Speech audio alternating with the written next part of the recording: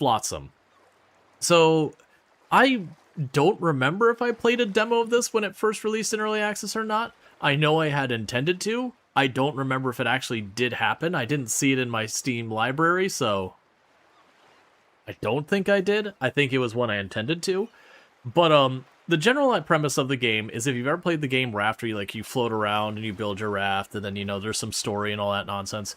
It's very similar in premise, except for this one it's more top down, like it's more of a community colony, whatever you want to say, rather than you first person survival crafter. I haven't played maybe ever, or if I did, it was the first demo version. Now, one thing I like to do when I first time playing a game is just take a quick peek at accessibility stuff, just to celebrate any good accessibility stuff they've got. Now, as a reminder, the absence of accessibility settings isn't necessarily a problem. You can develop your game such that you don't need them, but it's still worth recognizing where they're there. We do have multiple language support, so that's cool. Being able to turn on and off edge scrolling, that can be a really big one. Adjustments of sensitivity can all be under accessibility as helpful things. Sounds being broke up and just fine. We have the UI scale, which I turned up. That's a good accessibility thing. And we got all that. And then there's the ability to change your controls. Is this using... Yeah, I think this is recognizing it as QWERTY. Yeah, it's QWERTY. So it doesn't recognize that I'm using Dvorak, which is fine. Now, I don't know... I guess we should hit tutorial. I instinctively wanted to start the campaign or whatever. Well, that's it then, Captain. Garbage floods washed away our village. Good thing we had our ship to make our escape. Let us not sink into despair. Let's ride the wave and stay afloat. We're going to survive. No, we're going to thrive. We should transform our boat into a floating community. Today, we start rebuilding civilization. But first, we need to christen our new town. It's literal garbage. It's literal garbage, huh? Perfect. The future is ours. Now, we have christened our town. Let's go over some of the basics. First, this whole thing where the crotch of your pants is a different color is weirding me out. First, try to move your view using WASD. Alternatively, you can press the right mouse button. Okay, so despite the fact that the controls do list under QWERTY, it is working with my Dvorak. So A+ to the devs on actually using the keyboard input properly, so that despite your keyboard layout, it should work. The only thing you got is you just got to change where the keyboard controls are listed on that outer screen to use the mapping for whatever you've got, so it shows the right buttons. But that's whatever. Now, zoom in and out with the mouse wheel. Next, rotate your view by holding mouse 3. Alternatively, you can use Q and E. With all this moving around, it's easy to lose sight of our town. Among the endless waves. To find it again, press the town picker arrow or press C to re-enter. Well, let's find where the town picker arrow is. I see. Or C. Time is in your hands as well. If you need a moment to take a pause, you can use space to pause a game. To resume the game, use 1, 2, 3. Cool. Nice. You've picked up the controls quickly. I have a slightly off-center tutorial down arrow button for you. Oh, never mind. That's a prompt here. I thought I was trying to point out at this. If you ever need to revisit the basics. Yeah, so this arrow, because it's similar color to this, makes me think it's telling me to click down here. It's fine. But it's like this weirdly off-centered thing. I'm assuming that's the map. You can always consult the question mark tutorial pages. You can also open it by pushing the F1 button. Because everyone knows in pretty much every piece of software, historically, F1 was how you got your FAQs, information, and all that. So I'm glad to see that games are actually using normal keyboard shortcuts. And not just never using your F keys because they're function keys.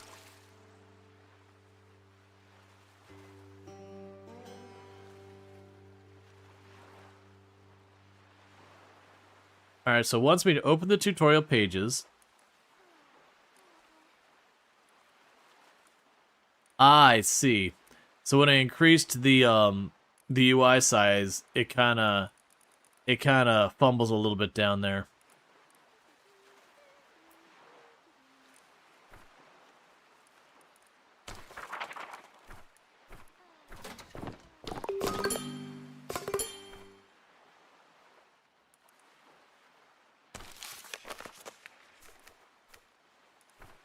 So it tells me to open the tutorial pages. And it mentioned oh, it's way up here. Yeah, so there's no highlight there. It's just way up there, whited out. So it just took me a moment to notice it. Okay, so it's like, there's how you move. There's how you do all this. Alright, let's get started on building our floating community. To do this, we're going to need some stable footing. Let's salvage some of that floating plastic over there. To salvage, open up the salvaging panel and select the swimming marker. Once selected, you can choose a patch of Flotsam and place it there.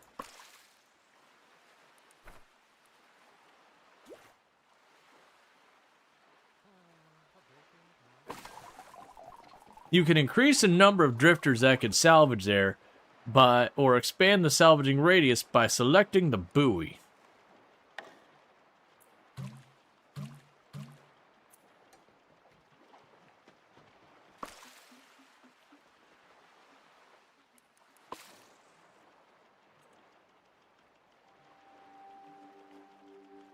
Just swimming out to collect garbage.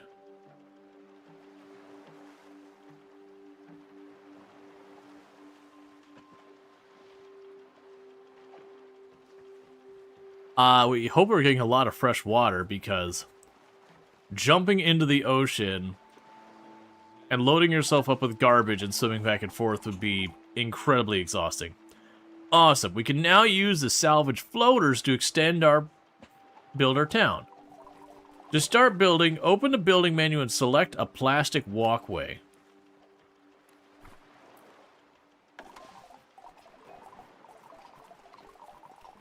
To build a walkway, you must place it at a starting point, then move your cursor to the desired endpoint and confirm.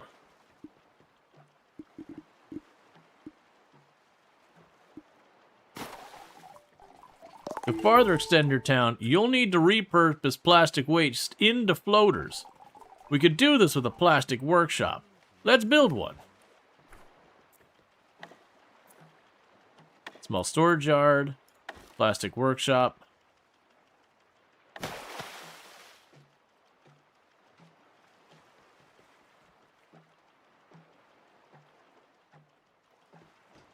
Jumping out of the ocean like that wouldn't be the best superpower, but you would complain.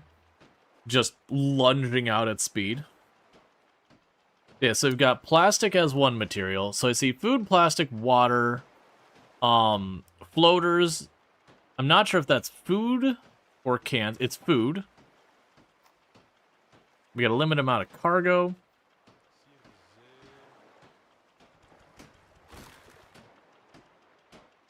Everyone just standing there just trying to keep balance is certainly an interesting consideration.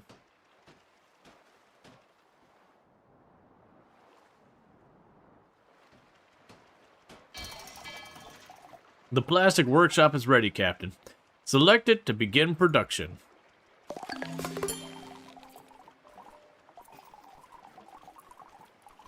To make floaters, cue the desired amount using 1 or -1 buttons. To continuously produce floaters as resources become available, use the infinite button.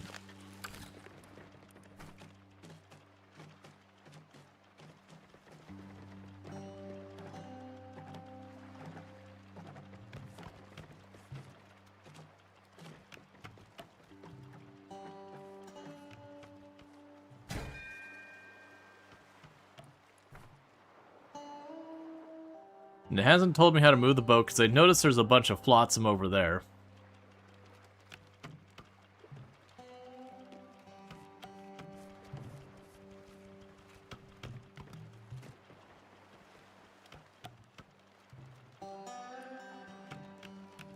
Yeah, so we got our different people.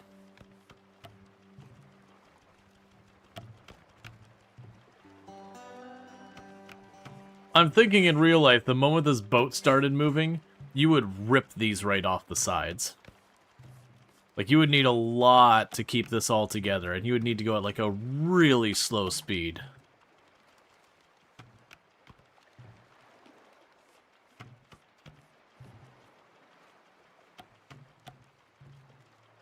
You're obviously missing in Planet Crafter. How do you increase the biomass?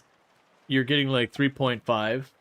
So, for getting the biomass, you're going to be, your first thing is going to be, bugs. There's a couple buildings, like, the bees will get you bugs. The terrarium's getting you bugs. There's a little bit of difficulty getting your first bugs. One of the things is if you look on the grounds, once you start approaching the bug phase, you'll be able to see the, what is it, larva or whatever, that you're going to go grab. One thing it could be is that you actually have to get the other things higher, whether it's your heat, your oxygen, or your air pressure first. Because that will bring up your total bio score, which may then unlock something like the little butterfly thing or whatever. Because it's not strictly just go to the next thing. You end up doing a little back and forth. But yeah, you should end up with like the beehive or the butterfly garden or the butterfly dome or one of those kind of things. But keep an eye on like which buildings give you insects of any capacity, because the insects are the first one you need to get a bunch of, and then you just build more of them. And also don't forget to actually make the larva into butterfly things, because most of the stuff requires you to put something in to kick it over. It could also be you need more plants, is very likely. Now that we can make floaters, we're one step closer to creating our floating community. Next step, we'll need more resources. Let's explore the surroundings to see what's out there. You can reach destination by moving your towns across the map. Let's open it. Welcome to the map. I'm the map, I'm the map. Here you are. Here you can explore in the world and move your town to another location. You can press and hold the left mouse button on the location to move towards it.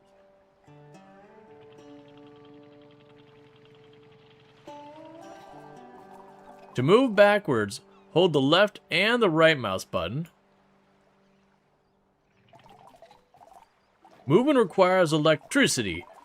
When you electricity is low, drifters can use the town's heart to crank to refill it.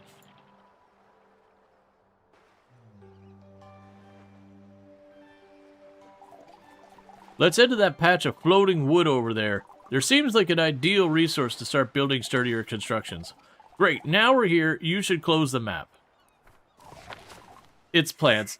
Thanks. You went looking for insects and found your plants suck. Yeah, that's a normal thing you're gonna run into quite a bit, where you'll be like, I'm not getting what I need. Why am I not getting what I need? And then, you know, with a little bit of looking, you'll be like, oh, I see. Oh, can I? It's fine. You can sit there for a minute, then we'll move it over here and over there. When you return to the map, your view will match the location you just looked at. Makes it easier to look around and inspect locations. And that is one wet wad of wood. Let's salvage it and process it into refined resources. We have a whale. And I did the same thing where the very first time I played through Planet Crafter, it took me way longer, and a big part of it taking me that much longer was I had places I wasn't really producing what I needed because I just had overlooked this or that, and I think that's a very normal thing that happens there. It also looks like for this game... Alright, one thing I'm going to do real fast is edge scrolling off. Get out of here. Now we want to go to pop over here because I realized my camera wasn't in a good place. I can grab my camera and just slide you right on up. And there we go.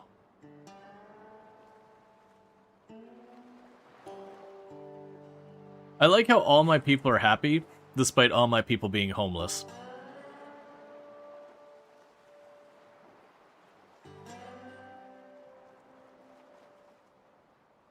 But yeah, pretty much until you reach a point where like something is just done, like, you know, your heat, you're no longer able to unlock anything else, just assume you always need more.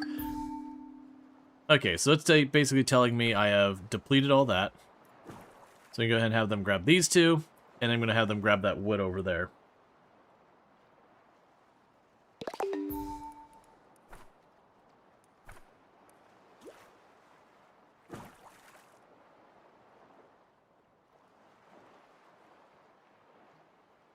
Yeah, so it looks like we convert plastic into containers, and then we use those containers to give us, like, floating areas to give ourselves buoyance. And then we're making this, like, really crappy plastic bridge here. We'd ultimately replace that with a wood bridge. Now, I am noticing it says wet wood, so I'm assuming we have to, like, dry the wood first, or otherwise process it. Hence where it's saying, you know, processed resource is what they're calling it.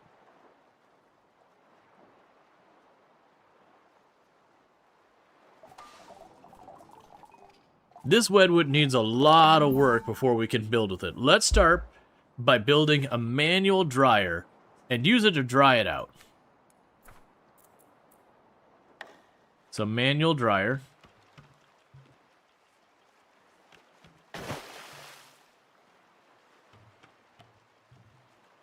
No Namer always saying, Planet Crafter can be done fast once you unlock interplanetary exchange. Unless you do a new run for every planet.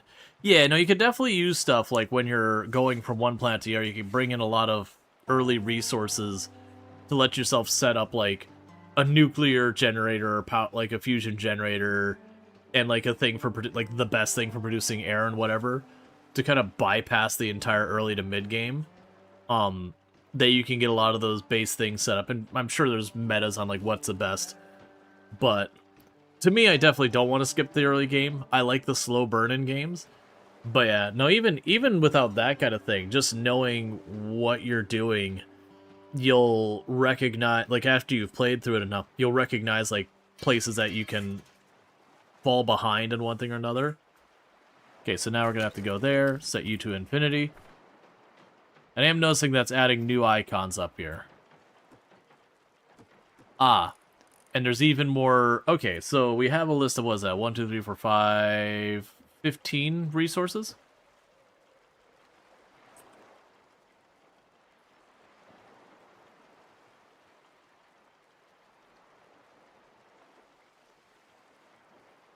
No problem, No Namer Roy. And thank you so much for the tier 1 sub. I do appreciate that. I've been subbed to the channel for 15 months. And I really do appreciate that. Yeah, no, that's, like, the bots, once you get them set up, you can get to the point of just kind of sitting back and letting things run. Like, don't build at the bottom of what's going to be a lake. Yep, I think that was a deliberate thing, because it is just kind of one of those things where you're playing those types of games.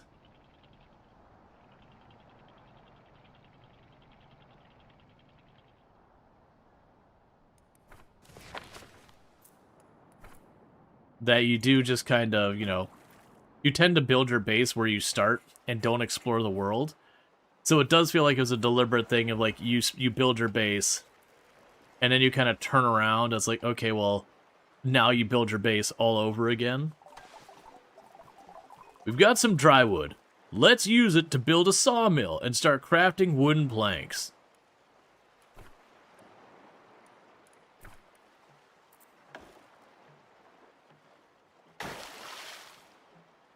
Alright.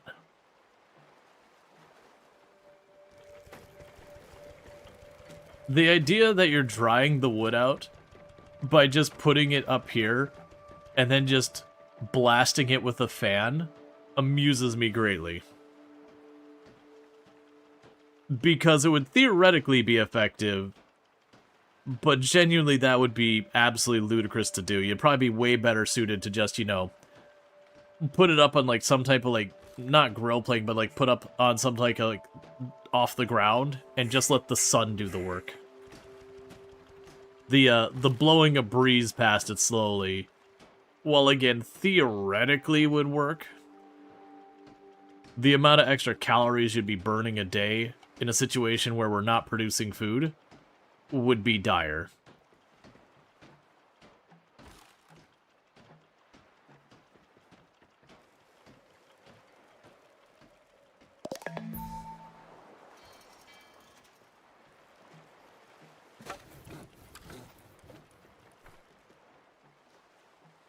Alright, so just waiting for you to get back to the boat, because I don't know how any of that works. Can I split the difference and get both of those in range? No. So we go for the wood first, and then we'll go for wherever those are.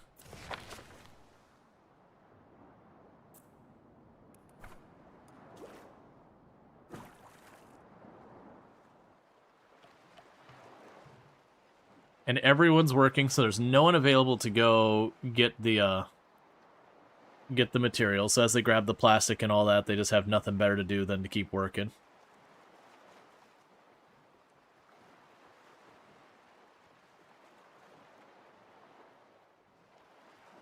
Okay.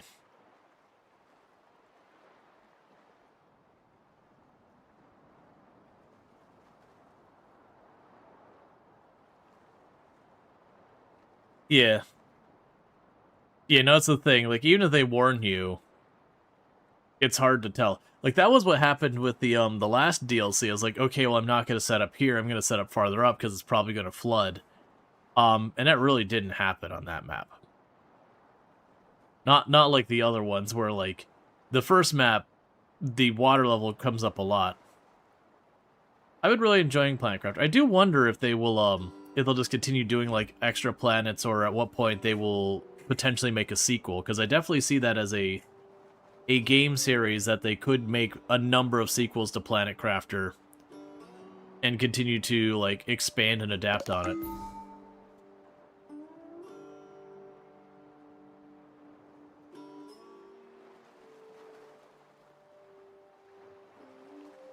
Because it'd also be a thing, like, right now, they're a bit limited in how much they can change the game without completely replacing that. So they have to do a yes and kind of for the DLC planets or whatever. But it would be interesting if, now that the game's been out for a while, if they could... Oh, zooming out far enough apparently does that as well. Can I put down 2 of these at once? No.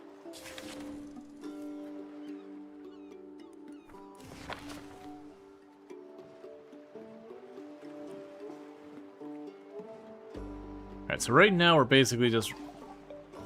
We made planks! Let's build ourselves some homes! No. No, those homes cost extra, man.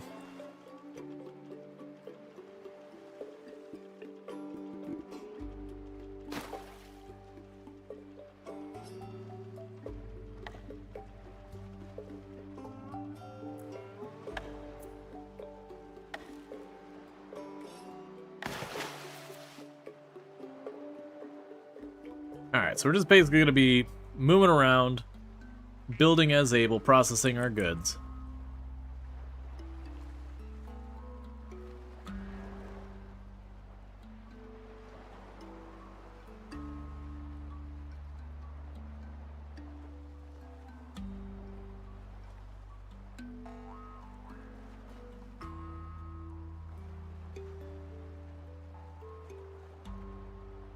Yeah, let's see. So what were those religious people who, or whatever...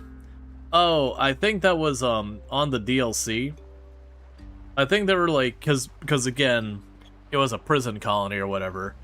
I think ultimately it was just people who grew to like start feeling like it was a thing. It's kind of a cult-like thing. But they were splitting off, and I think the implication was that they died.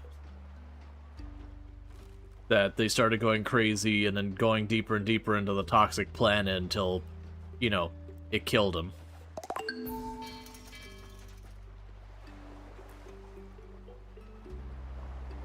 We got 1 solo tent built.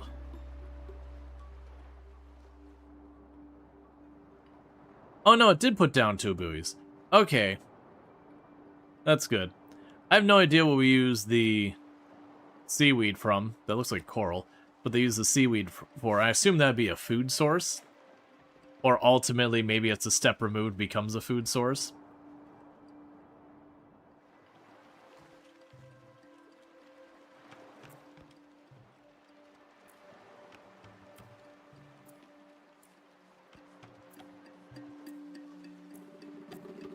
And we need more wood to be able to do that. Yeah, and I think it was just displaying that people in, like, extreme situations, that they end up becoming kind of fanatical. I don't think there was, like, some... Yeah, I think they were just crazy. Because you look at the way the, Planet Crafter universe works, it's pretty awful.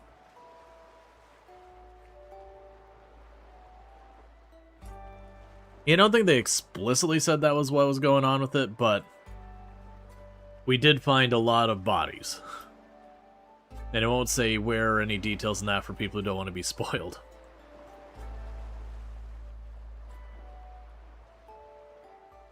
Alright, so you get just a little bit more of whatever the seaweed's used for. And I'll move up to the next area of Flotsam. Alright. You're swimming back now.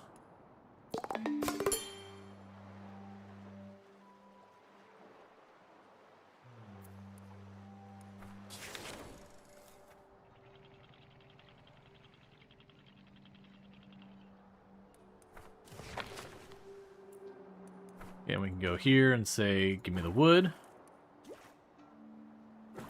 Give me the plastic.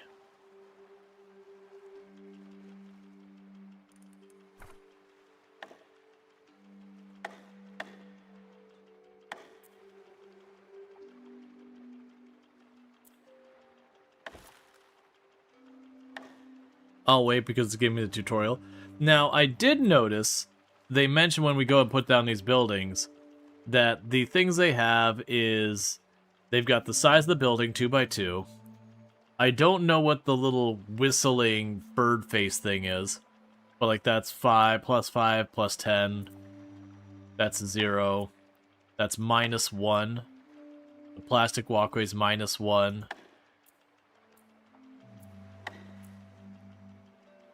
The salinator's -15. Yeah, so there's definitely like town beauty. Okay, so it's town beauty. The sum of all the construction beauty scores in your town. A negative score will decrease morale, while a positive score will increase it. The higher scores granting bigger bonuses. Gotcha. Yeah, we have a total weight we can handle of 5,000. Then this is how much fuel we have available.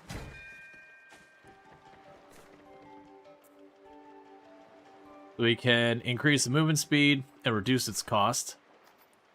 Okay, there's a lot more resources than it gave credit for, so there's all these resources, so that's a lot. Oh yeah, the town capacity. Let's see. The town has a total weight, which is tracked by tiers. Each building adds to this weight, and when total weight reaches a higher tier, the electricity of moving the town increases. If the maximum capacity is reached, you can't construct new buildings until increasing the weight capacity with the buildings like the town tugger. Gotcha. So you have like a gradually increasing cost to do stuff. Drifters will receive a task to generate power when the energy is below 50%. That's fine. The town heart allows drifters to move the town. You can move the town on the map. Right, so the idea is you have how much it costs to move goes up gradually as you build your town, and you can hit a hard cap that, or sorry, soft cap, that when you reach that soft cap, you have to build the next thing. Okay, so our inventory is full.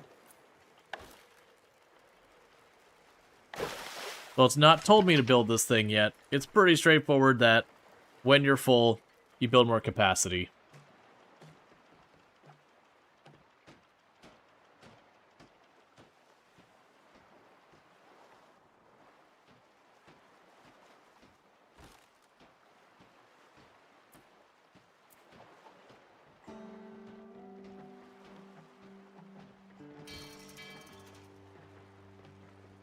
Alright, and that's boosted our capacity by 20.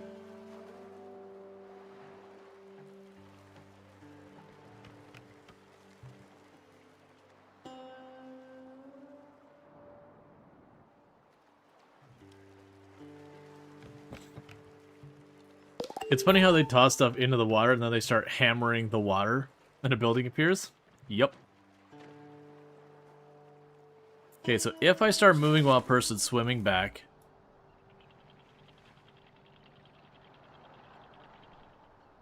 Is that a problem? I'm assuming not.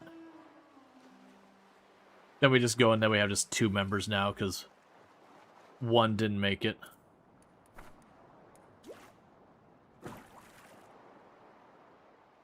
Hey, Zelyard, how's it going? Alright, so continue to dry our wood and all that.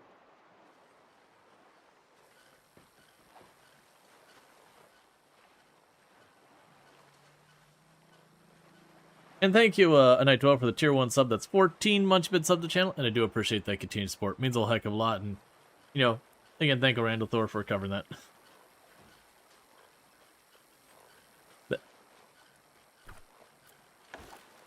And that's just a bug with the bot.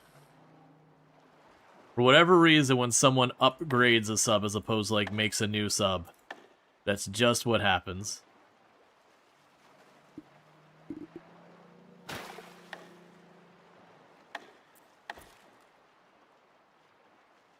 Not that it, you know, people should do otherwise. The bot just needs to get self-sorted.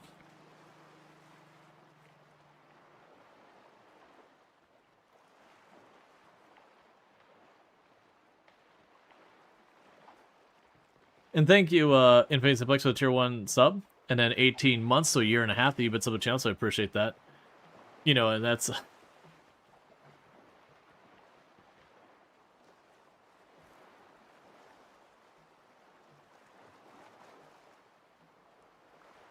Yep. And that's basically the exact same thing, saying, you know, thank you for the sub. You need to get your parrot a bowl of water. He's stinky. Burb gonna do burb things. Alright, so we can go ahead and we will move again.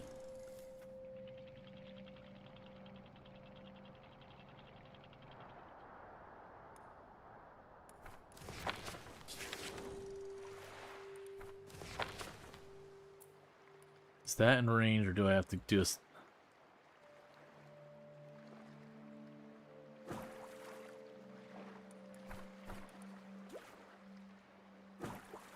Okay.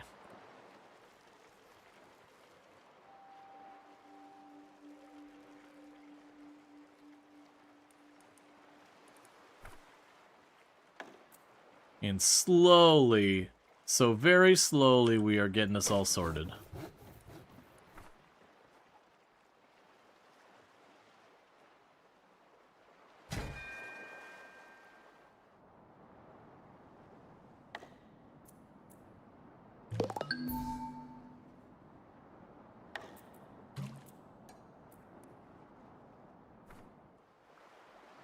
I'm going to assign less to going out there because I think I'm robbing the production lines of people to work on them. I mean, I actually still don't have much dry wood. Or planks.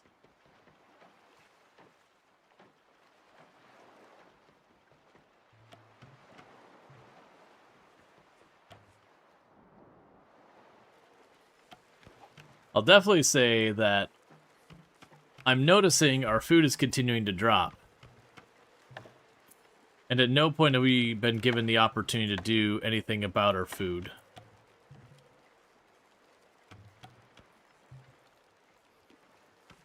So what I'm going to do is probably ignore what it tells me next. We get two more planks. We're going to build the thing for making food.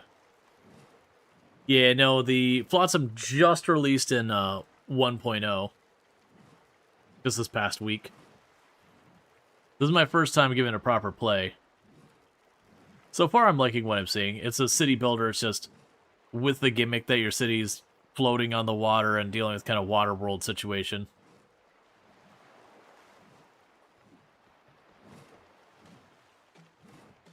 Okay.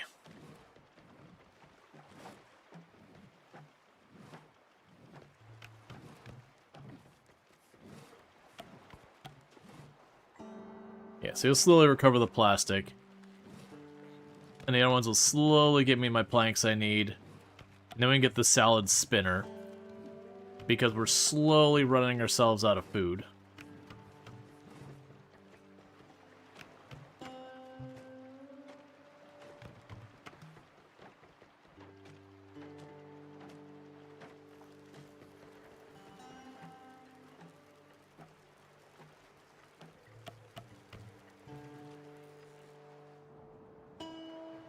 Yeah, we're definitely grabbing way more plastic than I need short term. Not enough wood. But I've been basically grabbing every material we see. Spells 50% off? Nice! Yeah, so like again, not sponsored. The devs did give me the key though, just to be clear. The devs did send me a key and be like, hey, check it out if you want. But no sponsors, no money's changing hands or anything like that. But yeah, so far I'm liking it. We're still pretty early on. Just kind of giving our people a chance to work on our processing. I'm assuming, and don't answer this, I'm assuming the way we get more people is we just find them. Because it doesn't feel like the kind of game where you have kids. It could also be that if I get things nice enough, people show up, you know, to join the city. I can see it going either way.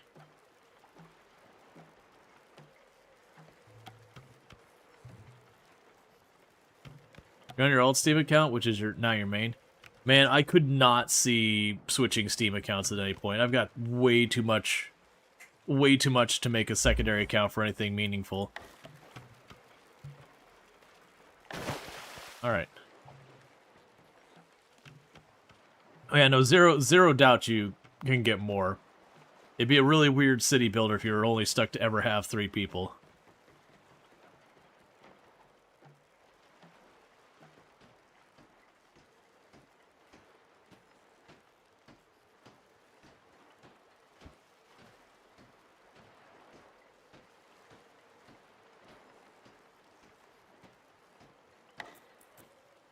Alright.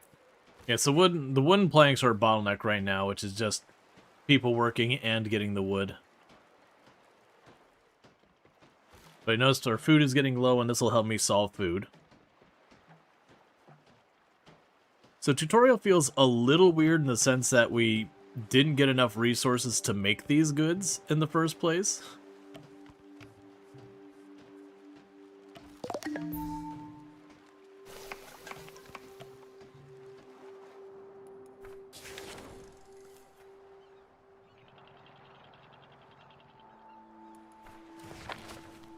Apparently missed a little bit.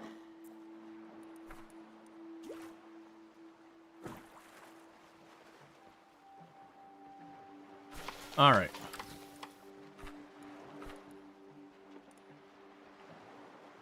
Polluted seaweed, seaweed salad, I see. And I do see that there's a priority system on here that I can increase and decrease a priority. Right now I'm kind of just going with assign it all, it's fine.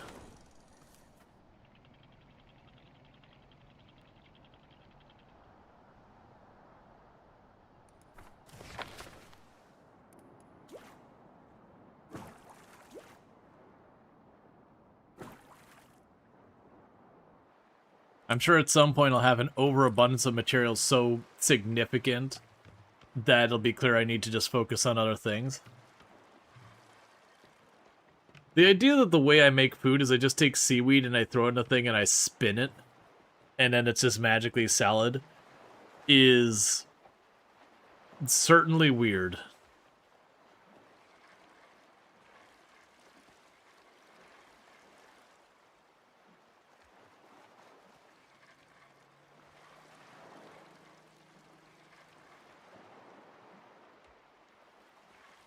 Japanese. Oh no, the eating seaweed doesn't bother me at all.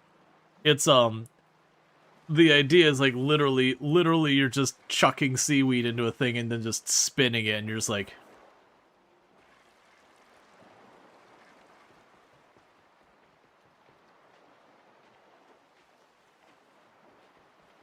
And it's also working because it looks like it takes quite a bit of seaweed to make 1 unit of food. So I am watching as the amount of stuff I'm storing is just dropping off because we're processing stuff that takes up lots of space into smaller amounts of stuff.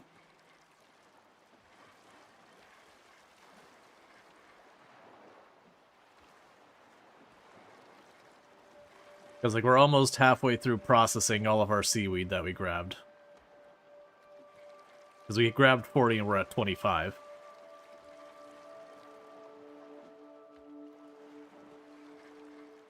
So far, does daytime mean much? I don't believe so. Not that I've noticed at least. Because supposedly on day 3, I think they go to sleep. But it's such a short time, it's not really that big a deal. At least not from what I've been seeing. Yeah, I believe they do go to sleep, but like I said, it's not a very long time frame.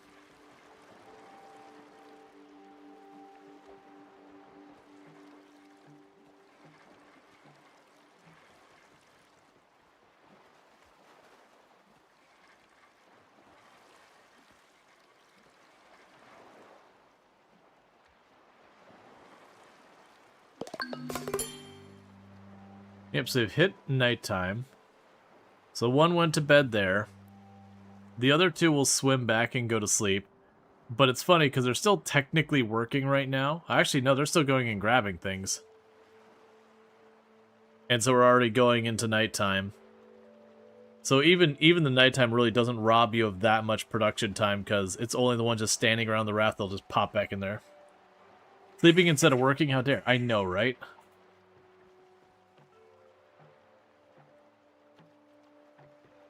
Yeah, so we're about 1/3 of the way through the night, not quite 1/2, and this one's only now getting to sleep.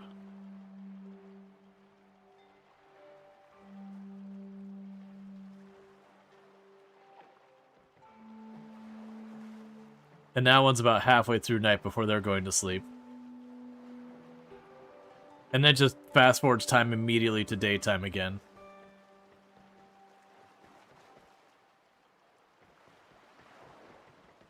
And everyone has a sip of water and a little to eat.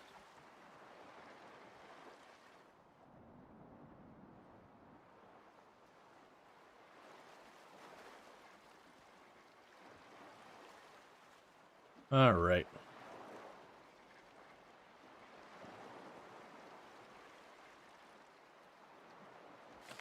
We'll make you a low crafting priority for right now. The plastic workshop. And then the other 2 can be normal.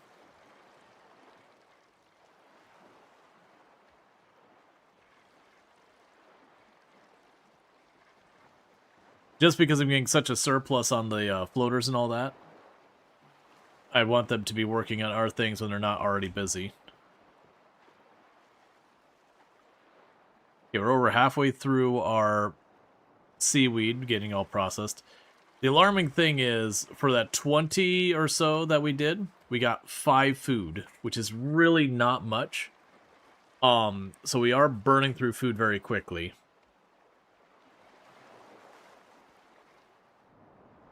I suspect later on we will have ways of getting food faster.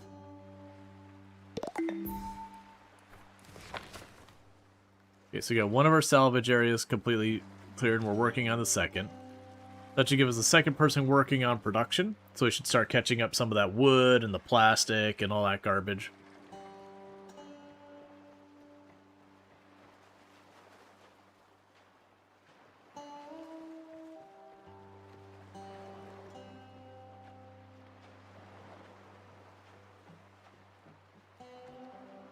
Okay. Takes a long time. Yeah, no, I figured it was going to take a while. That the idea is you have to move around, and that's one of your pressures is the food and water. So it's interesting, I've got you set to be low priority, yet I've got you set to be normal priority, and there's no shortage of wood there. So interestingly enough, this person is doing a low priority task above a normal priority task, which I would assume the normal priority would give, you know, priority.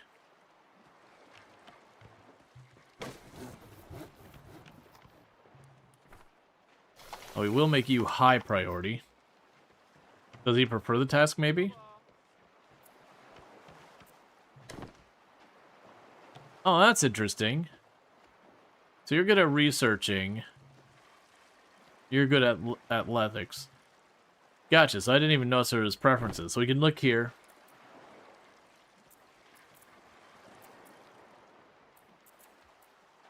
There's a whole range of things here. We're not going to mess with any of that right now. We have our levels and stuff that we gradually get better at. We have food preferences. We have all the production lines. That's just our quest stuff. We have our different changes in everything here. And then our glossary.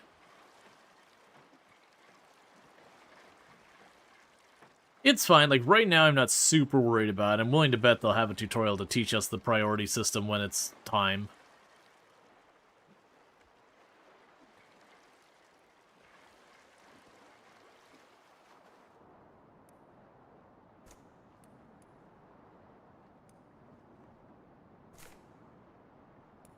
Yeah, so you got two people are getting a little bit annoyed due to their lack of home, which is just waiting on the planks.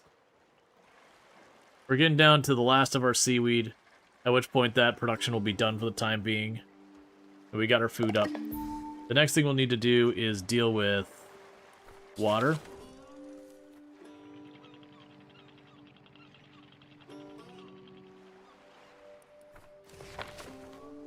Okay, so there's the wood.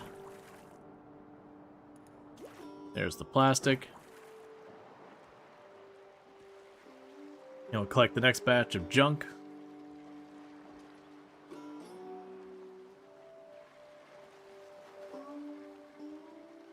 Oh, we have someone who's powering the generators. Like, am I missing someone?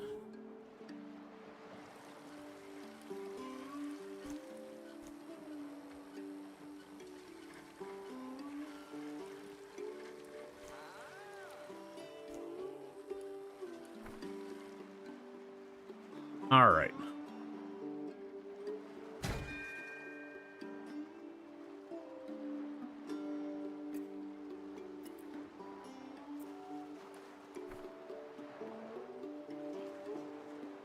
Okay, so in the future, if we do take the boat and just leave, it does leave the person behind. They have to swim to catch up. So we do want to let them actually get on the boat. For future reference. I was curious, and we had done a test of that earlier, and it didn't seem like it was a problem, but that person may have gotten on while I was getting moving. It's fine. We just made them work out a little bit harder as they watched the only home floating on the surface of the water slowly leave them in the dust. There was definitely no panic attack or anxiety attack as you watched the only available shelter leave you behind.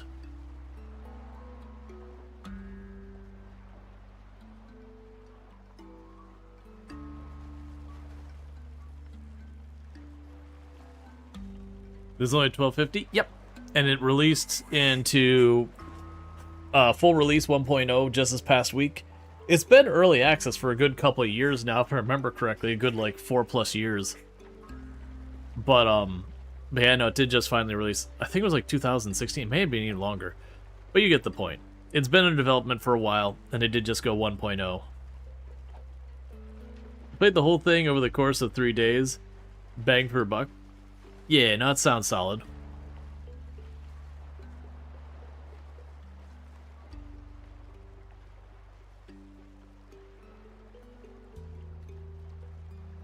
Where's last week? Good value for your money? Yeah. Not some. With a lot of games, there's a lot of games that charge a pretty high amount. And it's fine when you're getting your money's worth.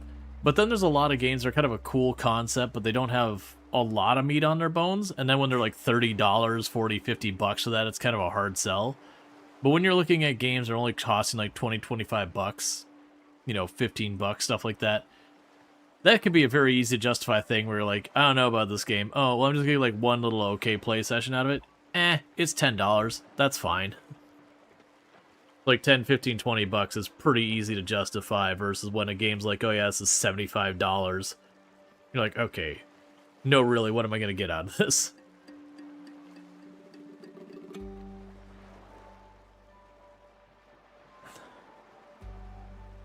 Okay, so we're starting to make more planks. And I see that my storage is full. I'm seeing if when our storage gets full, if it will stop and start working in production. Or if, like, things will just start to pause.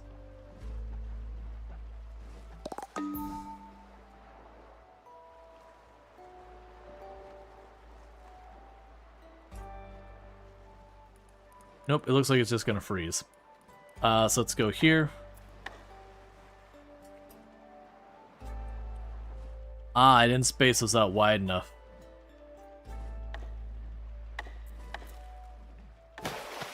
That's good to know. For future reference, there's like you can have like a half gap.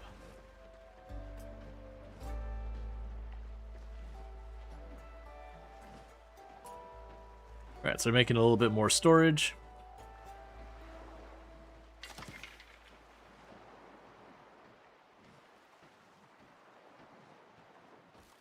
And then I just need to get another plank. We get our next house built.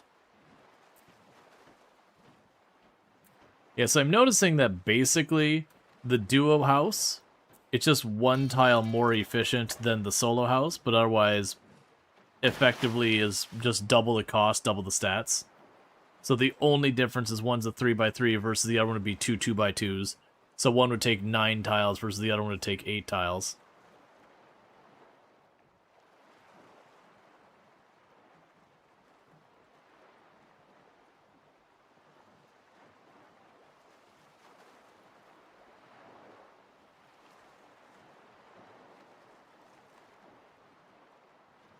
Okay, and then we just need the one extra plank there, and that'll be the last house, and they'll finally continue the tutorial. This time we're going to wait for the guy to get back before we take off. And then we got more seaweed up ahead that we can grab, and I believe more wood.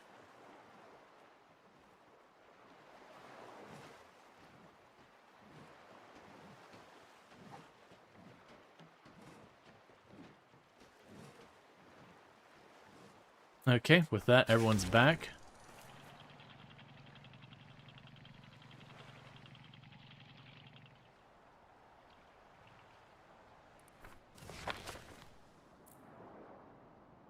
All right.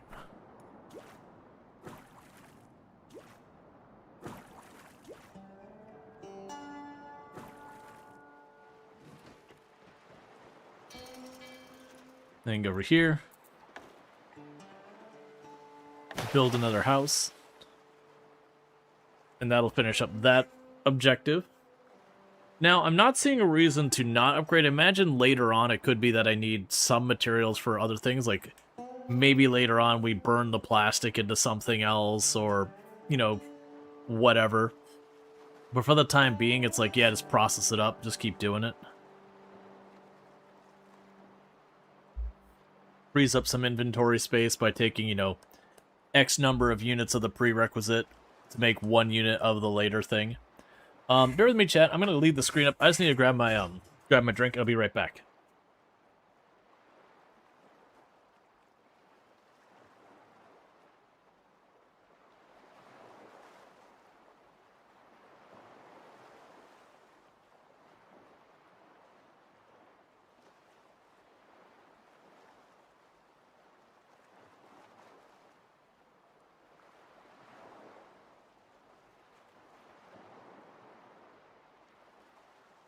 Alright. Was just running out of liquid. So need to solve that problem.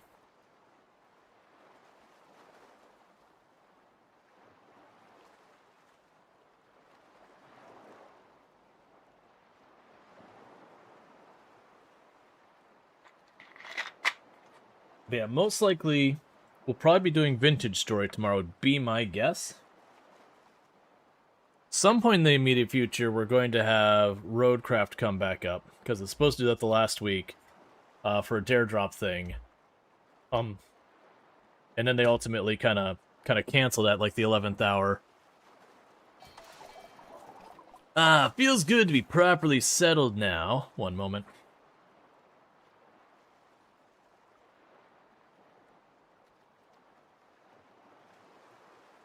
Sorry about that. It's a little cup and I overfilled it slightly. Okay. Feel good to be properly settled now.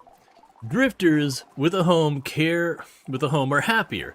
Happier drifters work and move faster, which in turn makes the gain experience faster, which in turn makes them more productive and less exploitable. That's why keeping your drifters happy is essential for a thriving town. Select a drifter and check their morale regularly to stay on top of their needs. As you know, what would really make me happy?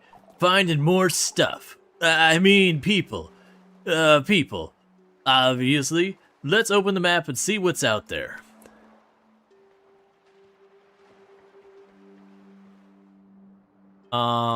We haven't finished everything here, right? Okay, so you're still working at. Captain, look there on the horizon.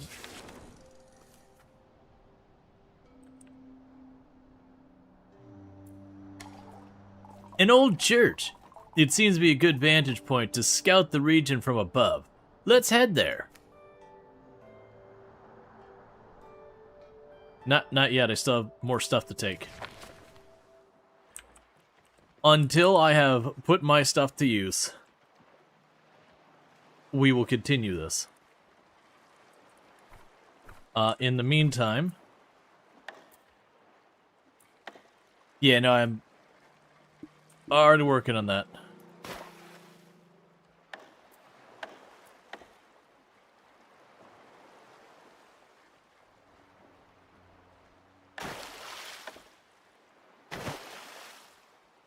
Yeah, then we can put, like, a platform to the side there. Yeah, so everyone's just processing their stuff, keeping things moving.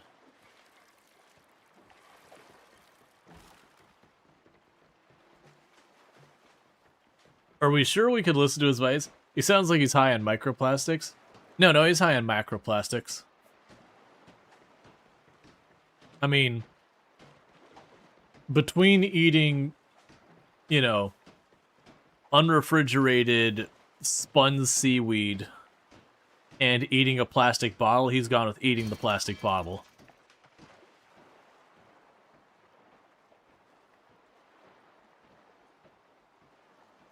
Given that there's some polluted foods that some people prefer, probably.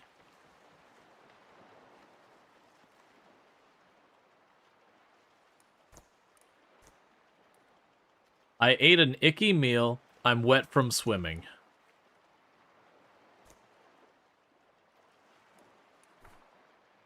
Generally, people are doing relatively okay.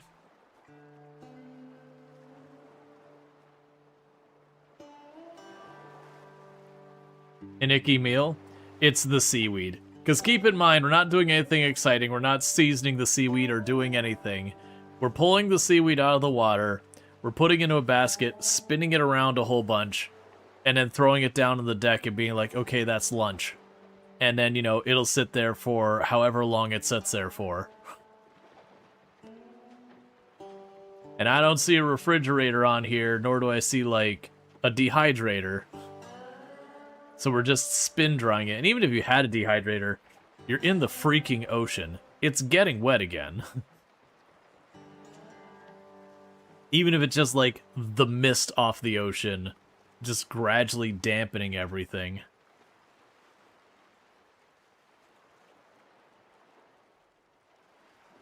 Like, the amount of mildew you'd be dealing with in this situation would be substantial.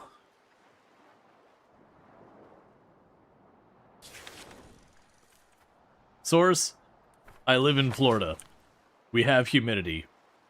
Everything gets mildew on it if you don't proactively take the effort to prevent it. Or if it's something that's like antimicrobial or something like that.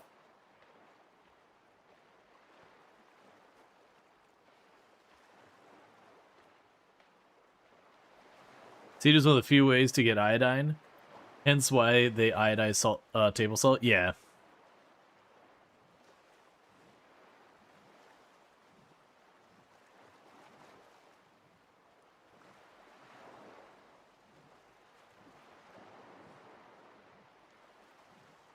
Yep, and once we get all the plastic loaded up, we'll be on to our next spot.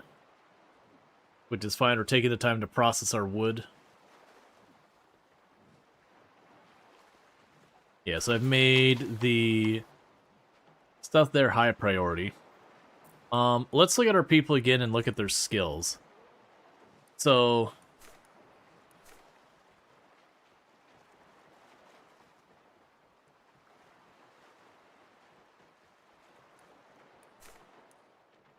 locate house, change name.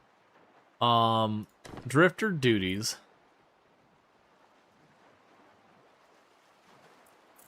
So we've got, where are they? We've got our preferences.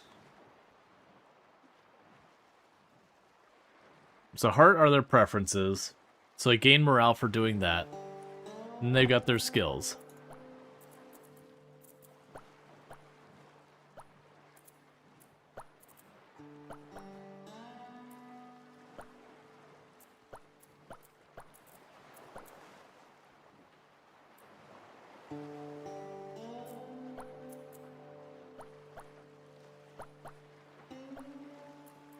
Yeah, so it's low priority, high priority, medium priority. So I shuffled each one into having one main priority between power, cooking, and construction. Then researching and hauling and all that will have other ones. Now what I am curious is, these ones are in green.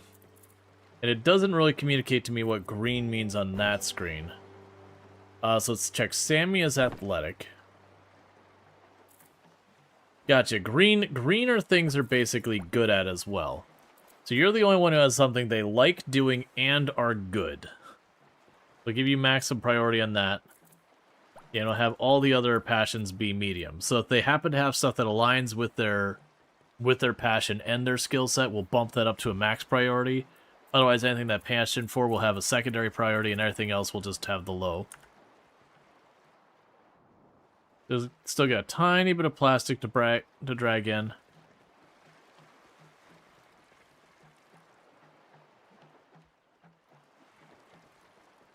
Oh, there you go. There's just heaps of garbage everywhere. Most of it just being mountains of plastic.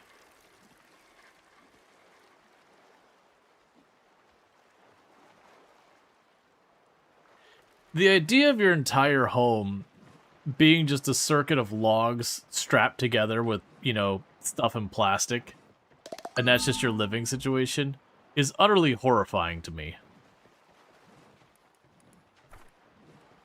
I'm gonna go ahead and build in our house, because we can go on the assumption we're getting another person soon.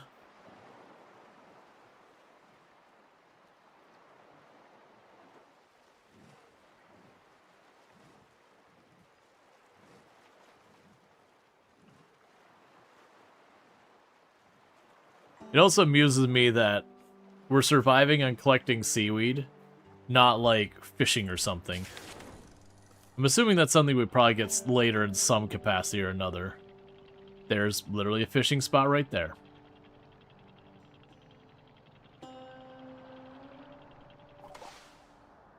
We're here.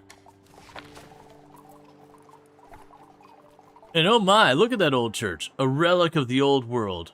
Weathered, but still standing after the flood. Let's see it.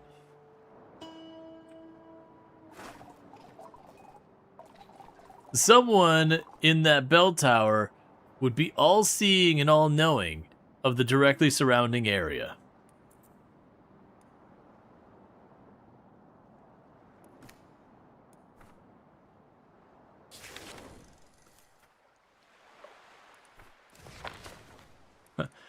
All-seeing and all-knowing.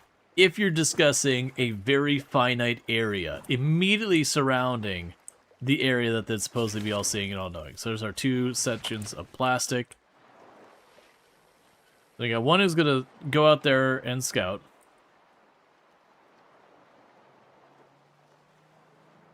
We need to salvage more wood. We need to move supermarket leftovers. So clearly we're going to find the supermarket. Gotcha. So it basically reveals points of interest nearby.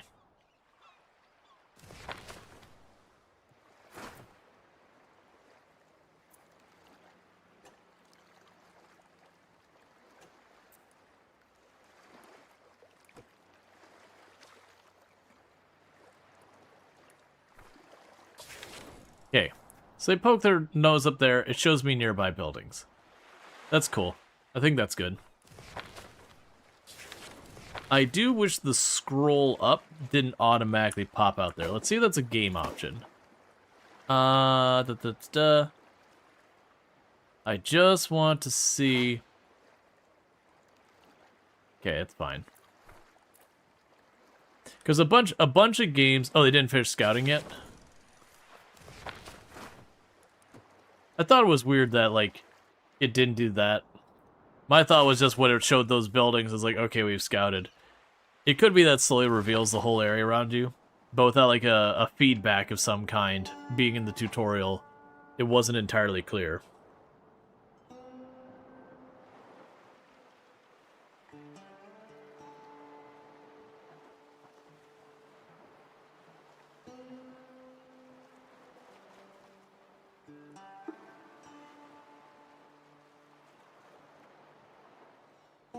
Okay, we're collecting all the plastic. That's fine.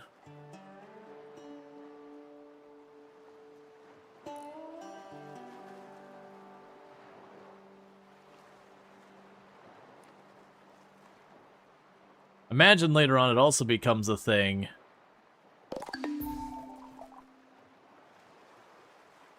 Whoa, I can see the entire region. It's heartbreaking seeing all those flooded houses. Makes you wonder what's left behind. Let's check it out. Explore the landmarks and gather what we can. Let's use it to turn this town into a warm and welcome home. So interestingly enough, we were able to see a very large range in that direction.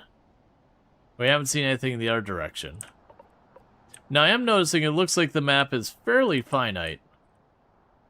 I wasn't sure how big the map would actually be, but if that's the extent of the map, that's not super big. Still, considering we've only explored... I mean, I actually explored all the way from down here to up there. That's still fine. Because I imagine it's one of those things you probably pretty quickly can fill up what you're working on here, and then just make bigger. And it could be then from here we would go to like a new region or whatever. That would then have its own resources, that kind of thing. To allow you to continue to expand and grow and whatnot.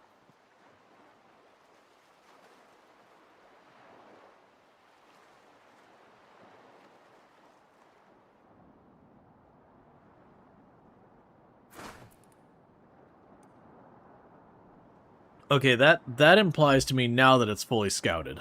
Because we no longer have the option to do anything with that. And that person has returned. Now, there is a salvage option, but I don't have a salvaging boat. I'm assuming that'll be a thing we get later where we can take apart ruins for getting a bunch of materials at once.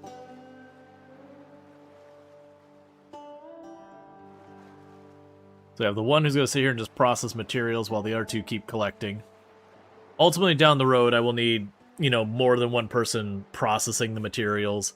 But that's fine. Once the materials are on the raft, I'm able to mobilize and process them at my own leisure.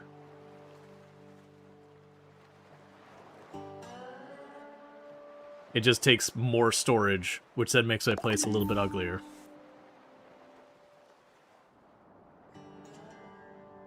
Okay, and as soon as I get back, we will move on to the next location. Grabbing what we can along the way.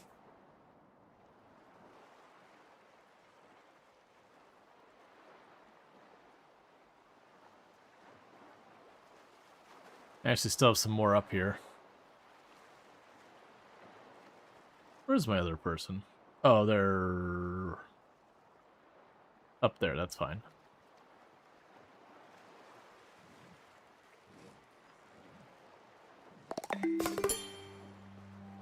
Alright, day 5 report. We lost 3 water, and we crafted a ton of stuff. We used some energy, and we gained 1 food. And a bunch of people gained experience. And you finished salvaging, so once you're back, we move on to the next spot.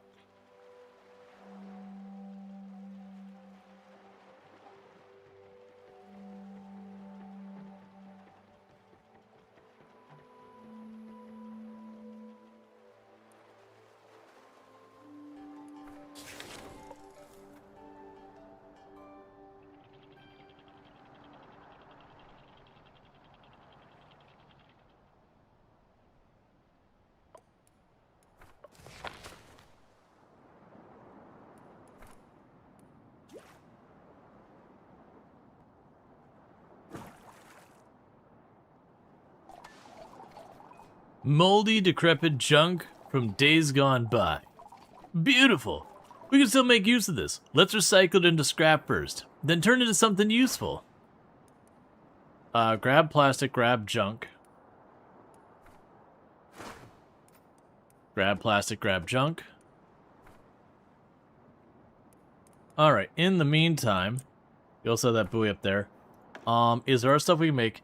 Salt water, or small water container, stores 10 fresh water. Doesn't do me any good, because I don't have a means of getting water. Chopping block chops water resource into firewood. We don't know anything about that yet. Research station. Desalinator.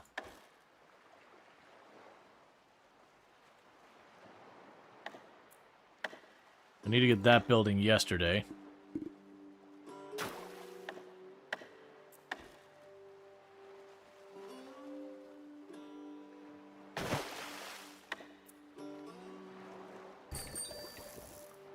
Because water is getting dangerously low. We got people running around doing all these things. You dial up noises.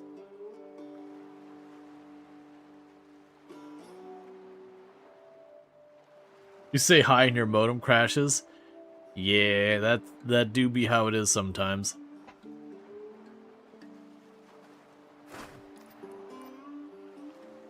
Yeah, so that's all going to give me just straight up materials.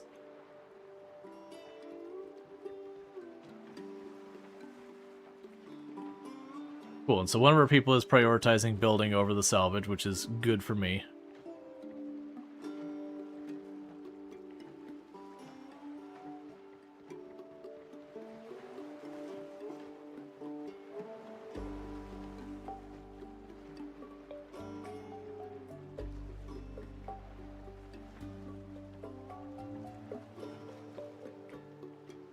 Because then we'll need to get the desalinator online.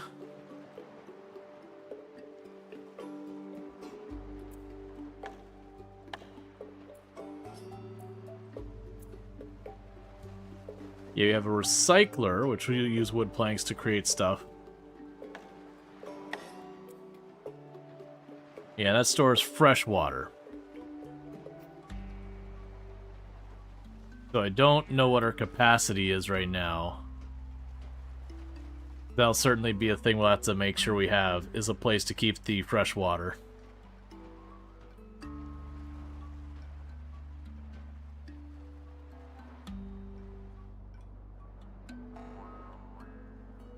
We don't know how to fish, but apparently that is the thing in the game we'll get later.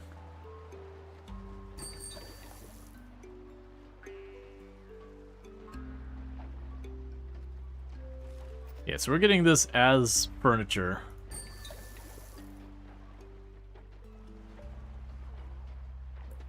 What is your deal?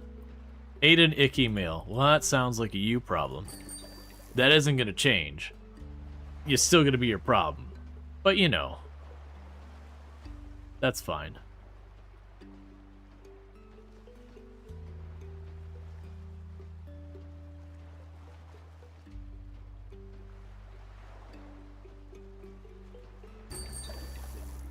Yeah, so it looks like one of those things that they fill the bottom part with salt water. It would evaporate up. I see. Okay. That means my wood's now going to be split between multiple things. Ate an icky meal, learned to fish and cook, problem solved. Yeah.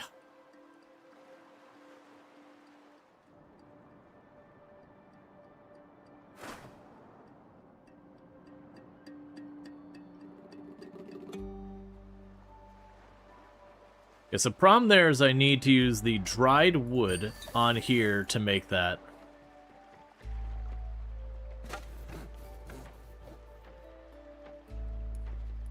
So, can I set you to be filtered to be stuff? Gotcha. So what I could do, as that is my way of limiting a supply, I would go through my various storages and say like, okay, you're the refined plank storage, only store up to that much. You're the dried wood storage, only store up to that much. You're the wet wood, only store up to that much. You get the idea. That'd be able to, like, limit that. Because what's going to end up happening here is we're going to be splitting our time between trying to make water and trying to make planks. And running into problems because both of those are depending on the dry wood. Is that production limits? The saw and gear menu. The saw and gear menu. The saw and gear menu. Down here. Gotcha, production limits.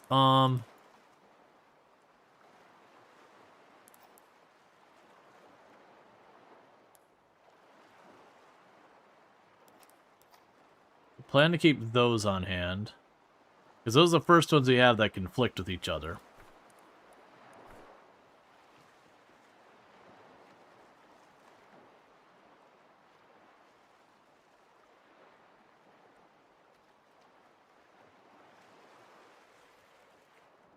Okay, so you're still salvaging that, and you're still salvaging this one. I keep accidentally scrolling out too far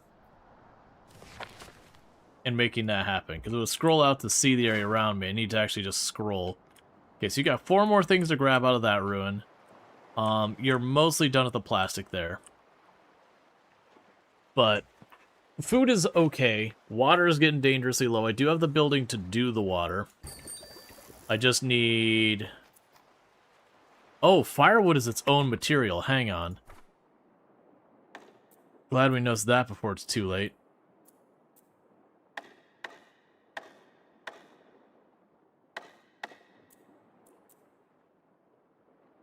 Or maybe not before it's too late. Because I need to get 3 planks to build the thing for making firewood.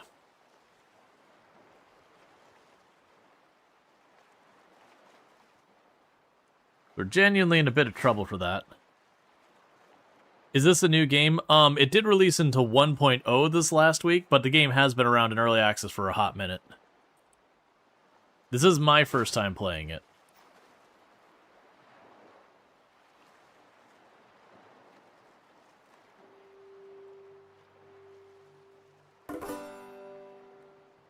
Okay.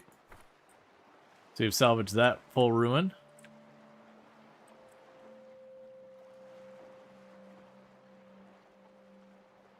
So we got a little bit more plastic to grab. And they're drying the wood, which is going to be important for making our planks and all that. Our storage is about to fill up again. But for the moment, I want to leave it alone because they are going to sit there and process these goods into stuff.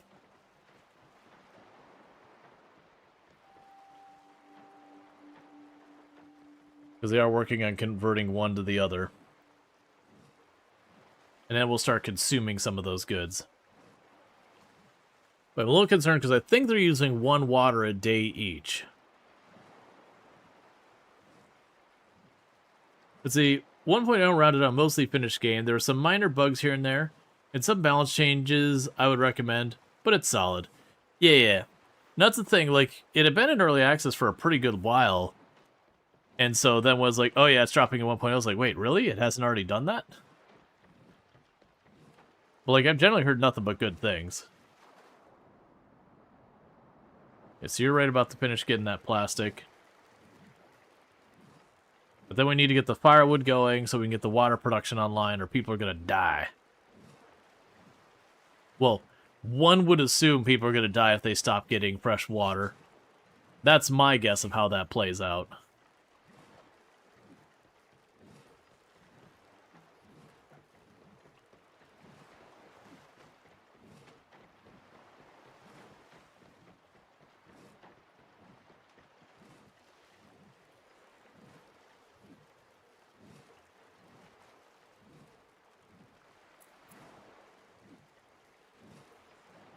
And that'll be an interesting one, because that'll be another thing to, like, limit the production on.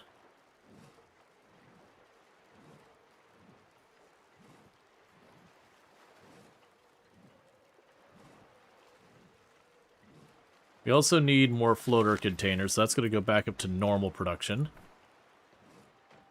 I actually don't know if someone misses food or water. There's an achievement for finishing the game without anyone dying, so I guess it's possible.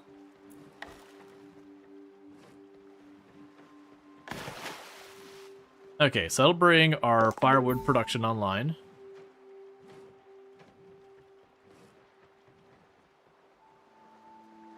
They can't die. The management didn't greenlight their day. Yeah, absolutely. I checked with management and they said death is inconvenient to the bottom line, so therefore no deaths will be permitted.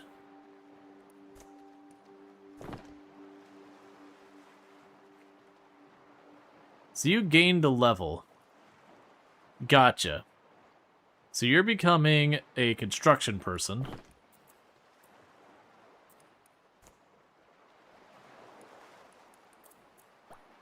Make that your top priority.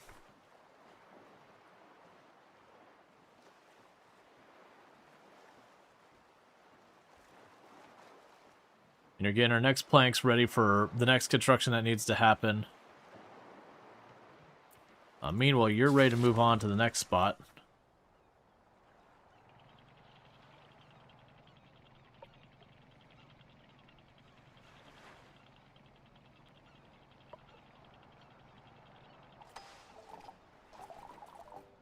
Oh, supermarket. Maybe there's some food left.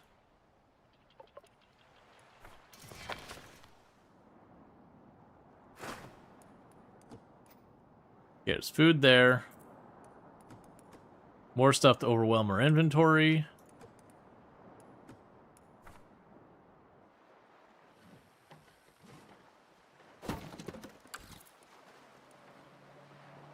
Firewood from junk. That'll work out great. Meanwhile, what we could do here is we will go down to this.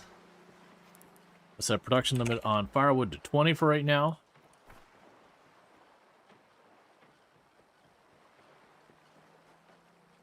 So the good thing is they're jumping right on that immediately, because we need the firewood to get the water production online. Giving Waterworld vibes, but ground is easier to find. Yep. It's another game where the world's flooded. Oh, we got another person that's leveled up. So you... Gonna be focused on research. That's what you do here. Aha, that hits the spot. It'd be nice to have something to wash it down with. But our fresh water supply seems to be running dry. Let's refill it. Good news, we're surrounded by water. Bad news, it's all salty. To make it more drinkable, we'll need to boil out the salt. Let's get some firewood and build a desalinator. We can get firewood by chopping junk wood or dry wood at the chopping block, or find some at Woods Landmarks. Okay, so food and water went down today. Otherwise, we got a bunch of resources. People are starting to level up.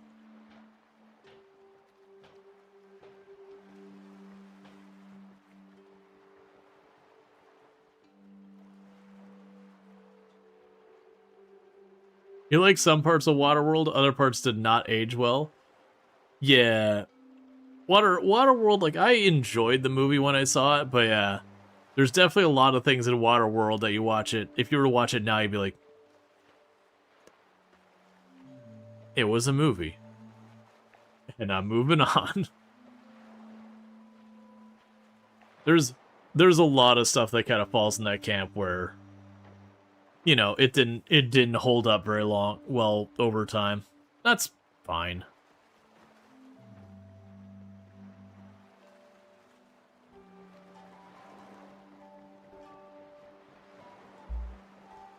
All right. So overall, we're doing pretty well. Still very, very concerned about that water. That really does need to happen right away. Which we have one person who's been working on the raft while the other two scurry out to collect resources. Yeah, you've got junk to get there. You're about to finish depleting that. That one's not been getting any action. You know, true. But it's the same with a lot of movies from back then. Oh yeah. No, there's you look at like all the not a you know like not another teen movie, Scream, all those kind of movies. The most of those have aged like milk on a sunny day. They're like, you know what? I found that hilarious. Feels a little weird to watch now. Like, I definitely remember enjoying this, but there's definitely a lot of the humor in this, and I'm going, you know what? It's not, doesn't land the same way. It lands very differently now. A lot of like 90s, early 2000s was kind of like a shock and awe kind of humor about like really pushing buttons and envelopes with stuff and that, and you know, make a loud noise, you know, do super cringe things. That again, or like all the prank shows we had back then that, you know, after a little while you went, oh, this is actually pretty awful. Like this isn't like a well-natured, everyone's having fun prank. This is truly doing some pretty horrible stuff to people. But you know, we enjoyed it when we didn't know any better. But now that you're kind of more wise to it, you look at it and you're like, oh, nah, man, it's not just a prank, bro. You're genuinely hurting people.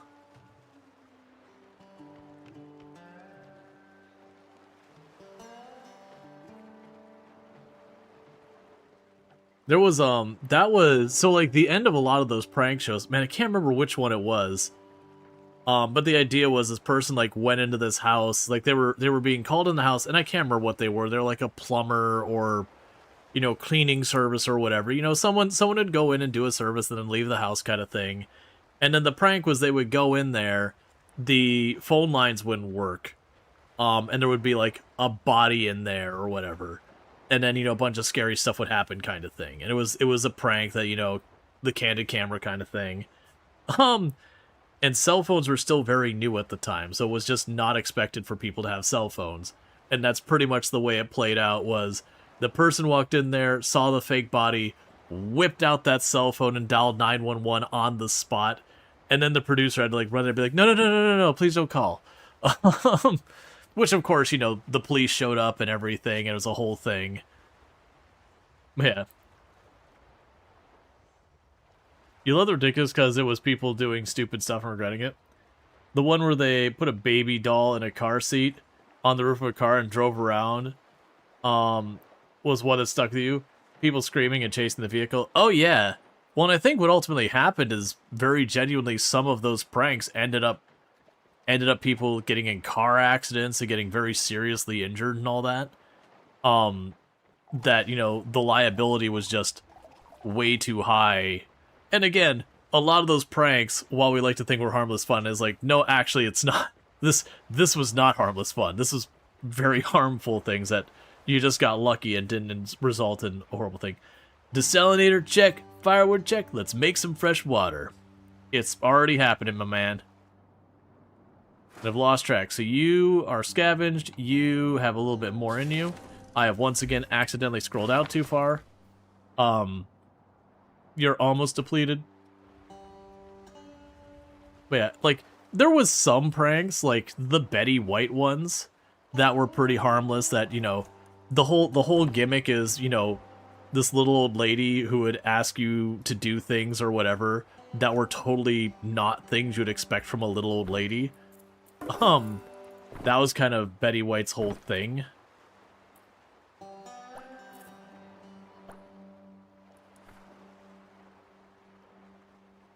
Yeah, for like all the problems with the stuff Jackass did, at least they were hurting themselves the vast majority of the time.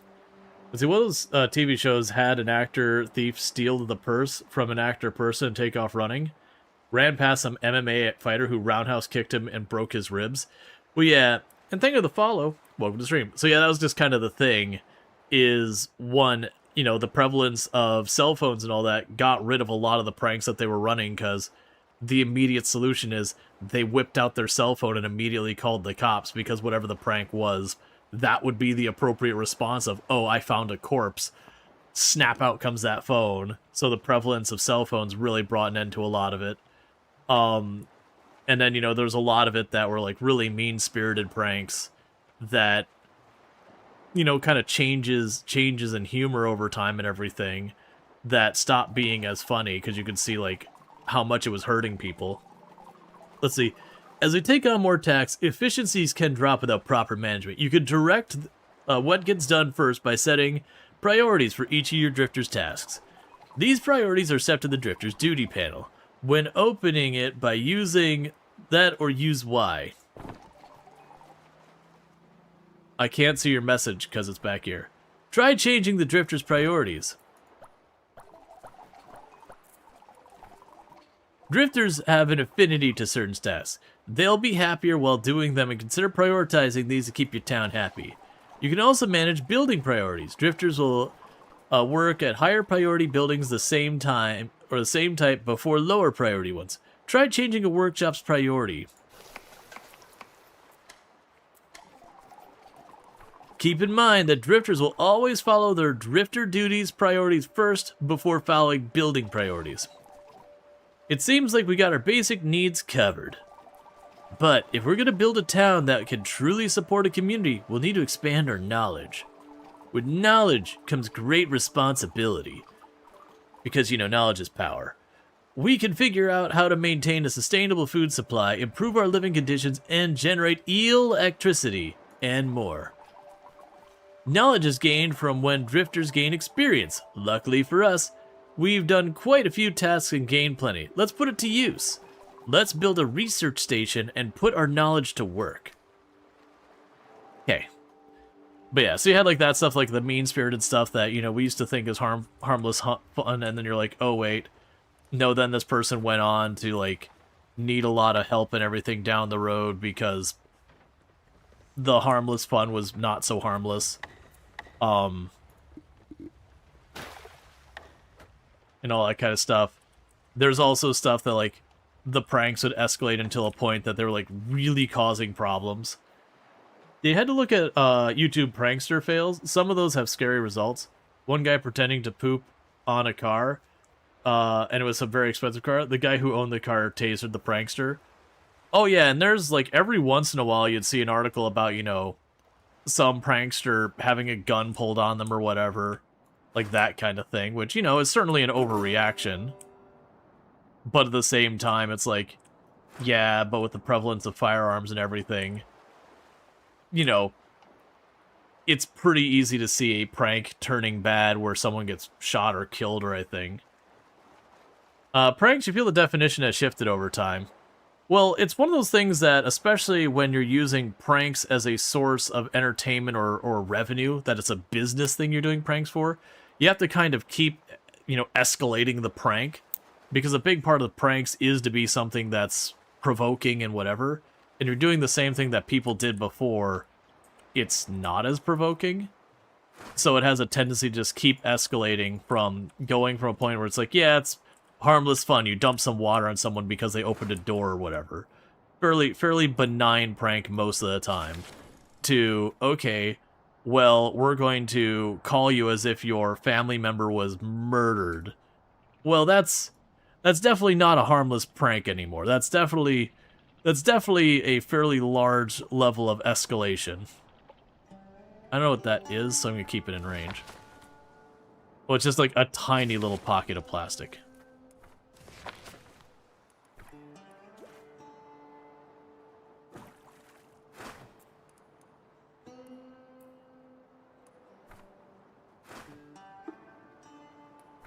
Oh. I got my camera turned around and revisited places I've already looted. Oh my god, please.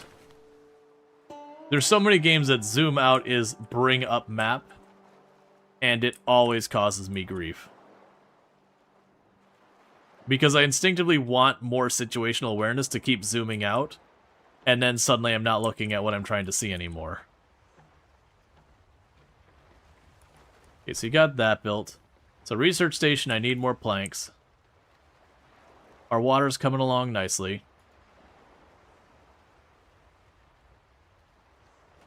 We can only carry 20 water, so that's fine. I'm just going to let them keep producing the water till it's full.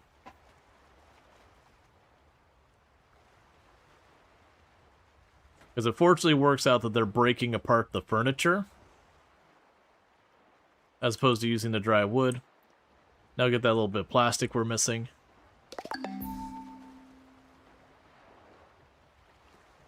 But yeah, so it's just a thing that, like... And for the record, it's not only pranks. You look at what happens on, for example, different streaming platforms, that people who are trying to build an audience through, again, more of the shock and awe kind of content that you have, like, for example, with Kick, they'll show up, like, we've had the last 2 years at TwitchCon, there will be Kick streamers who show up outside the venue to try and provoke content creators from, like, Twitch to, like, make a big scene or whatever. And sometimes they'll ask, like, just really weird, dumb questions, like, you know, I had this same person didn't realize they asked me twice. They showed up and they're like, do you believe in soulmates? And that kind of stuff. And it was just a Kick streamer trying to do, like, IRL stuff. That one wasn't so bad. Versus the year before, we had, like, one Kick streamer pushed someone into a moving light rail, which luckily the person just kind of ricocheted off of it and didn't get hurt. Luckily that person did get charged with assault in the long run. But, you know, it's people trying to do something way outside the norm because that's what draws people. You're doing something different. Unfortunately, you know, someone has to stop and sit there and goes, right, but that different you're drawing, you know people can die from that, right? Like, the very predictable outcome is, one, that person very likely dies, and also, two, that you go to jail, right? You are assaulting someone or pushing someone into a moving vehicle or something of that nature.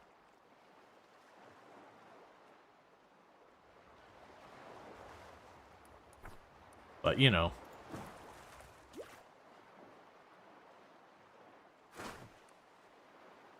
Well, that just straight up gives me firewood. Okay, that's cool. That skips the middleman on that one. But yeah, so like this last year with TwitchCon, it wasn't too bad. There was a couple floating around, but I didn't hear of any, like, major escalations, but it was definitely the year before, which was when, you know, Kick was still very relatively new, that we had some pretty significant things like assault, you know, situations on it. I'm not sure that's assault. I think if you wanted, you could charge with attempted murder, pushing someone in there. Well, no, it's still, so like if I go up to you and I just give you a shove and you get hurt, that's still assault. Like, you are physically accosting me at that point. Now, obviously, there's a difference between you shove someone and knock them over and they skin their knee or whatever, and, you know, you start slugging someone in the face. You know, both of those are assault. Both of those you are accosting someone. Certainly, there is a severity significance between the two.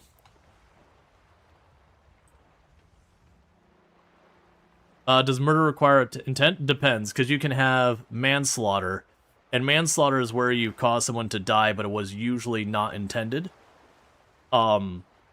Versus, like, you know, because it's manslaughter falls, at least in the U.S., falls under the kind of the same umbrella as murder. It's like the least severe of the forms. Because I think the actual charge is like first, second, or third degree murder, as like one of them was basically unintentional kind of thing.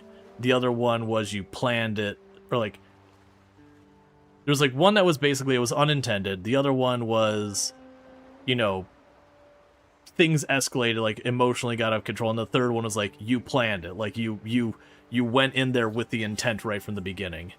Not a lawyer, all that stuff, but I want to say all that fell under that same big umbrella. It's just, you know, there's different degrees which have different consequences and all that as appropriate. Obviously, someone losing control of their vehicle versus, you know, someone who, like, loaded up their gun with an intent that morning are very different situations. Well, that's what I'm saying, Luxray. I believe, yeah, I was gonna say, I believe with what Atch's saying is manslaughter falls under third degree murder, where it's like, you know, it's reckless unintentional kind of thing, where you've caused the death of someone. It could be through like negligence or recklessness or something like that, which conventionally non-legal term we would call that manslaughter, but I don't believe manslaughter is a recognized legal term, at least to my knowledge. I'm not a lawyer, but that's my understanding of it. So like, you know, first degree murder is the worst one. That's where, again, you loaded up your gun and going, I'm gonna blast someone tonight. Like that's the worst one. And the second one is usually like, you know, in the moment you get heat and you're like, you decide to blast that person, but it wasn't a planned thing. You just, you know, you made the decision in the moment, whether it was like whatever led to it, the escalation. And then third is thing. There is voluntary and involuntary manslaughter. Voluntary is like heat of the moment, where involuntary is reckless or criminally neglecting actions. Gotcha. I thought those were lumped under third degree murder, but either way. The point was, regardless of what the charge was, shoving someone into a light rail certainly crosses the line where you're like, okay, but the very predictable outcome of shoving someone into a very large moving vehicle is that they would at least suffer serious bodily harm. Because expecting anything other than that result is being not reasonable. The salvage marker's done. Because I don't know about you, but my expectation of if someone shoves me into a train is that I die. Let's see, in many jurisdictions, not a lawyer, just interested, first-degree murder is planned and premeditated. Second-degree murder is meant to kill, but not premeditated. Third degree is meant to harm. Voluntary manslaughter is heat of the moment and sometimes overlaps with third-degree murder. And involuntary manslaughter is screwed up badly. Ah, gotcha. Legal definitions vary by state to state. Apparently manslaughter is negligence or passion, while third degree is disregard for life with intent to kill. Gotcha. That's probably the reason why, like, things are way murkier in that term, is because it's not even a broadly accepted thing. So far as, like, having one universal definition even within the US. You're grabbing the last of that firewood, which will be good. And that's all being fed in here immediately to make water, which is solid. So both our food and water are in relatively decent shape. We're not renewable, so I do have to keep moving to keep the food happening. And same with everything. All the resources, there is no, so far where we're at, there is no resources we're just generating. They're very similar. It'd probably be up to the judge to decide which third degree murder and manslaughter. Yeah, the point would still stand. Someone got pushed into a light rail, and the person didn't expect there to be consequences. And this was a kick streamer that did the pushing at TwitchCon, not this last year, but the year before that in San Diego. And it was kind of one of those things that it's like, yeah, that person, I believe they got charged with assault, is what charge they got. I didn't keep up with, I know they were being charged by the San Diego police. They were being charged with assault. I just never followed up to see where that ended up. It's also up to the prosecutor what charge they want to think would stick. Yeah, and that's, in some of those cases, that's what they'll do, is they'll go with assault because the assault is the one that they kind of know they can get to stick, where maybe, like, attempted manslaughter or something is more tenuous, more wiggle room. And so sometimes when you go for the really high charge, you can end up losing the lesser charge too, because, you know, people look at you as trying to, like, throw the book at someone or whatever. Or also, a lot of times there's, like, plea deals where you can go, hey, I could attempt to go after you after this, this, this. I'm willing to drop these two if you just plead guilty on that one. And just, you know, not waste any of our time. Or you could try to argue down the manslaughter instead of murder. Yeah, right. But yeah, like I said, I believe in that case, the person was being pursued for assault. But, you know, my point of the whole thing was just, that's the nature how some of that has gone, because, you know, as content creator gets to be more and more of a crowded space, everyone has to come up with, like, why you tune into their channel as opposed to someone else's channel. And that usually means you need to grab people's attentions. And sometimes people don't quite think about what they're doing when they're trying to accomplish that. And then they do stuff that is very obviously not okay. Either way, don't shove someone in front of a light rail in order to get views. Yeah, no, exactly. But that was definitely last year. Sorry, again, not this TwitchCon, but the TwitchCon before it in San Diego. We had a lot of kick streamers go there for the express purpose of basically making drama so that they could be, you know, a drama streamer, whatever you want to call it. Like that was their growth strategy, because sadly those negativity type things do grow effectively. Hey Canhawk, thank you so much for the 55 stream streak. I really do appreciate that. Throwing the book at people doing that sort of stuff is a-okay with me. Oh, I agree. I wish both the content creation platforms and whatever the local authorities were, when you have these people with like these growth hacks that are effectively assaulting people or, you know, just being utterly awful, I wish they would effectively not have a place to go, that they would just get banned, and just be the end of it. Because, like, it's one thing, like, you know, if someone says something out of hand that's like, okay, well, they didn't mean it, sure. Like, you know, give people a chance to grow, benefit of the doubt, yada yada, whatever. Within reason, of course. But at the same time, when someone's like, oh yeah, you know, I ran up to, you know, a homeless person and punched him in the face with a camera because I can get them clicks. I'm like, no, charge that dude with assault. Charge that dude with assault and then ban him from the platform. Do both. Not either or, do them both. Be done with it. Lifetime ban. Like, it should just be like in the TOS that says, hey, by the way, if during the course of your time streaming, you're found guilty of a felony, that's it. Like, you know, a violent felony or whatever qualifications. Like, have certain things there that's like, yeah, if you're found guilty of this, you're just off. You're out. You're done. If you assault another content creator, that's it. You're gone. You're done. No platform for you. There's plenty of other people to fill your shoes. It's fine. In Australia, if I was hit with someone who ran out on the road, let's see, in Australia, if I was hit, if I was to hit, sorry, operative word, if I was to hit someone who ran out in the road and they died, you'd be charged with dangerous driving, occasioning death. If they were on a crosswalk, it would be manslaughter, as you didn't slow down to stop for them in the crosswalk. Yeah. Twitch is pretty much the same, if not worse these days. Twitch does not do a good job, in my opinion, on, you know, like, when someone does something against another creator, being good about being like, okay, hang on, this person's off. Like, they definitely... It shouldn't feel this way, but it always feels like there's kind of two different standards on Twitch.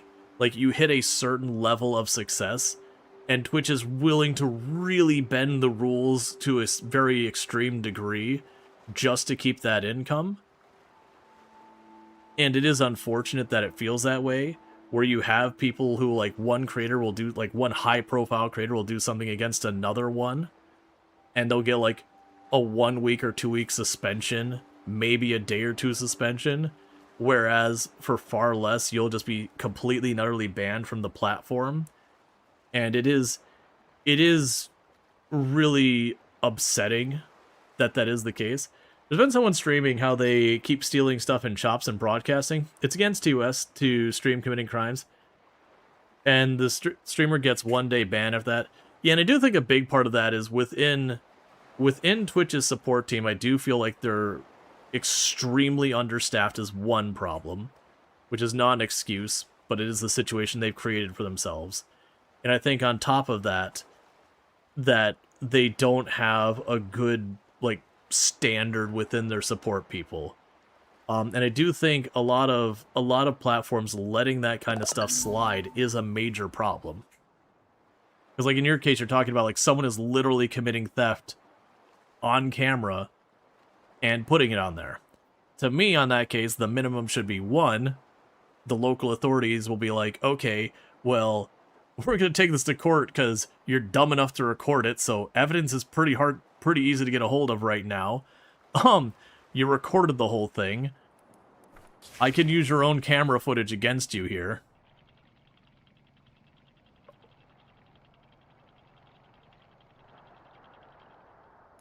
And then the second one, like, yeah, that shouldn't, it doesn't matter how big, that should be That should be kind of the end of it.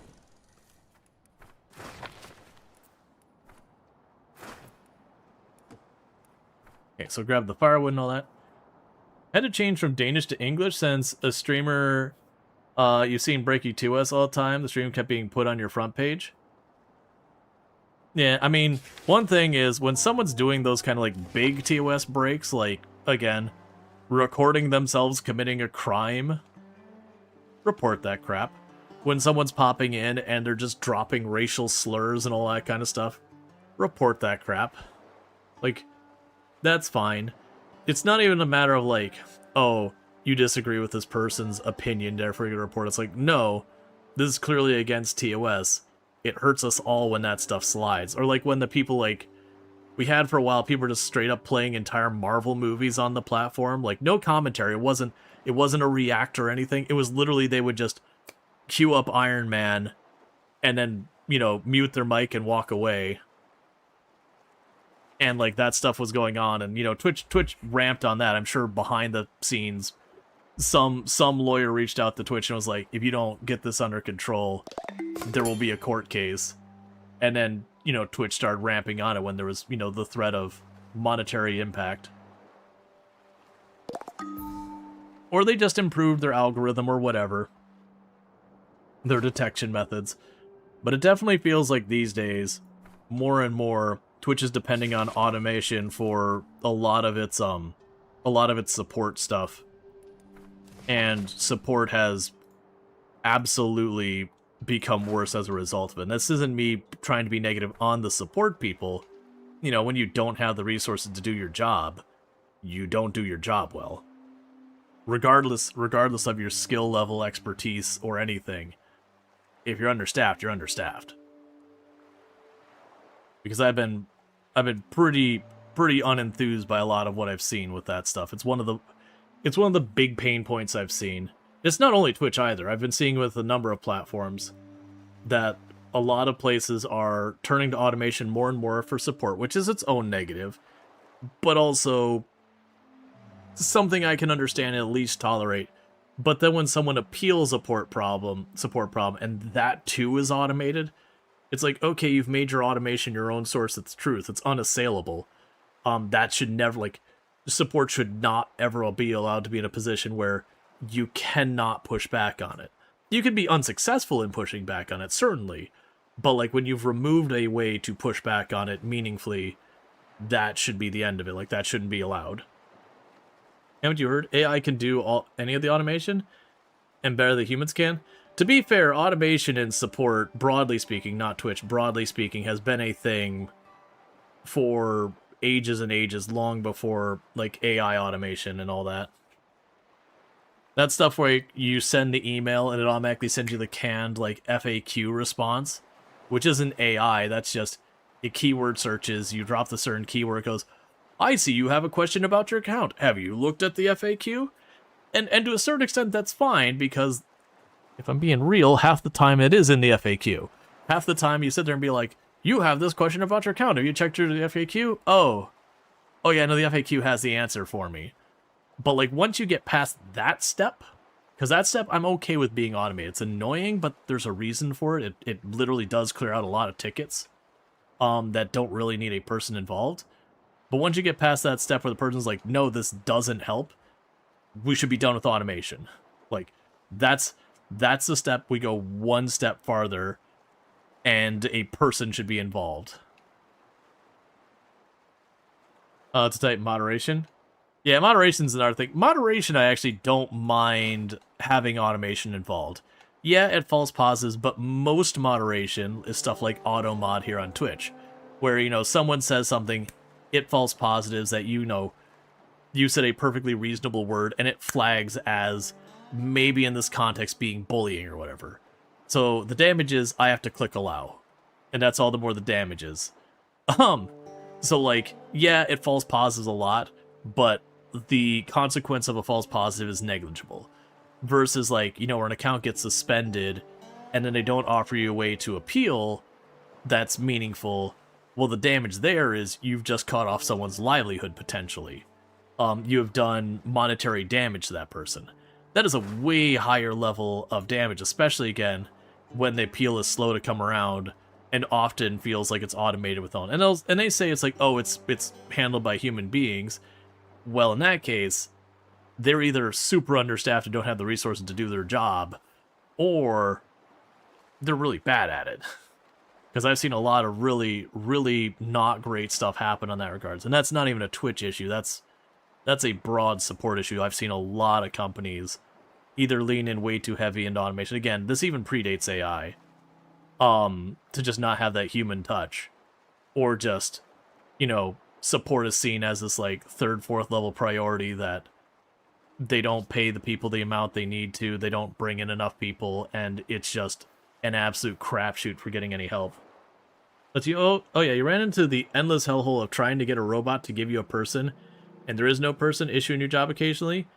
Few things are more frustrating. Yeah, no, I'm glad I'm not on IT anymore. So way back, I did a lot of IT work, and generally speaking, I need to change the priority real fast. Oh no, it's already set to 20. Then why are you continuing to work? There's 20 water in there. It's fine, whatever. But like back in IT, and this is going way before, this is where you had like just the nightmare was getting the system where it's like press 1 to talk to whomever, press 2 to talk to whomever, press 3, like where you get into that hell of just getting through there, and then you finally get to the point where you're supposed to go to the human, and it's like, okay, we are currently having a larger than normal traffic on the line. Please stay in hold. The average wait time for right now is 93 minutes. Starts playing its piano music. I do not miss dealing with that with IT. Like later on, you start learning the tricks of the trade about like, okay, when dealing with Dell, you use these terms when you're talking to the person who's going to redirect you. To basically escalate you from the first level support to like the second level support, which then, gets through pretty quick. And the ones that required you to say stuff and you couldn't use the numbers were always a crapshoot because their ability to recognize words was super terrible. But that was like early 2000s and all that, and that was half your job sometimes working in IT. Like you had to like run around fixing computers, but you get a bunch of computers back that you had to do warranty stuff and all that crap. And you just kind of set aside a day and you're just like, welp, it's warranty day. Got these 5-6 computers you need to get done, and one of them would be Hewlett-Packard, and one of them would be Dell, and one of them would be whoever. And you just get on your phone, and you can almost feel like your brain's smoothing over as you just get on that system and just start doing the one thing after the next to get it through. Okay, so this should give me some more opportunity for planks.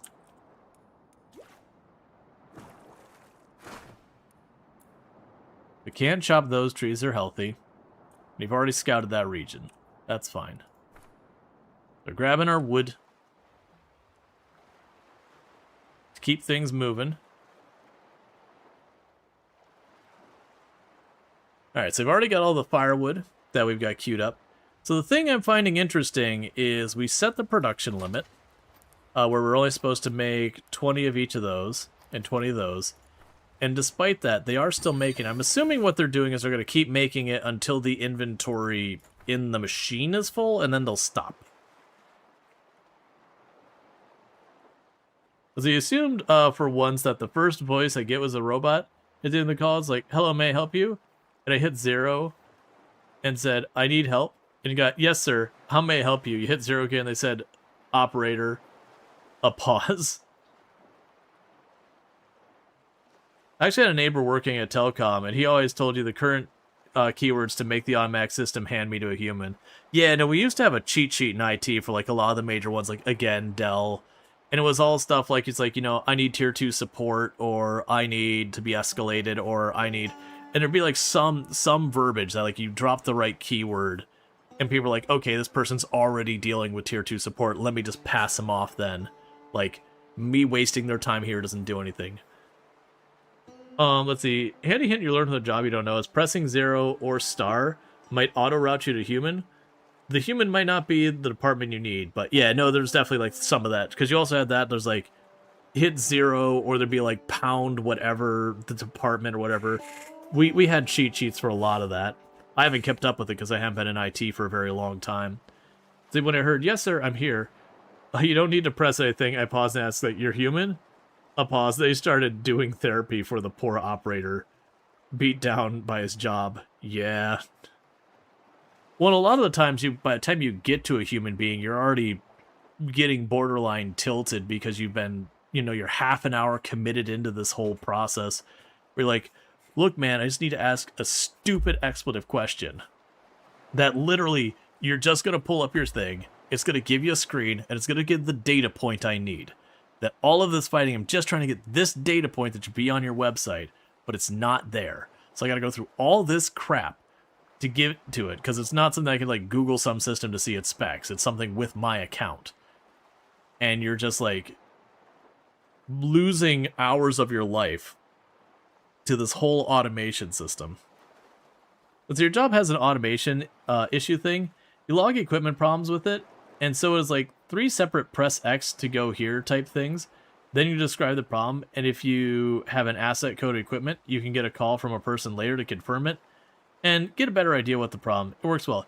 Yeah, and I've definitely seen support where it could be a thing where you enter your data, it goes, okay, we will call you, estimated wait time that long. That one I haven't found too bad. Like that one I found reasonable, especially when they're like, while you're waiting, you could check our FAQ to see if it's a problem, and you can like hit the button to like cancel the call if you have that embarrassment. It's like, did you check to see if it's plugged in? And you look under the desk and go, stupid cat, cancel the ticket. Because I've definitely been the IT guy on those calls. It was one of the things you'd get a whole lot. It was usually not the unplugged. I had that a couple of times. The one that happened the most is someone would go in there and there'd be the power strip, everything's plugged in. The amount of times that someone's pet or cleaner or someone accidentally switched off the power strip, and the person's like, my computer's broken, it doesn't come on. I push the button and literally nothing happens. The amount of times that was just the power strip got switched off was probably more than any actual failures. It was always an awkward moment when one of those my computer's not turning on in any way calls. We're like, okay, I'm not questioning your intelligence. Things like this happen. Don't tell me you know it's plugged in. I want you to just do me a favor and actually look. Check to see if that cable is plugged in the back of your computer and the wall, and if it's plugged in the power strip, it's plugged in and the power strip's turned on. It's like, this isn't a question of your intelligence. Pets step on crap. Things get moved. It happens. And I've had more than one that you ask that, like 30 seconds go by, and then the phone gets hung up on. I'm like, yep, you're embarrassed. That's fair. It's like, it's fair. I've done that. I've done this crap for years. And even then, you'll have like, what's going on with my computer? Why is it not working? And you're like doing this kind of stuff. You're reseating the cable to the back of the computer, and then you just realize the power strip's turned off. Or for a lot of U.S. houses, there's a lot of U.S. houses that one of the light switches will operate your outlets, or at least an outlet. And you won't realize you plugged your power strip into one of those. And then, of course, someone turns off the switch. When you go to turn off the light, you're tired, you hit the extra switch on accident. And you're like, why is my crap not working? Oh, it's the switch. I've gotten to the point when I get one of those switches that turns off the outlets, because I never really want that. It's almost always I go to that switch and I put a piece of tape over it or something so, no one messes with it. Reddit's full from, where someone turns something off and all that. Well, oh, it happens all the time. IT rule, don't tell them to check. Tell them to unplug and replug. Better yet, tell them to unplug and tell them what color plug base it is, then replug. Yeah, no, there's stuff like that. My situation, I was working in an office for most of my IT stuff. I did stuff contracting on the side.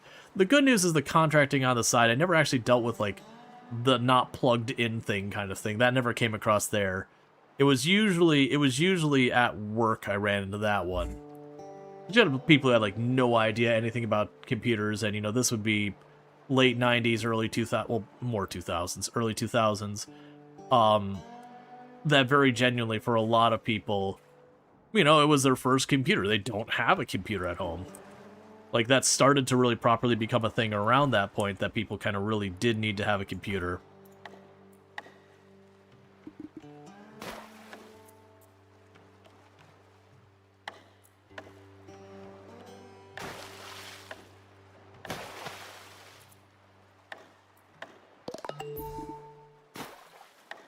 Okay. But, like, that was the thing, so very genuinely, people just didn't do that. And I feel like it's one of those mistakes you make once or twice, and then by that point, you know, you don't need someone to tell you what to do, like you figured it out. Okay, so is everyone back on here? I see 1, 2... Okay, so they're still on their way back. So can you get both those at the same time?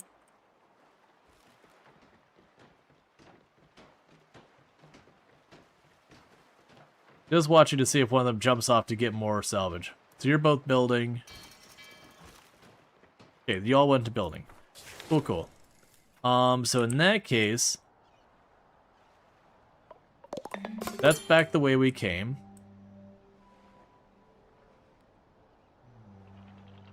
So we can move up here. That give us a bunch of seaweed.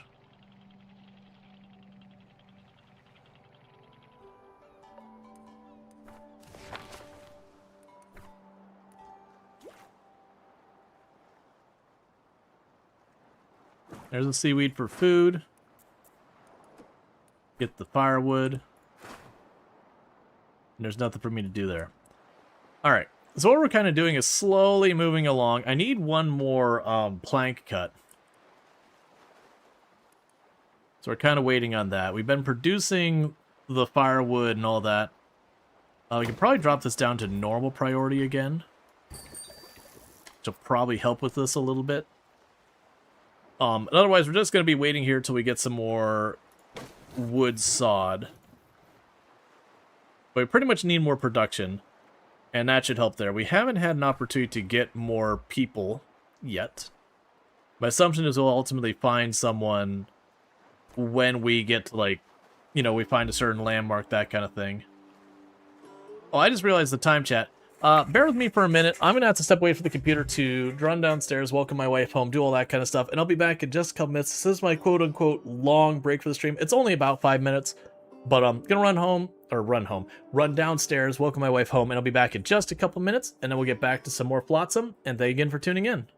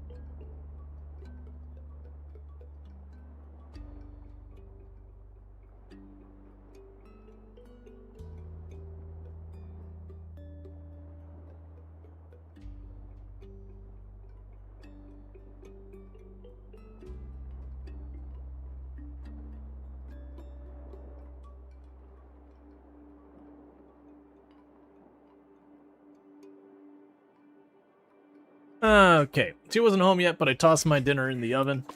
So that way when she gets home, it just has to come out, all that good stuff.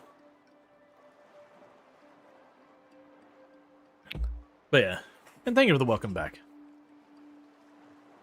Alright, let's bump up the timer a little bit. But we're continuing to just keep expanding. The big thing I need to do is get more lumber happening. The other good news is it looks like we're starting to work on other things. Are you winning? Yeah, no, we're doing good. Our food and water seems to be doing fine. We're struggling a little bit on actually getting the wood and all that done, which is slowing down production. But I'm also looking at, like, we're grabbing the seaweed and processing that. Put those all at normal priority. It definitely feels like I can acquire more resources faster than I can put them to use, which is not a bad thing.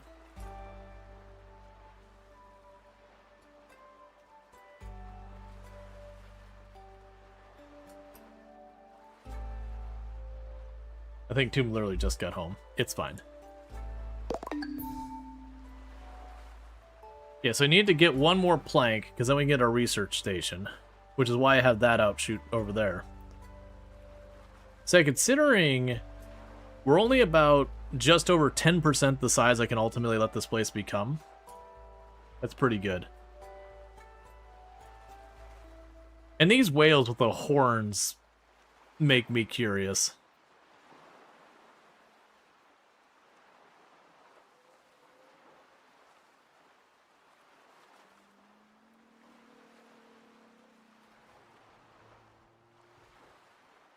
Get processing more water. Because you had a long work day today? You had a project that needed crunching? Gotcha.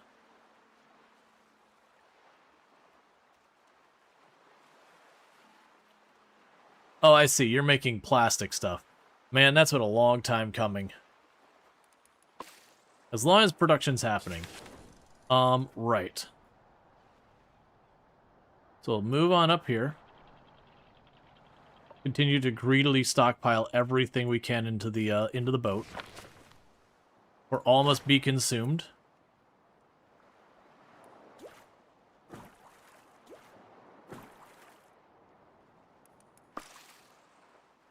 Alright.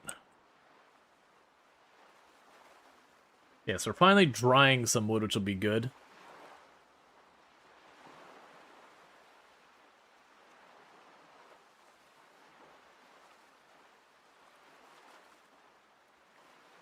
And food's being made. Which is kind of one of those things, I do want the food production to stay going, since it does effectively compress the food. And as far as we've been seeing, there's no, like, expiration date on food or water or anything like that. So I am just getting too many base materials. It would be really good if I could get another person and have that, you know, another person working consistently in the production lines. They keep a lot of this going really smoothly. Okay, so you're good there. So you keep all that work moving forward.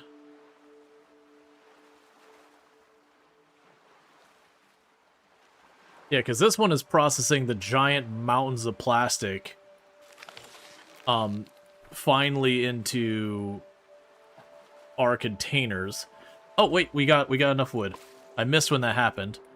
Alright, so let's get our research finally built.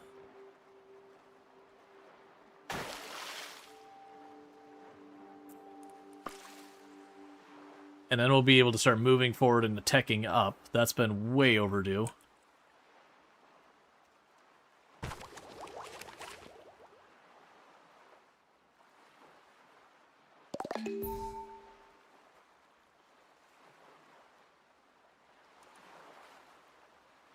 Alright. So you're on board now. Let's see. Where do I want you to go next?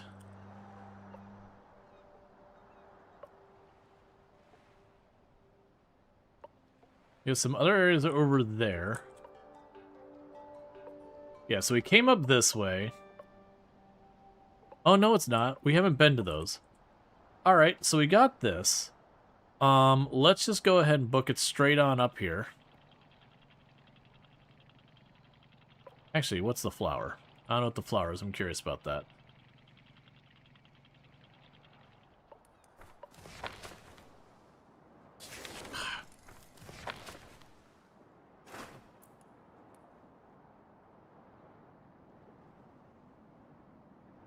There we go. Harvest overgrown crops. There's nothing we can do here. Okay, so we can now research thing. It says research something. Research panel. So it looks like we have a whole skill tree here, but it all starts at one point. So we'll do rope lashing as our current research.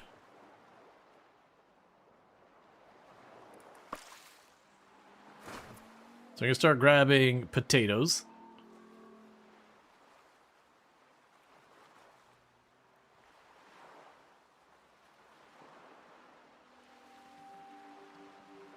The idea with, yeah, Tapley, how's it going?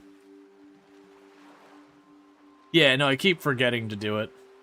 Do C to center. The idea that, like, you know, potatoes lasting, sure, whatever. We can hand wave a lot of stuff with that. But the idea that we would find a potato farm is one of the last things we have. Oh yeah, so the research is just someone scribbling on a board and then like various random building designs showing up next to them. But the idea that you'd go and have, because keep in mind, if this is like a water world where it's flooded, you're looking at the peak of a mountain here. And the idea that on the peak of a top of a mountain, you'd grow potatoes humors me greatly. Voila! We're all set to help other survivors build our floating community together. Let's venture onward and find a survivor, rescue them, and listen to their story. Our best chance is to scout the region and hope we spot someone in the distance. Okay.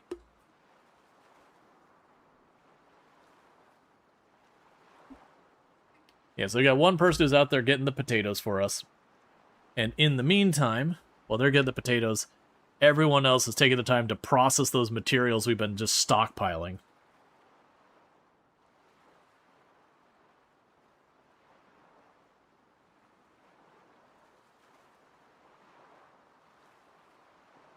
Because we got tons and tons of wet wood, but it's useless to us until we dry it.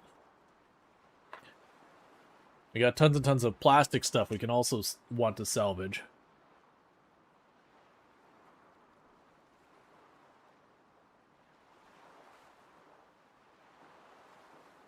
Also, the thought of this person being a puzzle is like, I know we just had a mass extinction event that wiped out almost, you know, probably like 98, 99% of all humanity. And like everyone I know and loved is probably gone. But, you know, let's look at the bright side. We can make our floating colony and build a community. It'll be great. I am just repressing any feelings of emotions whatsoever so I don't fall into crippling despair. Ha. You know what I'm saying, buddy. I'm hurting on the inside real hard right now.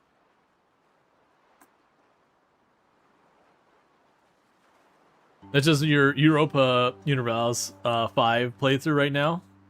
That's another game I need to pop by and check some point. I've heard nothing but good things.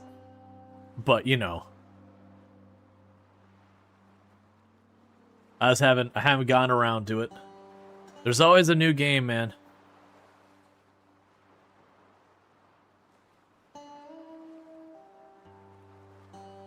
$64 million population died thanks to bubonic plague. Yeah. The good old Black Death, bubonic plague. That'll do ya. That's when you're playing games like Banished and all that, it's like it's bubonic plague and you lose like 20 people and you're like, okay, that's not how that worked.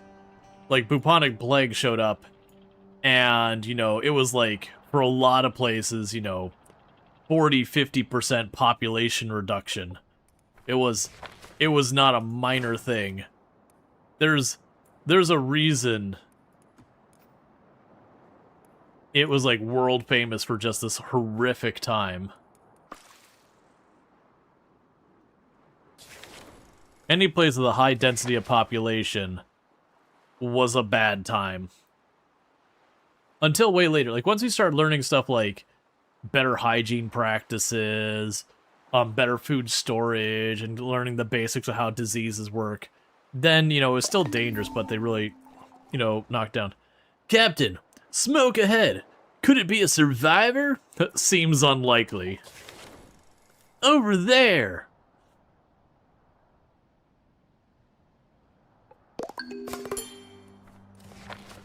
Okay.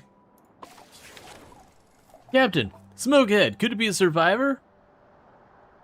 Show me. Over there.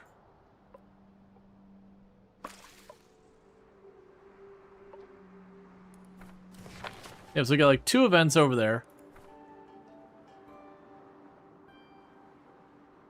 I'm guessing the potatoes, yeah, potatoes in themselves are apparently not food in this game. Which, you know, fair enough, game mechanics. There's probably a recipe we use the potatoes in to, like, make baked potatoes or fries or mashed potatoes or whatever the actual end game product ends up being. See, everyone that had good traits in your court died, except for your son. He gained the idiot trait and is going strong. It's like playing RimWorld and one of your people catches a bullet to the face and then, you know, becomes a savant. You're like, well, you may not be the smartest one anymore, but you're really good at what you do.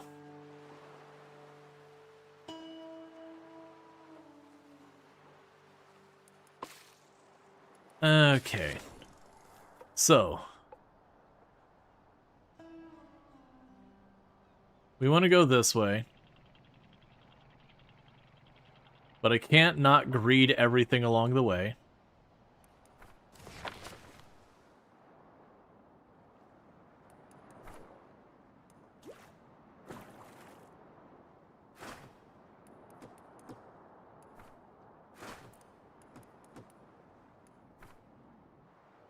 All right. Everything must go into my inventory. I'm just going to... I mean, there's still processing stuff. I was going to say, I'm just going to build more inventory. I'm like, you know what? I still actually have 30 inventory because we're finally collapsing all these materials down into other stuff. Oh, you're already done researching. Can I queue up multiple? No. So what exactly did I unlock? There was really no fanfare for building that stuff. So we can get a storage yard if we get rope production. We could do drying rack if we get ropes made. Rope crafter. So, okay, that's an interesting concern. So I can basically use the seaweed as a material for crafting or for food. But in the meantime, I just need to let them continue working on processing materials. But then with that, we also have the recycler can be taken apart to unrefined resources. So you take all this plastic junk I'm collecting, all this wood junk I'm collecting, and break them back down.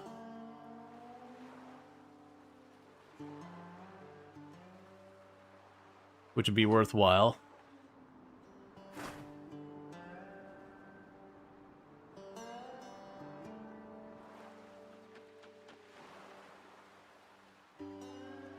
That'd be another thing that would ultimately allow me to probably take resources, compress them into other things. Yeah, I really wish you could queue up different steps here. 18 salad, that's a lot of spinning. Yep.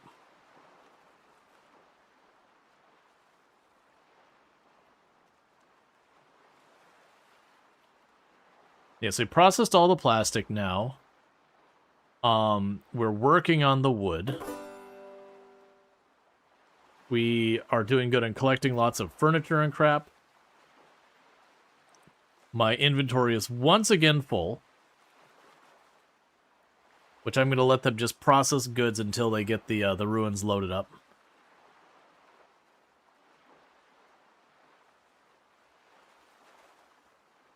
Because they'll be able to break down stuff like plastic, all that, make the containers, process the wood into planks. All of that should take the raw materials, and as they become refined, break them down to like 5 units become 1 unit, that kind of nonsense.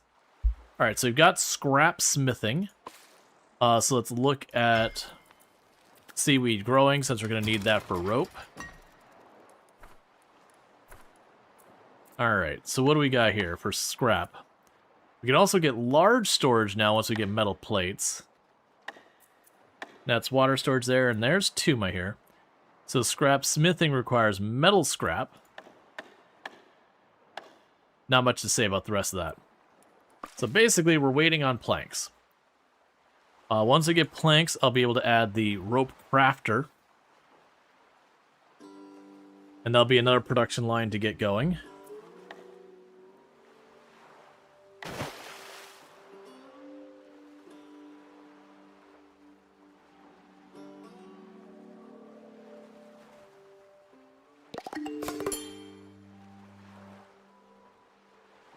Okay. Then after that research, we'll move on to our next research to grow seaweed. And with the ability to grow seaweed, we should be able to get both food and rope happening.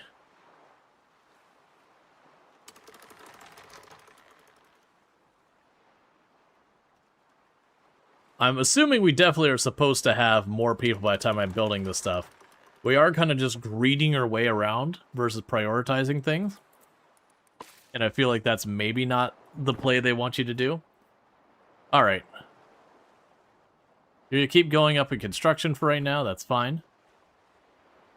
You wish the default of construction salvage fishing was to fill the slots? You don't know why the default is 1 worker? Oh, I have no idea. Right now I don't have enough people to make it make sense. So I'll have you do that. You are a slightly lower priority. No, we'll leave you normal priority. But we are going to go into our production lines, and for right now, 20 salads, 20 rope.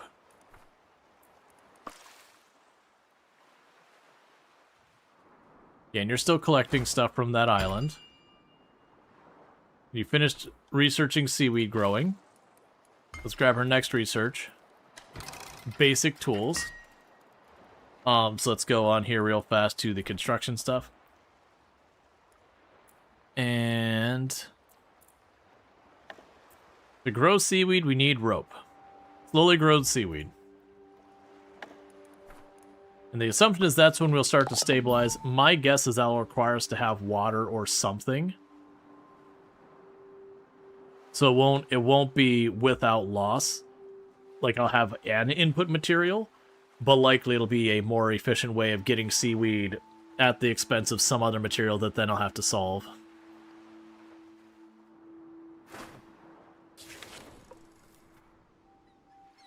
Okay. So all 3 of them are working now, so let's go ahead and move again.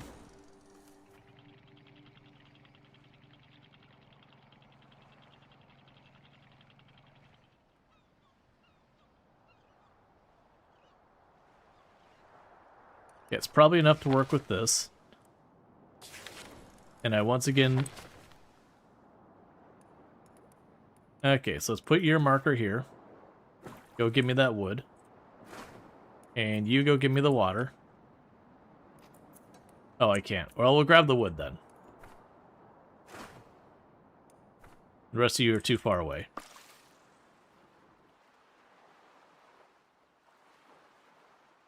Because, yeah, we'll need to get more stuff. Did you ever find the game? To you, it doesn't look like very much different from how it was throughout all the early access, which is to say, kind of boring. I'm enjoying it. It definitely feels like the pacing would be a little rough for stream. But I am having fun with the game. Now, I'm also assuming I'm just early game right now, because we haven't even gotten our extra people yet. I think the thing that I'm running into is I am a loot goblin and want to pick up every single thing that shows up without any exception, and therefore, where I should be getting another person to let me work faster, I'm a loot goblin, and I'm just filling up my inventory, and I'm a loot goblin, and I'm probably being punished for my loot goblin-y behavior.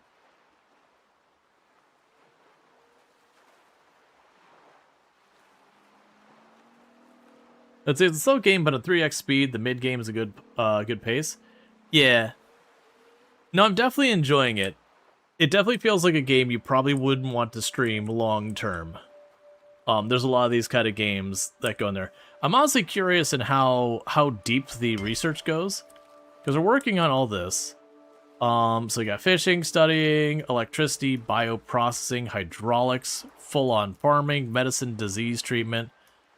Solar power, culinary cooking, mystery research. There's definitely a lot of depth to it.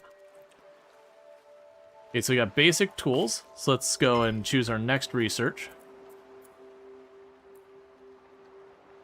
So we can make adequate housing, studying, and fishing. Alright, well let's go with, fishing, maybe. Alright, so let's see, we just unlocked more stuff. Yeah, and tools is also rope, which we already have the rope place built. I just need to get more seaweed.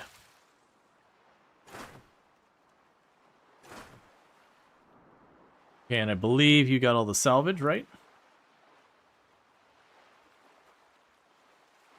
Yeah, you did. Alright, so everyone's on board.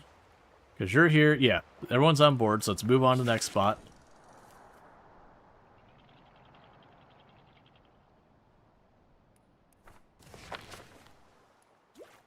More wood. It's interesting that I flagged I could park there, but I can't. That's fine. So it's just grabbing more wood. Longer we sucked them into the aqueduct pipe. Evil laugh.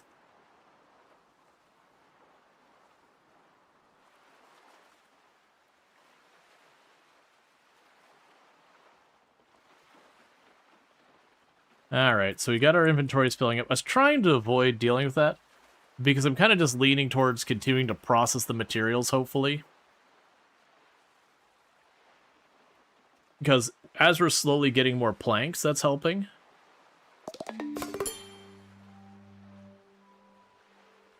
Alright, we got like 1 or 2 more wood. Yeah, so let's try and get over to where that is. I'm going to also go ahead and build another like 2 houses, I think. That'll use up a little bit of materials that aren't things we're kind of urgent on.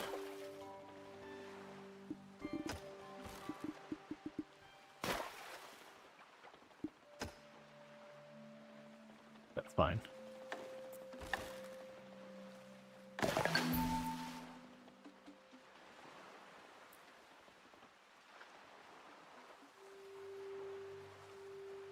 Because that'll give us a set of houses for when we actually get these people that we're just ready to rock and roll. Okay, and I think everyone's on board again.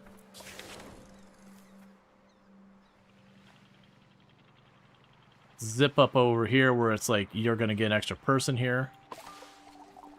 Look, someone's over there. I'm working on it. You're not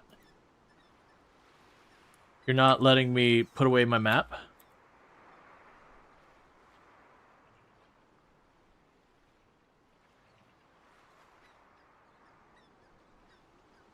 There you go. Alright. A boat! I can't believe it! I'm saved! Good job, Captain. We found a survivor. It's literal garbage newest inhabitant. Hello? Drifters often have interesting stories to share. They might know about valuable resources, other survivors, and more. You should talk to them. Why are you talking as if I'm not standing right here? This rescue concludes the tutorial. Your town is now yours. I'm jumping into the ocean to never be seen again. Welcome. Well, it's on our way to becoming a thriving floating community. Can I come aboard, please? I'm starving. If you need more info or something, you can always check the tutorial pages for details, explanations on all the features. All right, I'm just gonna sit. Come aboard now, yeah? Feel free to continue the journey or start anew. The choice is yours, Captain. All right. They are an influencer, so we'll bring all of them aboard.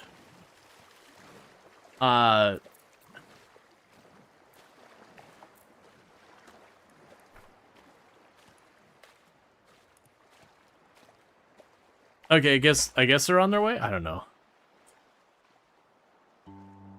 Okay, so we can go ahead and can't do anything with that. Give me your canned goods. All right.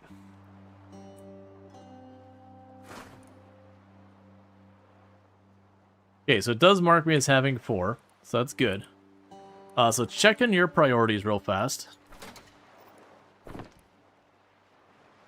So you are really good at fishing, but you're passionate for other things. All right, so we'll go ahead and put you having all those at 2.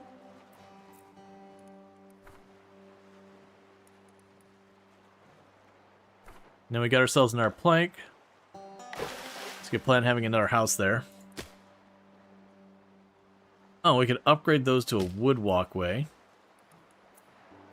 And how's it go with our research? We finished fishing. So next I'm gonna go ahead and go with reconnaissance.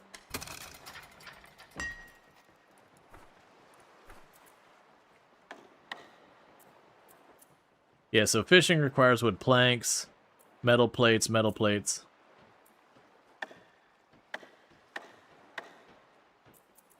And then you also require wood planks. So basically we're waiting on wood planks, which I'm using on houses. Otherwise I'd already have it.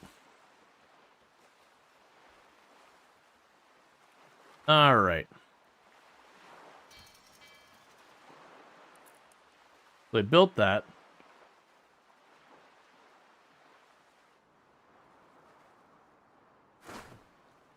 Yeah, so you got 4 canned goods to grab from there. And then some junk to grab from there. Alright, set that. That's fine. And our inventory is full, so we're just gonna let them process stuff.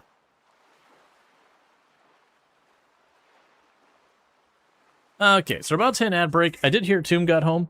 And it's just gonna be a couple minutes of my food's done, so I'm gonna run downstairs, welcome her home, and I'll be right back up. So I do apologize about the double break, just timing things.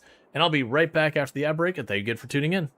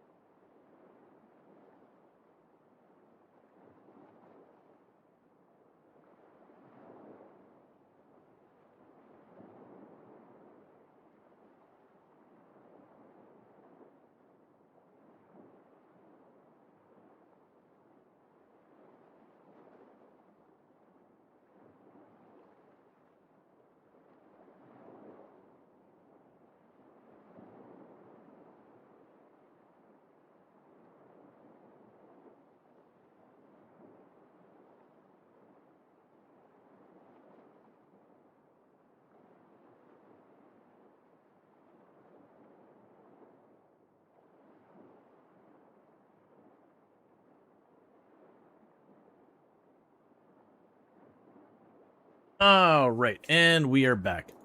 Yeah, so Tomb's gonna wrap it up. My timer is off by a couple minutes. But, yeah, so we got things going. Once again, the inventory is pretty full. And I'm just trying to let them just work on catching the wood up a little bit. We're not exactly in bad shape on food. And, like, water we're set.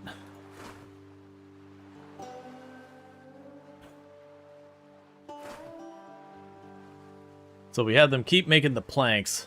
I can queue up some more buildings to get done. So I believe we need 4 planks. Once we hit the 4 planks, I'll have another building I can make.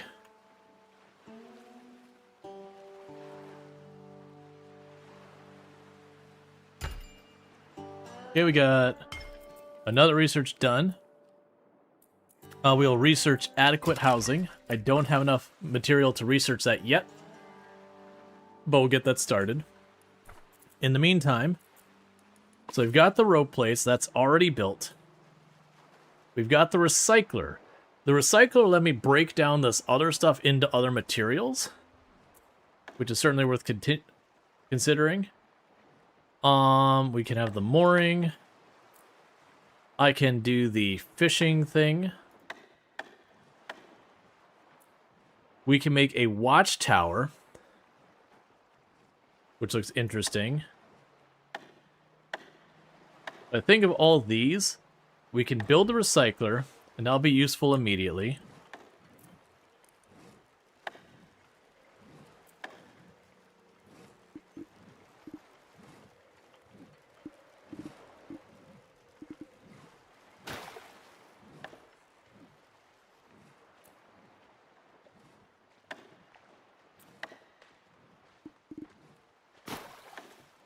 Okay.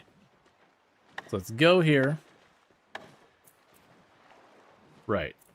So we can build the recycler there. And then after that, we'll probably want the seaweed generator.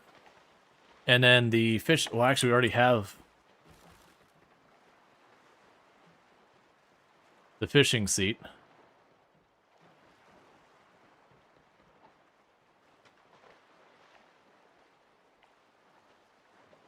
And put that directly off the back. Alright, so we'll let that go. Because they're working on getting those planks made pretty fast now that I don't have them tied up with other stuff. Just taking a moment to process all those materials down.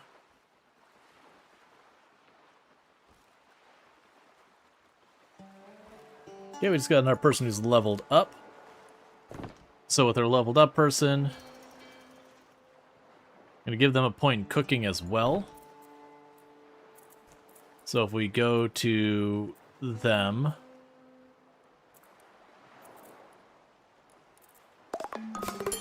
You have a process there. Okay.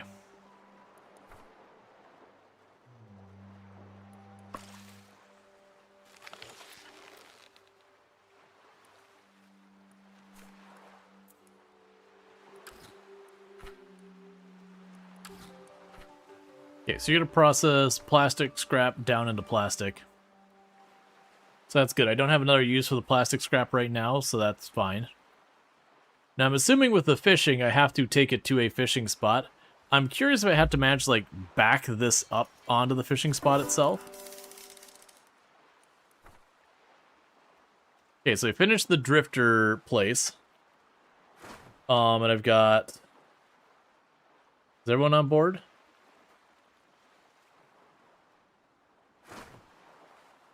I think everyone's back on board. Okay. So it looks like everyone's probably on board the raft. Let's get moved on to the next area.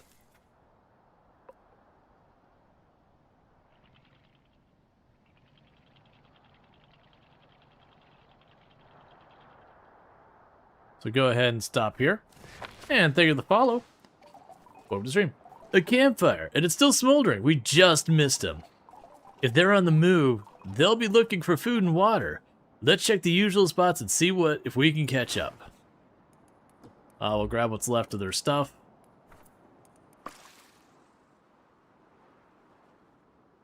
This game reminds you of Raft? Yeah, thematically it's like a top-down Raft. It's just, instead of being like a survival crafter, it's a lot more like settlement city builder kind of thing. But like thematically, they're kind of in that same broad topic. You know, post-apocalyptic world where the ocean has just flooded the whole world.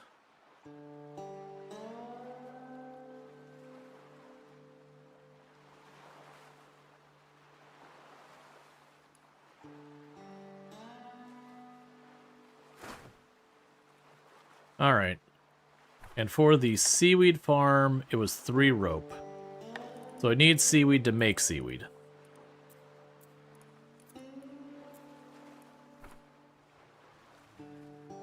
So, in other words, we can confirm seaweed is actually money. Okay, so you're all on board.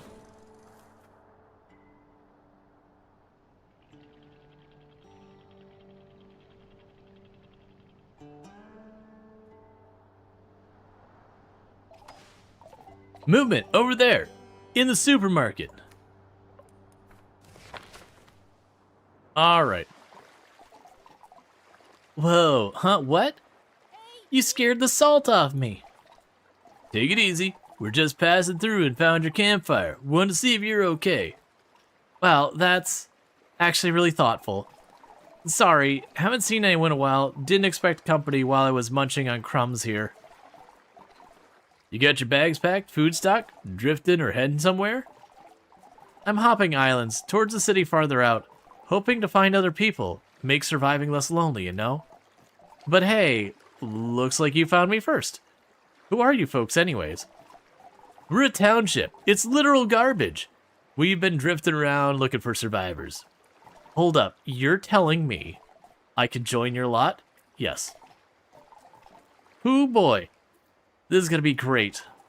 Mind giving me a hand with this food? We can use it for the journey ahead. Alright, give me that. Because the only reason you don't like Raft is you don't like deep underwater stuff in games. Everything else you liked about it. Yeah, no, there's definitely a lot of people who, when it comes to like, you know, just going full dive under the ocean, are like, nope, huh, nope, nope. I know a lot of people that's a rough experience for them.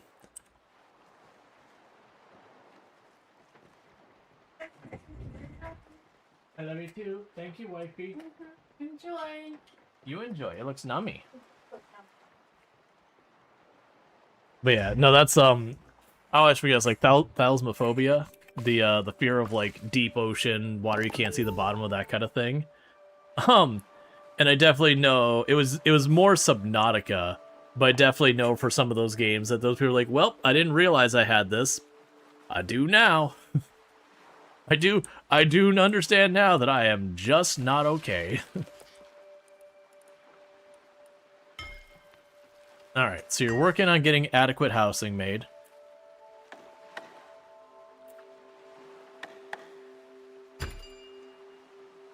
And there's adequate housing unlocked. Alright, so I have 5 people. Just keep on processing those materials down.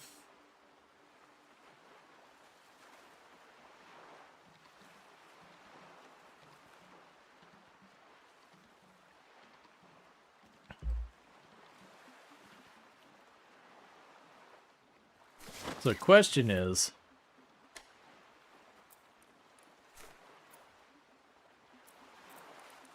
right, so if I wanted to build the nicer houses, what does that actually look like in practice? We can get a boarding house, a large shoddy home for 5 people, a duo stack, a large adequate or an adequate house for 2 people, an adequate home for 1. So yeah, so you probably want to do that. That's a lot of rope. Adequate housing is really expensive.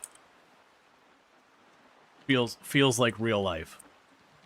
Just straight up real life things. You want adequate living? Best open that wallet. Alright, so we are going to expand our storage because I'm watching us processing the wood down and it's still not enough.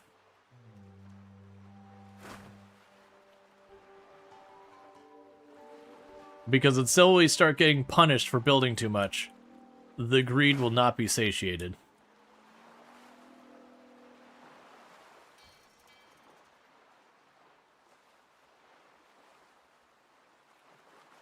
The other thing we need to do is get to the point we could do something with the potatoes.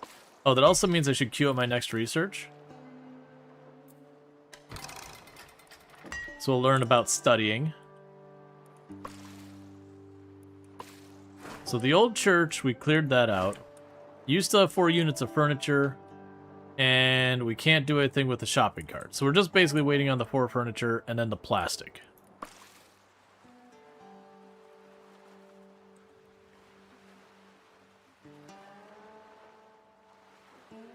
There's zero chance this thing would be structurally sound. The moment you started drifting with this, all of this would just drift backwards and just smash into each other. Get all tangled up. The nice thing about this game is you don't really lose resources. You can disassemble buildings with all the resources, upgrading the exterior cost a thing. Yeah. I like that's becoming a more and more common practice, which I appreciate. There's a lot of games where like, it's a realistic survival. You wouldn't get all your stuff back. And, you know, from a realism perspective, sure, you're not wrong. But from a video game perspective, in the real world, you don't walk up to the spot and be like, I'm going to start building here. And then instantly the building and all its materials are vaporized, and then you realize you actually wanted to build someplace else. There's a lot of time working through that you have to invest until you've actually got the thing in a point where it's just no going back. So you can reconsider and all that stuff. Alright.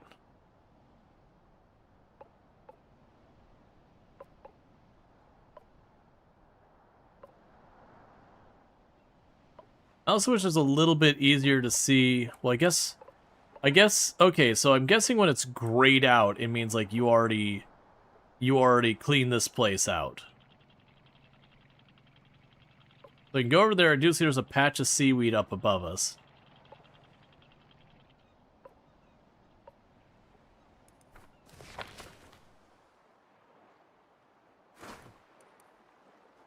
Alright, I could do nothing with the derelict truck. You're too far away from me to do much more than scout it. Grab the firewood. The funny thing is you didn't mind Subnautica as much, but that might be because you can get the mini-sub before you go too deep. Yeah, I could see that, where you're inside a vehicle so you don't feel like as much, because, you know, with Raft, it's effectively free diving. Just go down there and, like, later on you get, like, the little water, like, the little air bottle you can hold up to your face or whatever in your equipment.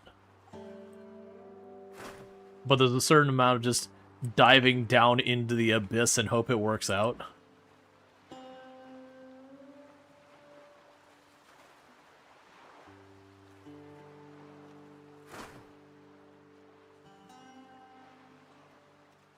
Yeah, so firewood we seem to be an exceptionally good place. My assumption what's going to happen is once we get to getting our farm, that the farm will depend on water, which of course will add more of a burden on this. But then that creates more of a burden on the firewood, which then creates more of a burden. You get the idea. Yeah, so we're going to go for the seaweed.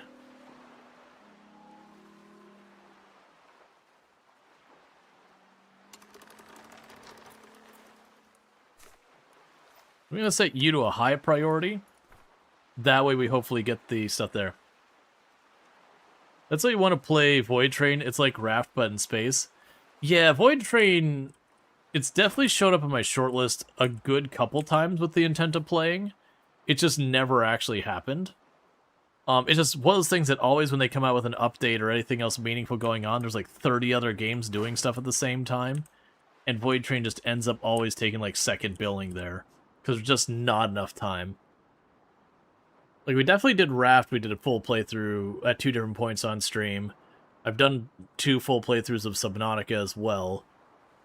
But Void Train, like, because I've been deliberately not playing. You enjoying Void Train playing right now? You're playing Void Train with your dad? Yeah, that's cool. But it's definitely like one of those ones that just like, Every time Void Train comes up, I'm just... Other things are going on. And I also deliberately, people have probably really noticed that when it comes to early access games, I'll usually do just one stream of an early access game to kind of get a feel for it. And then be like, cool, it's really good. I'll come back when it's, you know, more done.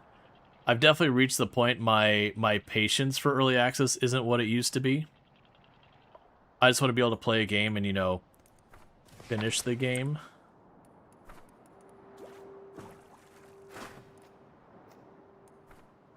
There's been some exceptions, like I really enjoyed Whiskerwood. Granted, it was one of those things I could fully see myself just binging Whiskerwood to the point I can't handle it anymore. I'm so, like, burnt out on it. Just to never play it later.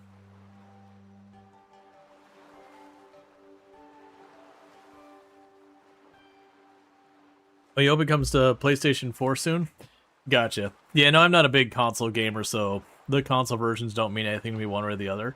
I'm glad they exist, because I know a lot of people prefer consoles, so I'm glad that is an option.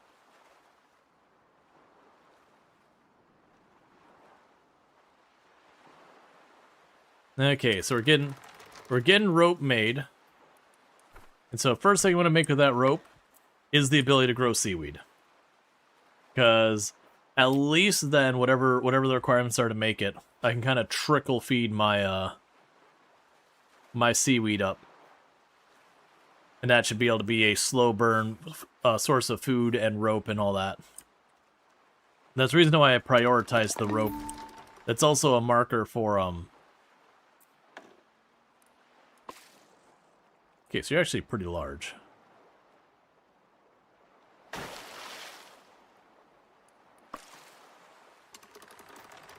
Okay, so cut that down to normal priority. Because I do want them to split their time between making the food and that, now that I'm going to have my seaweed growing stuff here.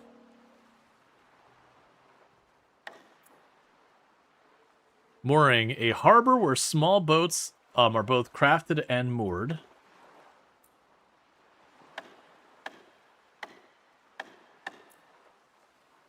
A watchtower.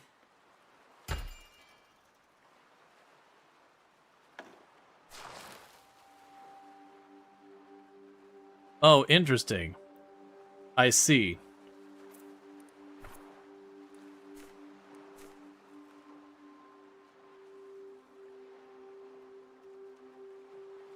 So you put seaweed in to make seaweed. Simple decorations, basic electricity, food cleaning, fishing boat, salvage boat. I see. So you go back here. We could build the mooring. Mooring, whatever.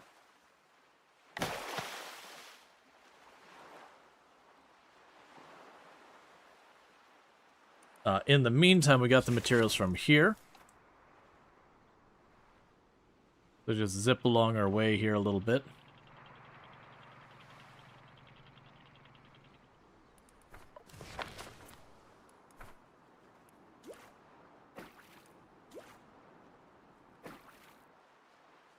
All right.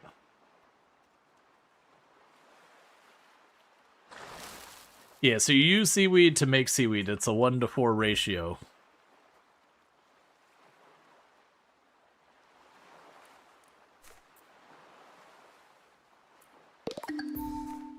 And it looks like we'll be able to accelerate that as well.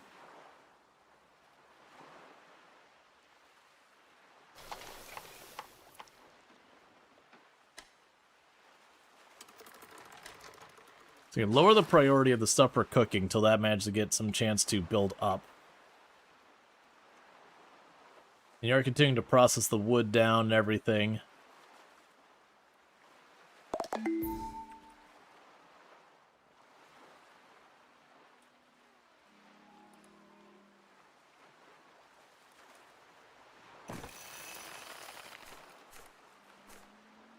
Okay, so there's nothing to use on the mooring. We've already grabbed all the wood.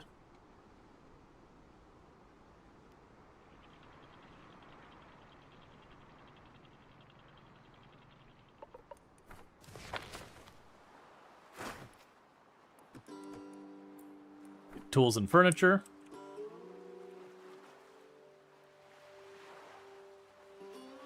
All right.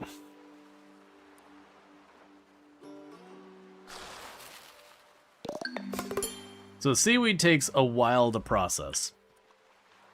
So the assumption is I'd probably want to have multiple seaweed growers running at the same time.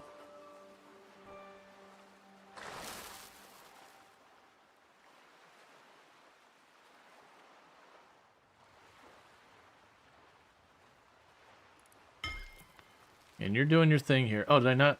Yeah, we have the salvaging boat.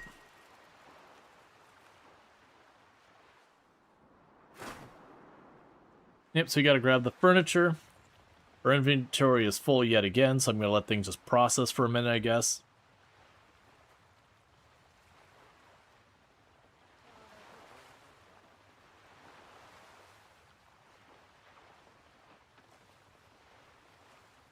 Alright, we've reached the point that I'm gonna have to build more storage or something.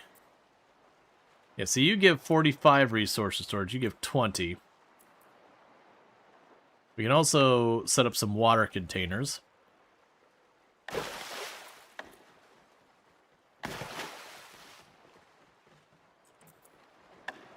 Alright. Oh, right, the toolmaker. Forgot about the toolmaker. Going to get some tools being produced. And now use up some materials so I can go back and forth. And that'll allow us to use some of this firewood that's starting to pile up by increasing our water storage to twice what it is now. And then the toolmaker will likely give me other things we can work on. Alright.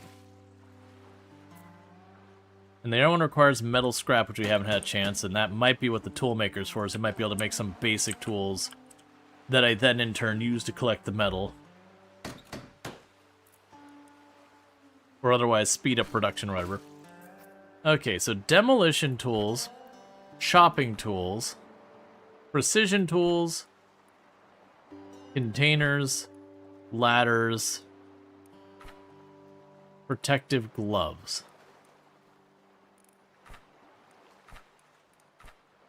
So the big problem I have is none of those are particularly important to me right now. We already have several demolition tools just in our inventory. I can't make you yet.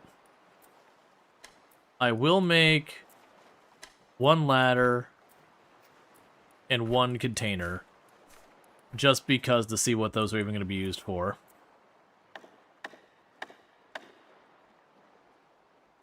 And you already looted that and all that, so let's move on to the next location. So I could pop over here real fast.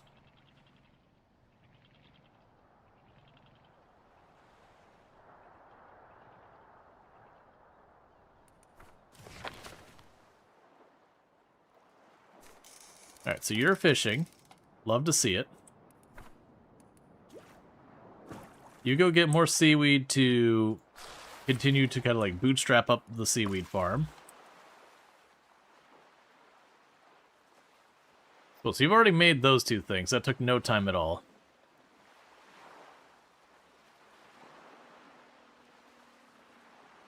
We're definitely going to need more containers for more junk. Because my greed is insatiable, and I know not when to stop.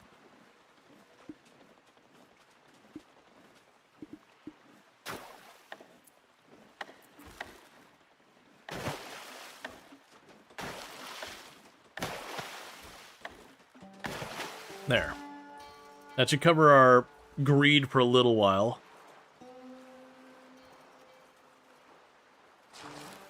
Okay, so we've got the seaweed grower is full up.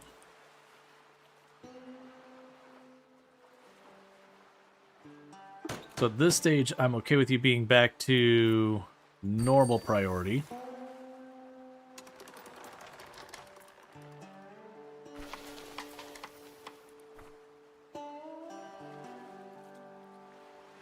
And we're also getting ourselves fish.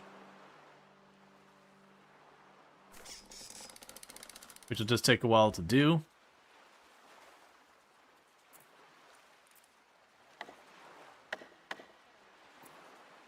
Yeah, so you only need metal plates. We already have you. We can build the scout tower.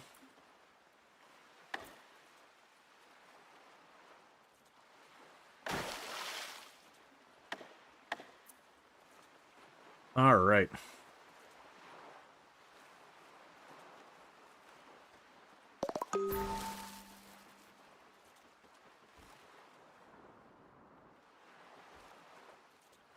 We're going to give them a chance to pull up all those fish.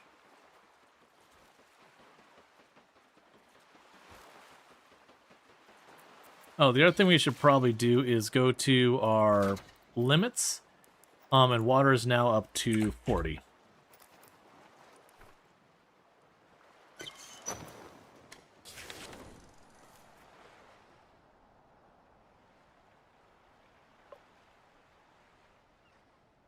All right.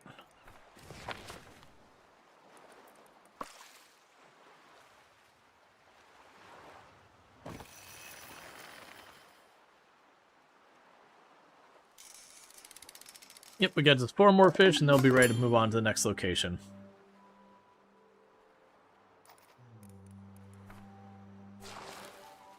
Is going to keep this going.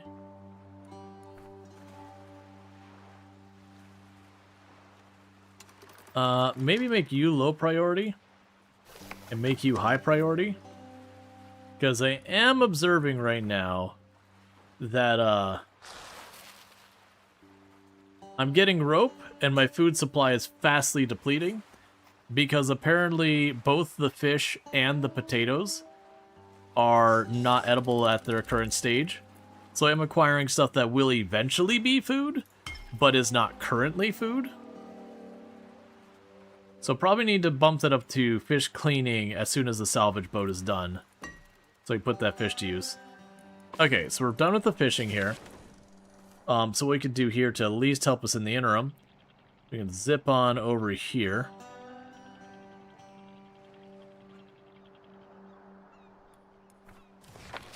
And you'll start fishing that. We can go ahead and yoink more seaweed.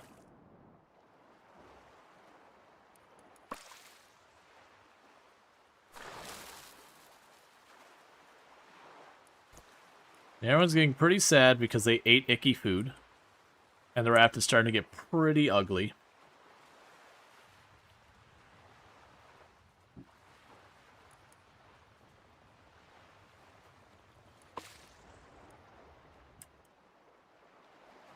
And we can also pop over here real quick.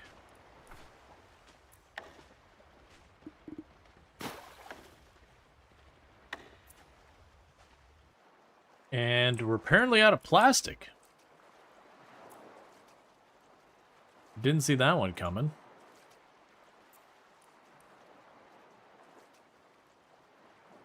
Okay. Well, when I have plastic again, I'm going to make another one of the things for growing the seaweed. Because it seems like there's no cost to that, so you could literally just let that thing churn away. And it would result in just more and more seaweed being produced.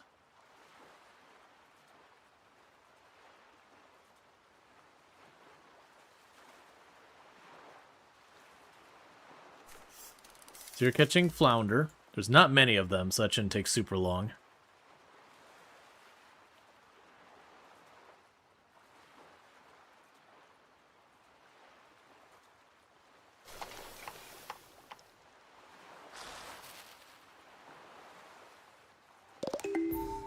Just stop making this. Just stop with the rope for right now. I literally have you as a high priority. Please make the food. I do want more rope, but I want to not starve to death first.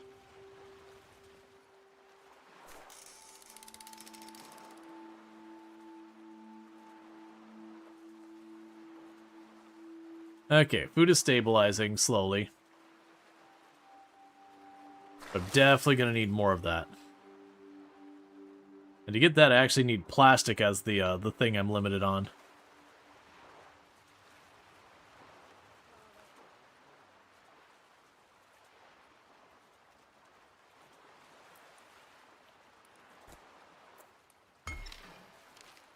Okay, we got one more for the salvage boat. And then, like I said, what we'll probably do after the salvage boat is pursue being able to cook, whether it's the potatoes or the fish, I'm not picky. Be able to cook at all.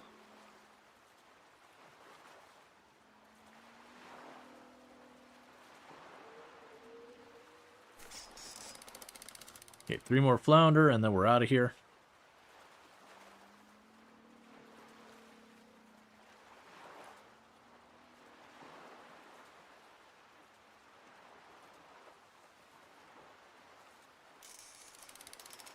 Okay, 1 more flounder.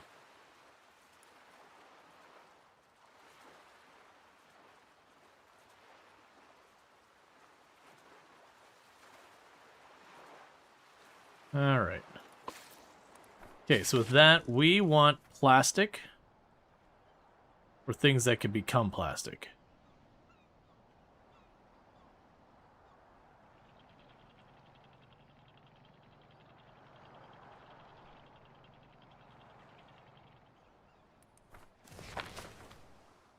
All right, so we can go to you.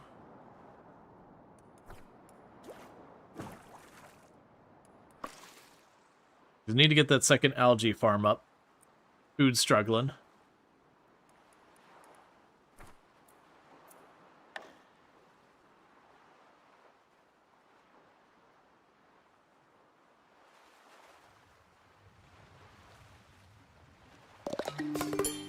In the meantime, everyone's working on processing what they can.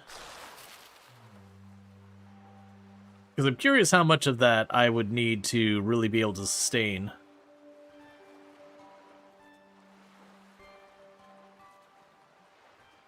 Okay, so we're eating all that food, just quickly depleting things. Alright, so salvage boat just got done. So, fish cleaning removes pollutions from the ingredient resources. That's not really what we're looking for. Simple decorations, bioprocessing, upgrading wood, unbottling. The electric grill, that's concerning. So that removes pollution. Pollution's not our problem. The problem is we can't eat it.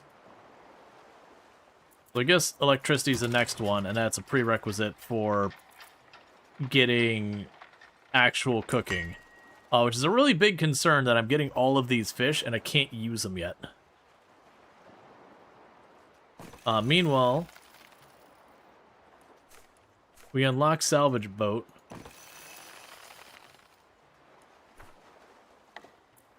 Gotcha. A boat used to salvage ocean garbage and scavenge islands. Yeah, we can worry about that soon. I don't think that's the immediate priority. I think the immediate priority is more algae.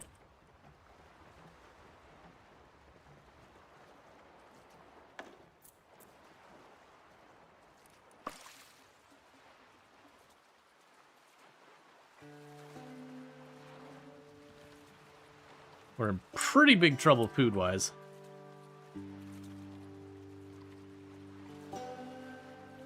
Because it's also going to eat up a bunch of my algae that I need for food before we actually get the next round of food. It's going to hurt.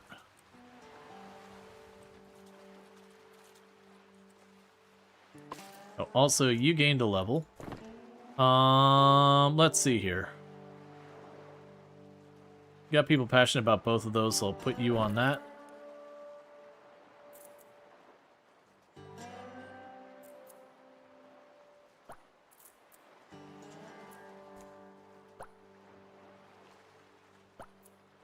All right.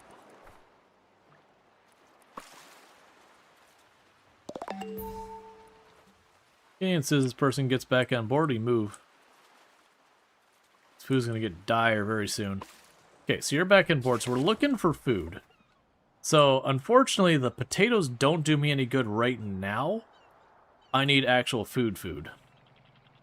So I'm gonna beeline it over here and try and make my way all the way to that algae. Or not the algae, the seaweed.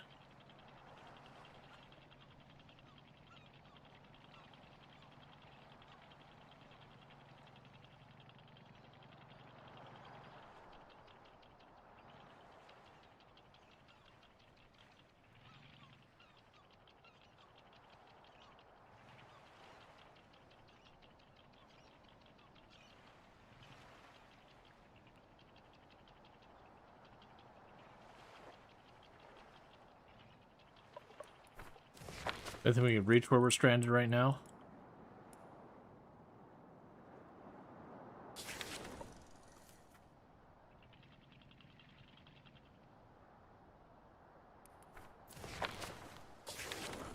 Don't do that. Okay.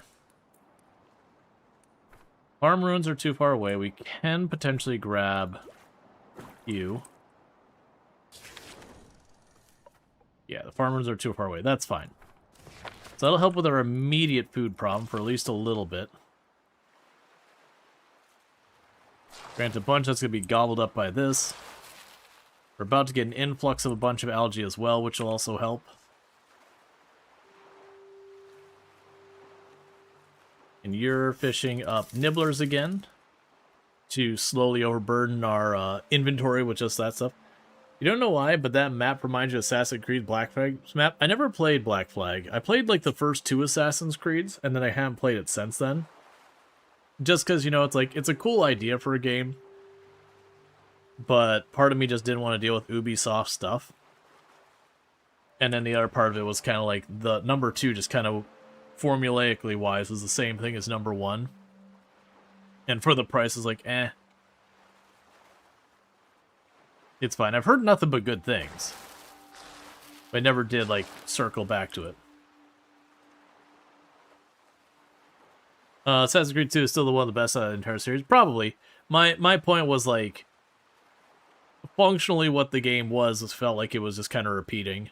Now, granted, I know they've done a bit to expand over the years and whatnot, so it's a little unfair. But it never did wind up circling back to see where it had gone to and all that.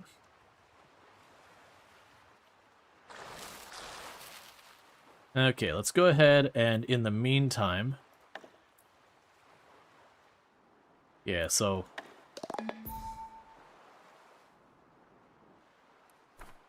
We've got the food coming in slowly. I would like to get the rope going again. I'm not quite comfortable we're there yet. Okay, so good news here is I've got 2 of these going. So each round of these, it looks like we're effectively getting what? It'd be 12, because we'd have to put the 1 back in. So we would get 12 algae. No, that's not right at all. So I've got 5 things. Oh, no, it'd be 15. Yeah, 3 profit per cycle, so 15. So that's 30 per cycle, which seems to take a bit over a day. And then it's 4 algae per unit of food. Or, I keep saying algae. 4 seaweed per unit of food from this thing.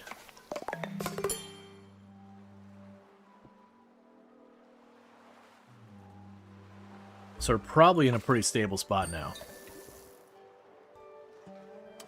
So go ahead and turn that back on.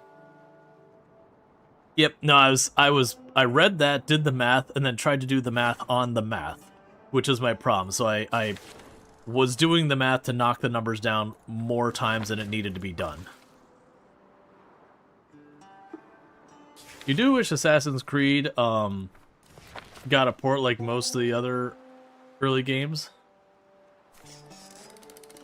Okay, so just need 1 more nibbler and then we move on.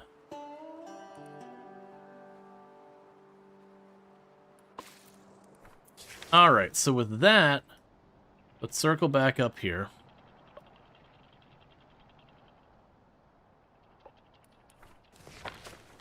And we'll have you grab the Flotsam. You scout.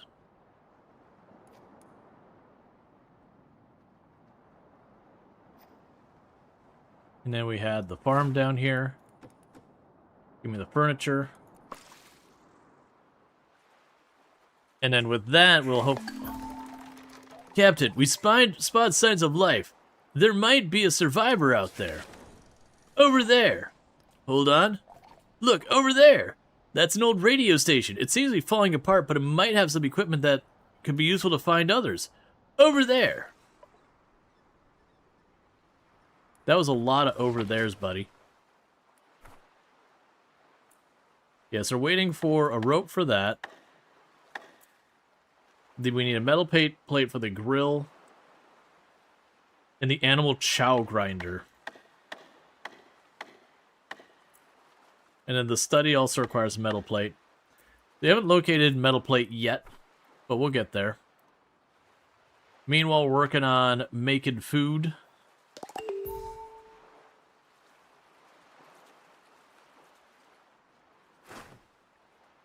You've scouted. Just waiting on some demolition hammers and all that. Some rope is finally being made, which is lovely.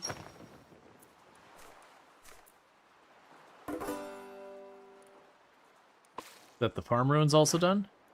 Yep, so as soon as they get back, we'll be ready to rock and roll.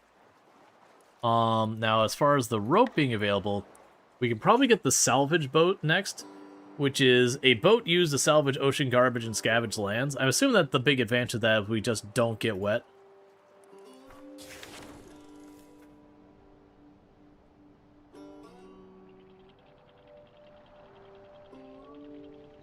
Alright, so we quickly pop over at, like, the midway point here of snagging that plastic.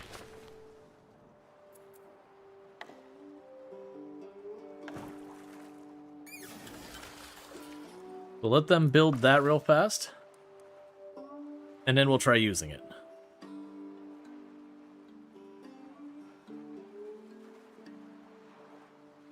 Meanwhile, everyone else is going to be making planks and plastic stuff. You apparently leveled up. Let's see here. So I've got you continuing to build up on Builder.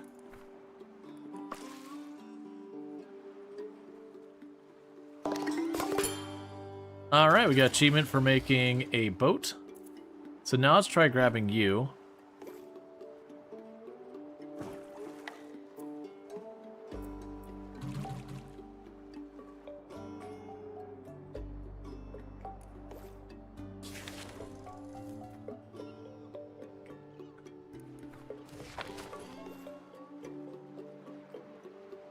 So it looks like the big advantage here is I have a tremendous radius on that now. Oh my god, please.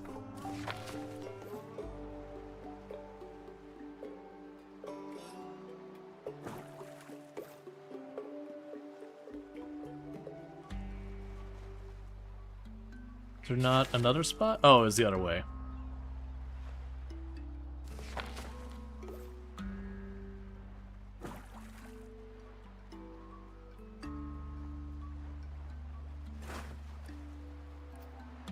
Okay, nothing for you to do over here. You're both handled.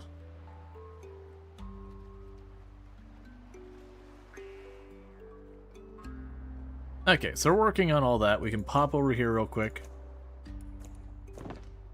And you gained a level.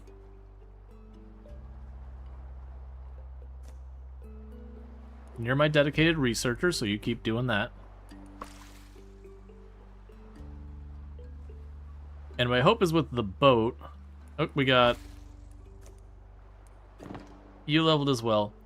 Alright, so I'm going to have you take salvaging as the thing you're going to be passionate about. So right now...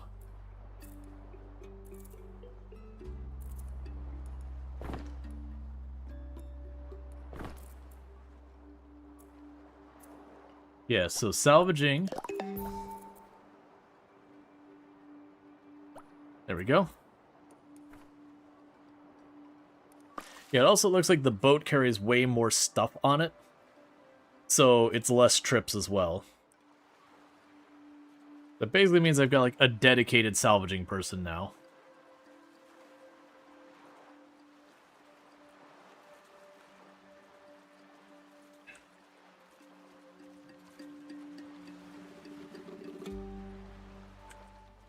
Here we're starting to break up some of the furniture that's been piling up to make firewood for water again.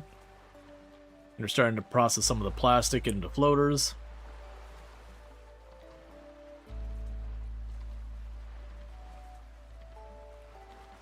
It definitely feels like I want more algae farms.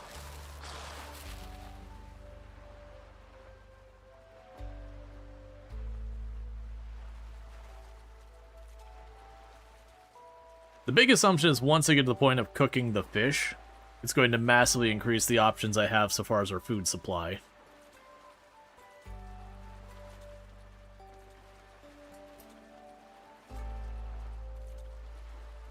All right.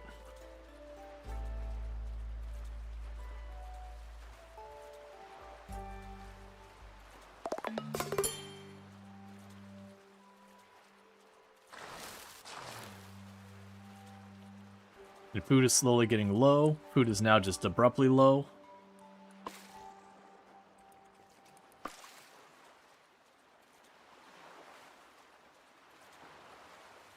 Come on, researcher. Okay, is that everything we got nearby us? No. How close are you to getting your next round? Okay, so we're about to get a major influx of seaweed. We got one more wood salvage marker to go. We got basic electricity. What's that? Decoration menu? Requires metal plates. Alright, so with that, turns biological resources into bio-waste. Lets us store power. We can upgrade fabrication. We can do wood power. We can unbottle. This building unbottles fish to clean some of the pollution. Unbottles fish. Power tools used for salvaging. We have the electric grill. So we're going to get wood power with a plan to get the electric grill.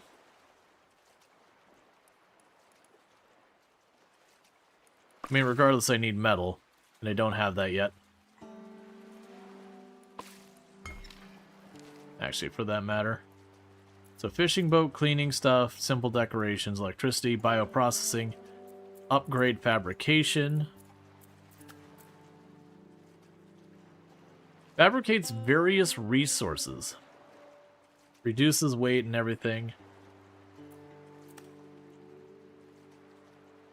It's fine.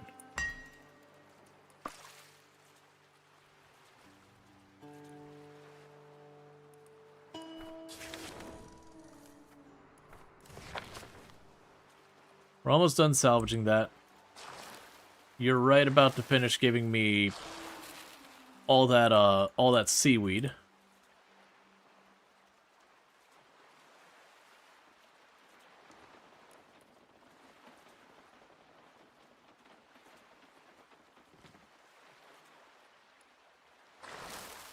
Come on, man. Everyone's gonna be real hungry pretty soon.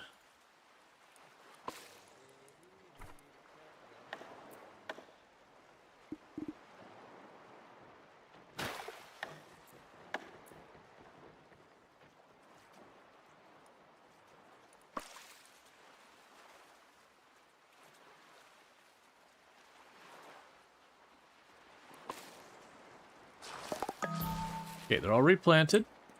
We have finished with the salvage marker. We're working on making our next meals.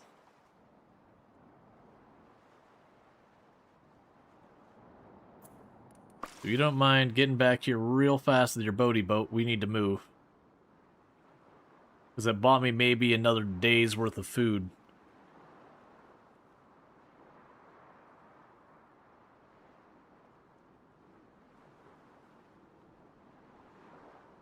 Okay, you're at the mooring. Alright, so...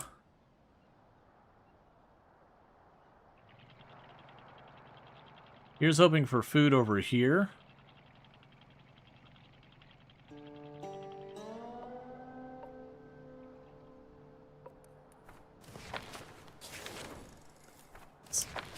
Alright, scavenger food and furniture. Grab everything of value there. Grab everything in value there. Grab everything of value there. We can grab the boat here.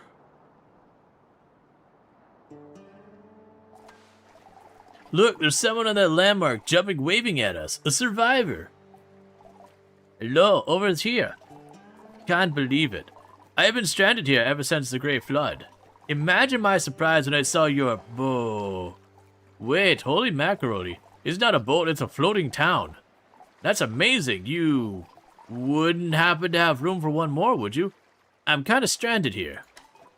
Heck yeah, I'll grab my radio equipment and I'll be right there. Cool.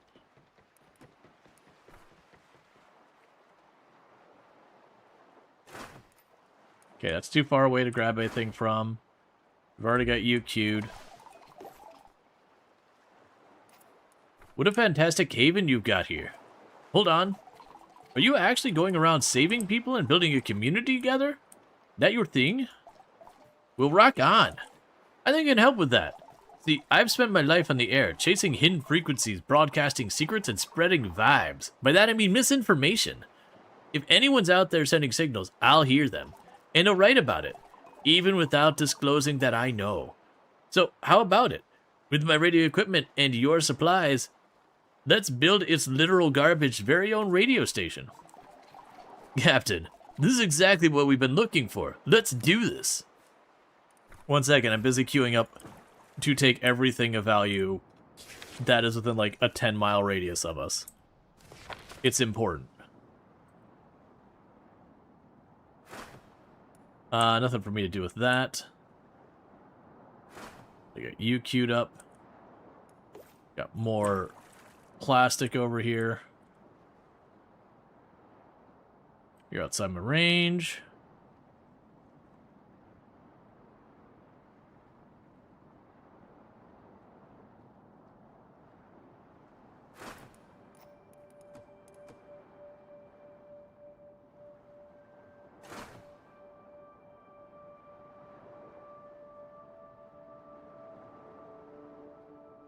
I believe you're fishing. Okay, so the good news, bad news is there's a ton of goodies here. The bad news is none of those goodies are food. Not without middle steps. Wait, did you have a little bit of food? One of these I thought had a little bit of food. No, it's all plastic and wood. Well, I have 6 meals, so I got enough food for today. That doesn't help me with tomorrow.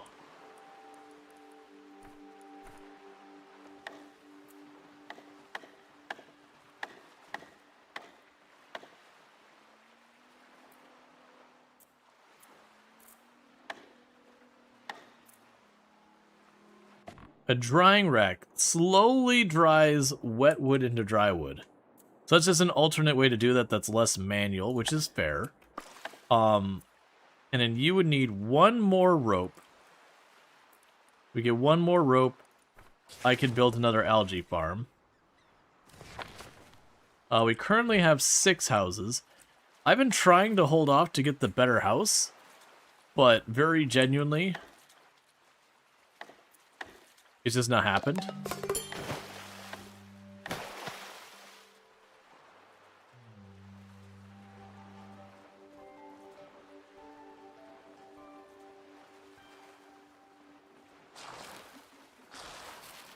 Okay, we're about to get another little influx of food, but we're about to eat 6 units of it, so that's a whole thing. Alright, we're up to level 2 on the energy consumption due to mass. You're getting the last of those fish.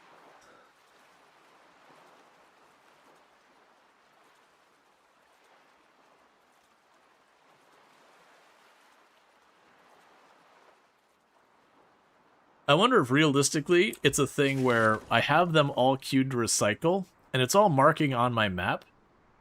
I very genuinely wonder if we can continue to just move around. And it'll be, like, fine.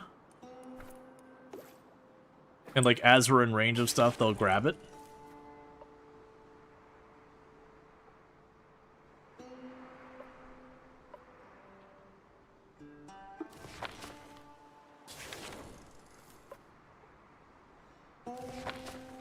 Oh, we actually did get a couple things of canned food.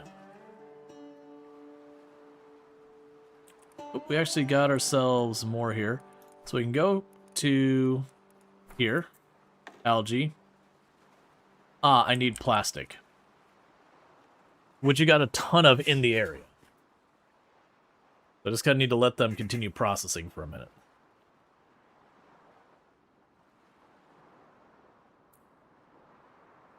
One thing I could probably do is switch you over to that. So one of our people here on the island can also help out. Okay, we got another place cleared out. Bring that plastic in. We got about a day and a half of food now. Which is probably enough to get another round out of the seaweed farms. If we can manage to get another seaweed farm up, that'll help a great deal.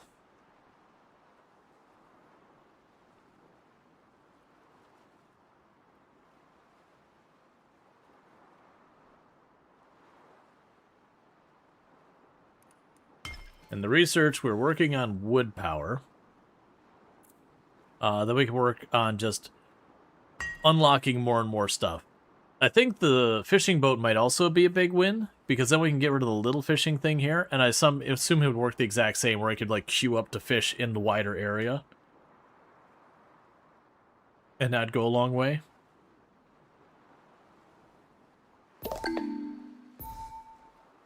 Alright, so we got that done.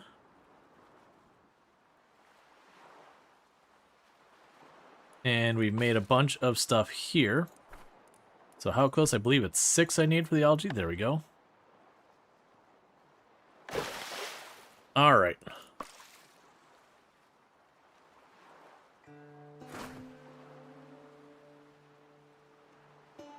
So it's going to hurt us short term on our food. But again, that's just going to be another 15 per cycle food we get.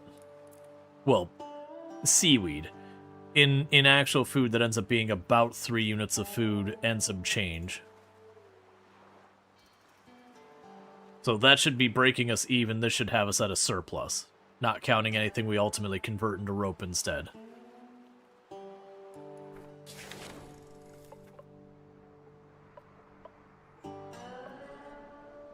Yeah, so you're getting that all processed.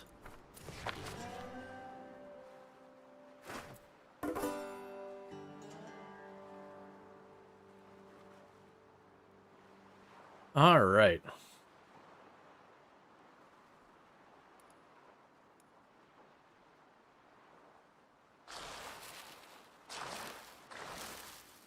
Yeah, so get our payout here. They'll bring that online. And after that, it'd be nice to be able to get another one of those going. Because it does look like we're going to need a lot of rope and a lot of stuff. It's just going to be a thing that takes supplies. And I'm sure at some point we'll want to have less of all of that stuff. I'll research radio station once the wood power's off. Okay, we just took our hit to our food. Like I said, we're really close to getting that all sorted out, so that's good news.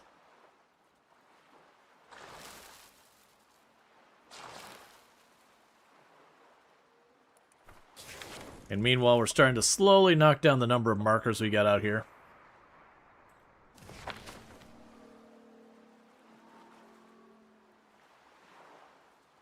Okay. That's another set of ruins done. We got the 3 markers of plastic way out there, and then the one place behind us a ways. Is this the one that's behind us? Honestly, let's find out.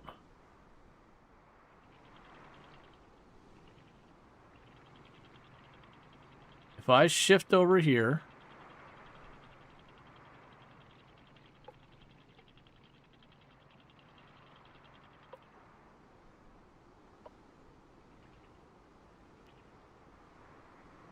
That's about where I'm going to be able to get to from here for right now.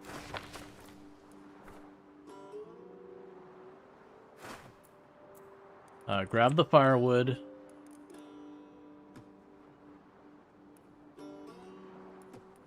Grab more firewood. Okay, apparently doesn't want to talk. He just wants to exist and give us stuff. Scout the region. We don't have the ability to chop those trees.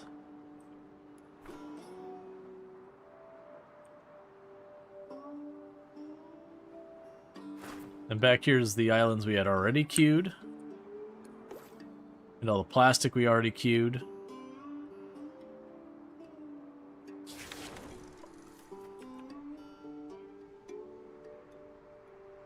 Apparently I have wood over here as well.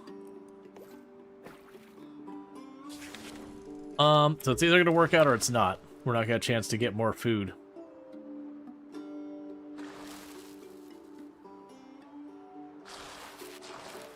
Okay, so you got all of those online. We're making more meals now. We do have enough meals to make it through another day. And this is the point we should be at a surplus on our meal production now.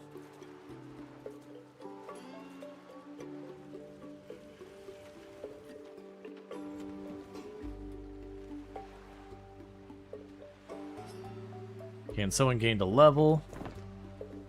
Ooh, you have double heart on that one. That's good to know. Meanwhile, let's have you start focusing more on the cooking side. Then go here. We have you having an extra passion on cooking.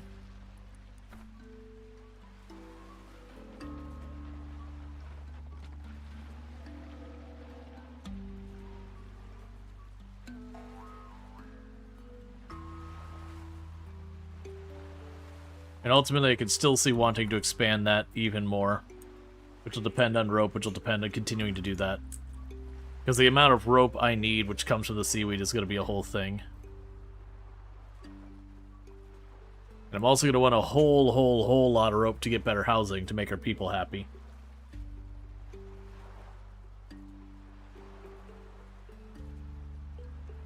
Because the reason they're getting upset, well, the menus are super bright. Oh, just being white background? Yeah, I mean, I think it's good that they're bright, because if they're darker, I think they would be harder to see against the ocean. But yeah, no, it is solid white. Generally speaking, this is probably fine, but if you ever have text on a menu, you don't want it to be white on black or black on white. You can have it, like, white adjacent. So, like, eggshell or just the tiniest bit off white. It's a weird phenomena that happens with your eyes that it'll really affect people with dyslexia especially bad. Where when you're looking at like white and black on each other, it has almost like a shimmer effect along the edges. Rubbish has joined Literal Garbage. Hey man, you'll fit right in. Welcome aboard to Literal Garbage, Rubbish. As our food is becoming critically low.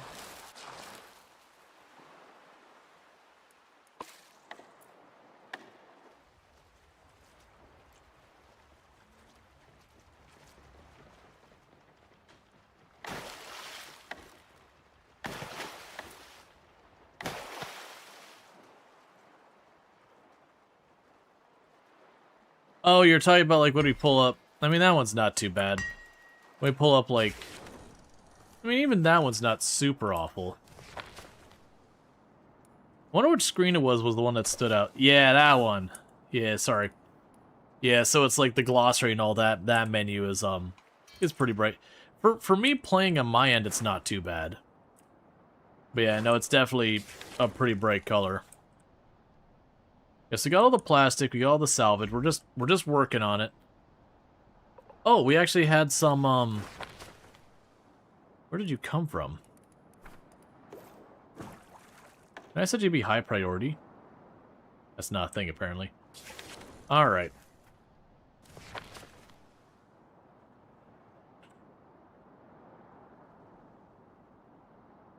Yeah, no, the glossary in that one, yeah, I can see that. Because the other one is like, okay, it's a little on the brighter side, but it's not too bad. But yeah, the glossary is like practically full on white.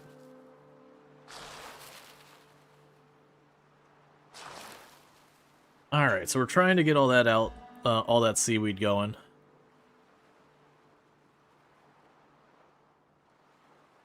We're working on bringing the plastic in. We got some stuff storing here. We just used up a bunch of our floating stuff to build more storage.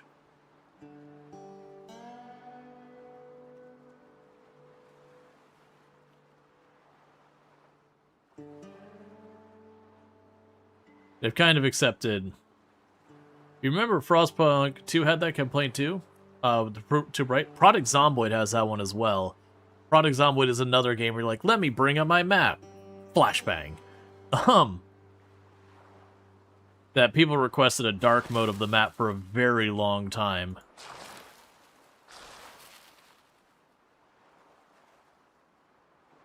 It happens. It's a catch-22 because on one hand, you want to have high contrast in general. Because when you don't have high contrast, it gets really hard to see things. But on the other hand, sometimes your contrast can be such that it's like the jump from one to the other is too much. Like you want, like for example, a text box. You want either a dark text box with light lettering or light text box with dark lettering. And that's fine in its own right. The big thing is just when you go from a screen that, like, you're playing some horror game and it's all dark and spooky, and then you pull up your inventory and it's a hair away from, like, bright white, fills up the whole screen, and just, you know, get like, the cat meme gif where the cat's, like, eyes, like, light up and it kind of, like, goes back into panic as just everything bright.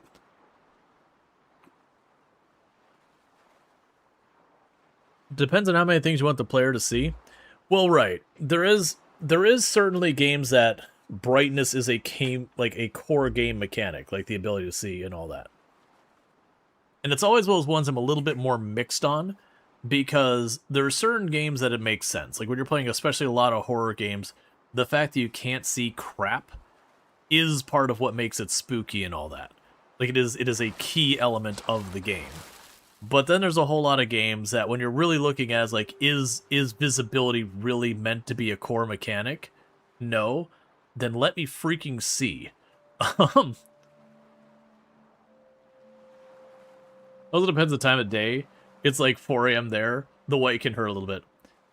Except that Silent Hill limited what you could see without messing with brightness. Well, yeah, that's the thing. You can do it where it's not actually making the game pitch black. It's like literally, you know, the enemies become like translucent or they're not fully rendered in or whatever it is they're using to limit the mechanic. Yeah, so we still got plastic, wood, and more seaweed in range. So we're good to just sit here and salvage.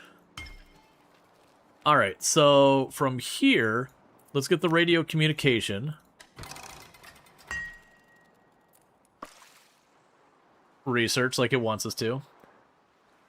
Let's see, there were ES player modules in Counter-Strike 1.6, and has banned the majority of servers and is considered a cheat, despite the colors and models,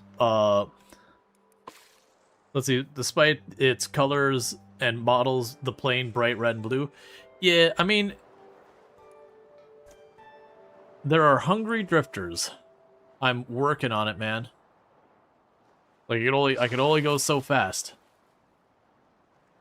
But the way it looks really good, kind of gives you Raft vibes, but not first person. Yeah, no, that's what I mentioned at the very beginning.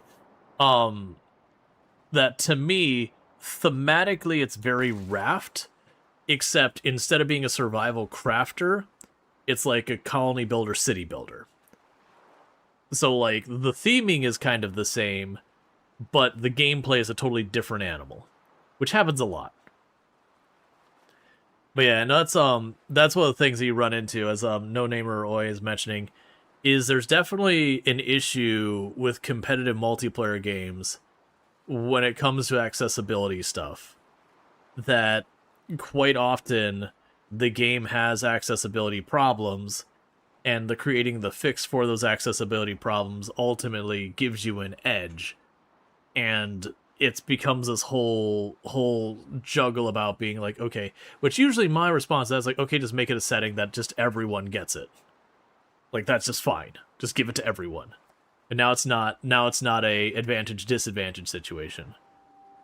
And then you'll have people who will like it plays like, but now the game looks dumb because now everything's highlighted blue or red. It's like, well, look, man.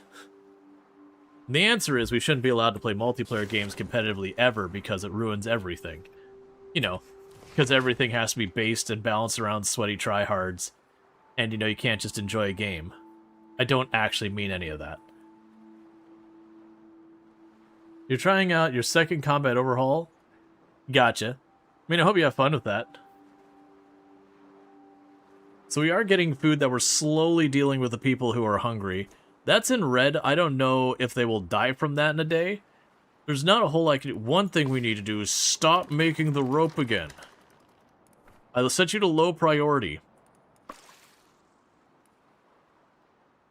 That rope is literal food. Eat, then rope.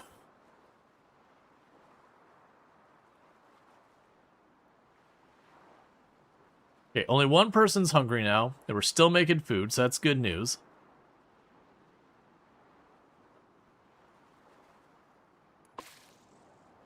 Alright, so what I want to do here is I'm going to keep expanding this, because one of the nice things about this algae farm thing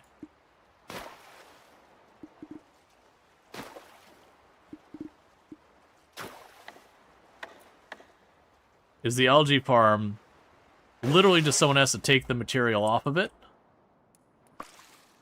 and come back.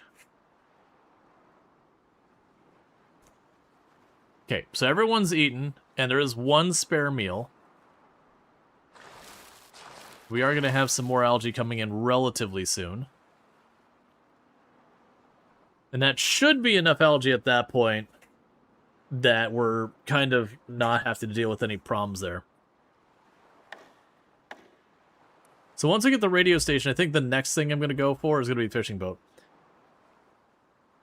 Yeah, no, yes. I saw that, no-namer and responded to it. Are you having a technical difficulty? Are you a bot?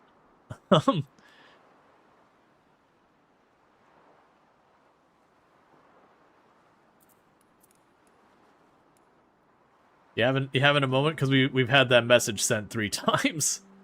And the wait twice. If you're using a third-party app, sometimes they struggle.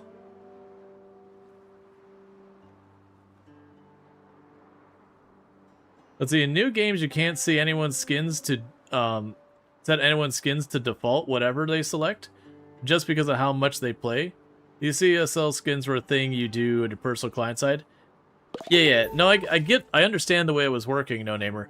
The issue that you run into that is, so, like, you're effectively doing, like, a texture replace, that kind of thing on the model, you know, to make it whatever, like, higher contrast, be able to tell the teams whatever. And there's accessibility reasons for doing that. But with all that stuff, it is a thing that you can argue that higher contrast makes people easier to spot, therefore it makes the game easier. And there is a certain amount of truth to that, like being entirely fair.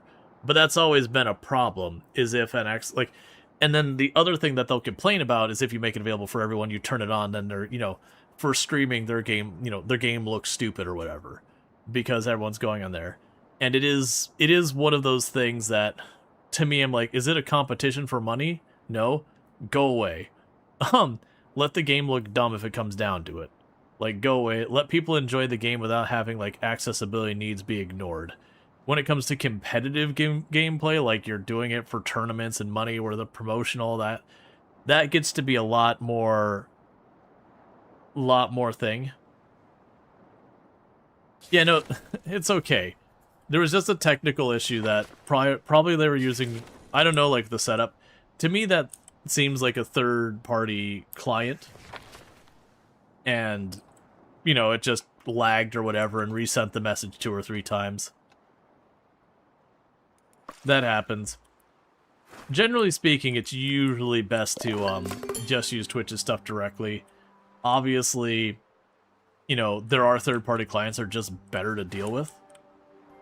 But unfortunately, it does create some weirdness. Alright. So it's going to be real dicey this next day for food. Because a bunch of the food we were going to eat is getting put in there to make more food. So I do have to try and hold out for one more day. We should be getting the seaweed from up here. If that arrives in time, that should supplement us at least enough to get there. The up arrow should be banned at Twitch. I mean, the big thing is to, if you up arrow, don't hit enter.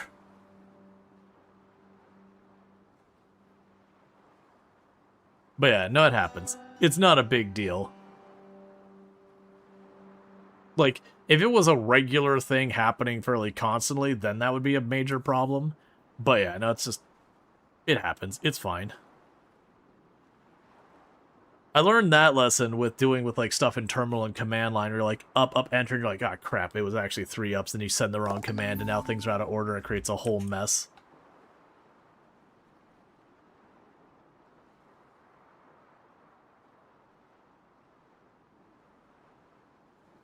All right, so we're almost out of everything to be pulled nearby. We got a lot of hungry people, but I do also have a lot of food coming in soon. Okay, you're dealing with the wood one, so the next time it goes out, it should come back with seaweed for me as well.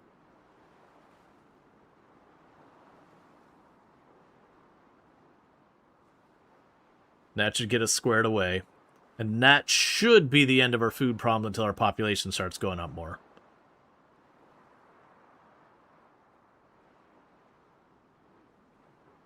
Let's see, and Darkshire saying, and for reference, there is a debate. Yeah, but it's a mod, I don't care. Like, you know, we have this discussion all thing. It's cool that you're into getting the mods for Space Engineer, but for me, I'm like, yeah, but I just don't, that's just not my thing. It's cool that there's a debate between, like, what mod is better than what other mod. But ultimately, it's just, you know, I'm glad you're passionate about and everything, but it's also something I genuinely don't care. Because I'm not going to use either of them, so it's irrelevant to me. Like, it'd be a different thing if we're, like, in the context of playing Space Engineers right now, so it's relevant to what's going on. But, you know, it always comes up being like, oh, you know, playing RimWorld with 300 mods, playing Skyrim with 300 mods, playing Space Engineer with 300 mods, like, cool. I mean, if you're having a good time, don't let me yuck your yum. But it's just not my, it's not my way of playing games. Alright, so we're getting meals made, so hopefully pretty soon we'll get that stabilized. We're about to get ourselves, okay, cool. So that'll be the last of the seaweed from that area. So between that and the 4 farms, we should be stabilized. We're going to let the food pick up a little bit before I turn the rope back on.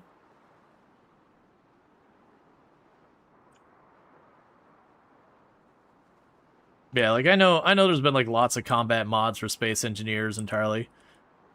I was always pretty like just kind of whatever with most of those. Not even from like the modding side of things.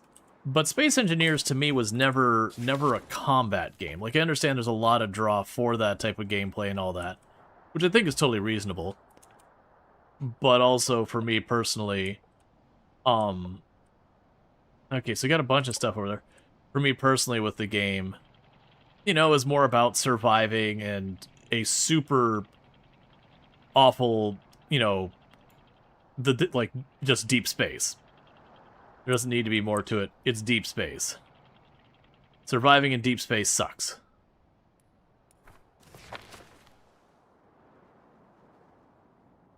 Okay, so that fishing should be in range.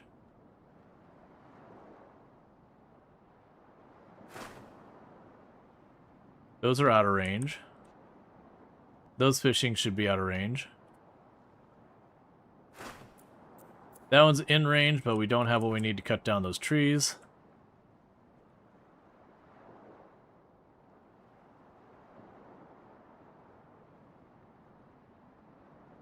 And thank you, No Name Roy, for gifting that that tier 1 sub to Darth Strider.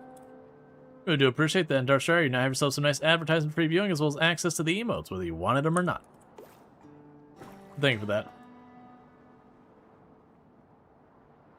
Surviving in space sucks less when you modded some pew-pews and delicious snacks. You were hurt that you think I just mod everything in Daylight out of just one game? You do all your games. You play no favorites. I literally listed a bunch of games, man.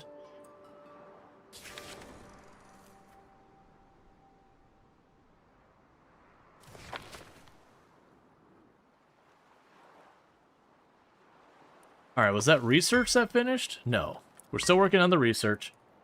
Food is still not stable yet, but we're getting there because we're right about to get a massive influx of food, or not food, a massive influx of seaweed, which in turn will become food.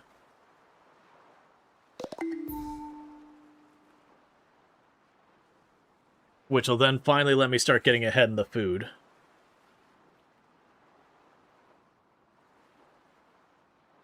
But yeah, no, for me, Space Engineers, this is going back, was always about, like, making your place, setting up your, like, infrastructure on it so it could, like, manufacture your materials and then building your ship and doing all that stuff. And, like, I know a lot of people made, like, a bunch of little ships to fly around. I would do that early game and make, like, a little mining ship to feed the bigger base or the bigger mining ship. But for me, Space Engineers, I always end up turning into, like, one massive, like, fully inclusive industrial ship. So I could just go up to an asteroid, just grind a hole right through it, consuming all the materials into the ship to process. Or we made, like, the one where I made, like, a little crawler that was solar powered that just sits, like, squat pretty close to the ground. So it could just, like, lower the drills and just drive for and basically strip mine the surface of the planet. Like, you know, and I had played with a bunch of friends way back before streaming where I had this, like, salvage platform where people would bring me a bunch of ships and I would just shred them for parts. You know, back before, like, the printing and everything was set up. It was just kind of my way of playing, was all, like, the industrial stuff. I played a bit with the combat thing, but I always felt the combat was kind of one of those things. It's like, it's fine. It's, like, serviceable.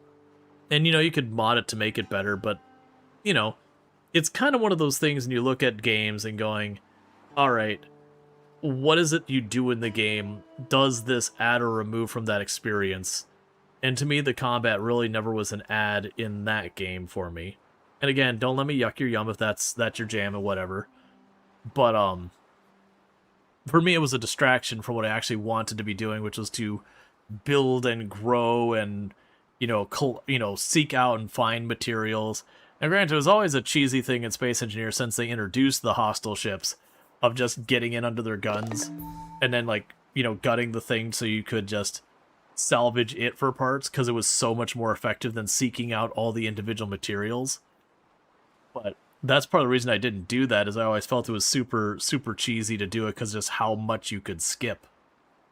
So for me, it ended up being kind of a detractor for my enjoyment of the game when I did that. Instead of, like, the slow burn build-up, you just kind of teleported just having stuff. Alright, so go ahead and drop this here.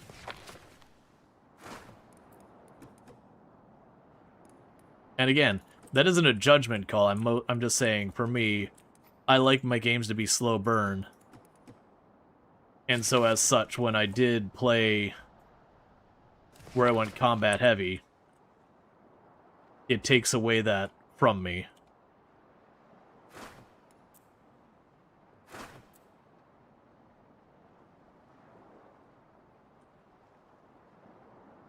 Alright, we can go here, not there.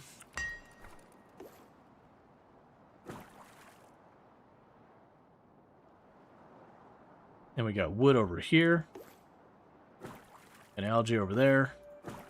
Keep calling it algae, it's still seaweed, no matter how much I call it algae.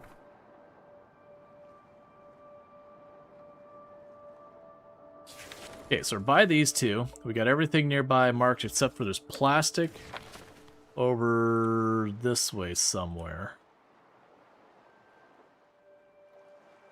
There you are.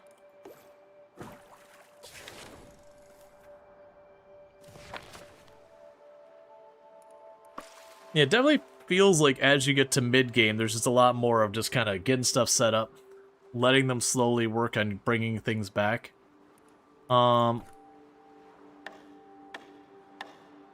Yeah, we're good there. We haven't unlocked the more stuff there. We still haven't gotten steel. We've got all that unlocked. Do you require metal plates? You can actually start making bigger storage as well. I'm gonna need to do that. Yeah, so you store...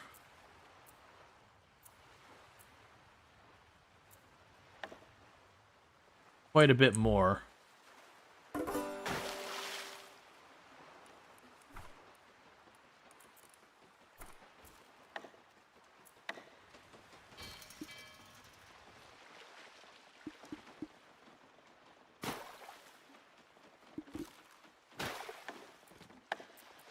Okay. Increase our storage a bit more. He logged into Nexus Mods to look for a mod some time ago, and got prompted by a stupid non-skippable TOS update that stated they now get a license for all mods people upload to use for whatever they and their partners want free of charge. That doesn't surprise me. That's not even a thing specifically about Nexus or anything. But yeah. Everyone wants to always make another dollar. And it's pretty obnoxious at times. Like, I understand if you wanted to make money, sure, that's fine. But like, so many of the things, it's like, okay, I need to be able to make more money off of this thing. How can I bleed this for a little bit more money?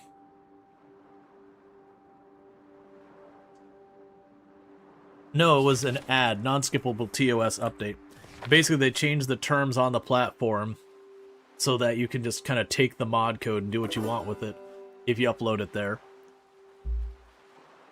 Which could be good or nefarious, all depending.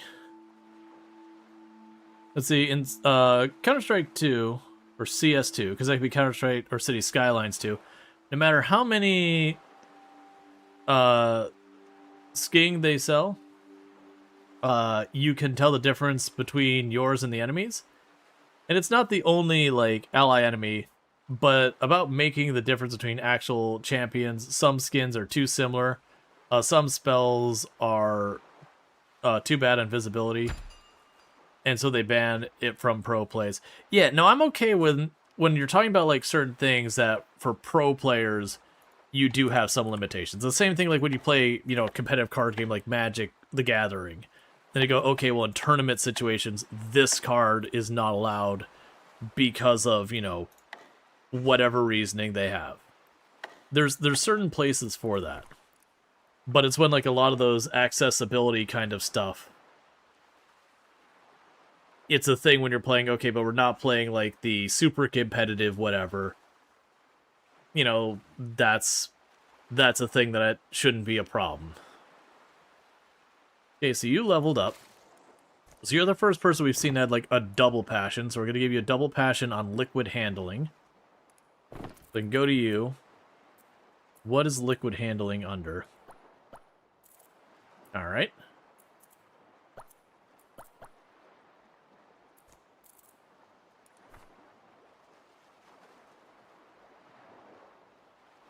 In single player, yeah, no, it's single player, absolutely. That's the other one that irks me, is when you're playing with yourself? I thought you were saying Counter-Strike 2?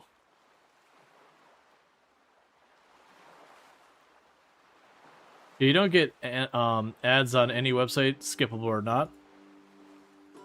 I mean, you can have ad blockers, but none of them's perfect. There's some that do work pretty well. Now, yeah, no, I don't disagree that these days using stuff like Google is just hands down awful.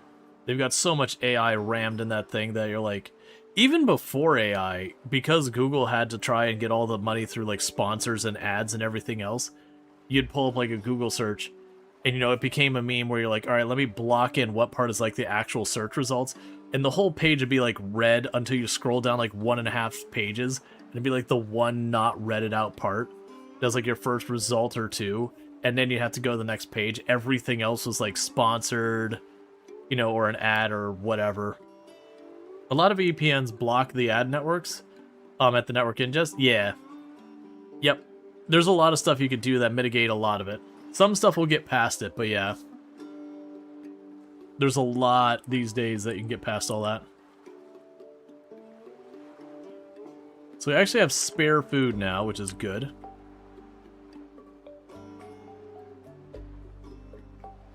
Ads are a major part of why people fall for scams. I mean, there's definitely ads that are scams. I mean, my big problem I have with a lot of the ad things is for stuff like the ad tracking and all that kind of stuff. There's a lot of cases that ad tracking, like that kind of stuff, ends up getting like malware and all those kind of stuff in it. And so it's kind of, to keep computer safety, you kind of have to block so much. Like the number of times they've had like ad trackers and all that have gotten infected with this kind of that. And then so they do like, you know, code injection and everything in the JavaScript and whatever. That we've had to have like a lot of extra security features added to counter that kind of behavior.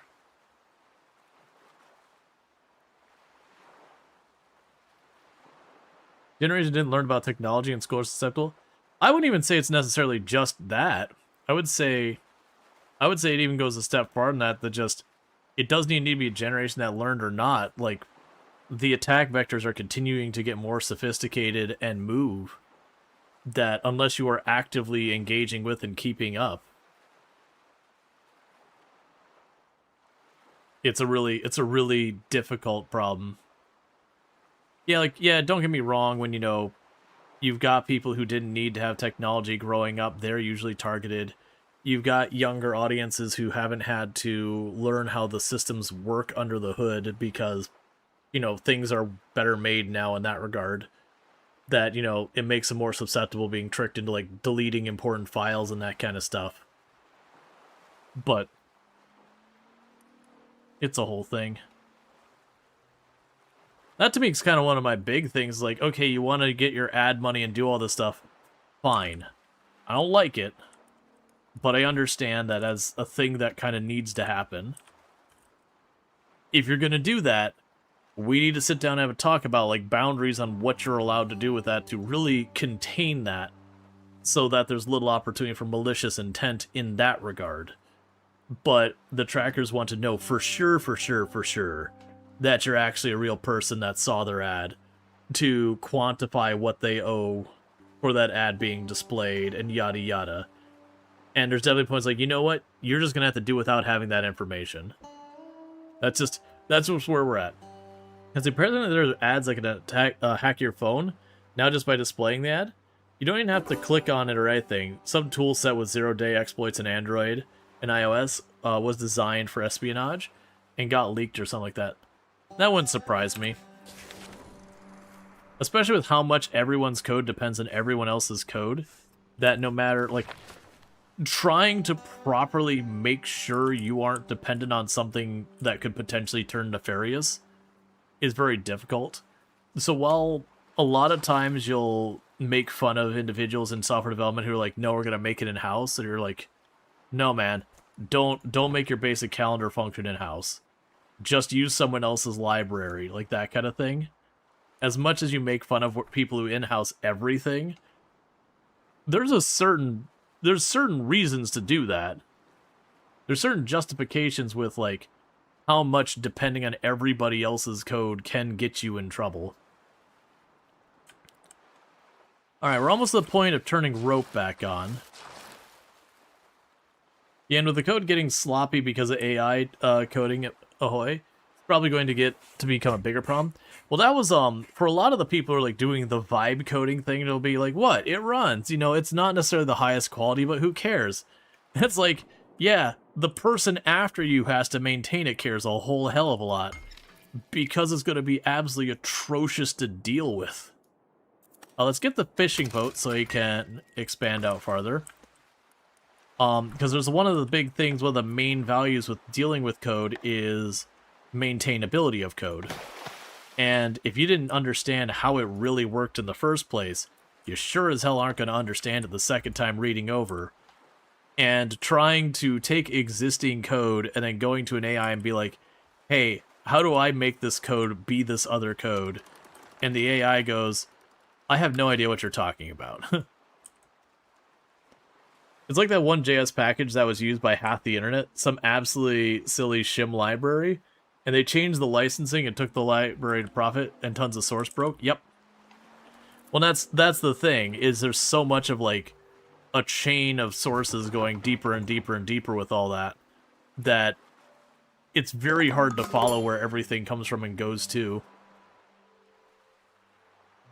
Alright, so pretty soon we're going to have the last of... Oh, no, we're not. We're working on bringing that all back. And we're up to wait 3. Honestly, it's scary. It is. Like, there's definitely stuff that where you see someone inherit some library, it's like, what does this library do? Oh, I convert strings into integers. And you go, why the hell are you just not using the built-in? That already exists. You don't need a third-party library. Or they'll be like, oh, I'm a library that lets you change the cursor on the screen to, you know, whatever PNG you want to feed it. Why would you do that? Why would you get a third-party library? That's just normal code. Like Microsoft and their 30% AI Windows code. You actually started to believe that in the case of the recent updates. Microsoft has had some significant quality assurance issues for a while now. And as much as I want to blame AI for it, a lot of it does predate AI. I think it's just one of the things that you've got a product out there that there is a conflict going on between where your priorities should be. Historically, it was just to make the product better and better and better. That way you could convince more people to sell it. But they have discovered over the years other revenue streams to get you, like, to buy into their other product lines, to buy into their cloud stuff, to buy into this, to buy into the AI, and all that kind of stuff that no longer is the primary motivator is make the application the best it can be. It is to get all of these other things that get investors excited and start doing that kind of stuff and really just shoveling it all together. And like in a lot of ways, things like, you know, for example, OneDrive can be effectively ransomware and how hard it is to get rid of if you get used to it. If you just get rid of OneDrive, it takes the files off your hard drive. Like the matched folders, they're considered in the cloud that once you close OneDrive, it takes those files off your local computer and now they're only on the OneDrive in the cloud and you have to like go, I guess I'm downloading all my files back. Like, genuinely, that is a deeply upsetting application at this point.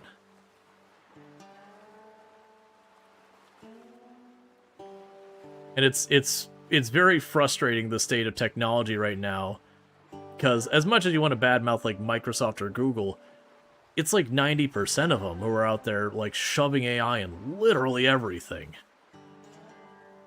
It feels like it was happening with blockchain for a while, you know, but to a magnitude worse. That we had for a while, people were trying to put blockchain in literally everything. And you're like, okay, hang on. There is a really narrow, specific place that blockchain genuinely is a good and effective technology. A very narrow place. And it is being put literally everywhere at that point in time. Like, I was having these things like, yeah, I run an e-commerce website. How can I use blockchain to improve my sales? I was like, you can't. What are you talking about? That's like asking me how I can make a rutabaga make my car run faster. You can't. You have said two completely unrelated things. The Venn diagram are separate circles. There is no crossover, not even the tiniest bit. Maybe if you push in to go, the car's red and the rutabaга's red. But that's just a property simulation, you know, similarity that has nothing to do with making them work better. But so you never knew that you would have to re-download your files if you use OneDrive. It's a thing, you can get around it by grabbing all your files that are backed up with OneDrive, copying them into another directory, and then when you get rid of OneDrive, then copy them back where they started. It shouldn't work that way. I've run into a few people who use OneDrive that very genuine. It's like, you know where I want this file? On my local hard drive. Do you know where I also want it? Backed up into the cloud. But do you know where I definitely always want it? On my freaking hard drive. You are a cloud service in support of my local computer, not the other way around. It could be used for something like blockchain encyclopedias with everything being traceable, for example. Yeah, there's definitely, you know, reasons to consider like blockchain at those points, but it was like one of those things that like literally everything. You'd be like, I have software that, you know, it's tracking inventory. How can I use blockchain to improve my productivity? You can't. What are you talking about? Here, I got a cucumber. How can you make your CNC run faster with this cucumber? You can't. Exactly.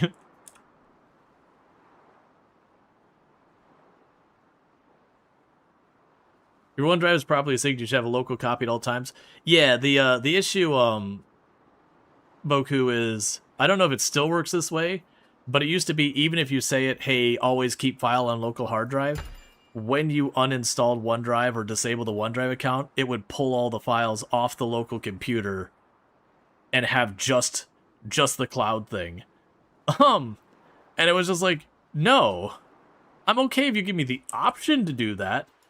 I still think that's even silly, but no, that's not what should be the default behavior. And maybe they've changed it over the years, but that's definitely how it used to. Oh, the fishing boat requires metal. We got to figure out where the metal scrap is, and don't tell me, because that's part of the thing, is figuring this stuff out. I'm assuming we just haven't run into the right building or whatever to do that. I'll get the food cleansing, even though I haven't had anything to deal with pollution. But it is intended to free up space in your local system and is intended as a feature, not an issue. You deal with this at work all the time. Yeah, back when you used Windows, you always remove OneDrive and all that stuff you didn't need and want. Yeah, part of it's so hard to remove half that stuff. Like it's kind of the same thing of like if you use an Apple device, you kind of buy into the Apple ecosystem, or if you buy like an Android, you are buying into the Google ecosystem, or if you buy like Windows, in a lot of ways you buy into the, you know, Microsoft ecosystem, and you can get a lot of it removed, but sometimes it comes at detriment of the application that by removing you kind of lose access to a lot of things that you'd otherwise have. Alright, so the good news here is we also have gotten to the point where I can start building the nicer houses. So let's start getting that done.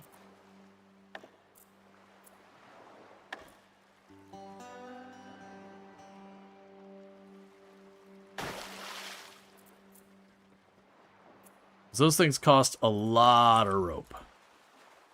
That's part of the reason I wanted to get extra of these set up, is to slowly get everything switched over.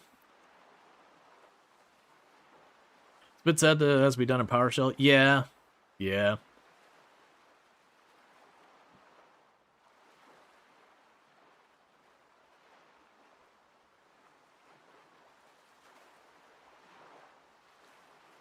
Yeah, no, back in college, I, like, it was alongside Windows, but I definitely used, Linux. I used a couple different ones, like Ubuntu and Knoppix, and a couple of other distros. And generally back then, it wasn't really a good strategy, but we're kind of at a point with what's happening with, like, the AI being rammed into Windows so much, and how much stuff like that is happening, and how many bad updates they've had, that I usually push back when people are like, oh yeah, you should, you know, like, you should use, you know, oh, your grandmother, yeah, you should have her on Linux. I'm like, nah, man, don't do that. But nowadays, like, okay, well, I mean, we're running into a situation where Windows as a product is getting so hard to use, and not just fighting with it because of all this garbage, and how badly it's getting, that it's definitely been a thing I've considered a good couple times, being like, is this time for me to get back on Linux? Because it was a fun experiment in college, and it definitely helped me get through college, because I had a netbook that couldn't handle crap, because it was on the Vista days. And like, you know, it worked for a micro purpose and whatever. But now it's kind of like, alright, well, it's like Windows isn't even a position where it's getting out-competed. Windows in this position, it's removing itself from consideration. And it's frustrating. Yeah, no, I'm on Windows 11. And the worst thing, it wasn't that bad when it first came out, but as they've been getting, like, so hard into this Copilot thing, that, like, it keeps as being more and more stuff. It's like, I don't want this. It's making my computer run bad. Make it go away. Because since OneDrive directories are not mirrors but distinct copies of standards, you would have to unlink those directories from OneDrive before disconnecting. You think that's possible since they changed the targets for other reasons? So the one I tried at one point was to unlink a directory, and that had the same result for me when I dealt with like the unlinking it. Was when it unlinked, it just removed those files from the hard drive. They were still in the cloud, so it's kind of like it unlinked, pulling those files down from OneDrive. It is a weird decision. I do think it needs like configurability where you're like, hey, just leave my freaking files on my computer. Like, I'm down for you to back them up. That's kind of the idea. But also, leave my freaking files on my computer. Alright, are we to the last one? Yeah, we've got everything collected. So as soon as the boat gets back... Boat is back. Alright, so ready to move again. I don't know which way I'm even moving anymore. Oh, we can go... up here. You been considering this game? It's fun so far. This is my my first time playing. I will say, I'm already kind of hitting a point where it feels like I just go to a place, I queue up to grab everything, and then it's kind of wait. Which isn't bad. This feels like a good ant farm game, as I like to call them. Which is basically a game where you kind of set up a bunch of stuff, and then just let it run for a while, and then come back to it.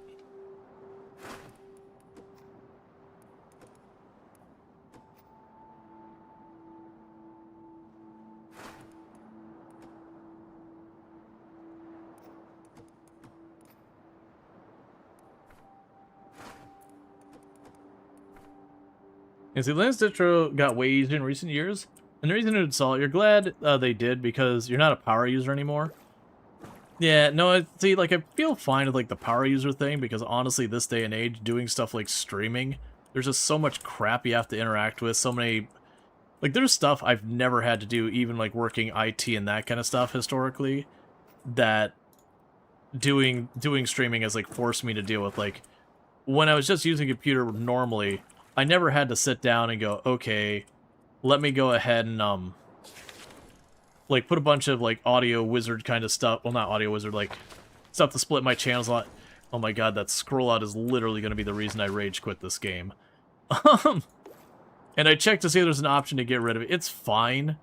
I just habitually want to scroll out for more information, so I have, like, more situational awareness. And when you do, it just takes you back to the map, and you lose your frame of reference of what you're looking at. So I got those three marked. Where's the one I didn't have marked? Okay, it's literally on the opposite side. I've lost my frame of reference. There's the three, so it's this way. There's that. There it is.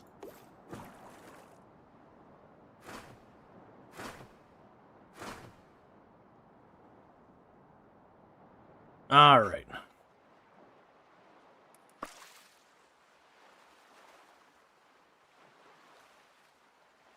We're waiting on more rope to be able to build stuff. It also wants me to make the radio thing, which is under here. But that requires metal plates and all that. We don't know how to do that. Which my expectation is we keep exploring and unlocking things. Remind you of Airborne Kingdom? Yeah, Airborne Kingdom was fun. I think that was what... Is Airborne Kingdom the one I'm thinking of? Let me check something.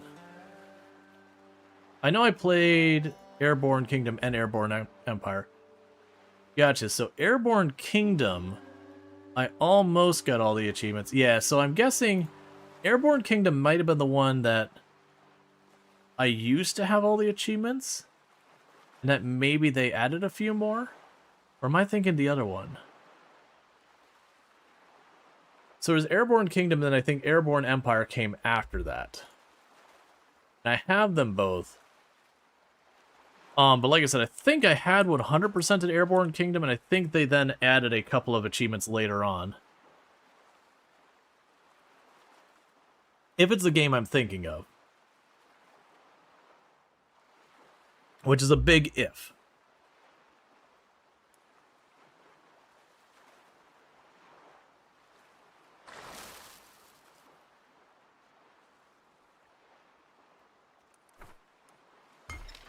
Alright, so we're researching that. Let's check to see if there's anything else I've been overlooking that we can build. We can build more storage. All of this, so I can actually get the big drying rack for wood. I haven't felt the need to worry about that right now. Obviously, it'd be a good thing there. We have the plastic workshop ready. You're both waiting on metal stuff. You're waiting on metal, you're waiting on metal. We are doing that, that's fine. We already have one of those. You're both waiting on metal. Yeah, so we've got like basically a hard blocker on the metal. That we're just going around because we haven't figured out where to get metal from that.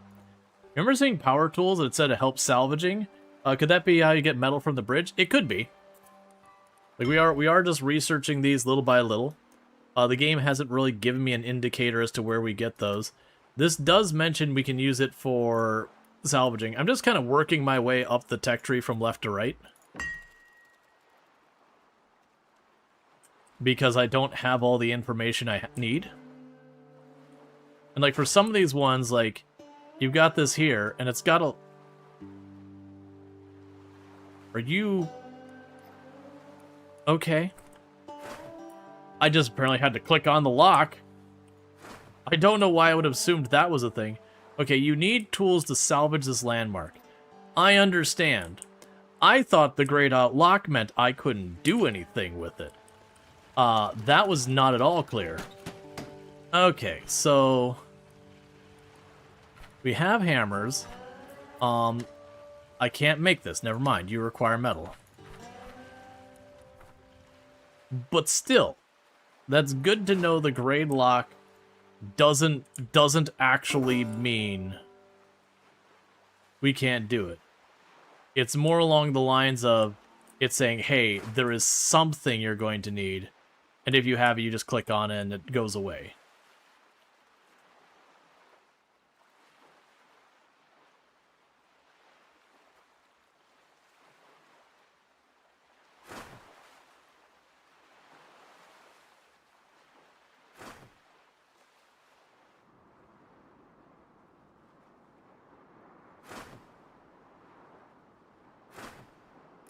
Yeah, so I have to dismantle there.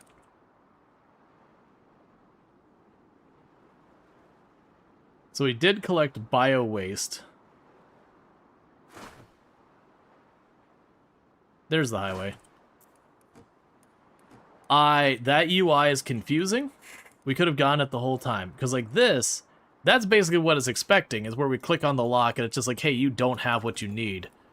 But these ones, it was, you just had to click on the lock. It's like, okay, you can do that.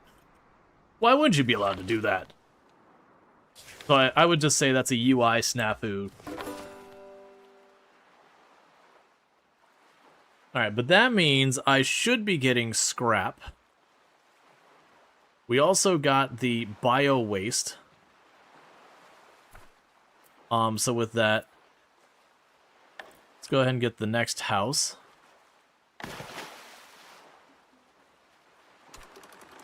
And we'll go here for the jars. I need plastic.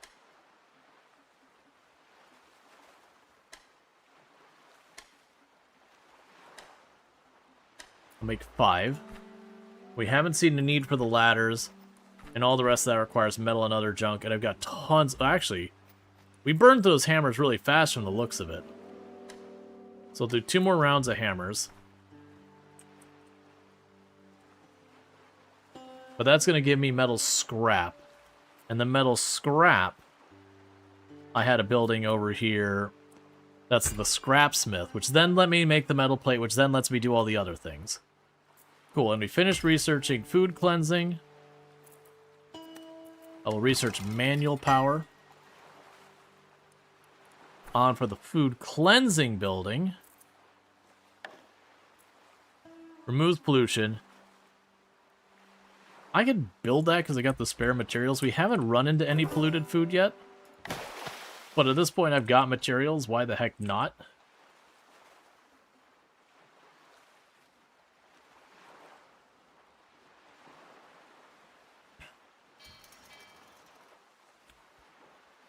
Okay, so we got the duo shack.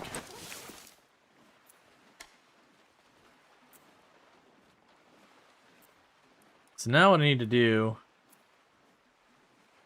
Disable snapping, disable grid.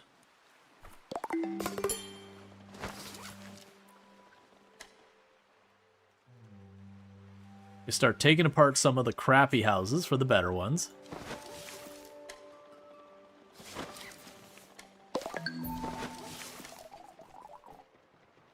Captain, we spotted signs of life. There might be someone over there. Over there! Alright, I mean, we'll head there eventually. It's fine. I'm doing a thing right now.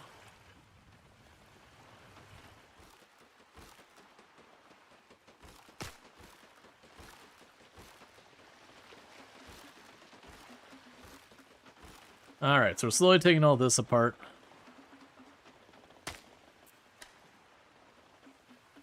Taking that part as well. So I've got 7 people. So I can't fully take all that apart without people getting mad that they then don't have a home. So what I could do here...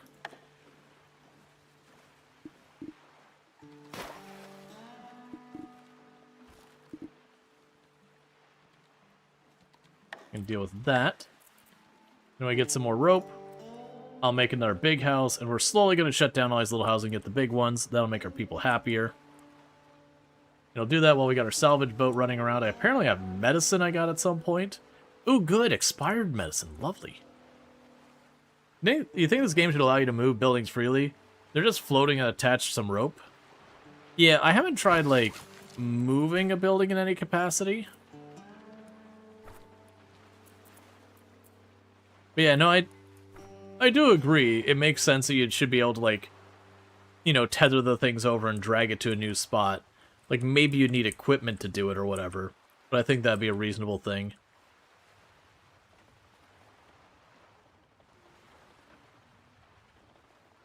We got our jars, we got our mallets, we've got water.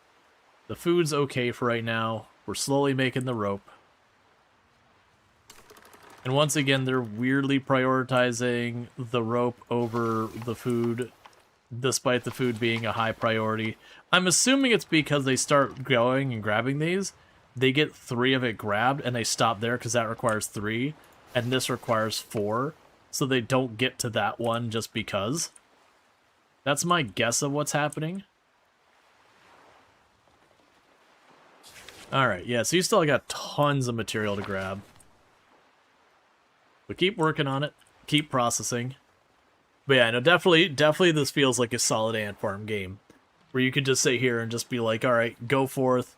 Like when we were only had the little range, like this, I had to very actively move around, that kind of thing. But now that we have the boats where I have a giant radius I can reach, it very much feels like you park your boat, you just start consuming materials until you've got enough to do the next thing. Which definitely changes the pacing of the game a lot. Which makes it a really probably solid, you know, play on your own time kind of game, I think.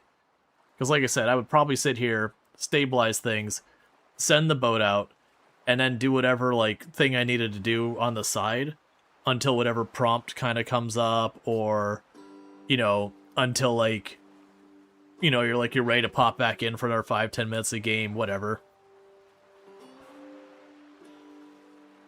Do we have any of the scrap yet?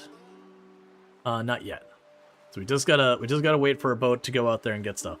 And I know part of it is being selective about what you grab, but counter argument, it exists, and I want it. I don't need it. It doesn't make sense to have it, but I might want it eventually, and therefore I shall have it.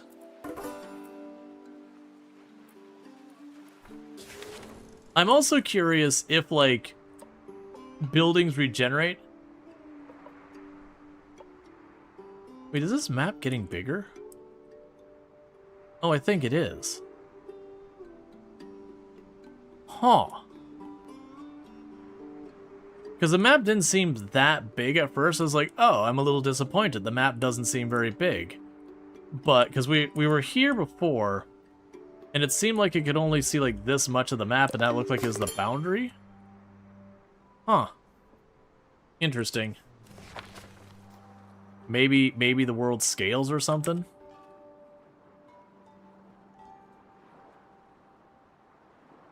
Either that or I just didn't look at the map right.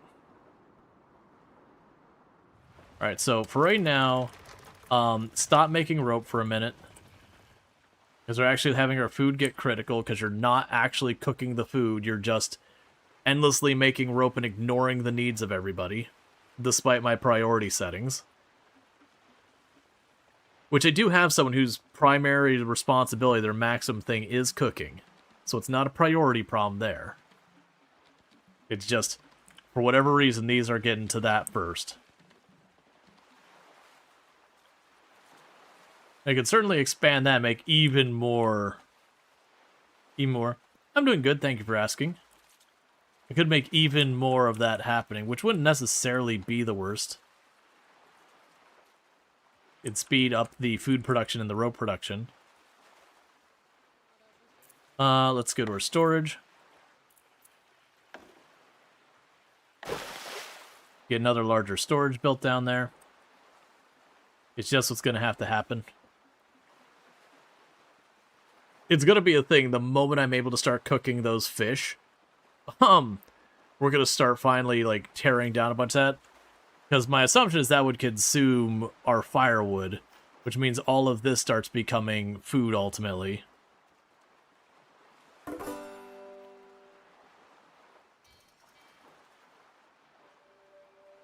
And we're slowly building more and more weight on our raft.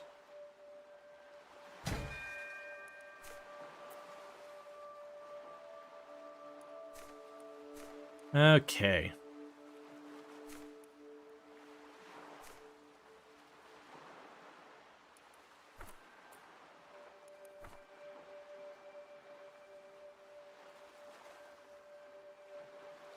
So how are we doing on depleting these things?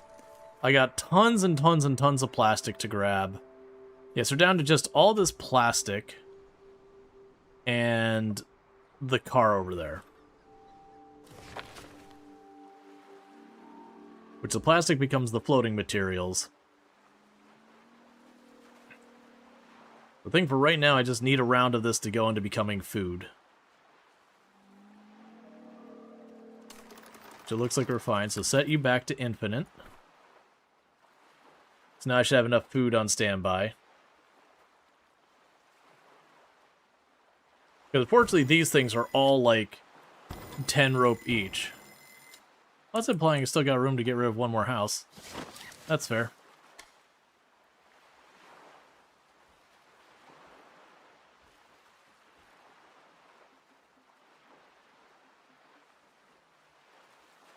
Okay.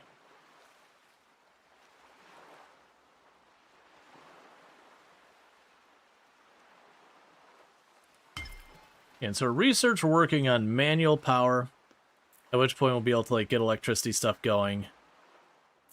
I probably should get the simple decorations added. Right now the only decoration we have that I can build is eel electricity. But I don't have the plates yet. We do have the scrap queued up, which is part of why we're sitting here, even though it's just giving me plastic right now. Is I do have that over there, and it doesn't seem like there's a priority system on. Yeah, so it doesn't seem like there's a priority system on that kind of stuff. If you're not that way, then you're the other way. So now I can be like, hey, could you prioritize this over the other? Yeah, neither of them do I really have the ability to prioritize. So it's either kind of cancel them or not. Oh my god, please.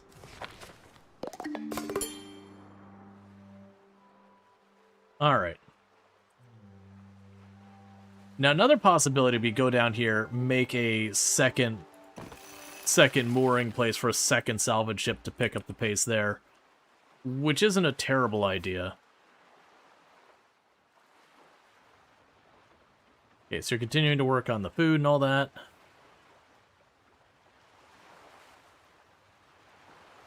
Now you're getting some rope going. I was going to make a second boat for fishing, but then that required a metal plate. Now, the big thing is once I get these metal plates started, that's going to be a lot of work for someone to play catch-up on getting a whole bunch of things done around here. Because then I'll be able to make the grill, and the grill means I'm going to have a mountain of fish to cook.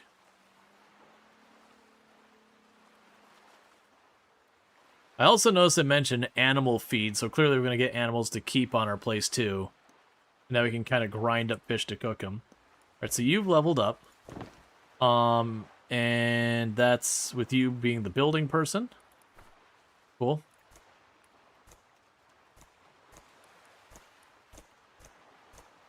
That's weird.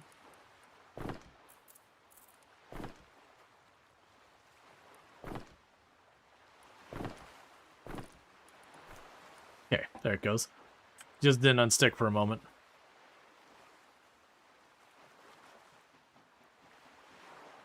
Alright, so we finally got scrap on the way. I'll probably just keep that going full speed. So now we can go in here to the materials, and we can get a scrapsmith. So we can shove that up here. And slowly, horrendously, negatively impact the aesthetic of our boat to unforgivable levels, as you do.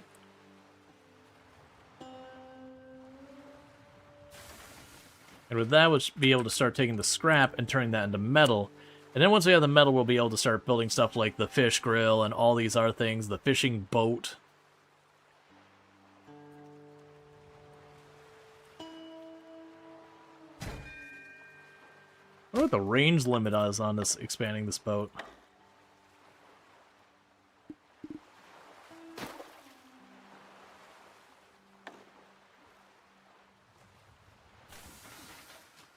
Okay.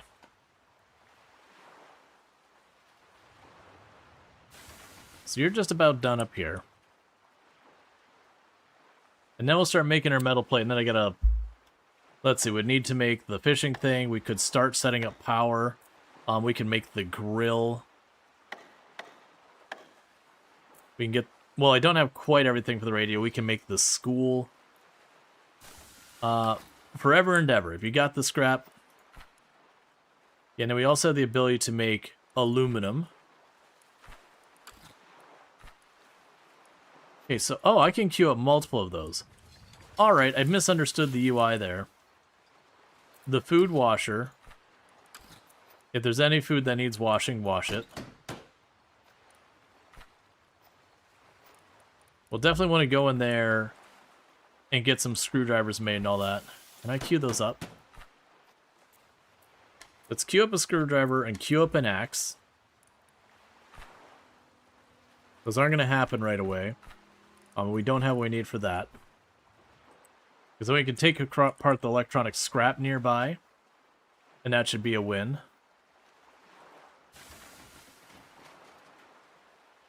And then once we get our first metal plates, we'll need to get that sorted as well. Because then we need to get the person to start cooking all the fish.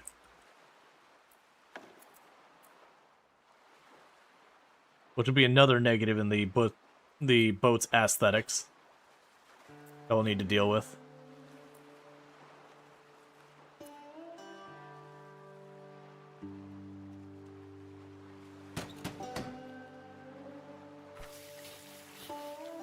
Alright, let's set some production limits on some things. So, you don't have more than 10, don't have more than 10, don't have more than 10, don't have more than 10, don't have more than 10, don't have more than 10. None of the other stuff that we really care about right now.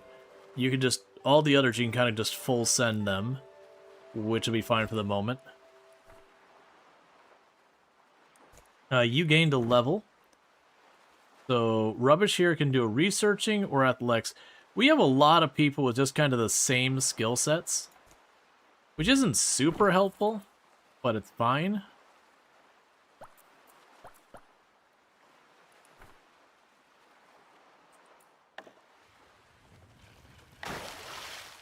Alright, so we're going to start getting our fish grill going.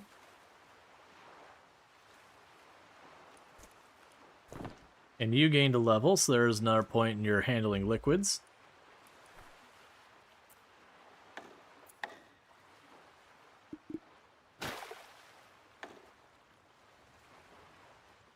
All right. Because the big beauty here is when we start cooking the fish, I've got a pile of fish. So we could just start cooking all that. And that means we'll be using way, way less of the art stuff. Let me go and get those decorations. It's fine.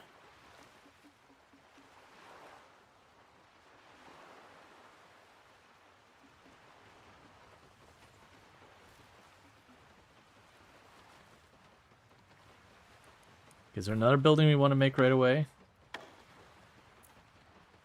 You need more metal plates than that.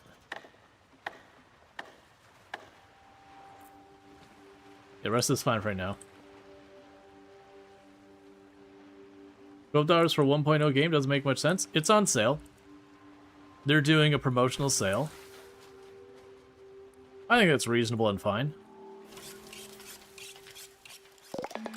Alright, cook all that. If you get those, cook those. If you get those, cook those. If you get those, cook those. Oh, wait a second. Wait a second. You can get fancy food going on there. Honestly, cook it if you got it. We'll go to here, and it'll say 20, 20, 20, 20, 20, 20, 20, 20. All the food types, we go to 20. Yeah, no, they just got a sale going on. That's not unusual. Keep in mind, it's also like an indie game that it released in early access a good couple years ago. So that should help with the rope. And we also have enough now to go down here. And build another wharf. I'll have to make this longer. Is well done? Yeah, no, I'm enjoying it. Any plans to play Foundation? I played Foundation before. It's been a long time. But I played Foundation before. I don't remember much about it.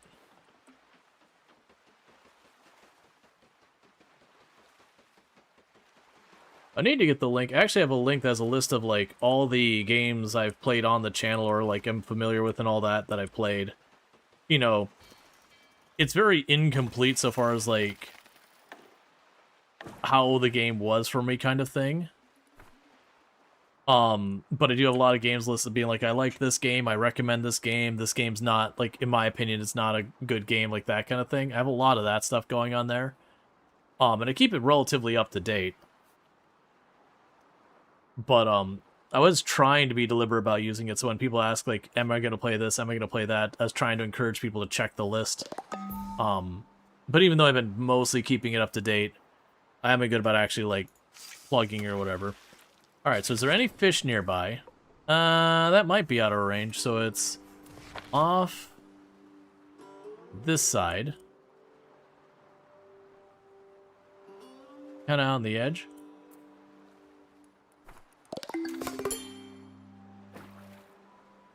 Okay, you can go get fish. Just had a huge update. Yeah, so Foundation. Yeah, no, I've got over... I don't have a huge number of hours in it. I actually have a good almost 50 hours in it. So I've definitely played a bunch. Like, don't get me wrong, that's not a lot.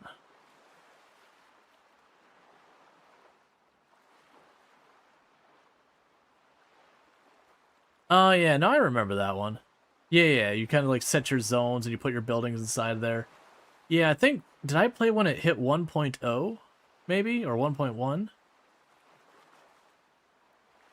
Yeah, so it does look like they've had a bunch of updates. I don't know if I'd revisit that on stream necessarily, though. Like, I had a good time with it. But some of those games can be pretty rough to stream a lot of times, just the pacing. And it seems like it's mostly, like, quality of life improvements, that kind of things. You know, balanced quality of life, that kind of stuff. But yeah, and I played pretty, like, once when it was pretty early access. And then I played it again when it released.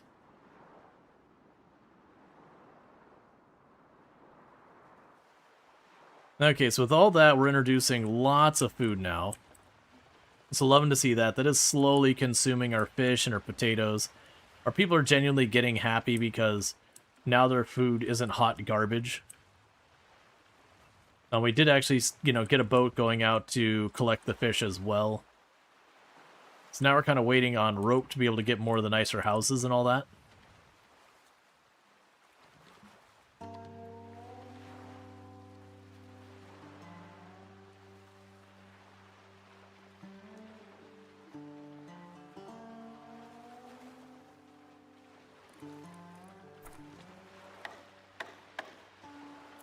We also have the animal chow grinder, which is cool and all, but we don't have a need for animal chow yet. We can build the school. That's probably worthwhile. And that makes the place like us more. Electro crafter, various electric stuff.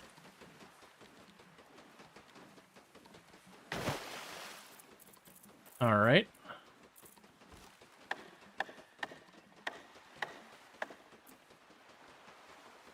So there'll be more buildings knocked out. It's not hot garbage anymore. We stopped heating it up. Oh, my apologies. All right, so you gained a level, so here's your point in research. You gained a level, so you're better at cooking. We finished researching simple decorations. All right. We can get electricity storage. Study desks.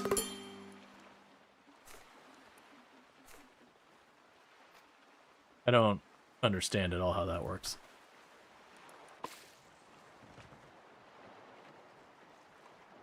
That's fine. So you'll need electricity. So you use scrap. That is good to know. You use scrap for electronics, which requires the electric scrap. Who's the handsome boy? Mama. You're handsome. That doesn't sound right.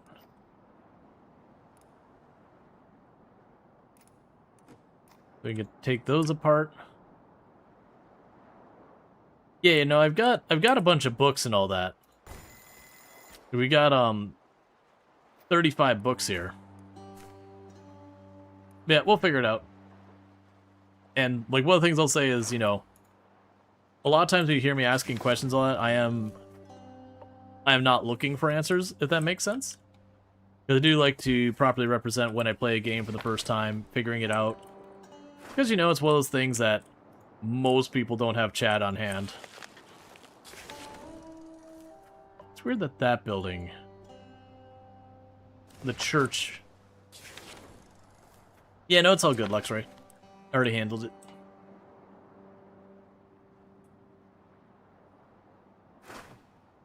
You know, a lot of people answering questions doesn't feel that way.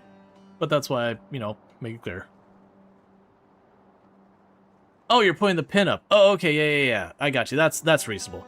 I thought you were responding to us like, oh, that was like weirdly right after it was said. Like, right after I covered it. Yeah, no, I got you. You're putting up the pin. That's fair. Because it is a thing that generally when it comes to games, I try to represent it as, you know, a person playing it for the very first time, because it is my first time playing it. Versus like on stream, you know, you can have people answer the questions and give you the progress. And it can feel way different when you're playing that way versus, you know, when you're having to figure it out and like the game might have crap tutorials or that kind of stuff. Needless to say, this thing isn't doing me any good right now. I'll queue up for those things to be assembled, but I don't anticipate that being a thing. We can also go down here to that and set a production limit on you, wherever you're hiding. We'll set a production limit on you. And you. Actually, that's scrap. Is it 0 to reset it? No. There we go. That's fine. Oh, that can be fine. That can be fine. I guess since we have other uses for scrap, we'll lock that in at 20. And then the rest is all fine. Okay. So because we started processing, if you remember, we were struggling with our inventory. Now that we're processing everything down into other materials, Needless to say, that's not a thing I'm having to worry about. We should likely be getting electronic scrap relatively soon. And what would I need for the radio station?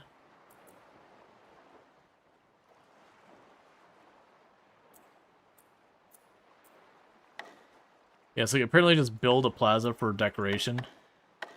Let's see here. Yeah, so you need electronics and metal. So we'll have to find more scrap. The place we found that so far is to snag it from the cars. But we can go over here and just grab stuff around here. And just keep following stuff around as able.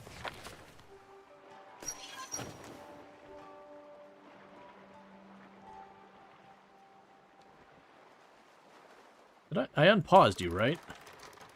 Yeah. Oh, I see. You're set to low priority, so they're doing our things. That's fair and reasonable. Yes, it does look like it's slowly consuming books. I'm guessing what's happening is we're having our people pop in here to research, like when they're not busy with our things, that they'll just get their XP kind of thing. Which again, that isn't a question. That is my guess of how that works. Is that anyone who does not have a task going on will pop in and start XPing or whatever.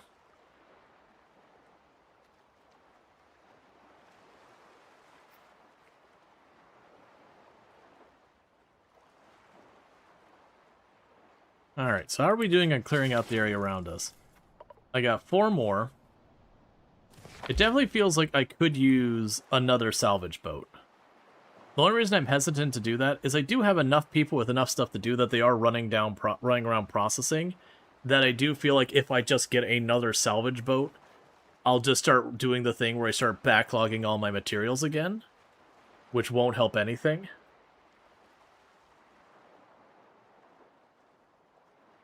Yeah, we're still processing all our food, because I have like 70 plus of each of the... Like I have 70 plus of the fish to grab.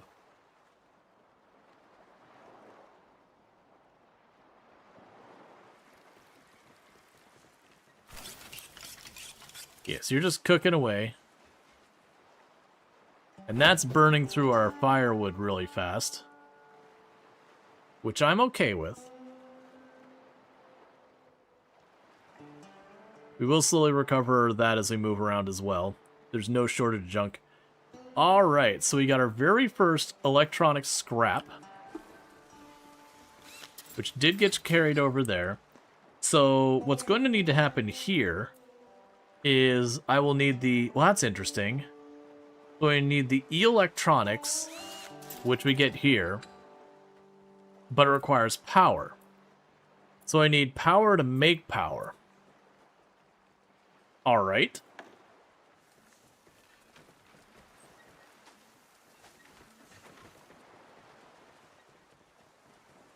Huh. A drifter can manually generate 10 eels here.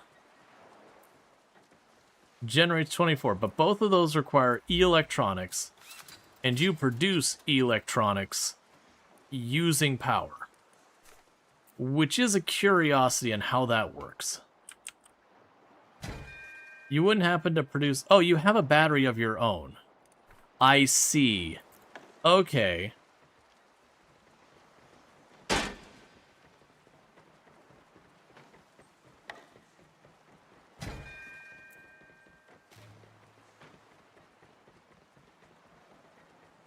Gotcha, so I'll just need to daisy chain the power over here. And then this will slowly get drained and you'll have to manually recharge it. But later on you'd want to have other ways of getting power. That's fair. And how are we doing on clearing stuff out? So I got 3 more nodes that are plastic. So I'm going to let those go and get grabbed.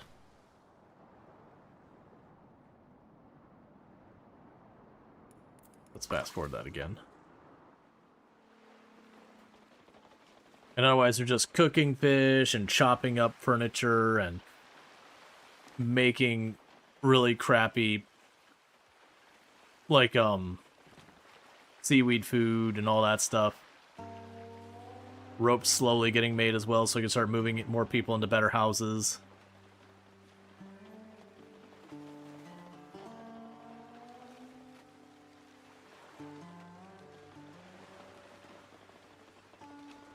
Yeah, so I can connect you to you. I need a daisy chain to the next intersection.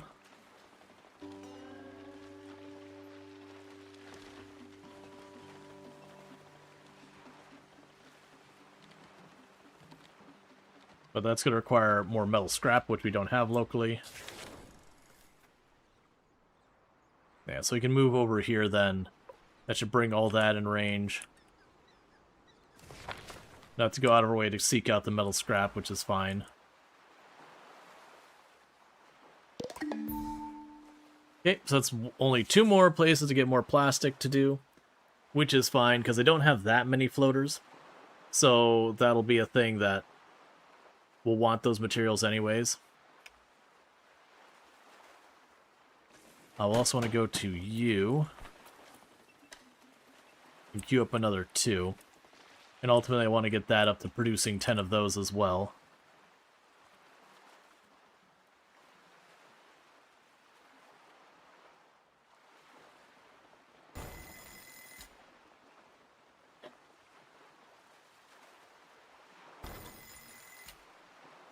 Gotcha, so every once in a while they're stopping and going to class.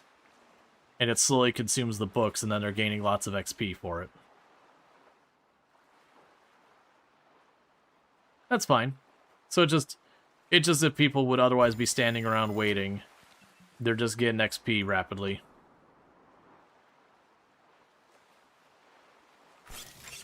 Meanwhile, you're just going full speed on the fishing, or the cooking fish.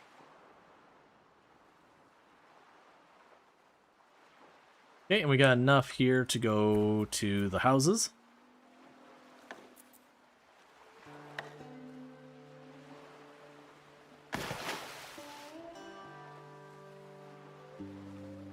And that'll be another pair of the crappy houses gone.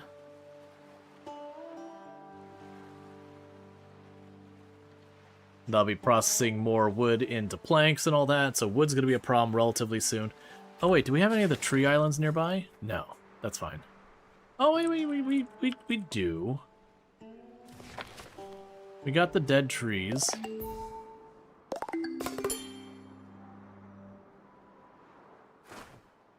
Okay, we already got the dead trees.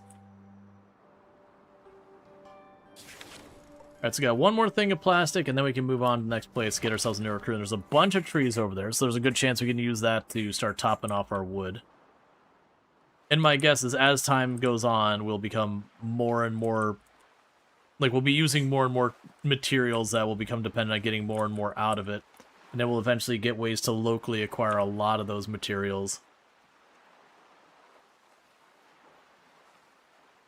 And that'll just be a whole thing.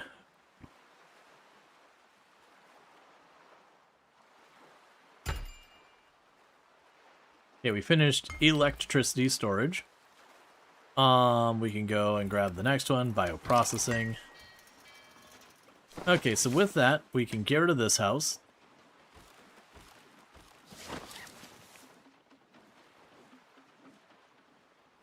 And wait to get rid of any more until we get more houses built. Okay. So food we're doing amazingly. Everything else we're good. We're getting ready just to probably like one more trip with the salvage boat. Should get us the last of the materials locally. They'll be ready to move on to the next location.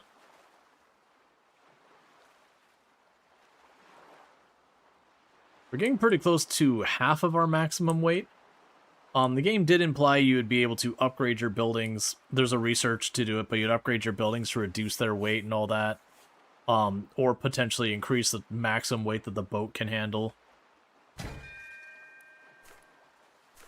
Because that's what this is all about. Alright, with that, once the boat gets back, we are on our way to go move up here.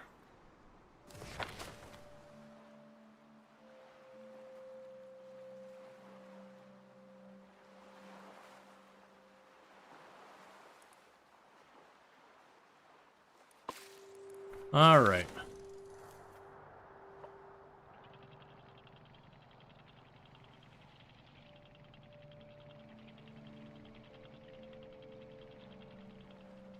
Okay, and that'll take a minute because apparently, the increased mass of the boat is making it much harder for me to get around.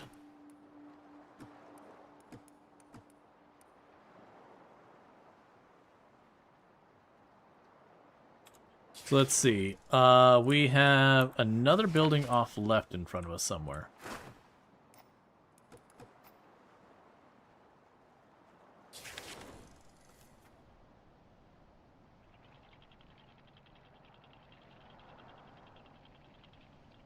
All right.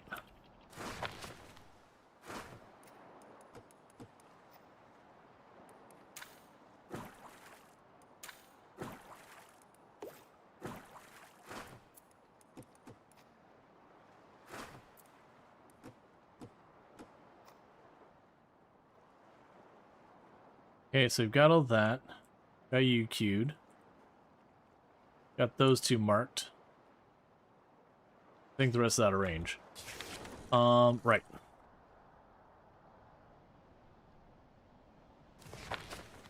It seems like with what we got going on now,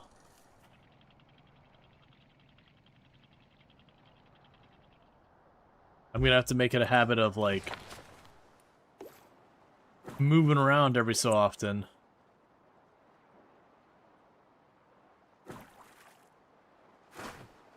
You're not quite in range, which is okay.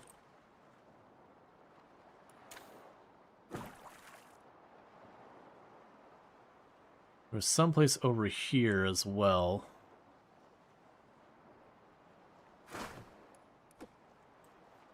Okay, is that everything in range? It appears to be so. Alright. So we got someone who gained a level.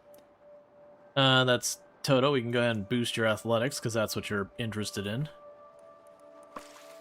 And fast forward again.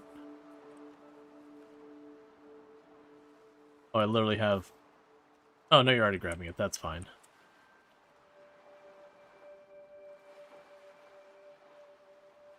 Okay, so we're about to get the last house I need to have everyone in nicer houses. No scrap nearby, so we're not going to get anything there. We now got our new person, hogwash, on its literal garbage.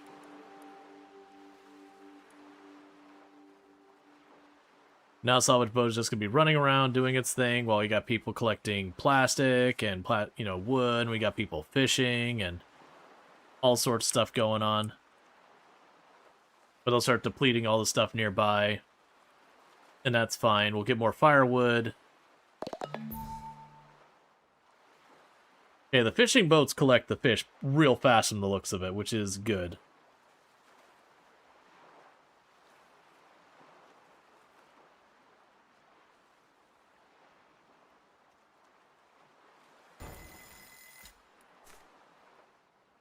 All right.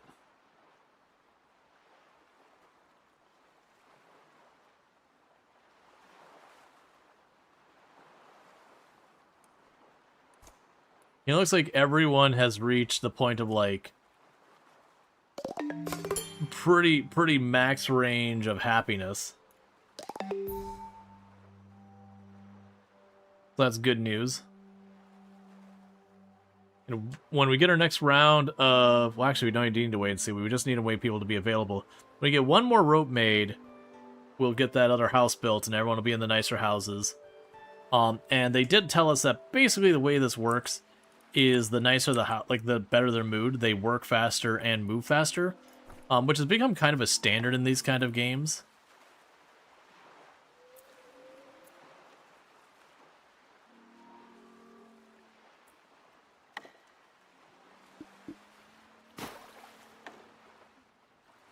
Just build that real fast.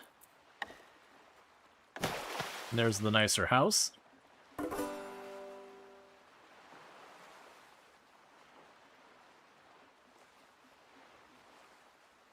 But yeah, we're definitely going to want to get to the point where we can have, like, a stack of 10 screwdrivers, a stack of 10 hammers, a tack of 10 ladders, all those kind of materials just sitting on standby.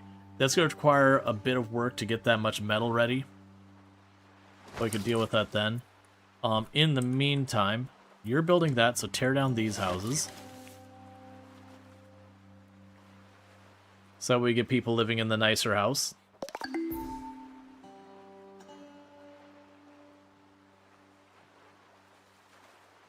They're marked for homeless for now, but they'll be not homeless very, very soon.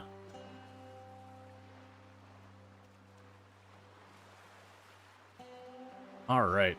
And they'll end up putting nicer houses here once that's done. But yes, we're seeking out more scrap. We have a farm up here, which is interesting. There is a derelict truck up here, so I think next we'll go over that way, grab this stuff. Get the derelict truck, all that.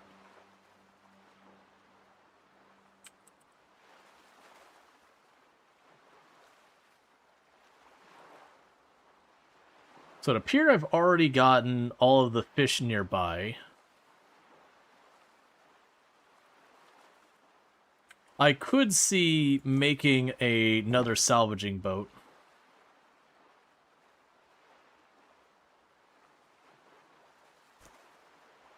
Alright.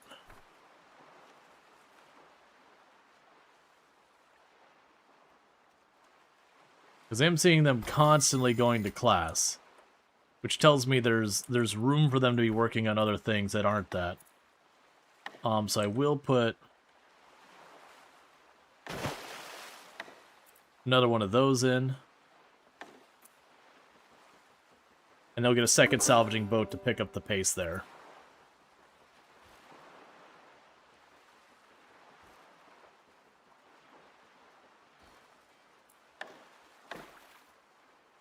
Okay, so that should help with all that. Now we're just going to be waiting on more wood, because we'll build one more nice house. So that way the next person being here, I already have a home for him.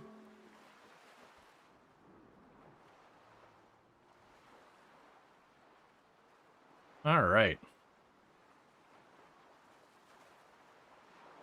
I also see replacing a bunch of these with the better versions. Captain, we saw spot signs of life. There might be a survivor out there. Over there. Over...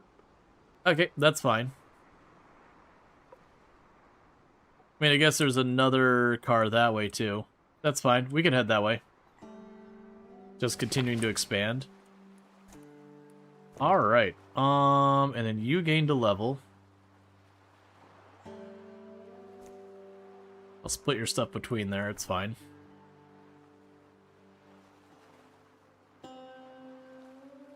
Okay, so we got our next piece of rope. So we can go over here. Nicer house.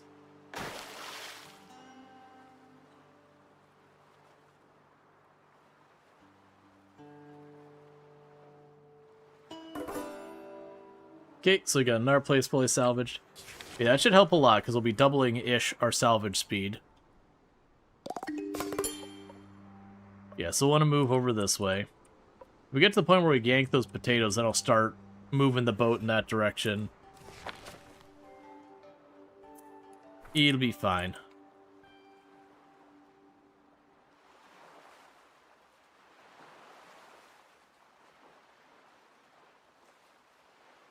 So low-key, just going to do a little bit of a pulse check here.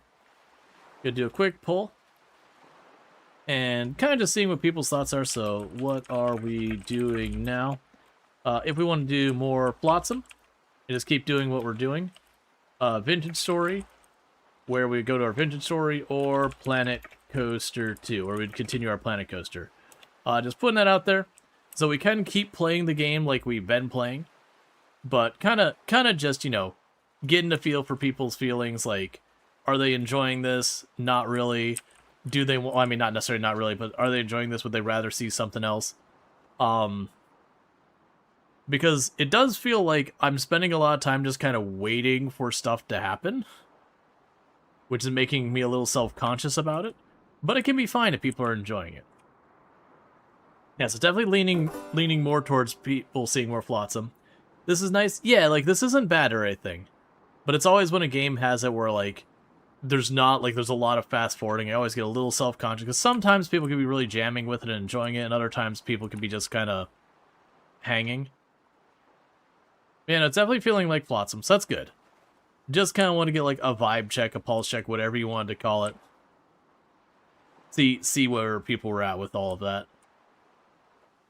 You like the banjo strings? That's fair. I'm also thinking this dock we could probably just get rid of now, because I've got the other boats, that I feel like this dock doesn't really serve that much of a purpose anymore.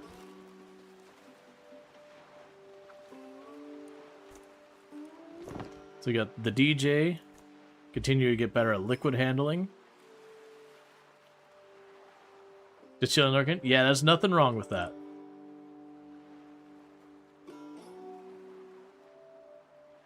You could stream a tire, and you tune to see how you made it interesting?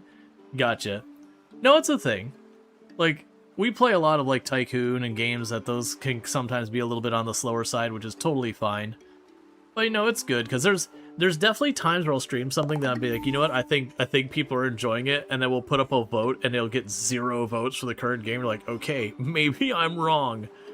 So it's good to, you know, sometimes just get that little feeler out there and be like, all right, how are we feeling? How's all that going? A bottle lantern. Okay. A wooden wattle fence. A log stool. A fancy bookcase. I also just realized I have not queued up. That'd be one thing I'd love to do, is be able to queue up more than one research. That would be pretty nice. Yeah, like, no, definitely people are hanging out. But you never know if, like, people are hanging out because, like, everyone else that normally I share an audience with isn't streaming that night. Because there's definitely times you can, like, look at, like, when people are viewing and be like, oh, yeah, no one else is streaming out of the group, so, you know, a lot of people showed up here. Oh, hey, I happen to play this thing, and, like, you know, I got put, like, in a good spot in the category and all that kind of nonsense. So it'd be sometimes hard to, like, figure stuff out. Yeah, so we got just the wood and the potatoes, and I do see the one boat is already going for the potatoes.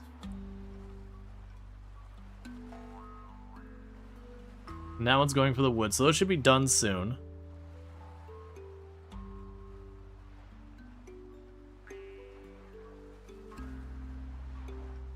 Alright.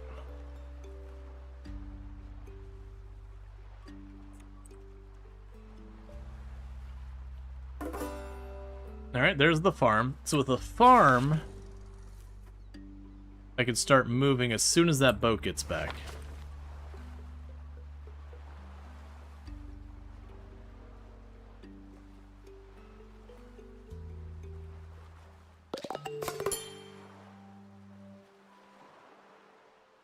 There it is.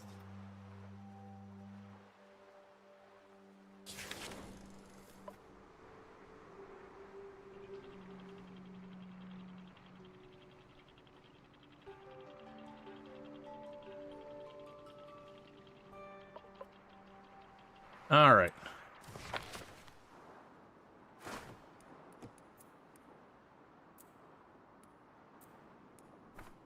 We can harvest that.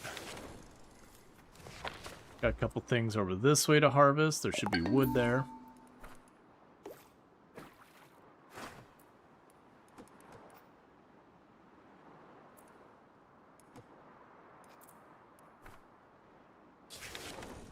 Okay, so we got all that on that area. Cut down those trees. Need to make more axes.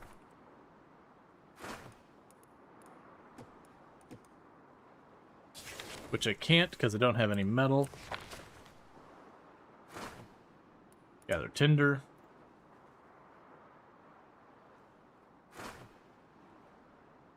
Alright. So we got all that. We got a bunch of demolition hammers and all that stuff. Yep, so it definitely felt like... Yeah, so it seems like the majority was with Flotsam. No one really feeling like some Planet Coaster 2. Which is fair. We did 2 streams of that very recently. And it is one of those games that... There is definitely some joy in kind of viewing it. But as the game comes along, it definitely runs into the problem where it gets harder to follow / it stops being a challenge. Money just showing up. More than likely, we will do Vintage Story tomorrow for those who have been excited to see more of that. So, even though that's probably not happening anymore tonight, was kind of gauging the feeling. But yeah, we'll probably do some Vintage Story tomorrow, pick up where we left off.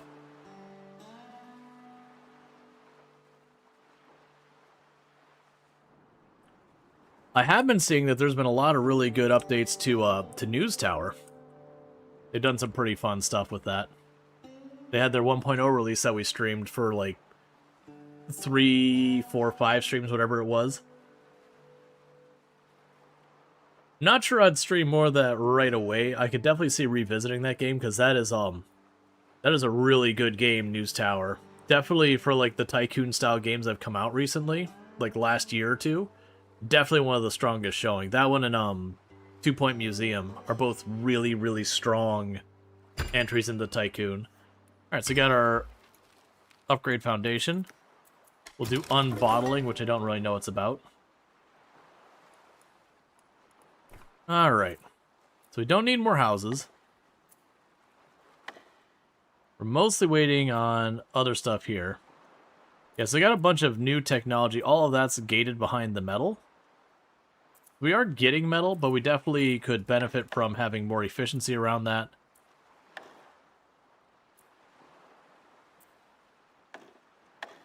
That's fine. Yeah, everything else is gated behind metal. So that's pretty much we need to be going out of our way for metal. Okay, the mussel has joined literal garbage. Yes, we're waiting on that wood to get grabbed. Oh, we also have fish over there, don't we?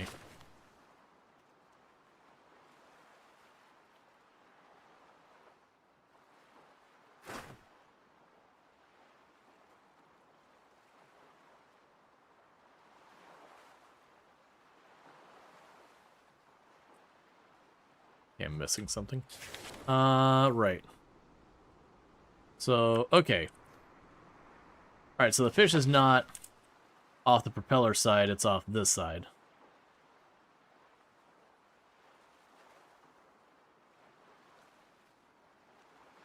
There they are.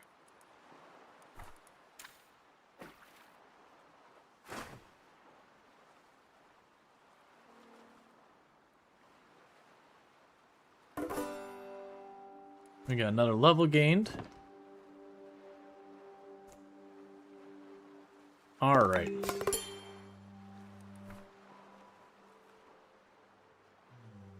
And our daily reports are coming in. And generally speaking, the food and all that's doing fine. Getting lots of generated knowledge. Just slowly working on our way through. I'm curious what stuff like the air filtration and all that's going to ultimately be for, but that's fine.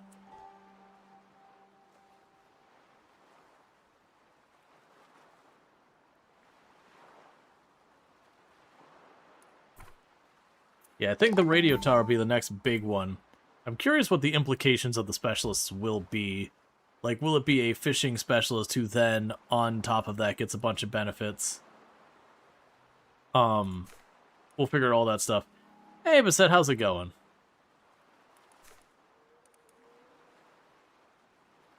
Gotcha, and all these do is they just determine what their passions are and where they're experienced. For those who don't know, Bassett, another content creator, check out playing some Pokemon Legends. So if that's your jam, you can find that over there. You know, it's good to see you. I'm guessing it's a difficulty sleeping kind of night. Just that you popped on here and all that. Alright, so we got the situation here now, where you're also a good cook. Let's pop into your stuff, so... Get all your passion set. So apparently there's like no one here who has a passion for crafting, making the fish food, studying or any of that. Oh no, you're good, Bassett. You're tired, just fell asleep early? Yeah, no, I mean it's better to fall asleep early than struggle to sleep at all. Even if it completely messes up your whole sleep schedule after that. Alright. So we've got our rope being produced, which is good.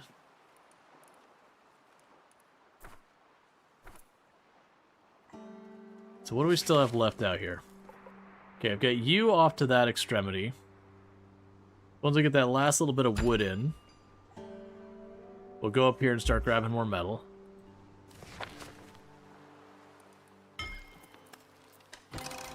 There's the power tools.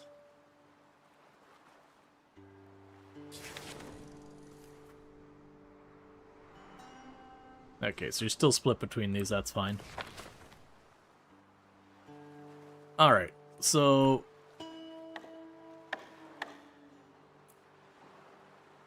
this building unbottles fish to clean some of the pollution. Alright. And I'm assuming over time there'll be more and more of an issue. Okay, marker fully salvaged.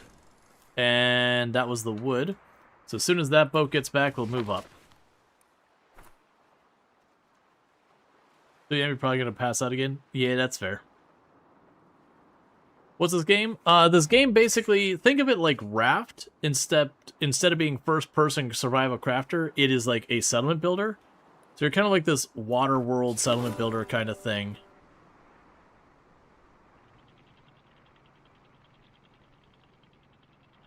Let's go ahead and scooch up along here. Get a bunch of stuff in range. And we can go grab the seaweed. Grab the seaweed. The materials are chopped down to trees. Grab the wood. Take all the goodies. That's all the materials over on that side.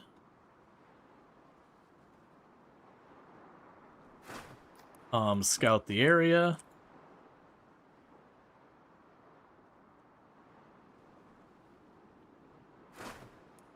And we've already got you. Okay, so you have the drifter settlement back there.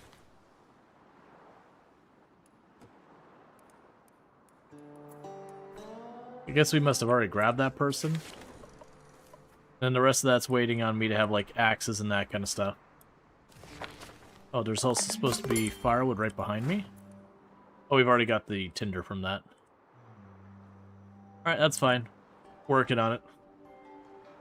But yeah, so we're just building up our settlement, getting ourselves better situated for survival, all that kind of stuff. So a bit like the one with that... a bit like the one that people live on the dinosaur... Sure, yeah, sort of. Except for the one with the dinosaur is kind of a roguelite in the sense that it kind of follows different paths and you get subjected to whatever the thing is. You mostly just A, B, choose. This one we kind of drift around where we want. Like you see, I could like bring up my map and manually move where I'm going. But yeah, no, there's definitely like they're both like colony, settlement, whatever you want to call builder, same genre. At least for the primary genre. Okay, so we're getting tons of seaweed. Which will eventually be a problem. But we should start getting some scrap metal. And with that, I should be able to build another power area. And I'll definitely also want to make some more axes. Let's go to our production limits. Yeah, I've already got production limits on all the things like the axes and all that. I'm going to not use sound judgment.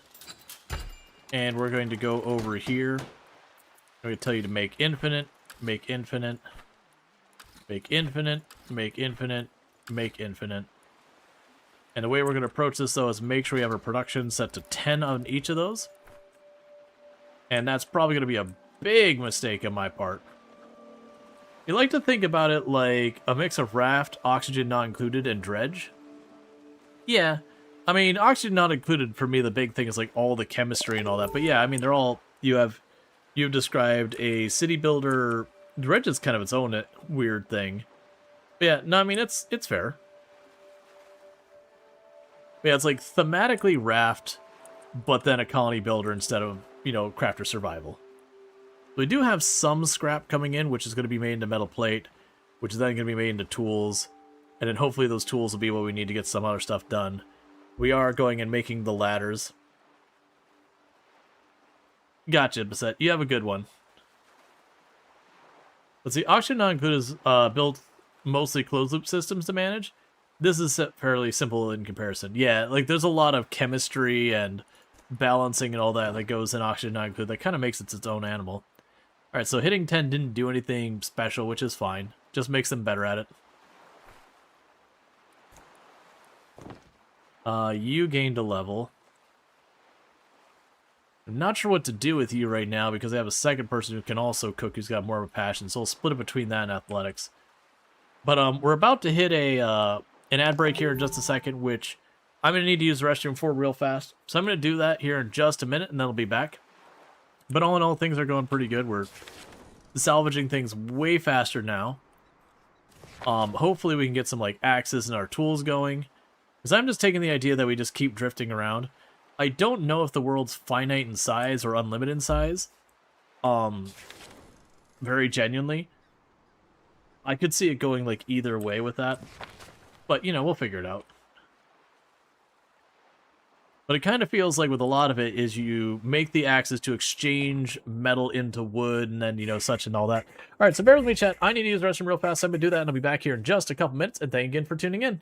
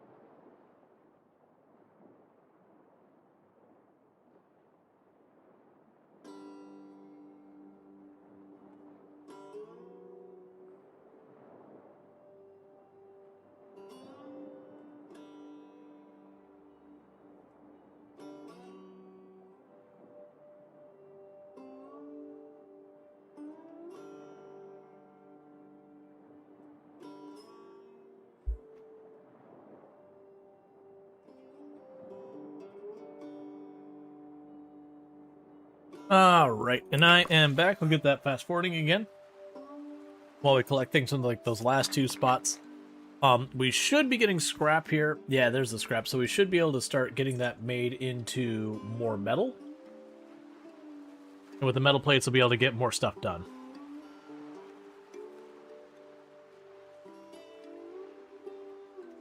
Now, hopefully I can sneak in our power pole once those metal plates start coming in. Then we get our power pole going. That'll let me get the radio tower.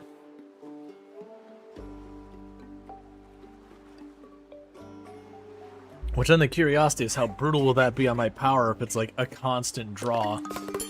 Will someone's full-time job become just hovering over that? Another big problem is I'm running out of firewood. Which isn't a huge problem yet, but it's going to become one. That's the reason I queued up those axes as well. So we just have the one place to get the scrap from there. At which point, then we're going to start turning... Probably turning back this way. Go for the other car.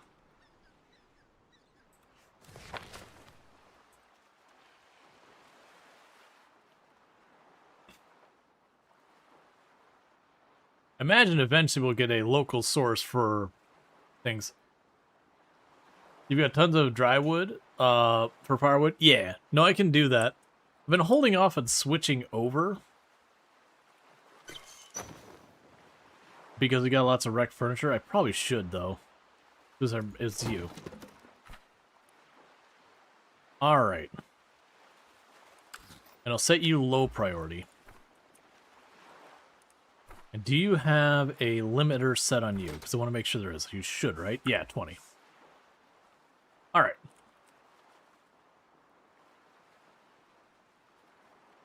So I have a preference for breaking the furniture, but in the absence of wood for that, we could do that as well. Because it's going to be mostly for maintaining that stuff. And then when you're not maintaining that stuff, getting our things going. What new material did we get? Oh, we got, fancier food.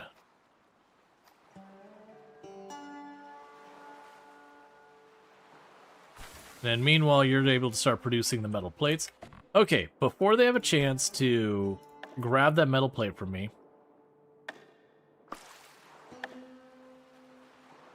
It didn't get to storage, so I didn't get to use it. It's fine. They're making tools, which I can then use for other things. Did we have any place nearby that needed the screwdrivers, though? I kind of wish I could click on this map to access buildings.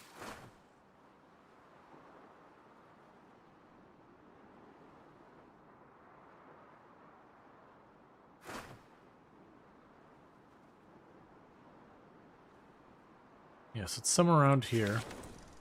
Okay, so it is off to this side, so it's probably it right there. Okay, so it would have been axes are regardless. But we did get axes. Oh my god, please. Stop doing this to myself.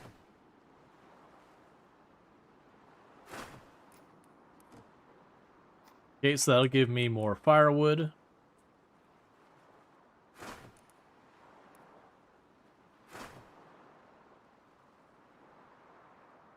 Because we're going to be demolishing that firewood supply. Yeah, so we're going to make all that, and like I said, it's probably a mistake to just let that roll.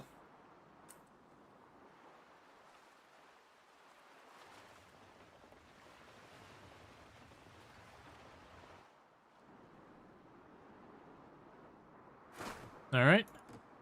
Give more wood. It's going to burn through that firewood pretty quick.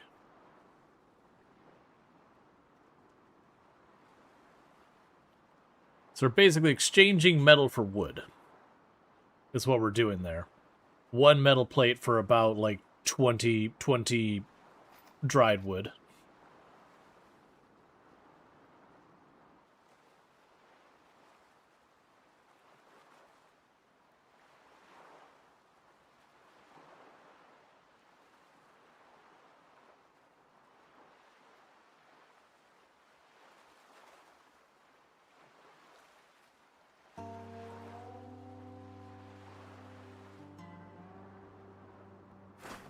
Okay, so you got all that chopped down, you got that chopped down. Got that sorted. Why are you living on a oil rig? It is a raft that we're making into like a town that's moving around. So like there's a boat here, and this is just all a thing. It's called Flotsam. Basically, Waterworld, think of the game Raft, but colony builder instead of crafter survival. Okay, so with that, we're going to be annihilating almost all the wood here. I have one pine grove that I'm short on axes to chop down. Yep, that pine grove right there is the only trees that will be spared, because I believe I am all out of scrap, so I will not be making more right now. Oh no, I'll have enough. Feels like something in an oil business would say. I mean, to be fair, we are deforesting what few surface forests there are. Because, you know, come get some nature.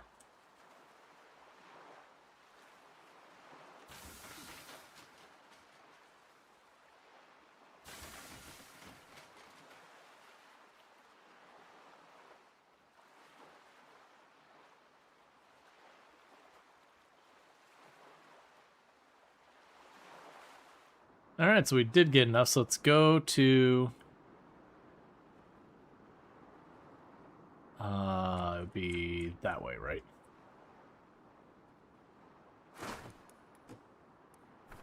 Chopping down all the trees nearby.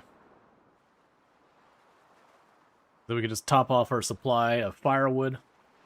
So I basically exchanged that truck for a big old pile of trees and some tools. So I got a bunch of screwdrivers available. I got a couple, I got like a spare axe. We probably ran out of this stuff. Yes, we did.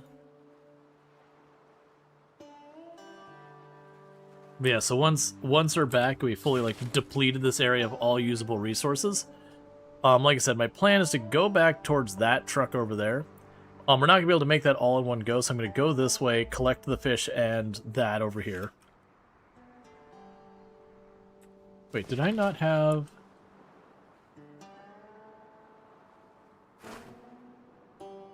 No, you're fully depleted. Why are you not grayed out? It's whatever.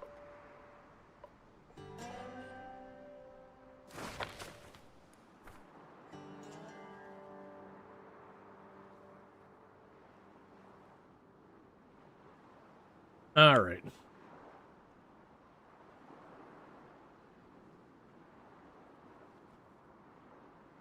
Cool, so we're still cooking like the regular old little fish, but that's fine.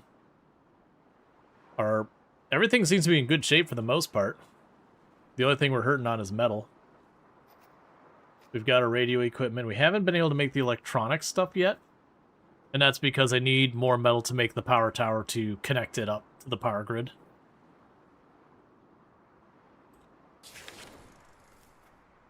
Okay.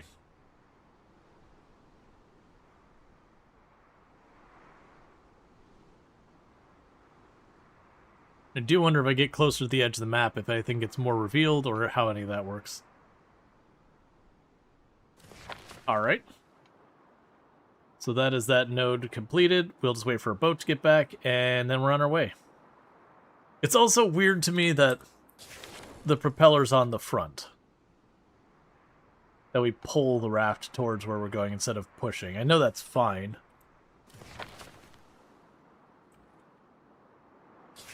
Alright.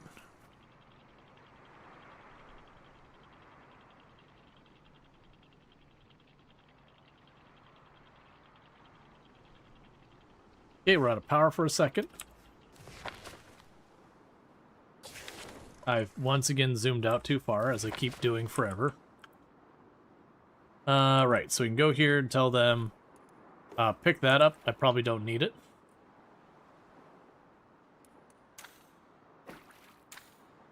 Pick up the fish.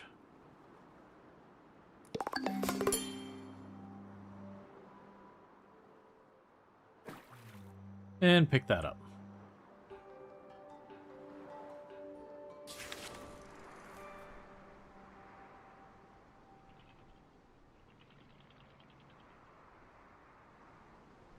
Okay, that's as far as I can go until we get some of that picked up, unless I want to leave stuff behind. Well, that's fine. We'll keep burning up our wood into firewood and doing all that stuff. One thing we're going to need to probably do, for right now, let's shut off some of these. Like all of them for right now. Because I'm in a situation I'm producing so much seaweed that very genuinely we are filling our entire raft up with just piles of seaweed. So we're going to pause the production, which I do know I'm salvaging more, but you know, it is what it is. So Muscle here is good at liquids and salvaging, so we're going to bump that up. And you're good at cooking, so we'll bump that up.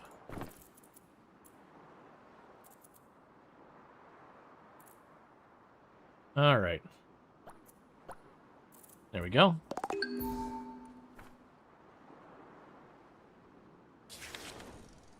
So we've already fully salvaged both areas. So now we're basically waiting on the one person who does our fishing, which is fine. Everyone else will run around and just work on what they can work on.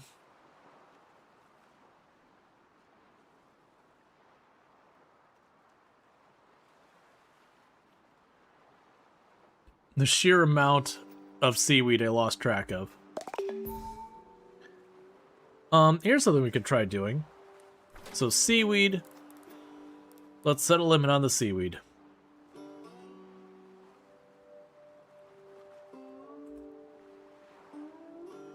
We'll set it a bit higher than the other stuff. So then my hope is I can turn those back on.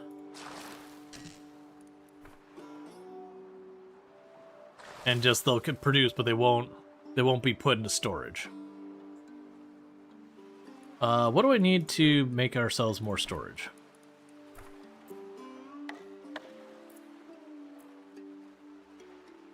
Yeah, it's all fine. Build ourselves another larger storage. You don't have a lot of floats to spare, but that's okay. Alright, we got you to have more handling of liquids well.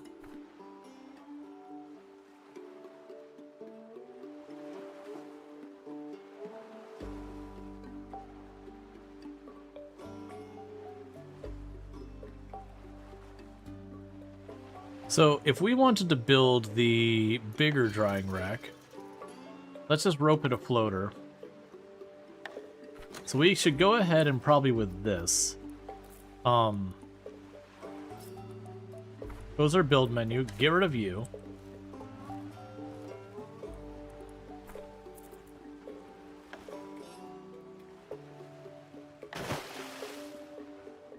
And then we're just going to get this one. So instead of manually drying the wood, we'll just hang it up and dry it.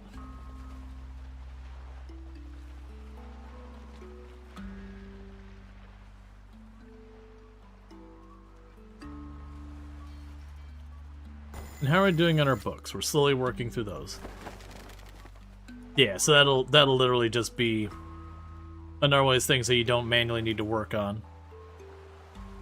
I haven't needed it, but I got spare of all those materials, and that'll eat up some of the algae that I've got overabundance of. I keep calling it algae. It's seaweed. It's nothing to do with algae.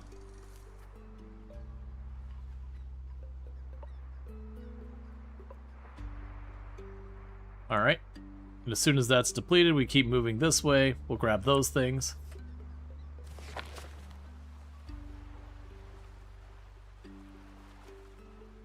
Housing-wise, I still have one available spot. As a precaution.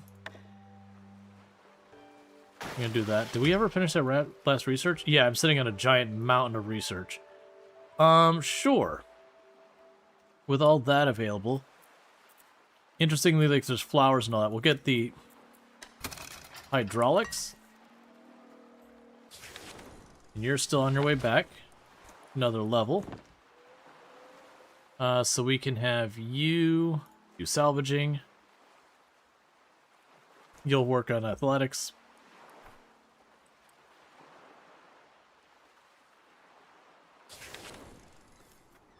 If we get just a couple more fish to grab, and then we should be ready to move on.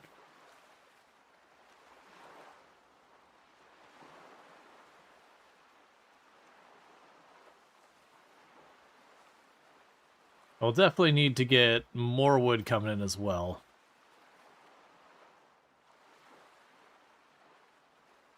Because between building that house and just the endless burning of wood for water and food, we're taking that giant pile of dried stuff and making it into just depleting it. Sure. You're gonna point athletics. Okay, so as soon as our boat's back, we move on.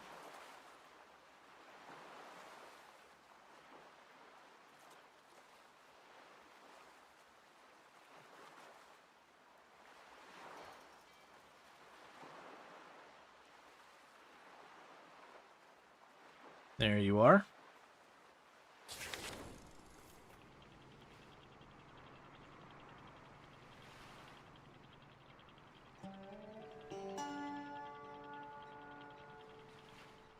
Okay.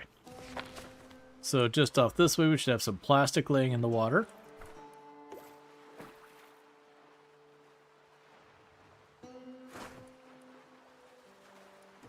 And I can't chop the trees because I don't have a second axe. That's fine. It is what it is.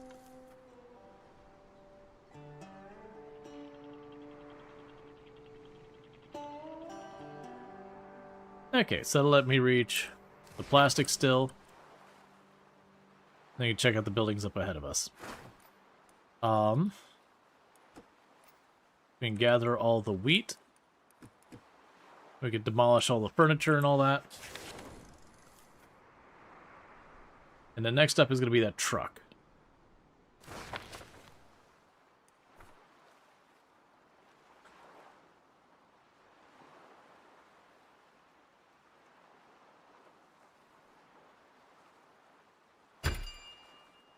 Okay, so we got hydraulic research. Now get air filtration. Okay, so what did we get new out of that? Nothing we care about yet.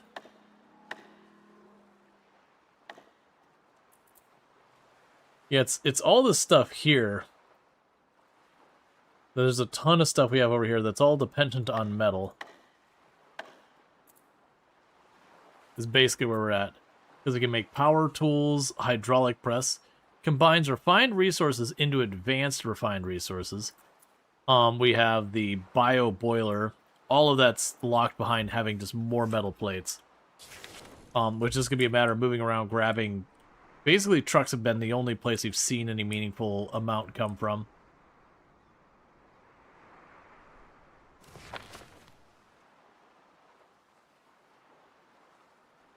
Okay. And we do now have wheat, which is a new material. So in theory, we might be able to start growing a farm.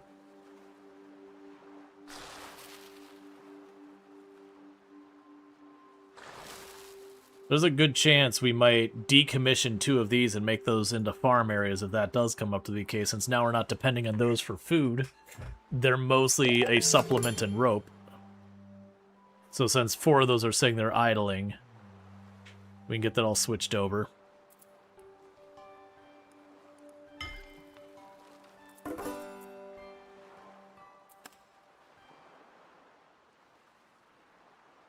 Ah, I see. So we get the radio tower to get a specialist, and the specialist unlocks the ability for other research. So it's not that they're just like a better person. They're literally like the gateway into getting other things.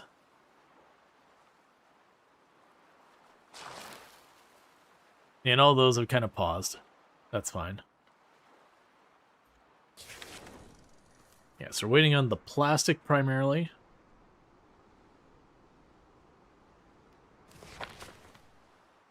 Which is good, because that gets our floaters. Alright, so it's going to be the last thing we got. So we got all the wheat. That's good news. My assumption is that'll just sit in our inventory until such time we get a farming specialist to unlock the tech to do more. We are slowly burning through all our brooks, which just level us up, which is fine. Okay, so there's a salvage marker done. So as soon as that boat gets back, we start moving back towards the truck there. We should be able to get in range for at least a truck.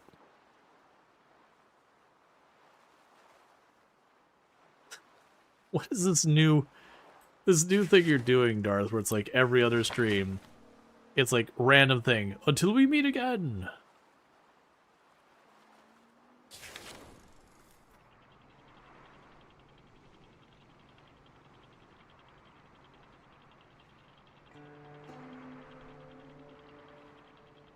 Alright, so we got a couple things for fish and all that. So first, give me all this stuff. Skeletor meme? Gotcha.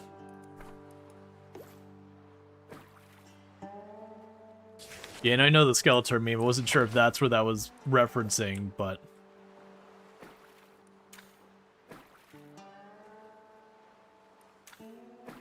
just random stuff.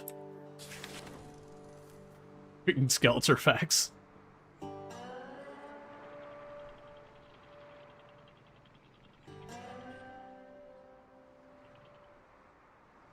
Okay, just stay right there. Don't move any farther forward. We can go all the way over here somewhere. There you are. Then go over here, grab some more wood. Grab you while we're there.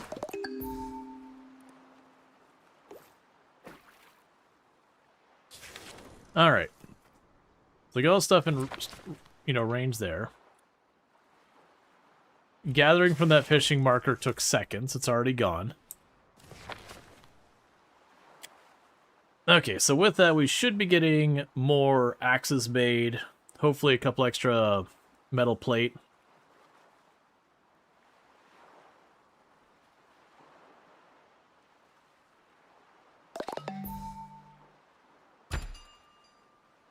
Okay, we got another research done, air filtration. We'll get oil power. And then we'll get milling. And yummy cooking. Ooh. Which is going to be locked behind electricity.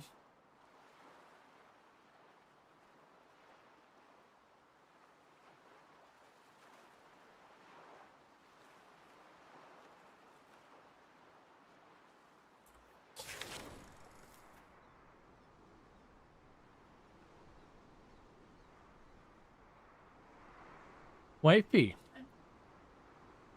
Okay, you sleep well. I love you. I love you more. And so. Can't say what I'm not. Okay, I'm slowly inching forward to try and keep us moving a little bit as able.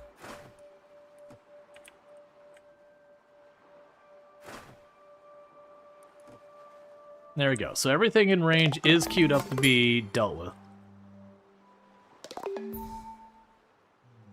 It's better than G.I. Joe facts because knowing was only half the battle. I love the memes that spun off of the G.I. Joe stuff. Like, stop the downloading. I have a computer. You're like, what? So what happens... so what do the colored zones in the overworld represent? I believe they represent biomes or something? I haven't particularly noticed a significant difference jumping between the different ones. Like, or it could be like regions of the map, so like when I use a scout building, maybe it reveals that whole area. I haven't quite figured that out. It hasn't been super clear. Oh, but we got our scout tower up here. So this one's going to give me a lot of wood, but not much metal. So there's another rusty car wreck over there. There's a car wreck back there. Because metal's the big problem we're dealing with now. We did get ourselves a generator.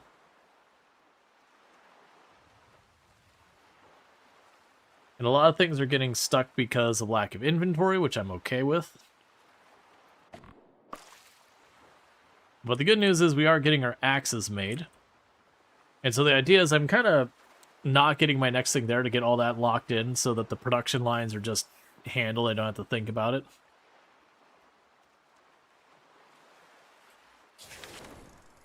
Yeah, because you're still grabbing all that. Then we got algae and whatnot. So when the car or the algae is done, I can turn, you know, whichever way is appropriate to, like, wiggle this way or wiggle that way. Keep scooching on up.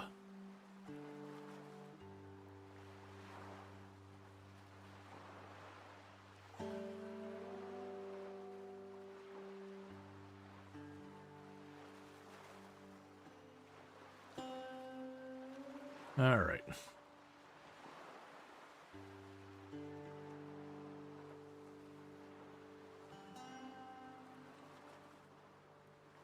So we've got enough axes now. That should have that stop producing. We do still have more materials on the truck. So with some luck, I'll be able to build the next power pole here to get our electronic stuff going. Or electronics.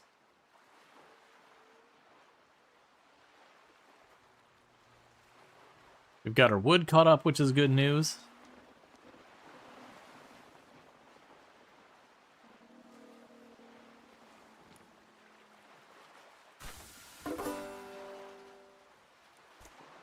Okay.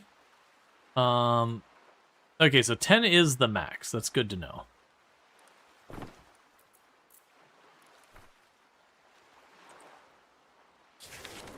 Yeah, so you got the trees done first. That's okay. Alright, so I do see there's metal there. Can I build the power pole finally? Yes.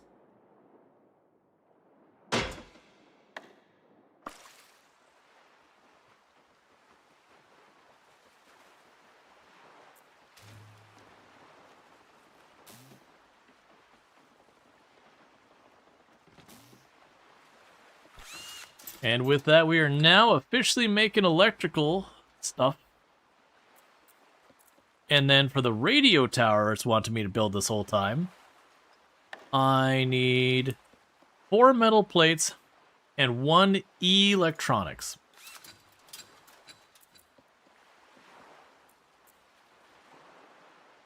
So I have my electronics, so let's cancel out of doing any more of that. And now we just need to wait for 4 metal plates. And then with that, we will finally have the radio tower ready to rock and roll.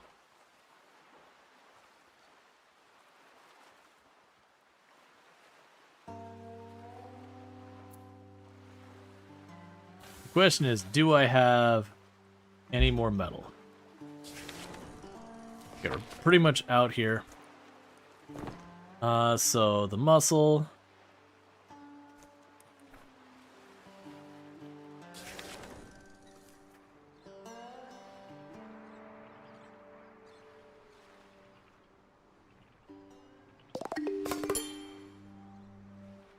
Okay, so straight ahead of the boat should be some plastic.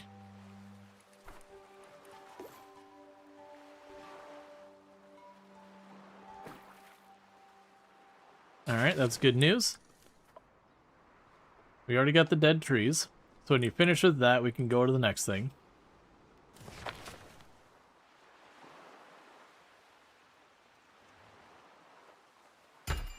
Alright, so we got our 4 here. So let's go to...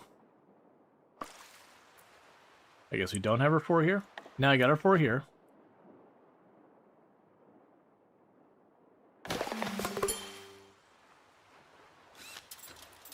Okay, so with this, set both of those to infinite production. And for right now, 10 and 10.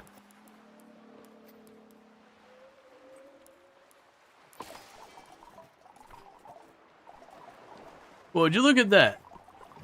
Sorry. Well, would you look at that? Our very own radio station. It's a beauty, Captain. With this, we'll be picking up signals in no time. Complete quest on the air and water. Captain, there's a weak transmission cutting through the static. It's distant, some kind of repeating pattern, like a coded signal. Okay, wait a second. What am I even looking at? Alright. A mysterious signal, a faint intermittent signal with no traceable origin. A know-it-all, fix-it-all. Open channel chatter at someone rambling endlessly into the static. An automated service alert repeating from an advanced agricultural system.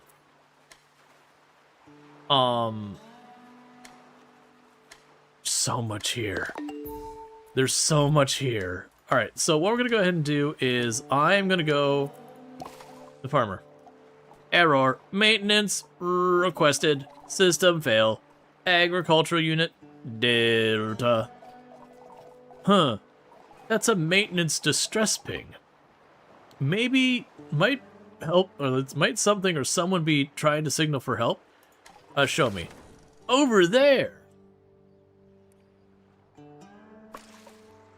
Okay, way over there. Alright. Also, yeah, okay, so we just need to be working our way whatever cardinal direction that happens to be. East.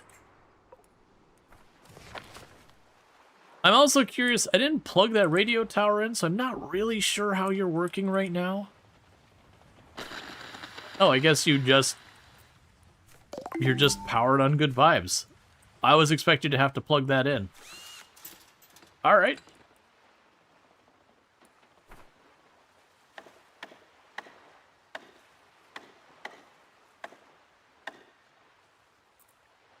Alright, so all the rest of the stuff is going to be depending on me getting metal.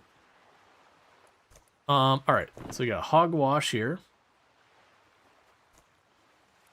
So why are people not super happy?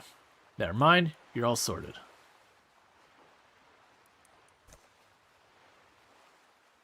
Okay, checking out what we got going on here. So we did get all that stuff.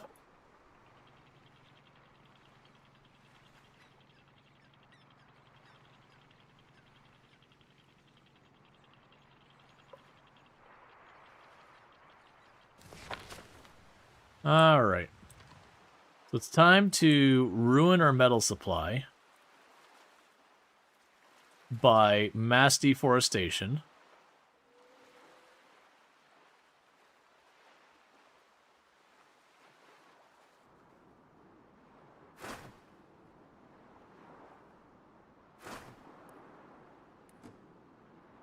There's one.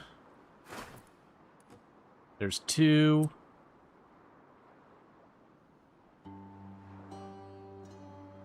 So I got those two marked. I got one straight in front of me. There's three. Then back here was some dead trees. Alright. Then Sammy gained a level, so you're getting more construction skill. Radio station's probably powered by caffeine. Alright. So what's probably happening now is we are slowly getting through our better foods and getting to our not as good foods. Morale score. I ate ordinary food. I'm so sorry for your loss.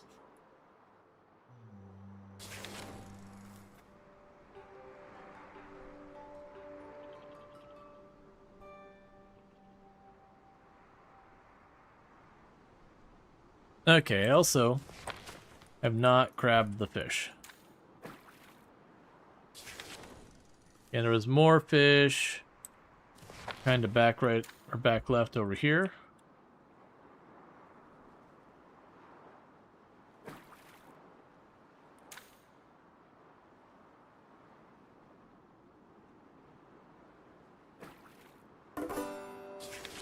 Okay, so we got all the fish there. The next move is over here.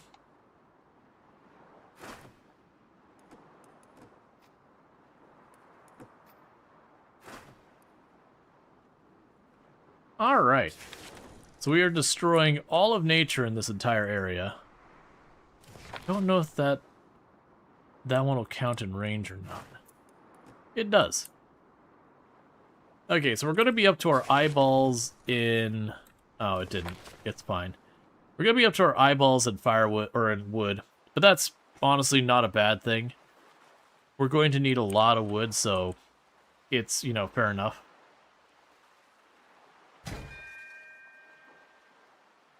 All right.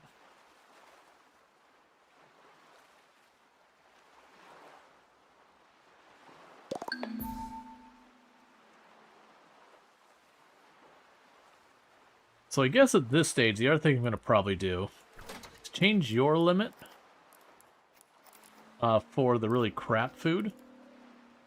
You jump it up to 50. Because that'll compress some of this down a little bit, give my people, you know, some of my people stuff to do. It'll help with our inventory woes a little bit. And that'll be good.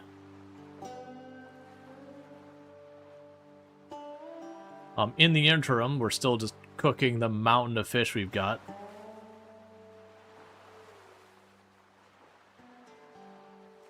And slowly converting the mountain of wood we're pulling into that.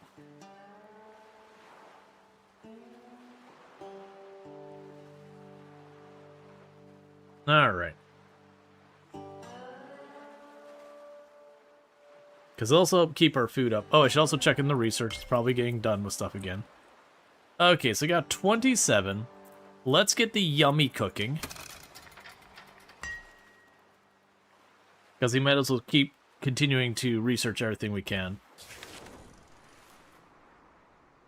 Yep, so we've already depleted all the woods nearby. Okay, and we revealed more of the map, so that'll reveal more over this way. We'll focus on working our way towards the farmer. So yeah, we got this. How far out is that signal? Man, you were out there. Okay, that's fine. Yeah, so we're going to be trying to leapfrog in that direction. I'm not really seeing much in the way of cars or anything to take advantage of. Yeah,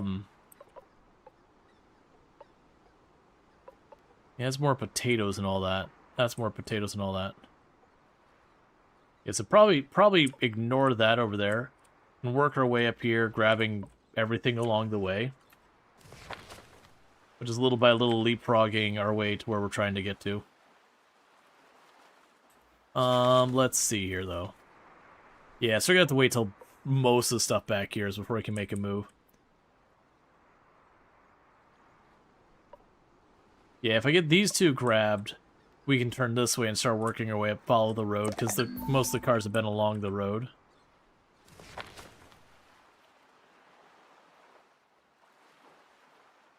Yeah, the fact that we're going to get over 100 dry wood because of all those axes I burned, that's going to do really well. It's going to have plenty of food for us.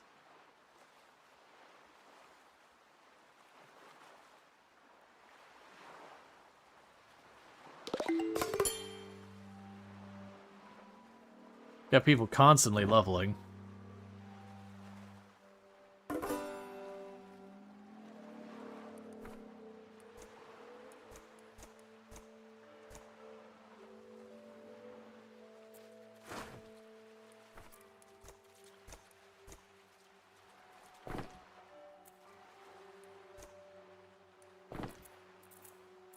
Weird. It's like stuck there telling me that's leveled. Someone's leveled. Yeah, so we got empty housing.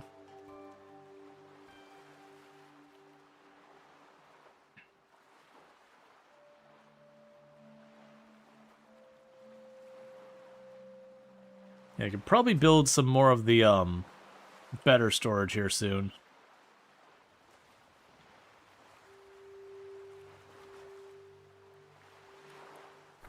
Part of the issue is we got all these negatives in appearance, with not a whole lot of positives. The other thing I should also check is what would it cost me to make these paths better? So it's 1 wood to do that.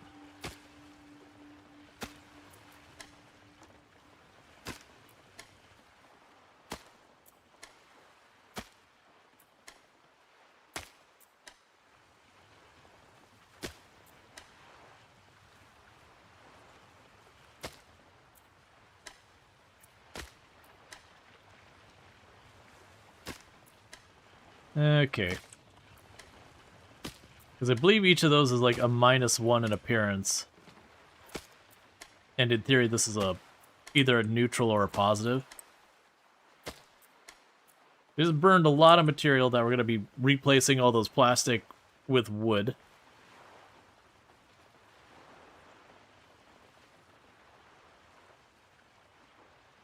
Which ultimately mean more of them like sawing the firewood into better. Yeah, so I'm just watching down here as the beauty of the platform continues to build up.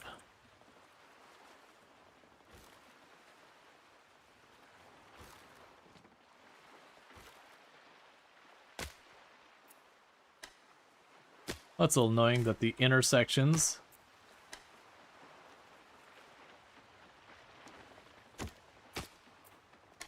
Well, it's actually saying we can upgrade it, but there's like no cost to that.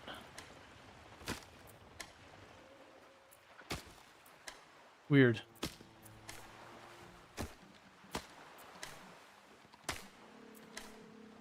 Yeah, it looks like the actual intersections themselves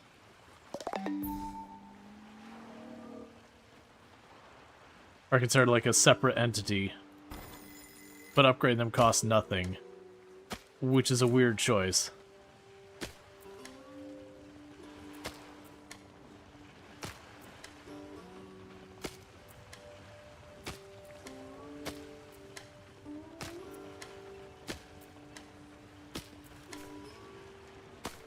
Whereas the walkways cost 1 wood.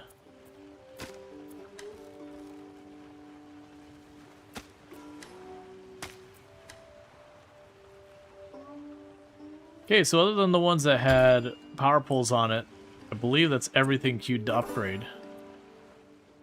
Because one of the power poles on it, unfortunately, getting it to click on those isn't working out for me.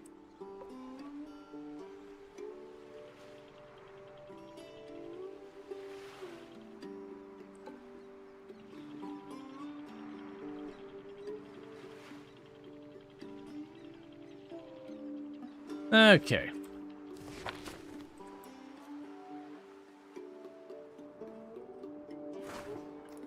So drain the water just because we can. Give me the wood. You already have that queued up to chop the trees. Give me the wood. Give me the fish. Give me the other fish. Give me the wood. I'm out of axes at this point. Demolish and take the furniture. Okay, anything else in range? Nope. So once they finish that wood in the back there, we move on to the next spot.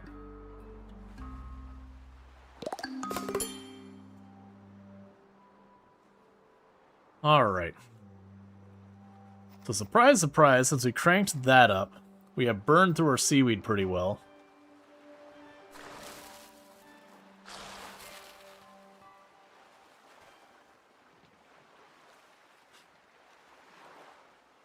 In all these things, Sword, what would it take for me to upgrade you? You have to get stuff unlocked in higher tech.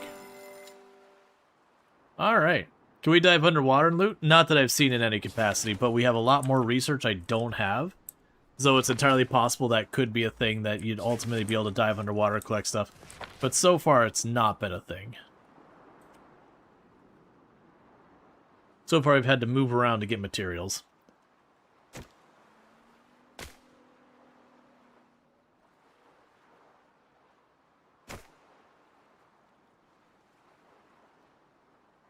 Gotcha. So we can also will be able to upgrade these again to be metal. You have finished that.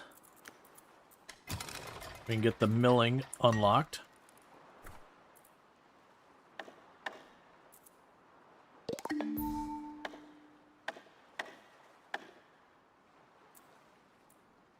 Yeah, almost all of this is metal or more advanced.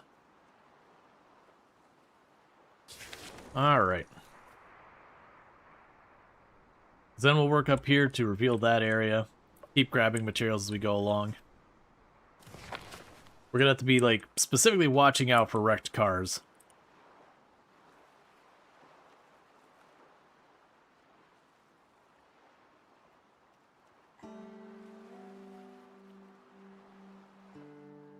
We have tons and tons and tons of fish that we're slowly processing into food as well.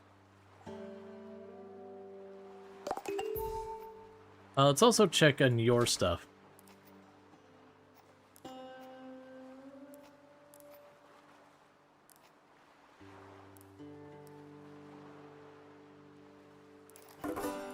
You make the extra of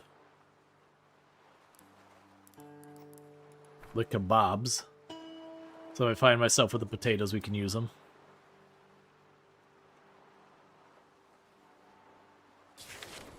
Alright, so with that we can start moving on.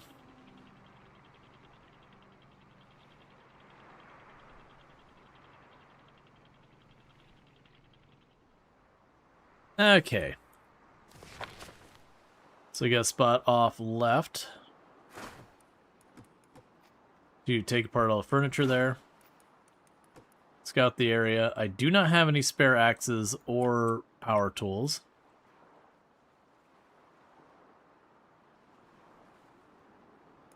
Now we can grab you, pick up the wood. Pick that up. Surprisingly, it considers you in range.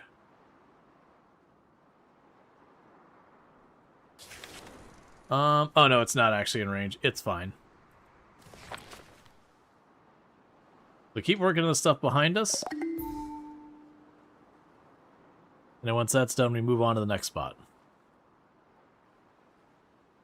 Which a lot of that'll get consumed for more axes, which is fine. But we should get some spare for some electronic garbage. And then we can hopefully get another production building online. Because we can make the electro crafter we already have. The bio waster turns biological resource into waste. Now we have the bio boiler, which allows the biological resource to be turned into better materials. The fabricator fabricates various upgrade resources. The electro drill is for salvaging stuff. We basically have a ton of crap just to build. We have the fryer, if we get fish oil. We've got the food truck, which is another thing we can make from all that. And a bunch of power stuff. So in the meantime, though, as I'm suddenly struggling to remember where the heck my research was. There it is. Okay, so you're still working on milling. At which point I guess we'll be blocked from more advanced tech until such time we get a specialist. Okay. Yeah, the overgrown ruins requires that. In revealed space. Alright, so this is new. So this space looks terrible. But there is stuff there, so we'll see what happens with the polluted stuff.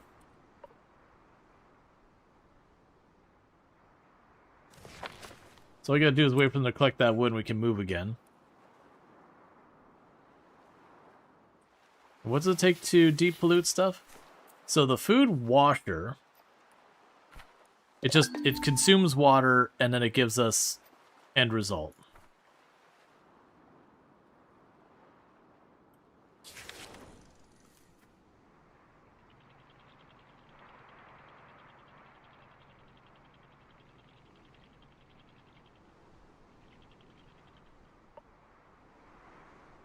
All right. Not what I wanted to do.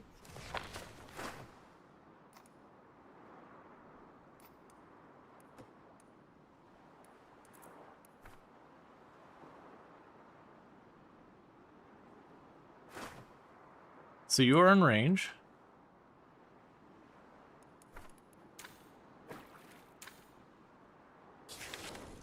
We're gonna get some gross fish.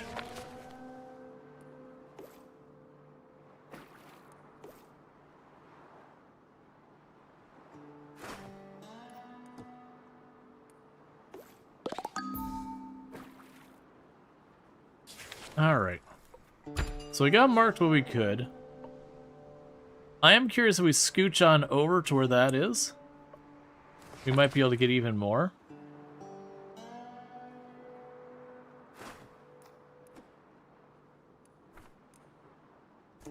There are polluted drifters. I see.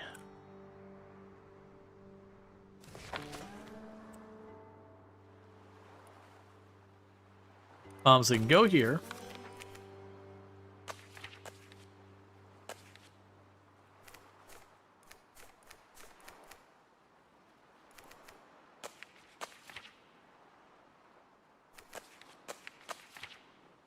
Okay, unfortunately, it doesn't actually give me the information about that. Diseases. Increased food consumption. Fog that ruins everyone's mood. Daily water consumption. Weird. So you have a tiny bit of pollution, which I'm curious about. And that's because we are messing with polluted area. Wait, did you not? I can't imagine you've already finished with that car wreck, right? You're definitely not done here, and it is queued. I'm pretty sure that's in range. Oh, here we go. Tutorial pollution. Drifters living in this world will obtain pollution various ways. Through eating polluted food, by salvaging polluted flotsam, cleaning polluted ingredients, and more. The drifter becomes fully polluted. They will contract a disease. Pollution causes various diseases, each with their own negative side effects on either the drifter or their surroundings. Your drifters will naturally recover over a few days. Alternatively, if you have a doctor, you can cure a diseased drifter by administering the correct medicine to them in the med pod. Gotcha. So it slowly builds up, so you can dip your toes into the toxic. But if it starts to build up, you need to leave it the heck alone for a while.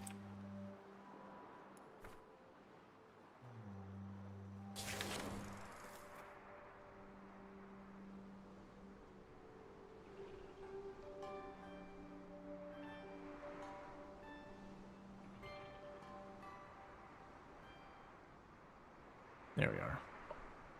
Make sure you're actually in range.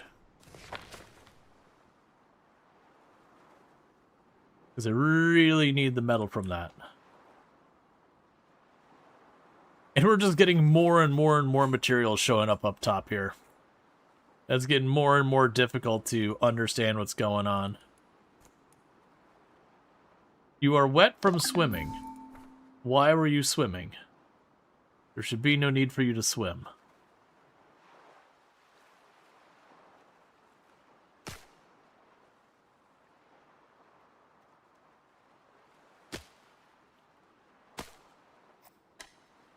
There you go. All right. So with that, we're bringing back plenty of wood and all that. We do have some oil gobbler. And I am curious if when we go in here and clean the oil gobbler... Yeah, so it looks like we're just getting that. I was curious if there was a way like you extract oil, because there was a material that were dependent on oil. Just checking on everyone. Yeah, because everyone's pollution right now is just trace amounts.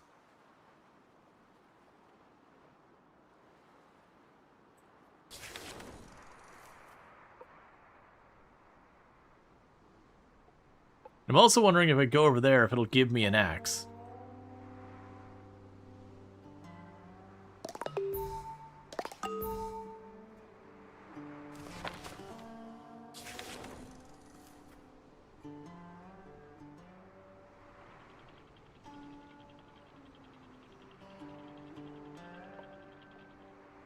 Oh, hey, there's a whole city over there.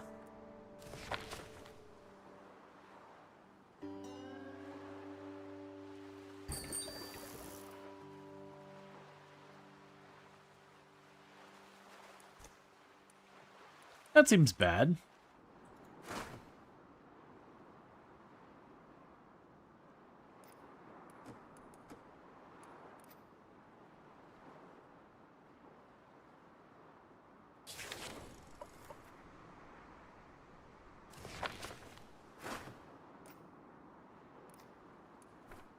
probably not sweat cutting those trees down too much. We've got quite a bit of wood.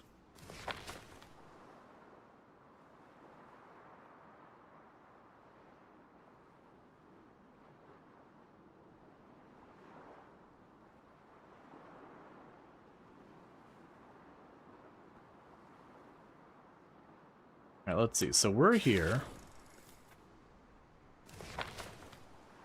It's immediately to our right.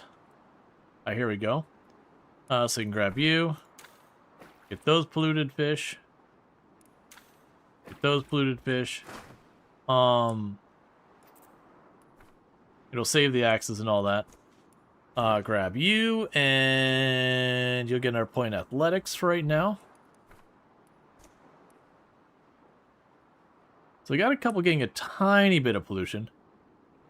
I'm enjoying it. It's been pretty good. We're definitely not doing anything harmful here. That's certainly not bad for us. Processing polluted water and just gassing our own people with pollution. Definitely not a problem. Definitely not a thing to be at all worried about.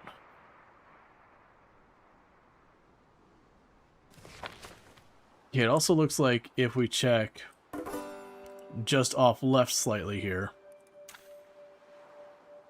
more polluted fish. Sounds entirely fine and not unproblematic. Yeah, exactly.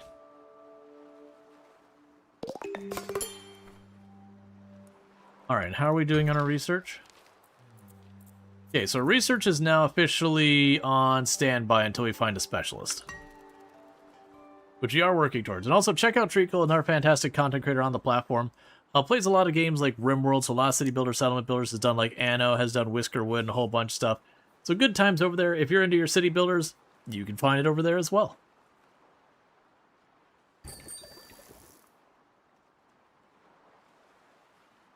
Yeah, so we're consuming a pretty decent amount of water.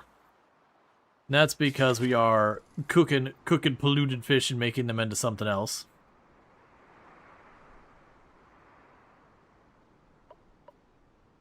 I'm guessing this will be a good supply of stuff.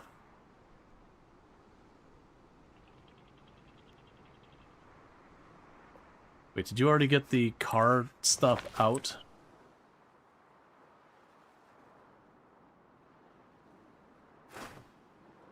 You did not. Your inventory is full for the moment.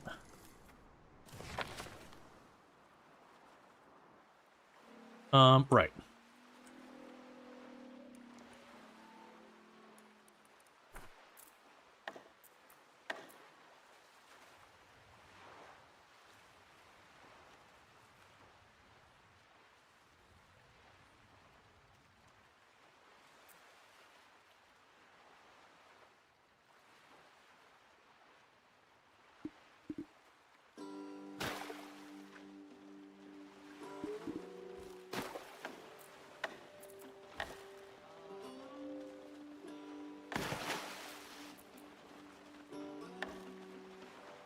Alright. Build 2 more storage things. We've got all the axes we need.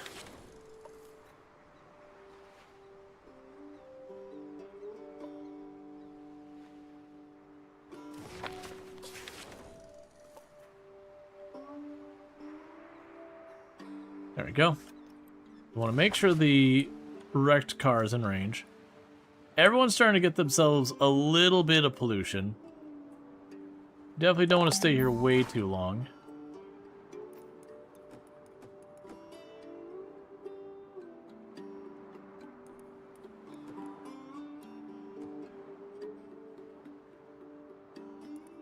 I'm just too far away. That's fine. Alright, so you just keep doing your thing. Yeah, so it looks like you basically go into the pollution, you spend a bit of time, and then you get back out of the polluted area as things start to escalate. Okay, we got the bio waster. I could build that.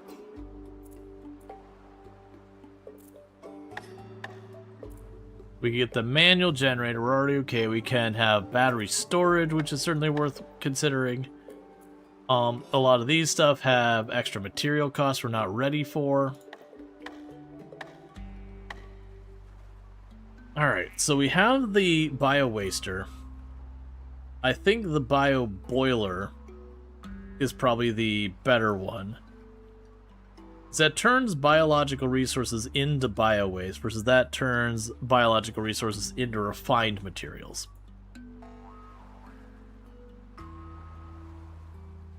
The assumption would be I build that over there and I eventually expand.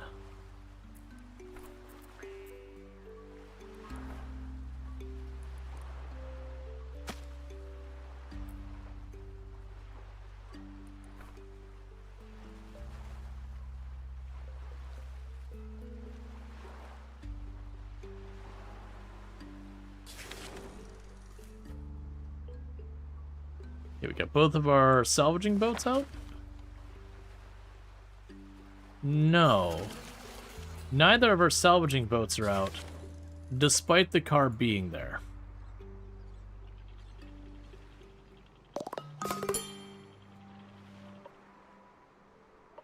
There, we'll try it this way. Going right up against this thing. Toggle, toggle, toggle, toggle, toggle, toggle. There we go. We're actually getting off to get the metal. It also gets us out of the pollution for a little bit here. Because some of our people are getting a little high on the pollution scale.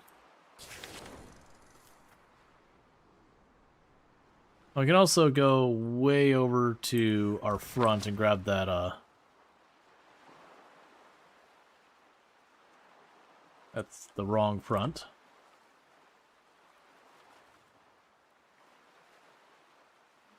That's still the wrong way. Here we go. So there should be some seaweed over here somewhere. There you are. Alright, Luxor, you take it easy.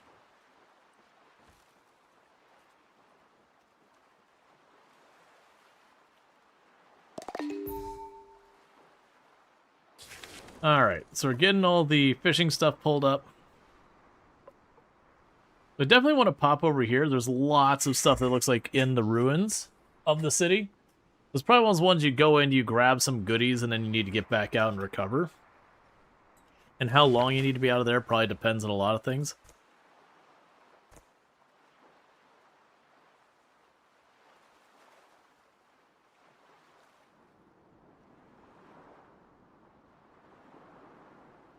Okay, we're doing relatively fine on our wood.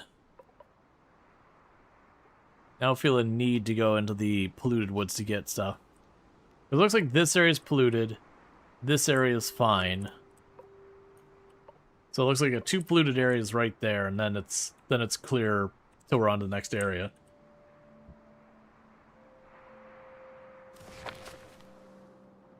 Right now I'm trying to grab all that metal.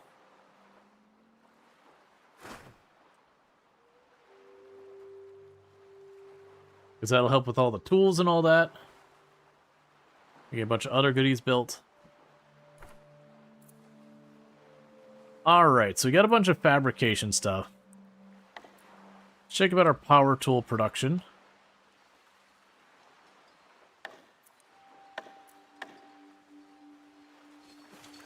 So I've noticed there's a problem where those got queued to upgrade, and now I can't unqueue them to upgrade, nor can I build off of them.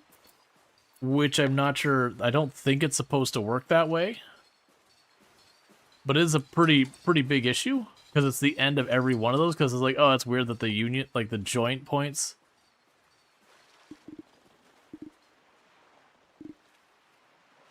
didn't go, so that's pretty rough actually.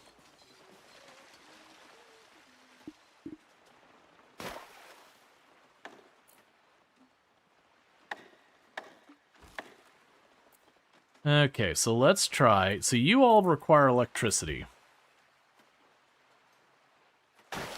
So I got you building. Can't demo them? No, so when I look at that, the demolition button is, it's like right there, but it's grayed out. because it's in the process of upgrading, but I also can't seem to upgrade. Oh, wait.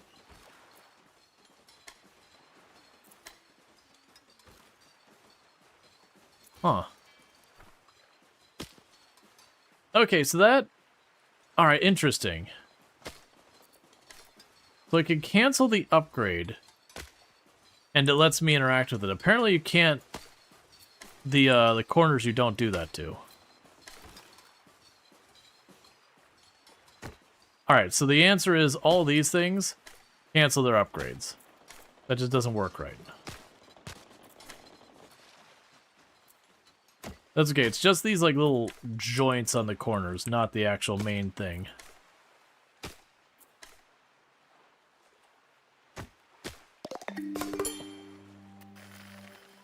Alright, so we can go over here. I'm going to need to build another power pole. And they'll need to connect it down to that thing and get that all going.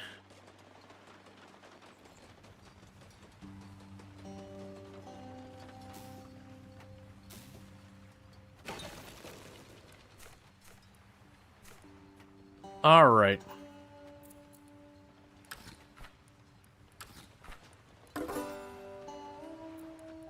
So now I need to go to these and set limits.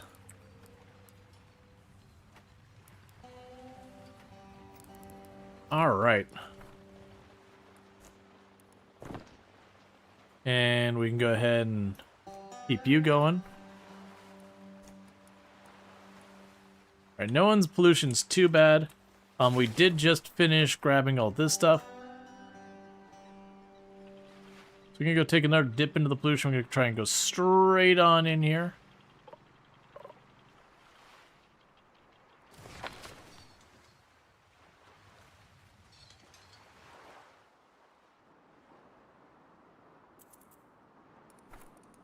Go grab the fish.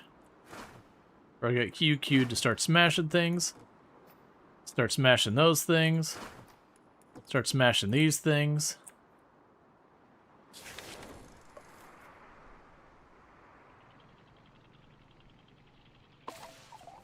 Captain, we spotted signs of life. There might be a survivor over there. Over there. Okay, cool. Alright.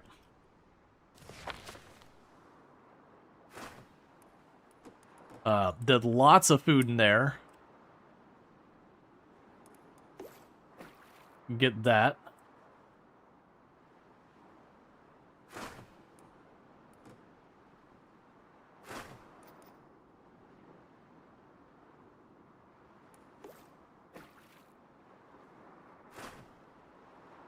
Okay, do we have them all set? It's showing us this one here.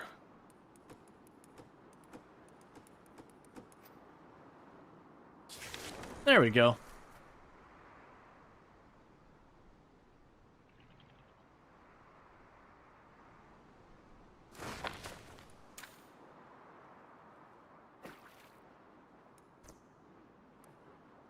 Okay, so we're starting to slowly build up a pretty decent amount of pollution, which is pretty deeply concerning, but you know, we might figure it out. Or we might die. 50-50. There's so many goodies in the ruins. Why would I not go into the horribly polluted area looking for goodies?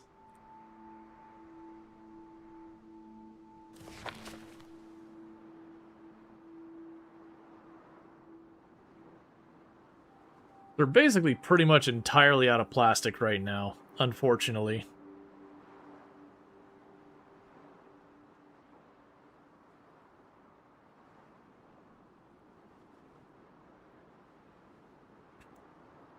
Okay. But they're bringing back lots of scrap.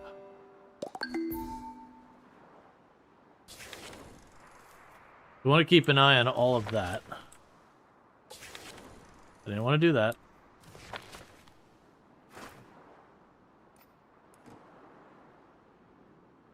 Yeah, so we're going to be getting lots of electronics, lots of metal, lots of food, lots of goodies.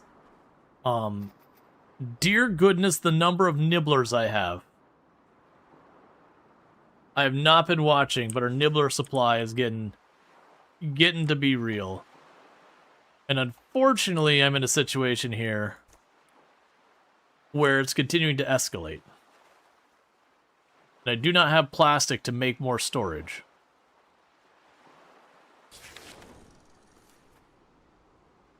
Well, I'll actually have some plastic soon to make storage.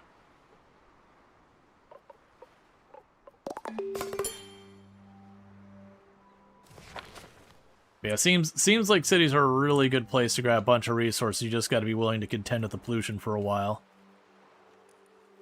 We do have people who are gradually getting sicker.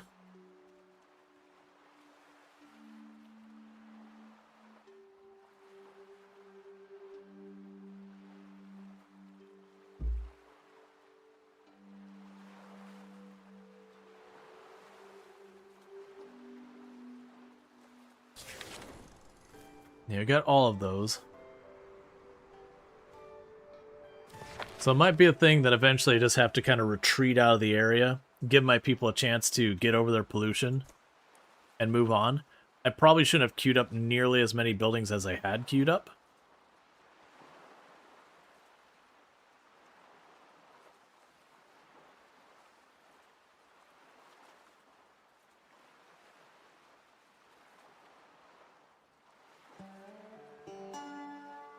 And the other good news, I'm going to have plenty of metal now.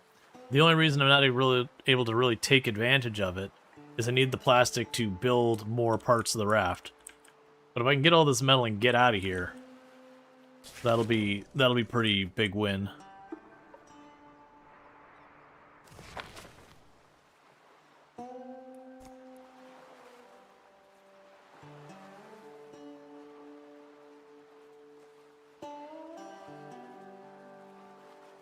Okay. I think a big source of the pollution is we're boiling the water to make it safe to drink, and it's just dumping polluted air onto us. And on top of that, we have our people decontaminating the polluted fish and going in to get more polluted fish. I'm hoping we can get these two pulled up soon, because then I'll start going around this way to get in range of the next person. I wonder if I can actually click on that from that far away. Because I have noticed I've been able to get people to jump on board that were out of range.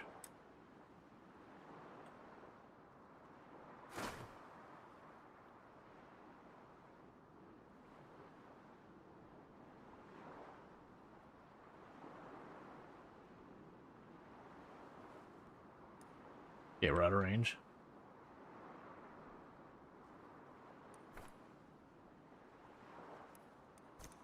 Okay, we can get you.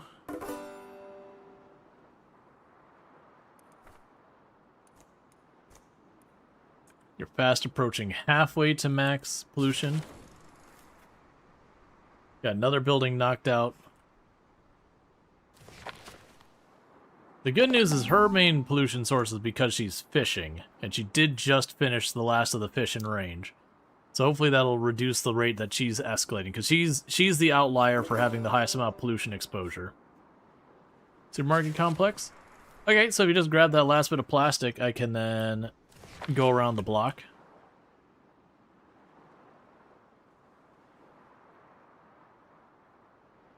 Which they're already working on.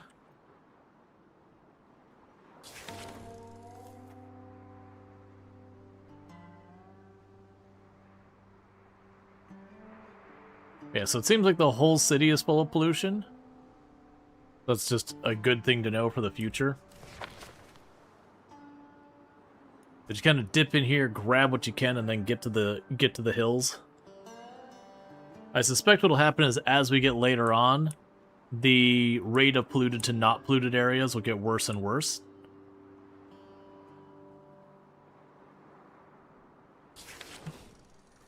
So I have to kind of prolong our resource use.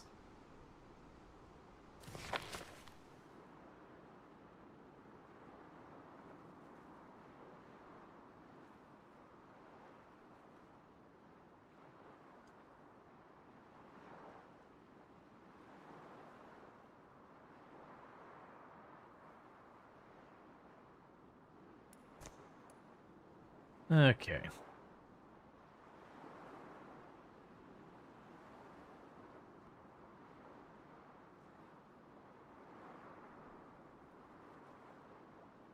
Yeah, so we're getting a bunch of furniture, we're breaking it up into firewood, that's fine. Also breaking up a bunch of the plastic as well, which will be helpful. That's a report. Yeah, because you're sitting at about half full. But you're not going out anymore because there's no more fishing to be done nearby, so it does seem to be recovering. Well, at least not escalating. I shouldn't say recovering. It's not seeming to go up very fast, regardless of if it's going down. Okay, you got that one done. I'd really like you to go get that plastic, though, because then I can start moving. We can go grab you. Continue to build up cooking.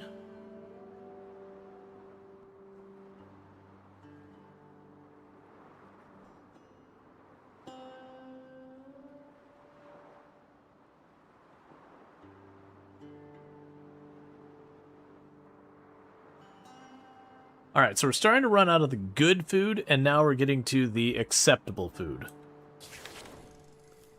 I'm also noticing both our boats are continuing to go up here and not towards the plastic. It's fine. Oh, there's more plastic over there as well. Just keep collecting whatever from whatever. It doesn't look like I'm going to be pushing myself too close to a problem. As long as I don't go after more fish, we should be fine for now. As I'm looking off to the east a bit more, like east by northeast. And it's definitely looking like there's more fish over there. They finished another city block. Oh, right. Because their buildings are taking power. It's like, why is my boat's power not maxed out? Right, because they're using the various buildings that consume power. And that's also consuming the energy I need to move. Yeah, so you're going for that plastic, which is good.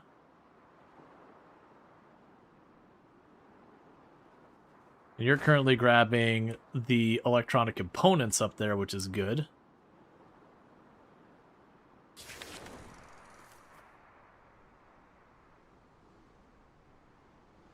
Did I go into here?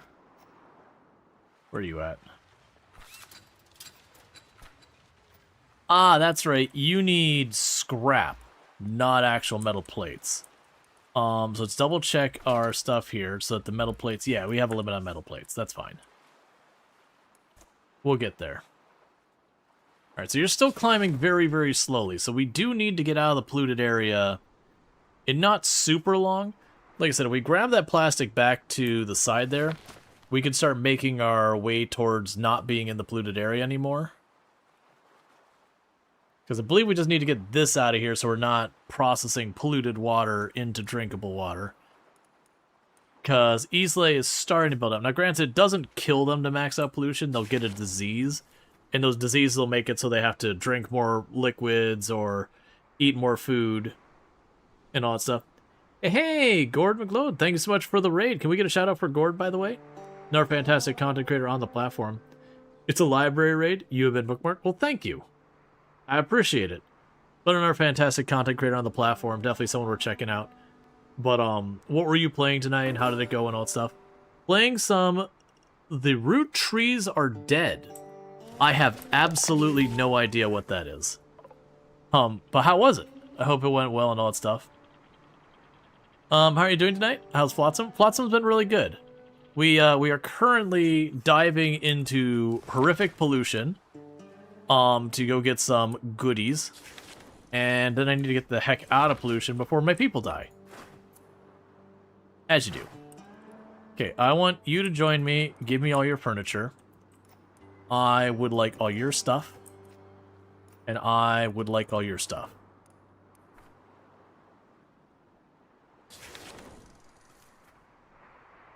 Oh, and we'd also like to queue up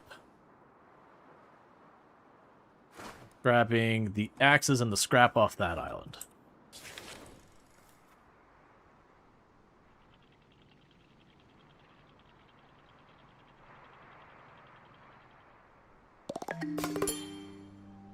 Okay, and I would like to resist. Have a town with 10 drifters. Cool, and I would like to resist here, getting the more fish.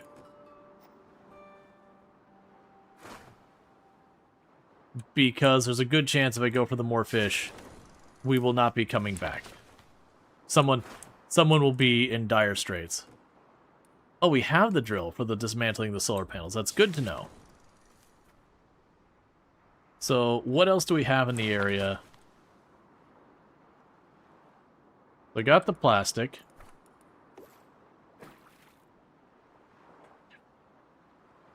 We've got the wood.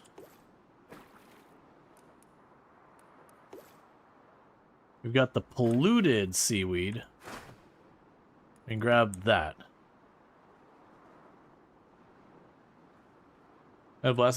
It's a really fun genealogical mystery game. 5 of the root tree family died in a plane crash, and you're hired to verify who in their family tree is the true blood relative so the money can be divided up.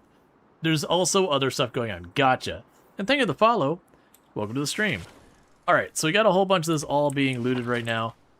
We are sitting in polluted water, so things are getting gradually worse.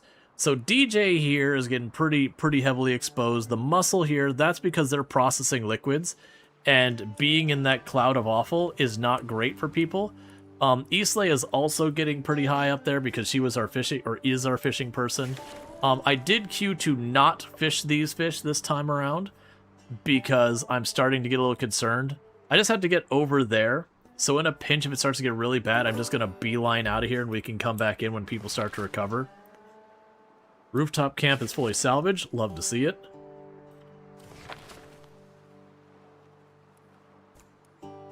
Oh, we need to go to our priorities as well. Alright, so... You love crafting. Good. I've needed someone who loved crafting. We now have a dedicated crafter.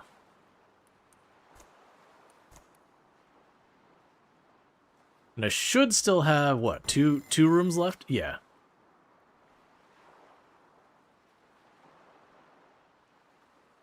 Journey?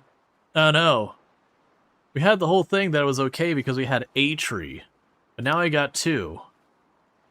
It's like, you know, the no homers. You can have 1. No, I'm teasing, it's fine. It's a meme on the channel about the trees, because we played a lot of, like, survival crafter games and Product Zomboid and many other games where the trees ultimately end up betraying you. Because gravity plays for keeps. And the tree is their ally. Just the same as the zombies in Product Zomboid are the same way. They hide in the trees, wait for your moment of weakness, and then they strike. So the trees are in league with the zombies. I'm pushing my luck here. It's just kind of a fun meme. No, you're good. It's a meme. Okay, so we got the restaurant. I'd really like them to grab that plastic if they don't mind. Because Islay here is getting to the point we probably need to get her out of here. But I have an insatiable problem of greed. And, you know, that's a whole thing.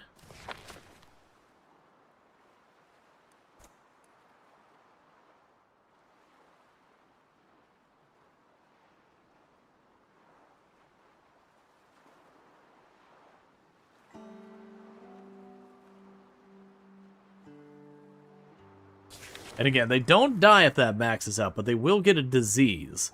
And eventually you can cure the diseases. I am not at the point that that eventually is a thing I can do. And I can't research anything yet until we get a specialist. So we just got our people running out there doing laps. You're getting dangerously high up there. So are these two. They're getting pretty high up. The ones that are just like salvaging and running around, they're fine. I think, like it or not, after this in-game day, we gotta leave, and we can come back once that pollution starts to settle up.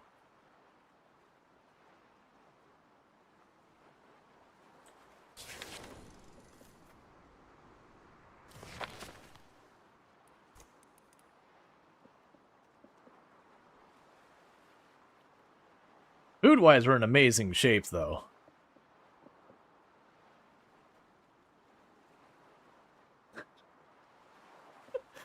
My brain immediately goes with, like, tree friends are nice. My brain immediately goes to happy tree friends. That is something utterly cursed I have not thought of in forever. For those unaware of happy tree friends, it was definitely one of those, like, really, really edgy cartoon things that came out, like, right around 2000, where it was presented as absolutely adorable, but was utter unhinged chaos of violence and awful. Um, I was devastated when you saw Happy Tree Friends. You see that, and like that was just the humor of the time, was taking cute things or whatever and making them completely over the top. So we're also running into the problem that now all these buildings are running and consuming all of my power, which means I can't move until I turn those buildings off. And I'm kind of just holding out for a couple seconds here, really hoping that plastic gets picked up, or those axes, or one of the other useful things. But I need to get moving because we have people who are really close to getting diseases. Alright, so what's going to need to happen here is, honestly, turn that building off entirely. Get that power recharging.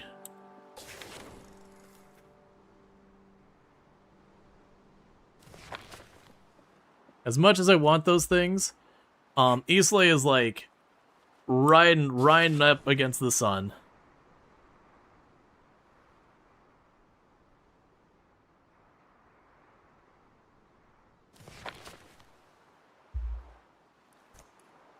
Yep, it's time to go.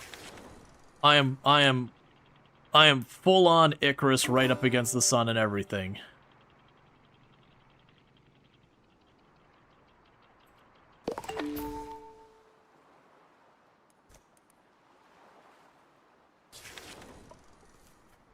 Eh.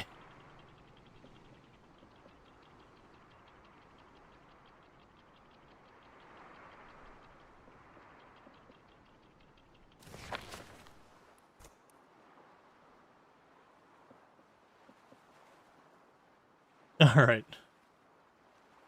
You have an axe with happy tree friends, just waiting for something to fall on top of it. So we are out of the polluted water area. So while we wait, our fishing person can get some not polluted fish. We can grab some seaweed. There's something else over here. I don't. And grab some wood.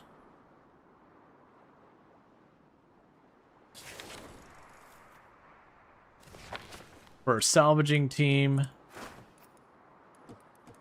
they can drop back there because they're not doing too bad in pollution themselves. Yeah, so we can have our salvaging team and all that sit back here. Keep doing their things. We should be good to the rest. We're just going to have to chill for a minute. And let people recover. I don't know. It says they'll eventually recover. I don't know how eventually is. Because, you know, Islay here may be slightly horrifically polluted. Which is the reason we bolted out to the edge where we should be safe now.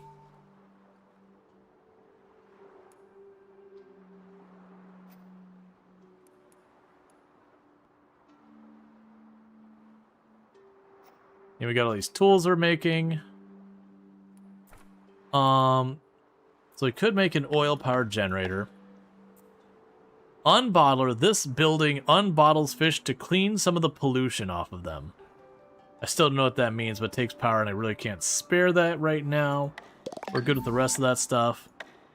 Meanwhile, I can go over to you. I've got the power tool maker. We can also make the fabricator, which makes fancier materials. So let's turn this building back on. You can go back to making your power tools. We can go... Actually, you just started using up the materials. It's fine.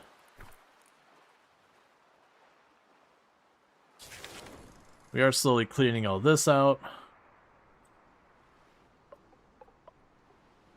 I would like to go back in there for more, because the materials in here are good.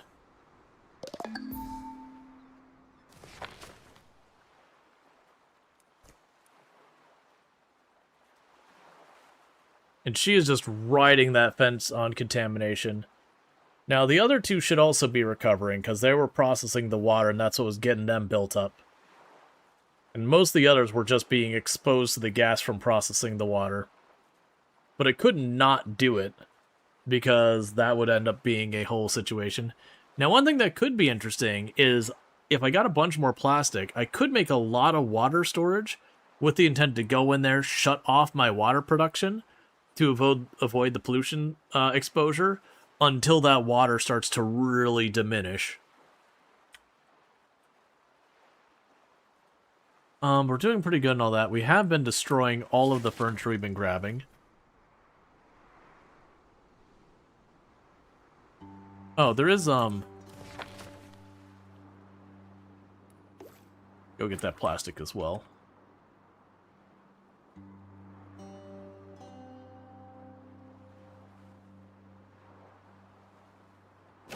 Yeah, so basically we're making all the tools. That should put us into good shape soon. Because we'll have all those tools on standby for all the things we need them for.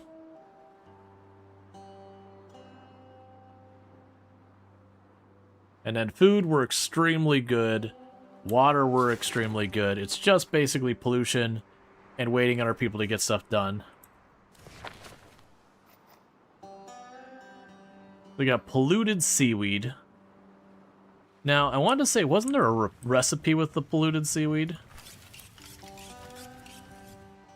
Maybe we don't have it yet. Okay, we ran out of books. That's fine. It happens. Let's go here. Go to buildings.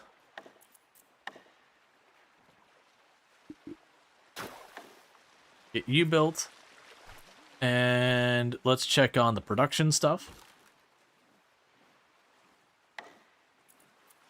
We already have that. The bio waster and the bio boiler we don't have. Let's build the bio boiler. And we'll probably also need another power pole there. Because then I'm suspecting we'll be able to start using the seaweed and other things for, you know, other options. Okay, and you're leveling up to become even better at handling liquids.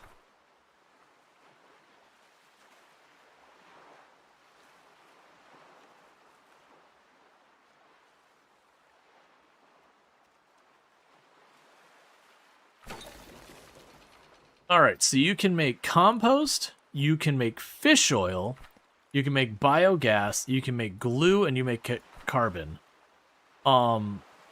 Okay. And that's with gobblers. I will tell them that they can do that forever, because I know I need that fish oil. But we will go to the fish oil, and we will cap it. Where are you in this entire giant list? We'll say you're capped at 20. And where's the fish oil?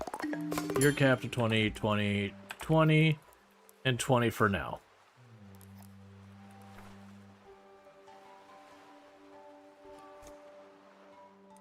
You're still seeming to go up, and that's worrying me. Because you're not going out to the water. We are no longer in the contaminated water. You're not set to salvage.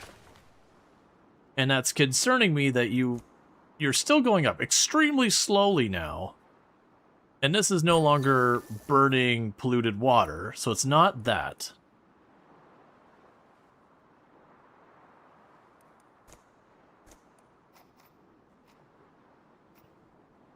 We have been processing those. We're not processing these. We're not producing new contamination that I'm seeing.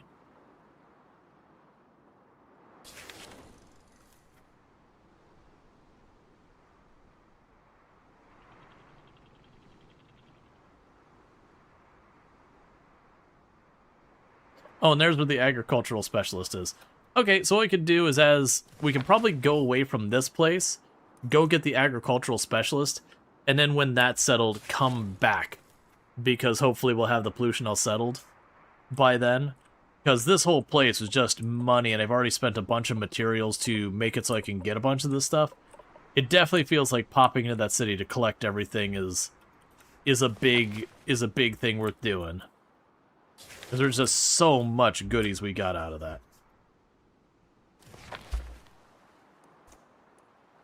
But you're just sitting there hovering right on right shy of getting a disease. Okay, we finished another salvage marker.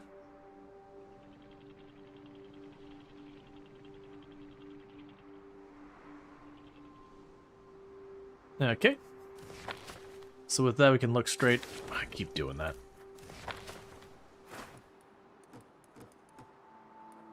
Cool. Give me our goodies, and there should be fish over here that are not polluted. Okay, won't let me reach them quite. That's fine.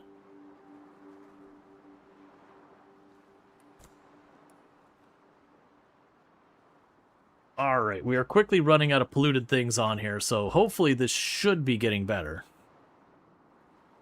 Because we're also distancing ourselves from the pollution as well.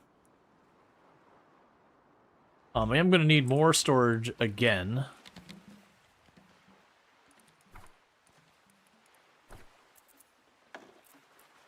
So you give me 120 for this one. So you cost some valuable resources, but you're probably well worth building. And you're 2x4, so one of you would fit there. I do think it's ultimately worth getting rid of some of these smaller ones, since they all take the same amount of plastic. It's the more advanced materials that go up. Let's start decommissioning some of these really small ones, moving them over to the larger storage to open up space and, you know, move stuff around.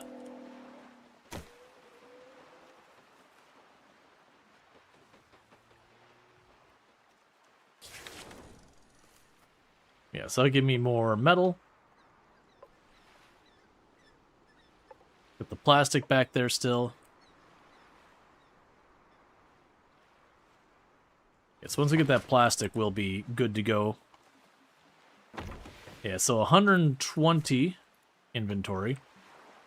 So decommission this thing. So I'll start moving all that over there to the bigger storage.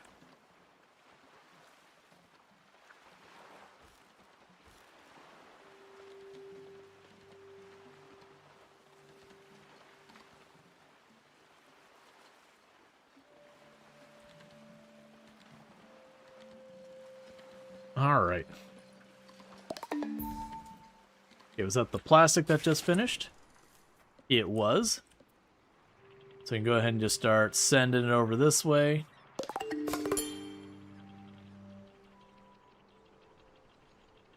Then we've got some fish just off to our left here. So get in there and grab the more fish we don't really need.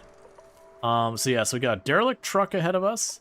And then over here is where the farming specialist is. This does not appear to be a polluted tile in front of me as far as I can tell. You know the water is in front? Yeah. The water looks lovely up ahead, so I guess it's not something to worry about in any capacity. Yep, so I think we're good as far as pollution goes there. So hopefully we should start seeing these drop down, because there shouldn't be a source of more pollution going on right now. It should literally just be... Yeah, I just saw it go down like 1 pixel. So it is going to take a while for that to go down, unfortunately, which is fine. We're going to go over to the agricultural specialist. We're going to collect things along the way. That'll all give it time to recover. We still have housing available? Yeah. No, wait. Yeah, I got 2 places left for housing.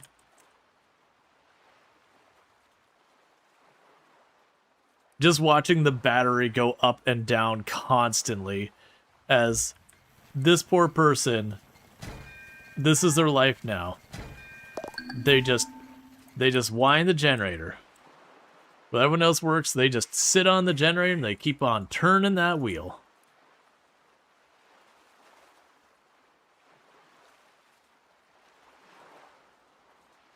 something is causing that to go up, because I'm watching it go up and down now. And I'm not seeing process these materials that are polluted down. So I really don't know where our pollution's coming from. My hope is it's just a little bit of outlying material that we still are processing that I'm missing. But I'm not really sure. Or it could be one of these buildings, as part of their process, creates a little bit of ambient pollution nearby. Just while it's operating. But those should also come to a stop relatively soon.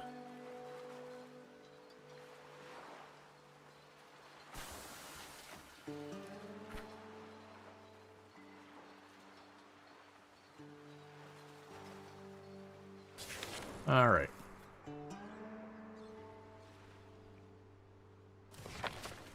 The good news is we're pretty locked in so far as food and water and all that. We're really, really well stabilized. I'm really hating that I don't know why that's not clear what's going on. Yeah, because we're not getting more polluted fish.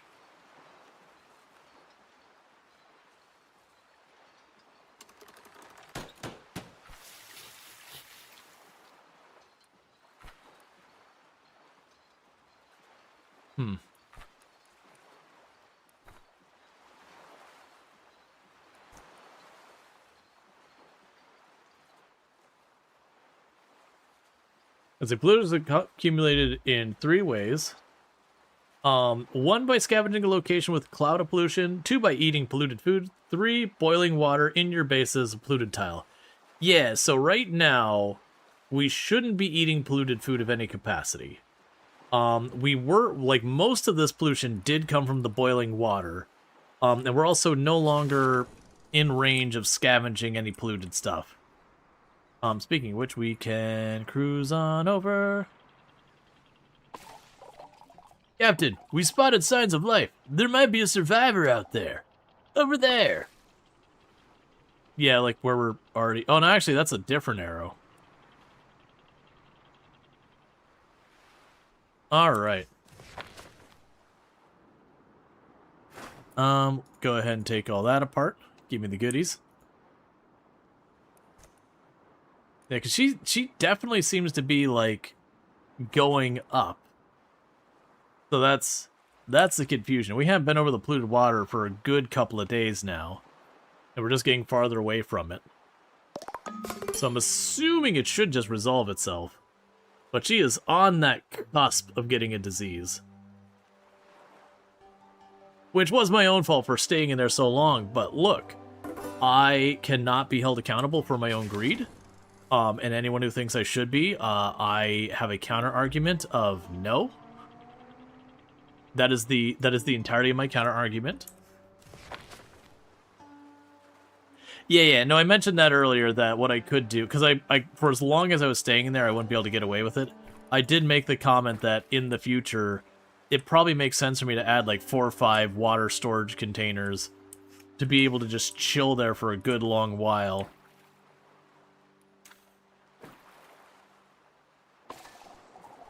Holy fish gods! A terraformer! Are those pitchforks jammed in its vents? Jeez, someone went ham on this thing. I have the wrong person's voice. Might have found the culprit, Captain. There's smoke coming from the farmhouse. Where? Over there! And how would you know that's the culprit? I think you're assuming things. I think you're just going... Something's damaged. Who is the nearest person who we could potentially blame? That guy. Or gal. We don't know.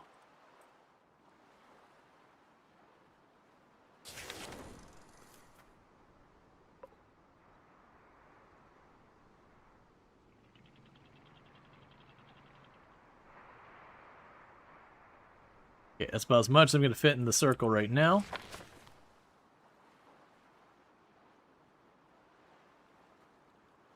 There you are.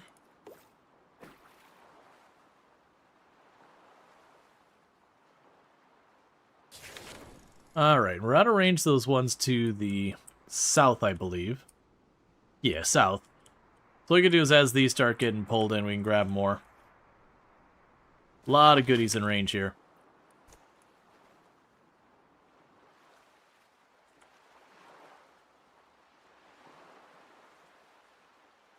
Ludus Goblinus infects another. Oh, yeah, sorry. I was like, when you said Goblinus, it's very similar to Gobbler. I was like, what? Like, then what's I'm supposed to do? There's no drop cargo. Nah, I gotcha. The disease that is inability to not take everything.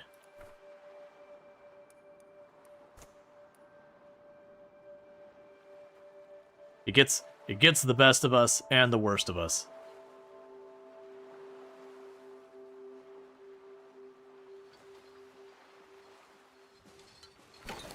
Okay, and you've already got that stuff to process the oil and all that.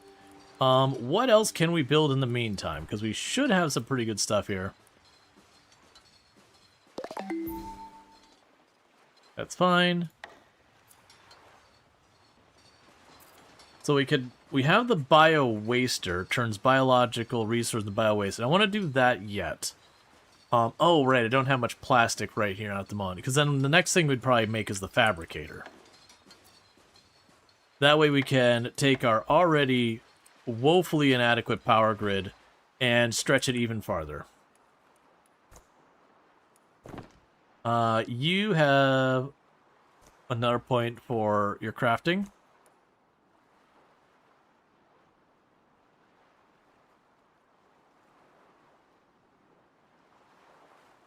Alright. We finished the fishing spot. Oh, hey.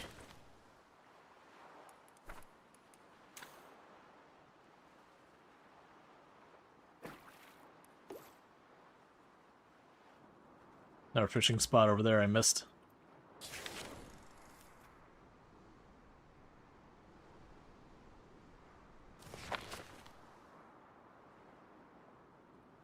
Yeah, just trying to keep an eye on that. It's not meaningfully moving anywhere. I do expect that it is a thing that it goes away very slowly.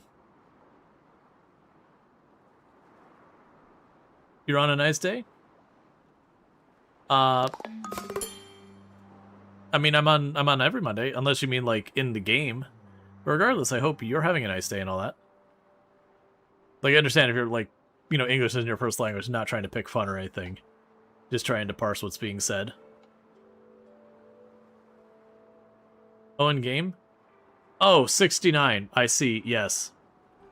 It's on a noise day. I missed that it was the 69th day. I understand.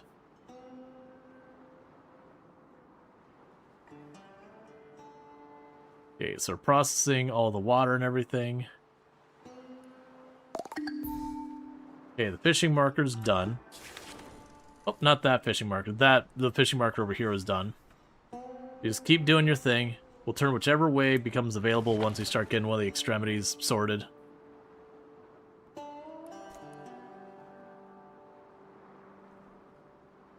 I wonder how slowly, when it says the pollution slowly goes down, it is, because this is implying that it crawls, which honestly could be very fair. That you do that dive in, grab a whole lot of really good goodies, and then you kind of have to go away for a week. Which wouldn't, honestly, like, I wouldn't find that unreasonable. For how wonderful those materials were in that place, I can get behind being forced to go back and forth.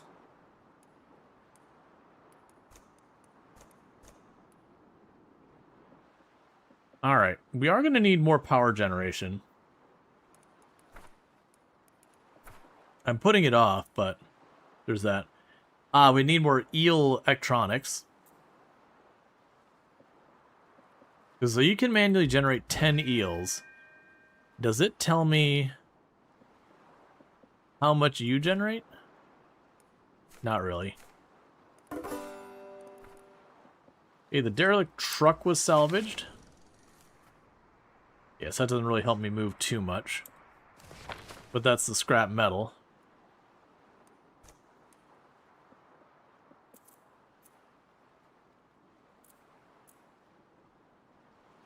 We could burn wood to make power or burn oil to make power.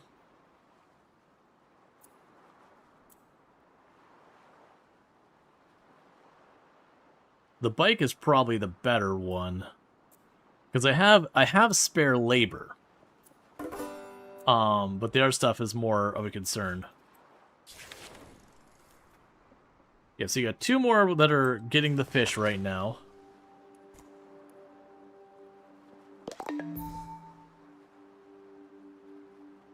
The salvage marker's done. We've got 1 salvage marker and then 2 fishing things done.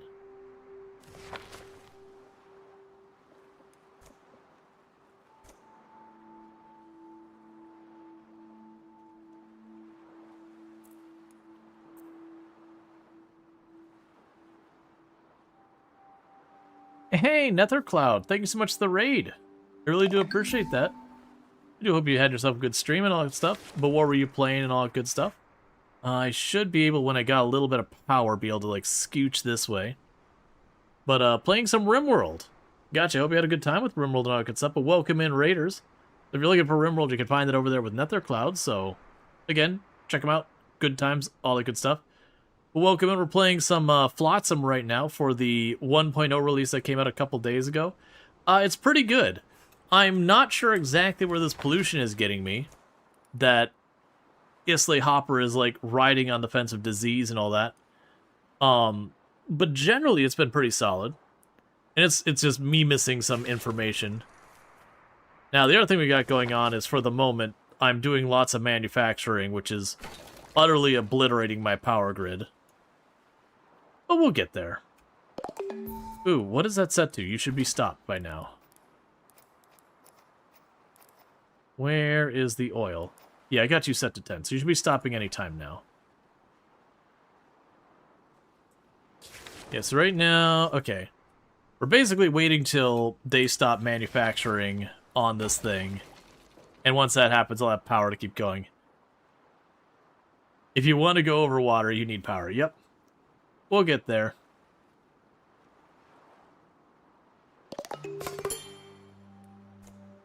Alright. Yeah, she's like right on that fence of getting disease. I don't know if it's getting better or worse. I can't really tell. She's getting present.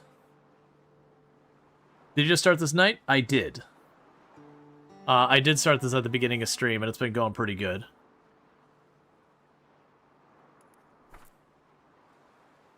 Like, our food and water are stabilized. I could probably go not quite indefinitely. Eventually wood would run out.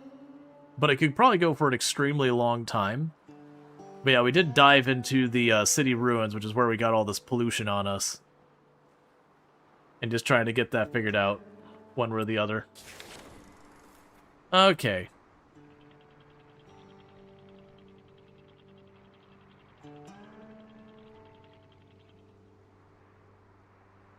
Alright, so that's our power out again, but that's fine. Because with this, we can go over here. There's some wood. Take that apart for tools and for materials. Let's see. Alright, so we go back here more. Got more wood. More wood. More tools and furniture. Okay. I might be able to reach the stuff in front of me as well. There's fishing. More furniture and everything. You're just barely out of range. You're just barely out of range, but that's okay. Alright, so again, our person gained a level.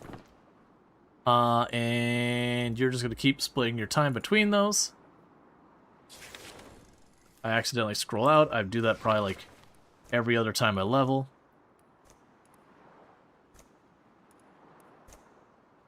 I cannot tell what's happening with you.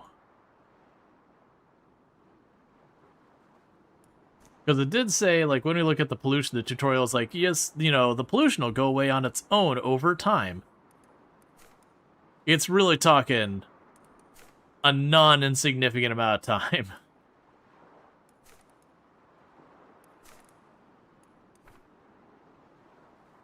Maybe the overtime is they recover while they sleep. So where I have people going super duper far away half the time, they're not getting home to sleep very long, so it's just even slower than it otherwise would be. Yeah, so I got all that grabbed, that's fine.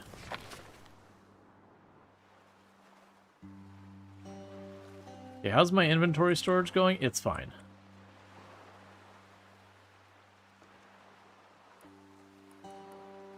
Okay.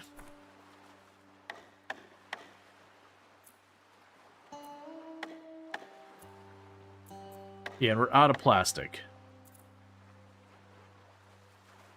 I do have the bio... Well, we already have the bio boiler. Yeah, so next up I think would be the fabricator.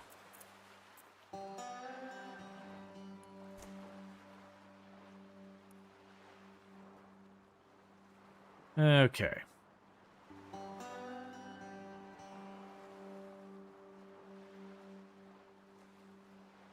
Hey, Penny, how's it going? Can we get a shout out for Penny Meowie, by the way? Another fantastic content creator.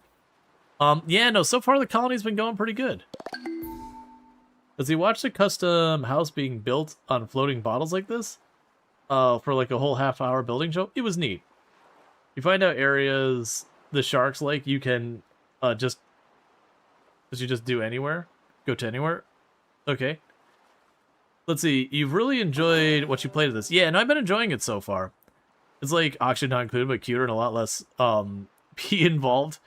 Fact. But check out Penny Meowie. Plays in a bunch of similar games that we play on the channel. Absolutely fantastic content creator. Usually streams basically right after I do, which is, you know, perfect for when you wrap up here and you're like, oh man, I wish I could find someone else who's got good content to check out. Where can I possibly go? Penny is definitely a solid choice to make for that. Alright, so we got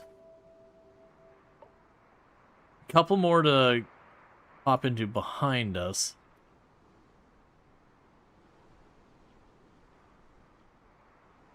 Yeah, I don't think I can get any farther there. Let's pop over here. I might be able to add this fish in here. Can I get you in range? Alright, and we can get the drifter camp. Oh, no, we can't. The drifter camp is slightly out of range, so we'll grab that wood, and then we'll be good. Alright, so we should be at the point that that's not running anymore. We are grilling fish and all that, so that's good. Making our food. Yeah, so none of that food is polluted. These are obviously polluted, but none of our food is marked as having any pollution right now.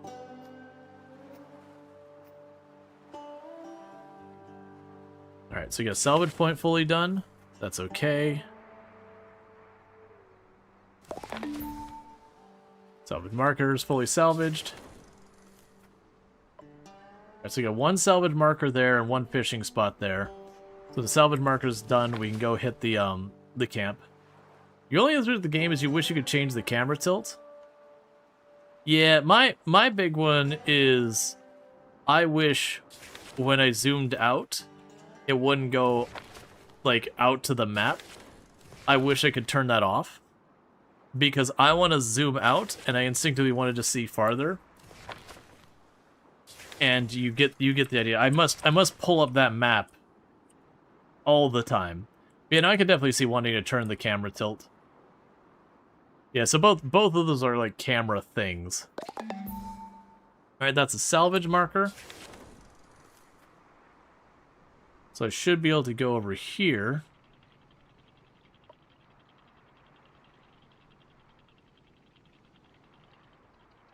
What am... Oh, out of power. So you're working on that.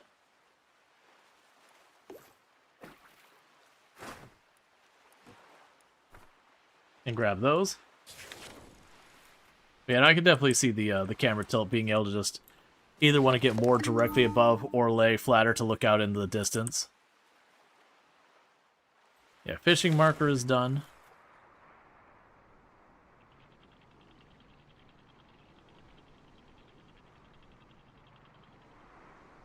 All right.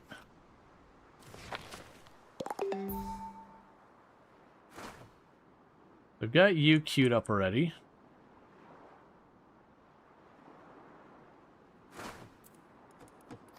Give me the furniture. I thought there was fish over here somewhere. No. There's fish like straight, just not quite straight off, slightly to the left. Alright. So slowly working my way over to there where it's like, I think the farmer's there.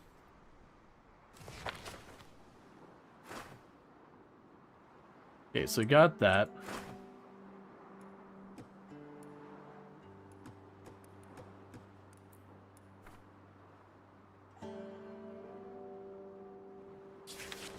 It definitely seems like when you move sometimes, it unmarks those things as being queued. You have to like toggle them off and on. It's fine. Alright. We got another person on the raft with us. So let's go ahead and check out their stuff. Alright.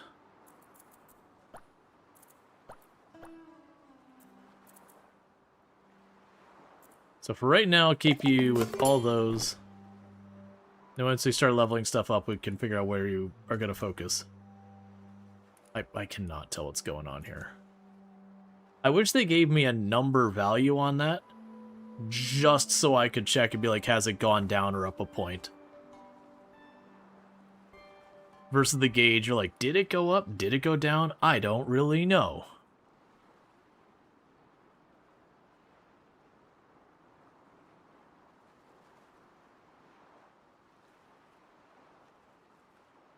Let's see. Are you liking this game you got this morning? I'm liking it. I'm very much enjoying it.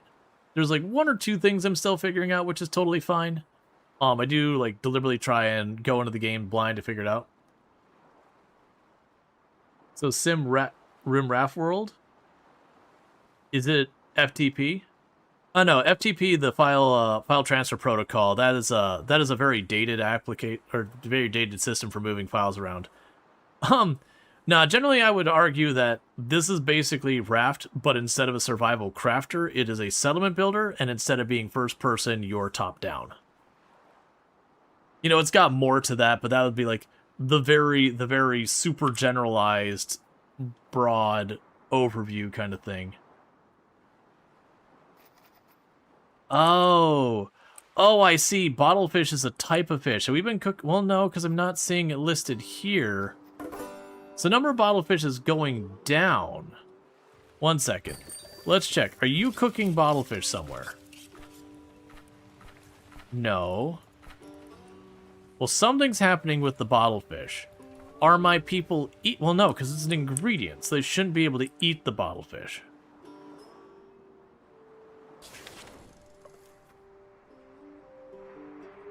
We'll just let that sit there till they finish with the wood. Is it free? No. Honestly, I would avoid games that are free just because they've got to make their money somewhere, and the vast majority of the time that's going to be like microtransactions or other garbage like that. But yeah, no, this game's not free. I think right now on Steam it's like $12.50 or something like that. If you're here in the US. Obviously, I'm not sure what it runs everywhere. Yeah, I'm wondering if it's something to do with the bottlefish. Because these two are polluted fish, and that's polluted seaweed. But I don't believe you can eat any of those raw. They have to be cooked into something. And we aren't cooking them into anything right now.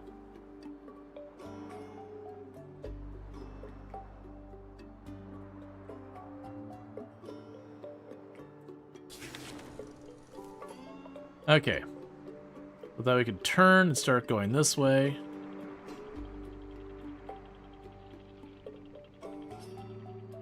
Alright, we're all out of power.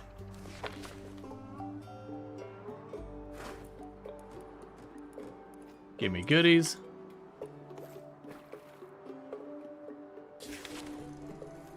Is there not a log or sensor map you could use to find pollution? Not that I've seen. Like, when we're on the overworld map, you can go back here and very distinctly see that this area is polluted. It's got like this purple grossness going on here. But outside of that, it's really not well communicated what is and isn't.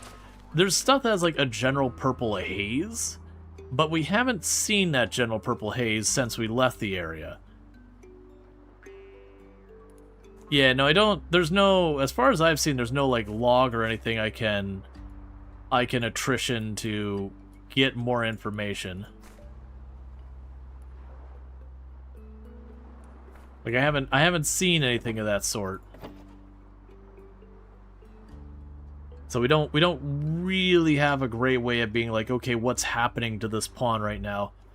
But generally the three sources of pollution that I was like, these are the three sources that, you know, come to mind. We've had people confirm that they're, you know, they're the same thing, that eating polluted food is a problem. You know, salvaging or fishing or whatever in polluted areas is a problem. And then when you have your desalinator running using polluted water, it's a problem. But we're not gonna those.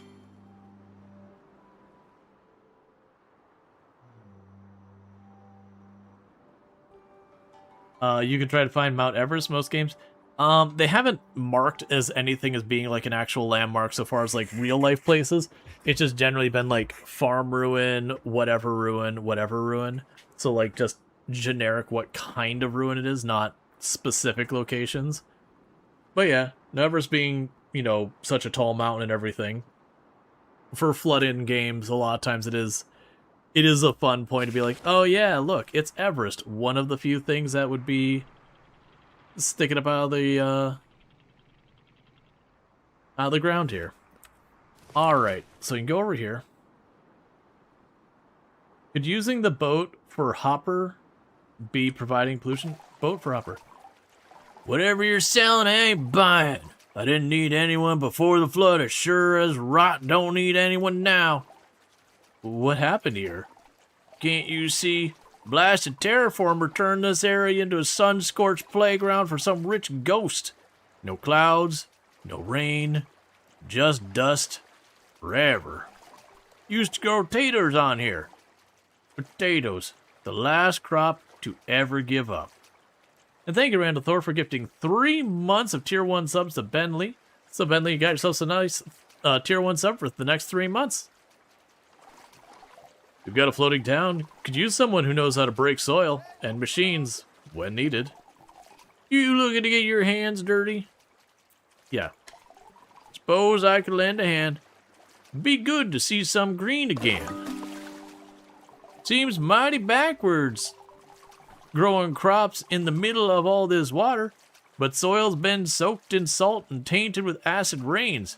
We'll have to make our own. We need bio waste and patience. Build me a bio boiler. Let's see if we can't breathe life back into this dirt. Alright, so give me your potatoes and we're going to cut down all your trees. It's just the way of the world now. All trees must be cut down. They must go to providing for the stove and fire and everything. Because they're moving around and don't have to acknowledge sustainability. Also, the whole planet's covered in water and we have bigger problems to deal with. Okay, so let's go here. You could be... Oh, none of you are the ones leveling. Never mind. Alright, so you down here are weirdly set...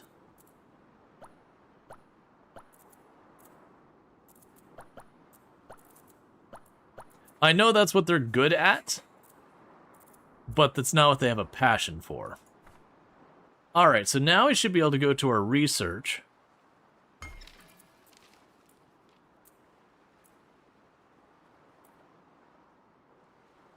Why no research button?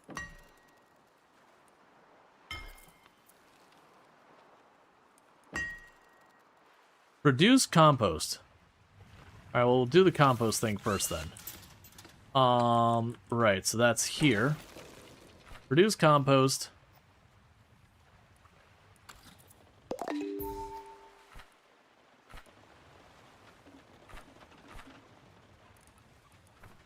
And I do have it set to only make 20.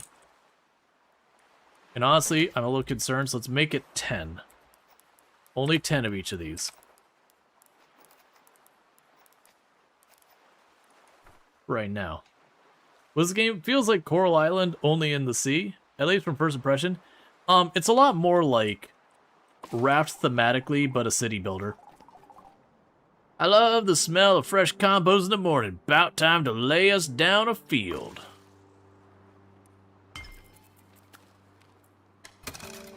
Okay, so we gotta start researching the farm.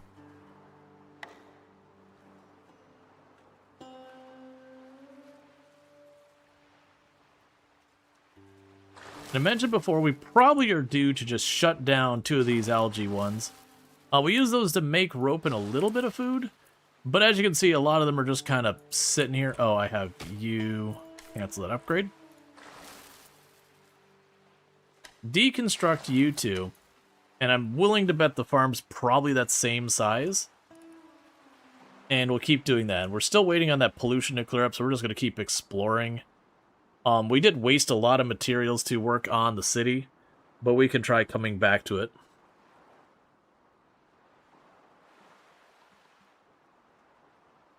Alright. And we're getting the metal from over here, plastic over there, potatoes from there. We can go ahead and do that.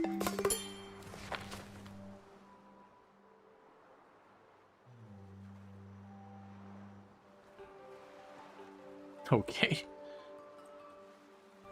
But yeah, no, it's definitely very city builder-esque. Where you have like your production lines and all that you're setting up. Right now we have things moving pretty quick. Because it is, the pacing of the game does feel like you really do want to have fast forward going.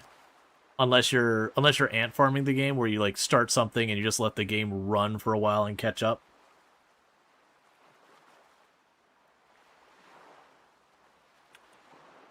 Okay, so we do have plenty of compost coming in.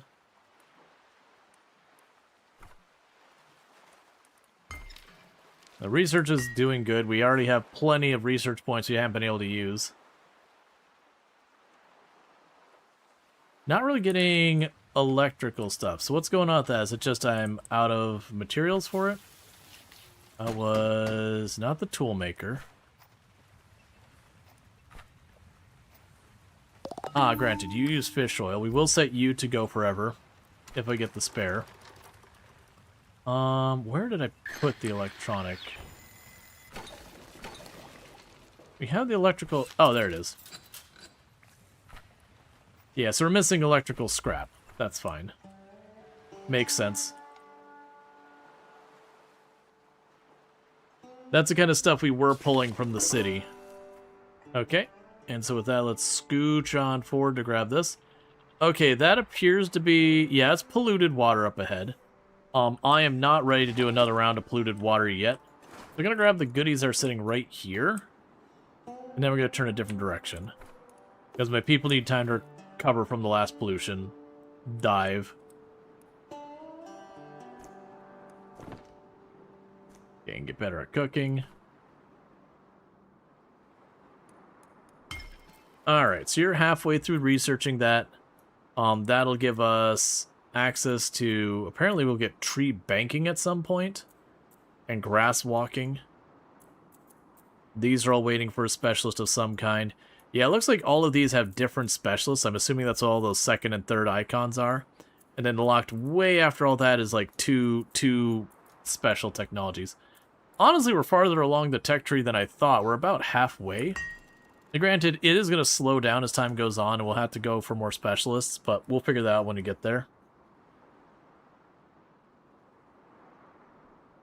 It's also interesting to me that they're not really disassembling these.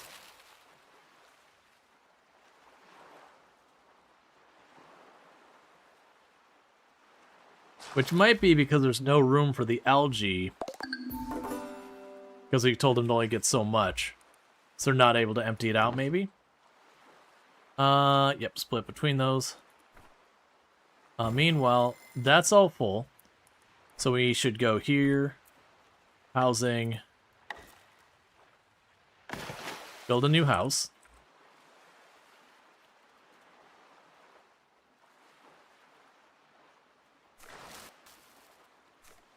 Okay, that's exactly what it was. They were waiting to get the last of the algae out of there to disassemble it.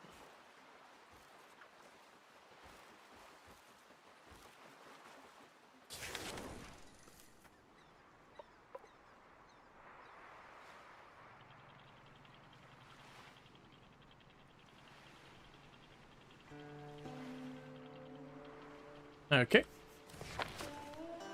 So grab that. There should be plastic over this way.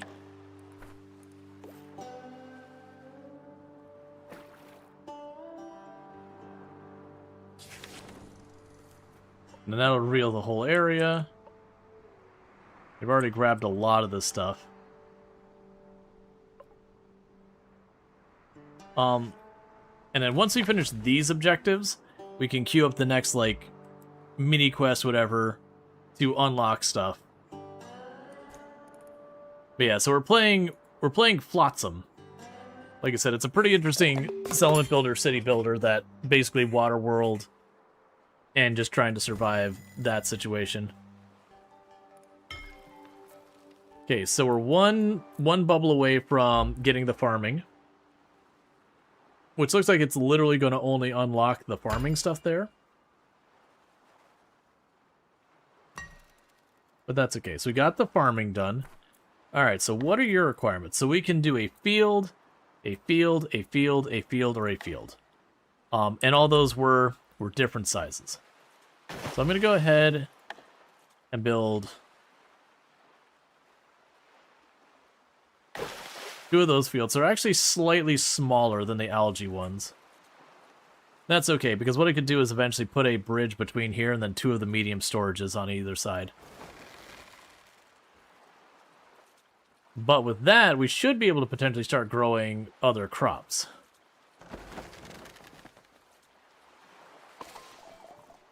There, that ought to do it. Let's get to potato planting. Open the crop menu. All right, for right now.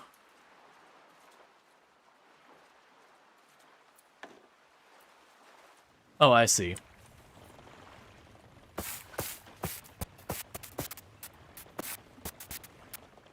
That'll be wheat just because I don't want it to sit there doing literally nothing. So you can start working on the wheat. And we're going to have to find more potatoes to get more potatoes going on. So we can go to the recipes here. For right now, cancel that.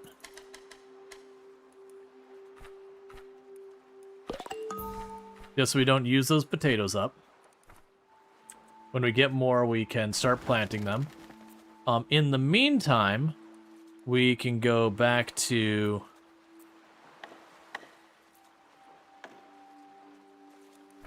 I'm all confused by the UI. All this. And then the assumption would we get more fancy things we can cook with all that. That's fine. So we've got that going on. How are we doing here? So do you still have potatoes left on your farm that we need to grab? I'm hoping you... Oh my god. That zoom out gets me every time. Oh, here. There's your problem. You're queued up for the wrong thing. There, that should get them to get potatoes, and then we can start planting the potatoes. And do you know what I appreciate about this game? You use potatoes to plant potatoes. It bothers me so much when you're playing a game, and you're like, oh no, you only have potatoes. You don't have potato seeds. You're like, dude, the knots in the potatoes are the seed. It's like... Literally the way you grow potatoes is you cut out those little eyes and you plant them in the ground and you get more potatoes. You need a potato to grow potato. And the number of games are like, ah, no, you gotta get your potato seeds. Gotta pay for them seeds. Is a thing. Yeah, that doesn't seem to be doing anything so far as that goes.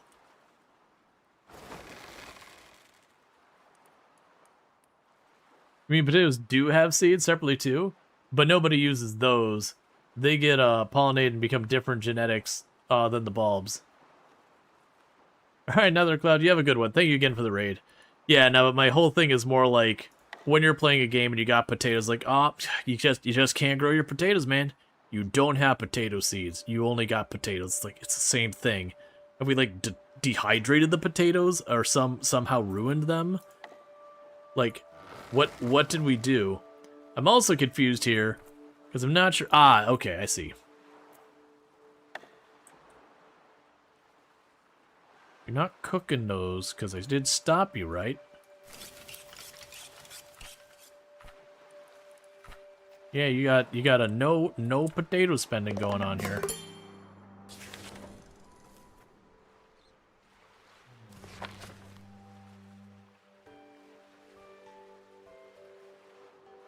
Use a total of 100 fresh water in one day. That's mildly concerning. Okay, so we got a handful of potatoes queued up.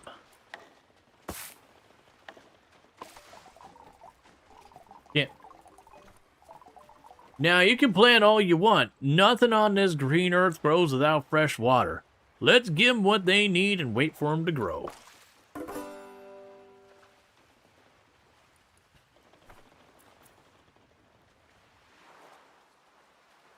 Alright, so with that, we've got you.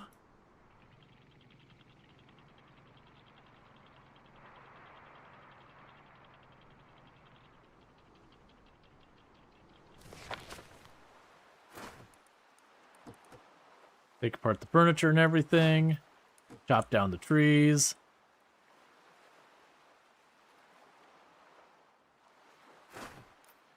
Scout and grab the rotor and all that. Okay, so I got one last building right here. And take it apart as well. So basically what's going to happen here is we have to do multiple rounds of potato planting to kind of get it started. And then we'll end up having a surplus, and then I will turn on the production again.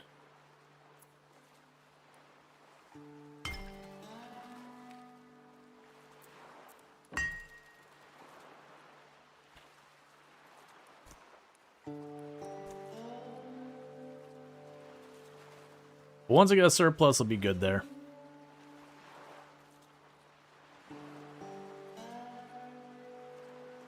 Actually, I can put the big storage here. You already got those ruins done? Alright.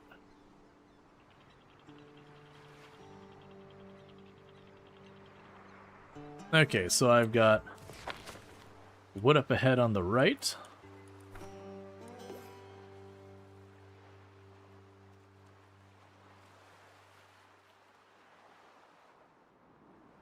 There you go. And fish over here on the left. There we are. Cool. Keep working on all that. There's more pollution over that way from the looks of it. Let's kind of keep working our way around here. Looking for goodies.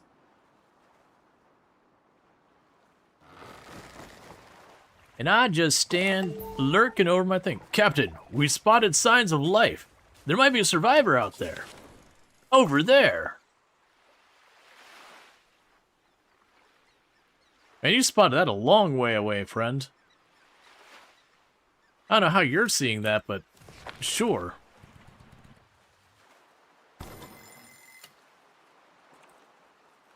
Okay. So I don't really... Oh, I see. It fills up with green. So yeah, those are going to take like a couple of days to grow, which is fine. But that gives us yet another source of food, and the cost of that food being water. Now, the catch is that does mean we are consuming very large amounts of wood now to get that water, because we're boiling the water there. So we're going to have to figure out a better source of wood than what we've been using so far. Meanwhile, we can go into our production. So we got the bio waster, which allows us to make bio waste. We'll end up needing that eventually. Okay, and the rest is all depending on electronics.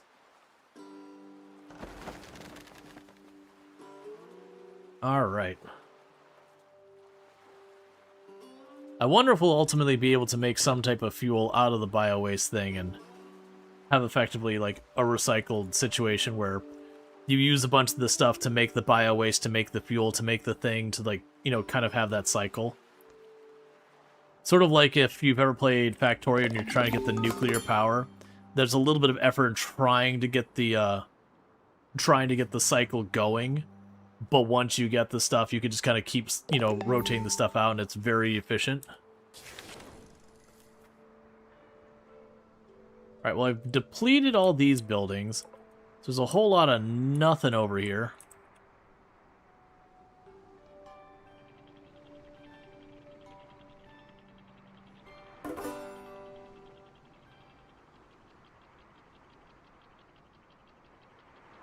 Alright, so as fast as that recharges, we can go on to the next thing. Right, now is pollution, which is why I'm leaving that alone. We'll dive into pollution again when we're not sick.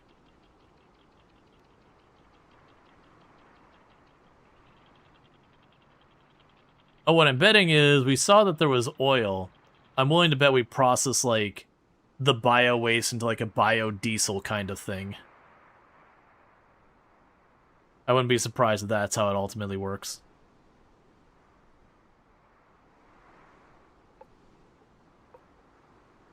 Yeah, the good news, there's a lot of trees to cut down over there. A lot of dead trees. A lot of dead trees. Okay, in the meantime, while we wait for that to recharge, go get your fish.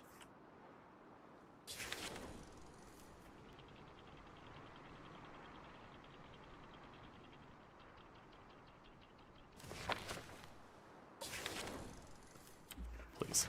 I keep doing that forever. And you're out of range. We'll get there.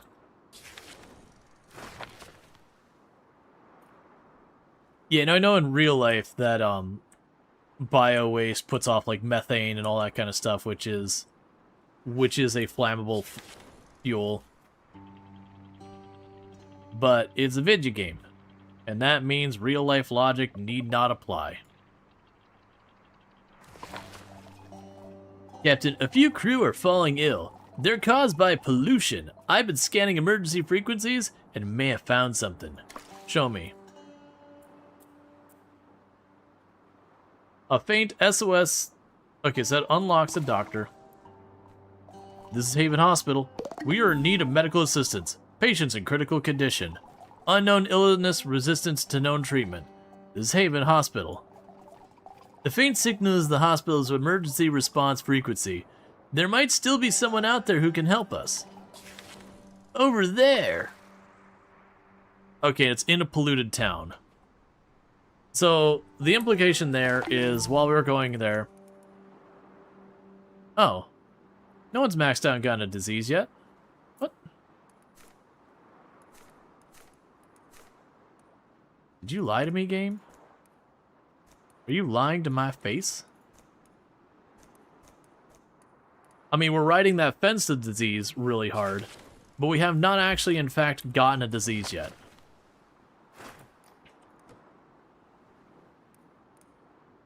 Alright.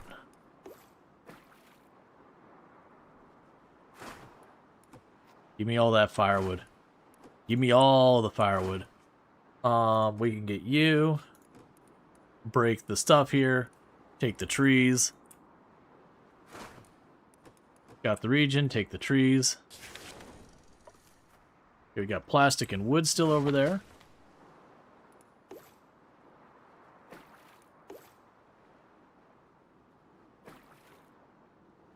Alright, so that gets everything in range.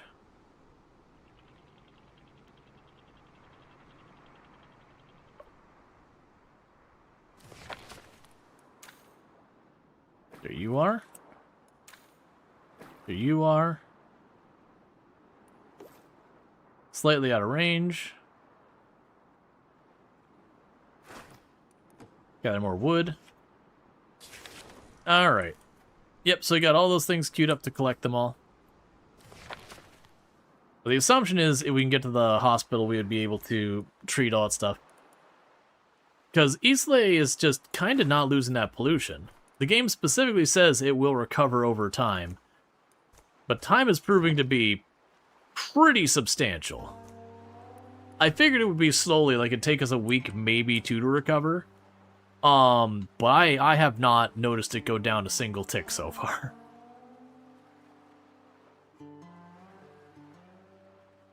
Which does mildly deeply concern me.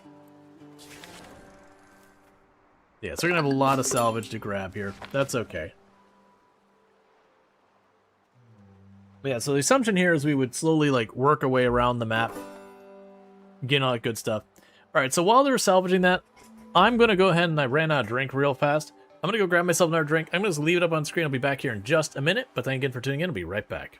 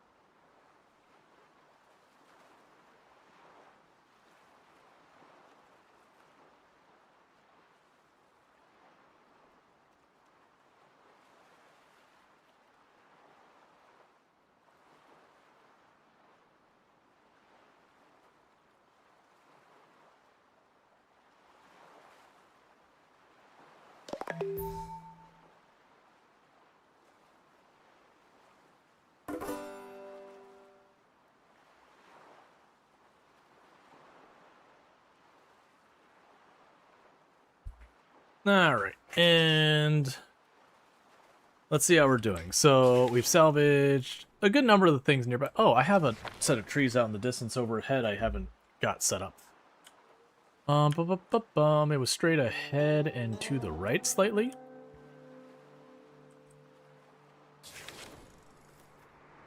Okay, off the propeller side. It was almost straight over like this. That's probably it. Yep, chop those down. Okay. Sponger has joined literal garbage. Yay. Okay, so we've got room for one more person. We're doing pretty okay on planks and all that, so I'm going to go ahead and just build the next house. I don't really see a reason not to. So that way I have room, just in case we run into a situation where they give us more than one person at a time. Or, more realistic, I utterly just forget that that's the thing that we're getting low on. The region has been scouted. We'll check that in a moment.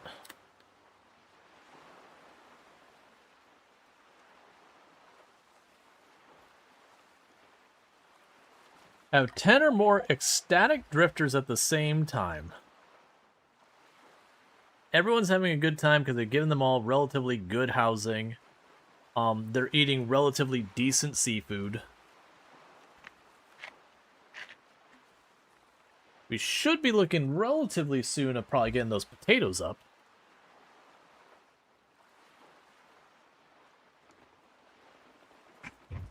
Which does make me wonder if that other quest basically... Oh, no, no, we're not. We're about just shy of halfway. It's fine. Alright, so we're getting all that lopped down. We're all good there. We can get that wood picked up from behind us, then I can start going around here and continue to move on our way. The good news is that's just barely into the pollution, so there's a good chance I could peek in there just a little bit without too much of a difficulty. But yeah, so we're just working our way around, collecting materials. At least here I'm getting a lot of wood, which should help us keep things going, because we're consuming a very large amount of water now. And so wood is ultimately the thing that gets us water.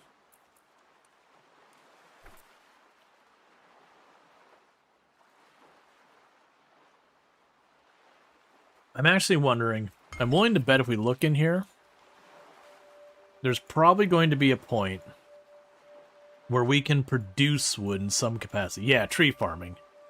That will require the botanist. So what we'll probably do is after this medical thing that we're currently on, which I might not even be able to do because she's still not going down on pollution. I might not work on that. I might literally go back, make sure the farming thing gets done, and go from there. So let's check on our radio tower.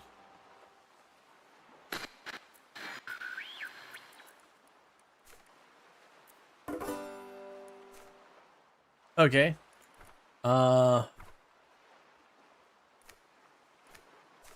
There. Track this quest. Don't worry about that. Is this a new game? It's new as in went 1.0 recently. It has been around for a good couple years in early access, but it did just go 1.0 like the last week.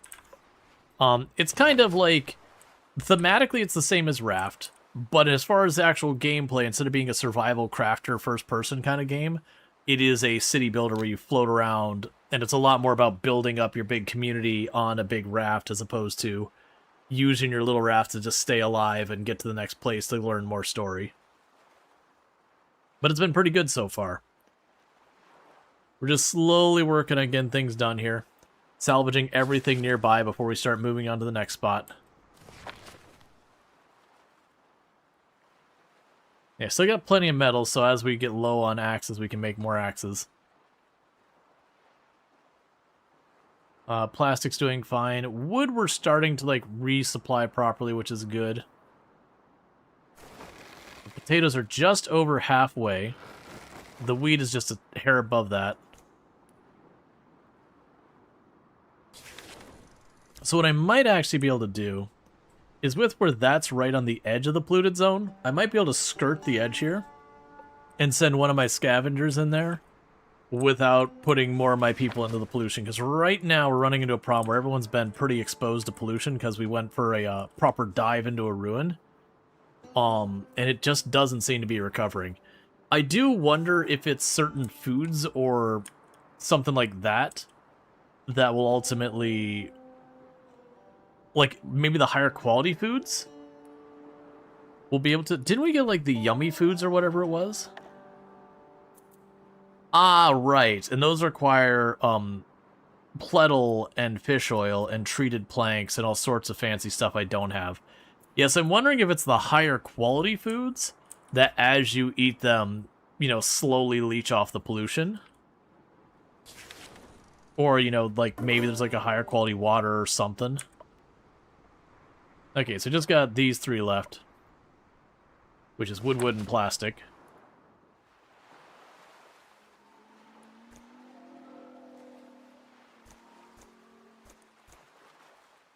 Alright.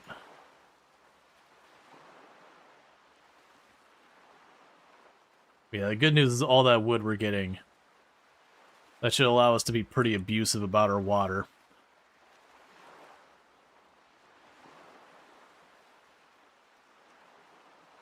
Okay, what does it require for me to get water storage? Plastic and wooden planks.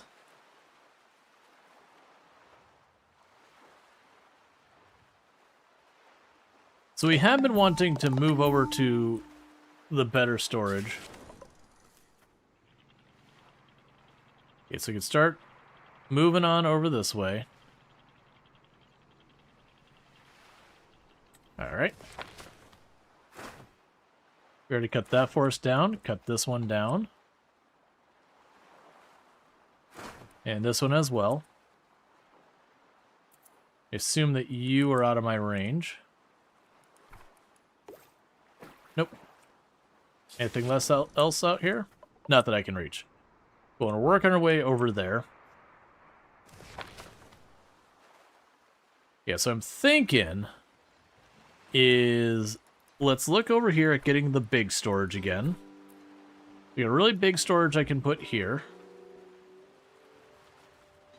Ah, it's 3x4. Well, that ruins a lot of plans I had. That's okay. So you still got 50 room left, and that's got 45. That's the whole thing. Alright, so I'm going to go ahead and put a large storage on this side.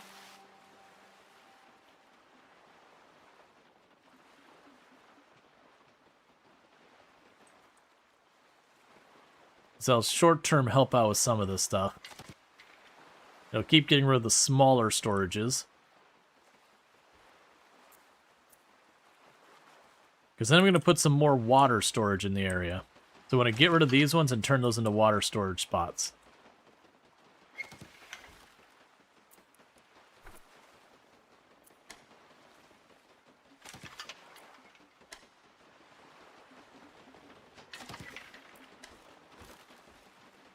That way when it comes to polluted areas, I have like a big water buffer.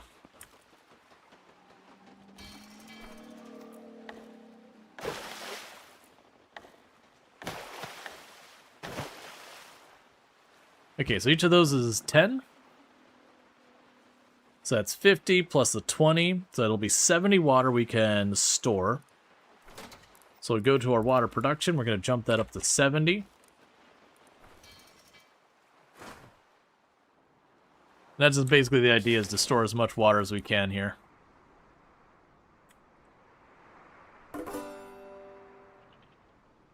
Okay, so we'll just zip on over here a little bit farther.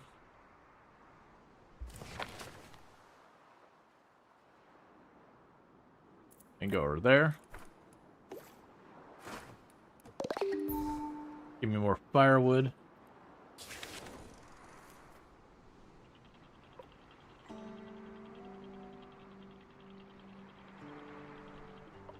Alright. Right off this way we can grab the fish.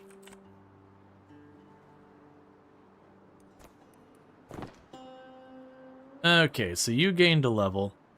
And your passions are liquid and salvaging. We'll go ahead and get you some points in salvaging. That's fine, we already got a passion for that stuff. Not too worried. If you've got a passion, it's good enough for me. And then meanwhile, we got you a level for salvaging. Oh, Eastleigh was... I thought you were the fishing person. Alright, that's going to be tricky. Because that means a good chance that she will go when we come to deal with the problems in the next area. That's what I need to avoid, is having her hop into these ruins and get all polluted.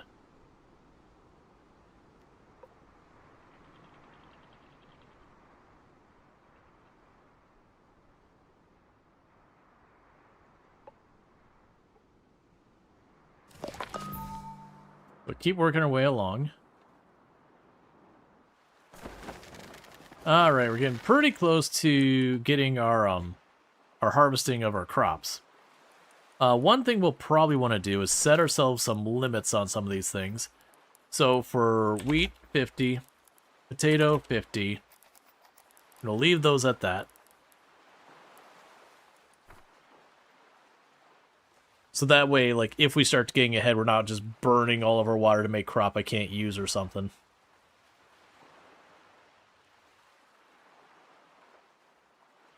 Oh, look, we're finally actually starting to deplete the nibbler quantities we had.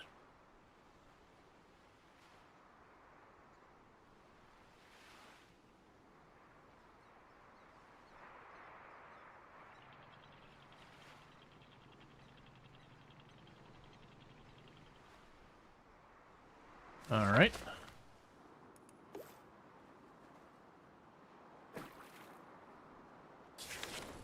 You're just kind of leapfrogging little by little to get over here.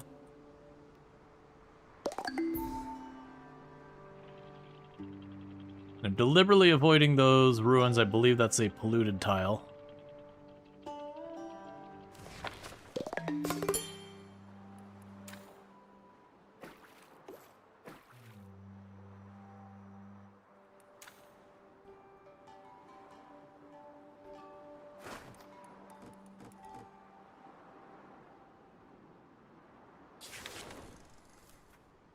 All right.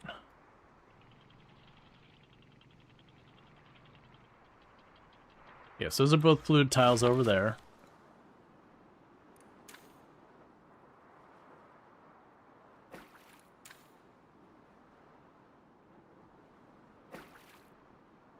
All right. Yep, so we're just going to scooch on over here. Try to avoid grabbing anything in there. So we hopefully don't get ourselves too contaminated. And that'll be a whole big thing. Already in our salvage marker done. Okay, well, we can't quite move till we get that truck pulled up. But that's all good. You are already in progress. The speed of which it pulls those things up is pretty ridiculous.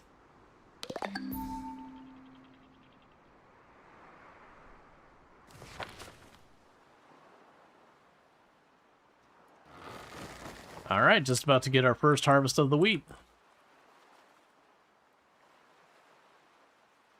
And we need to find more electronic stuff to tear apart. We had a bunch in that city I queued up, but I had to get out of there because of the pollution. We pushed ourselves, you can see, we pushed ourselves like right up to the limit on some of our people.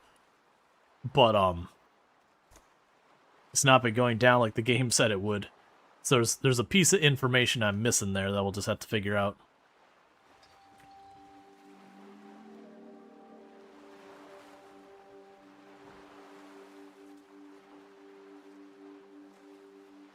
Yeah, we'll be able to continue compressing all of these into those bigger containers. Okay, what's the difference in materials? So you cost 2 floater, and you cost 6 floater.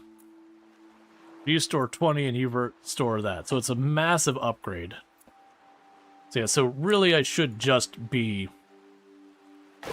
plunk you down.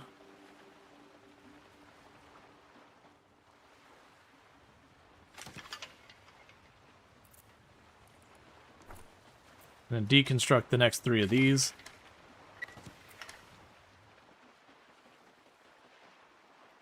Let's see, do they get more polluted the longer they're in the water? If you park close to what you're looting, do they get less polluted? So I believe when they're just on the boat, they're fine. It's when they're actually salvaging the building or anything, but I'm not 100% on that.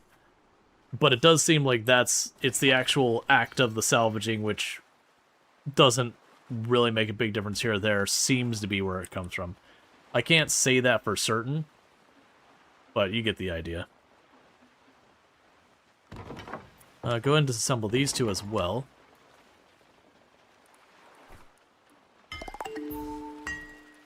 We can go here. Yeah, and we'll end up having the floaters when they take these apart.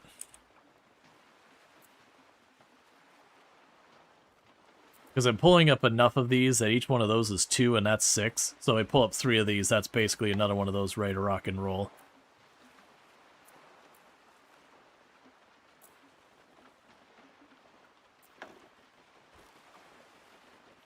And from what people were saying, you do get all your materials back when you disassemble something, which I really appreciate games that do that.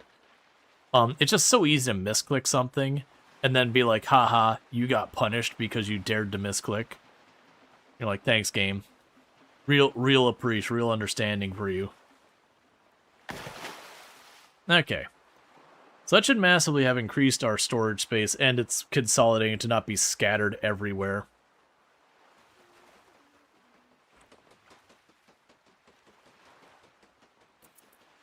Probably also a thing we can go here. Build more of that. Okay, so we're still waiting on that to get pulled up.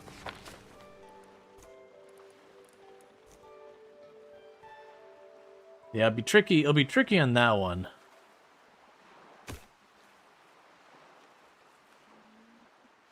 Okay, so we got a bunch more materials. Let's go ahead and put another one of you here. So that's sitting there. You can disassemble you.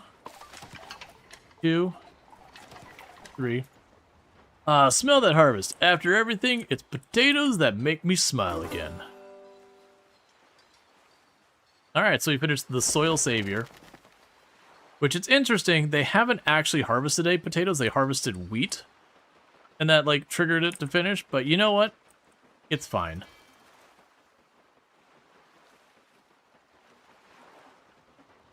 Yeah, so this will let us clean all of that up. It's just costing us like 1 or 2 units of metal or whatever each of these. And we're getting all of these smaller ones out of the way. And the added bonus there is I could potentially make more of that into water reserves.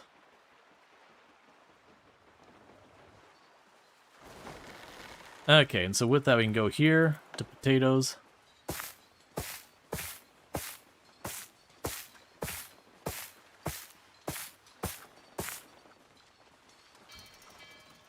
All right, just 1 or 2 more harvested, and then we can get the last of these planted, and I can turn the recipes back on to making better food using the potatoes.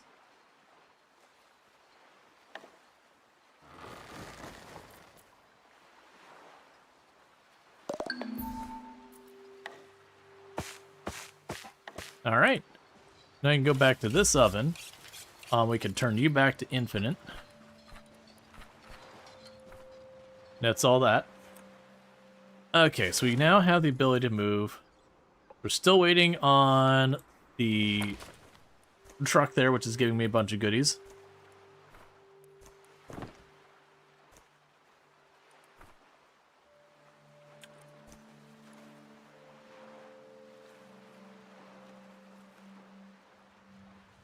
I still have tons of room.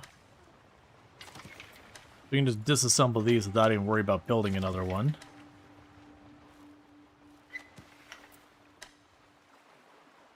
Yeah, because all of that only took about 140 storage.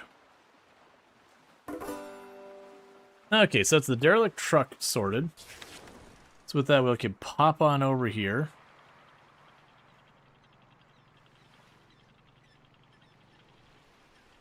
Alright, we'll start with the stuff over here on the right. Which way am I facing? Propeller front. Okay, so grab you. Grab you. Grab you. Could have sworn there was some fish over here too, but that's alright. That's fine. Yeah, we can go ahead and scooch on over this way.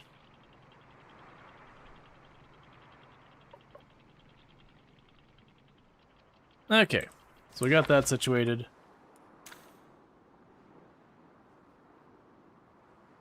There's the fish.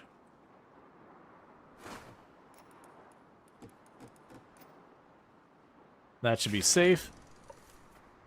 All right. So this is the messy part. As I zoom out on accident. We can go right here. Survivors, if you came for a working hospital, I'm afraid you're too late. It's just me now. Give me 2 seconds, just trying to delay the next ad.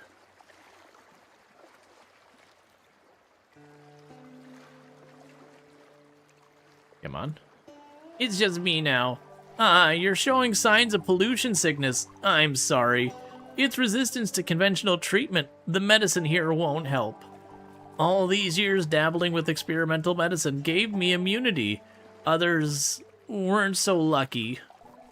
But maybe immunity wasn't just a side effect. Maybe I've been blessed for a reason. Captain, if you'll have me on board, I'd like to help. Sure. Feels good to have purpose again. I'm deeply concerned. Oh no, don't swim. Captain, a word. I appreciate the rescue, but I didn't come aboard just to save myself.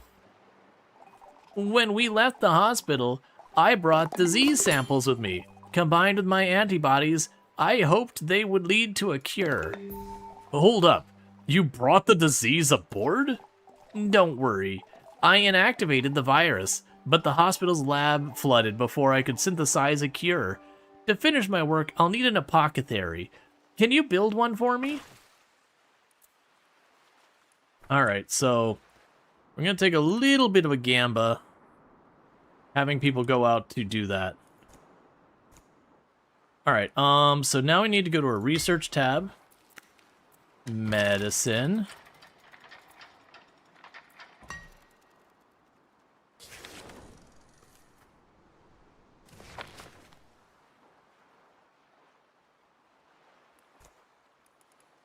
So let's grab Islay Hopper for a moment and just check on her priorities real quick. So Islay Hopper, You do not salvage. You do not landmark interact. You do not research. These are things you do not do. Can I make it even lower? No. Ah, I see. That's fine. So the idea is I'm trying to keep her from going anywhere near the polluted water. Because she's the one who's like on the cusp of disease.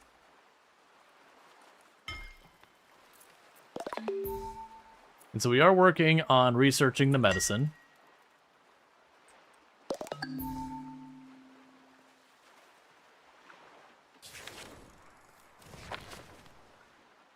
And that should mean I have other people running out there to do that. So you carry 45.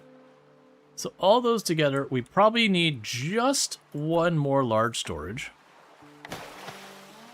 And then with that, I can get rid of the medium storages.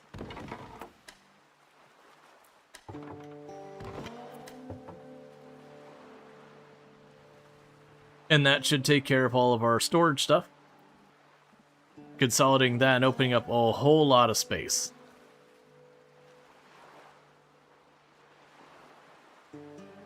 So if we wanted more salvaging boats and all that, that'd be totally doable.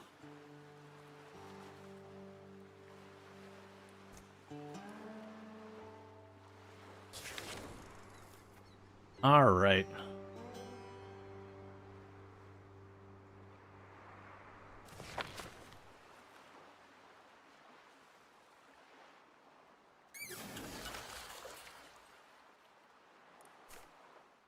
Okay, so DJ is the one going over.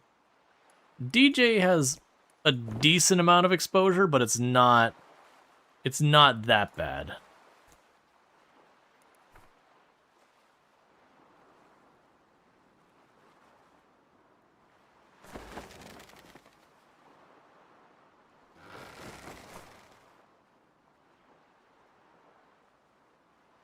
Let's see, use the refill threshold slider to change the drifters will refill the amount.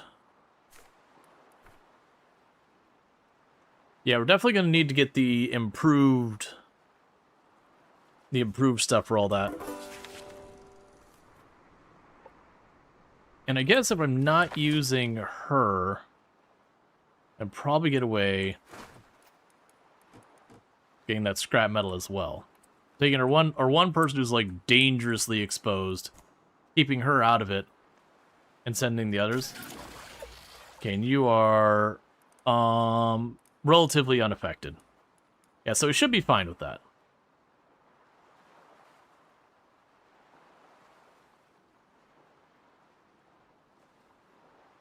Yeah, we're trying to produce all that water, the 70 we want for here, so that's pretty good.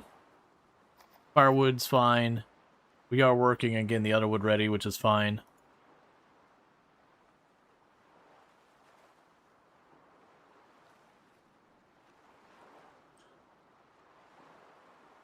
Okay, so there's the field hospital. We've fully depleted it. Now we're running out here to grab all the metal. And meanwhile, we are researching the apothecary. We're about halfway through that. And that would presumably give us what we need to fight the pollution. I was under the implication that it would ultimately just get rid of the disease that you get from maxing out your pollution. But that does not appear to be the case. Okay, so I pulled out that side bridge. I didn't really need it.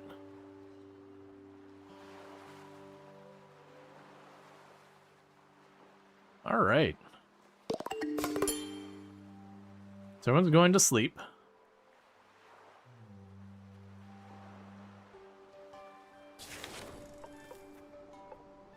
Yeah, we're going to leave the plastic in the water over there.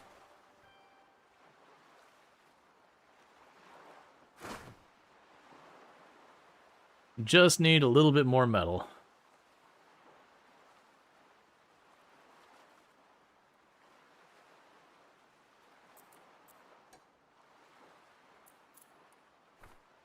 Let two of them go over.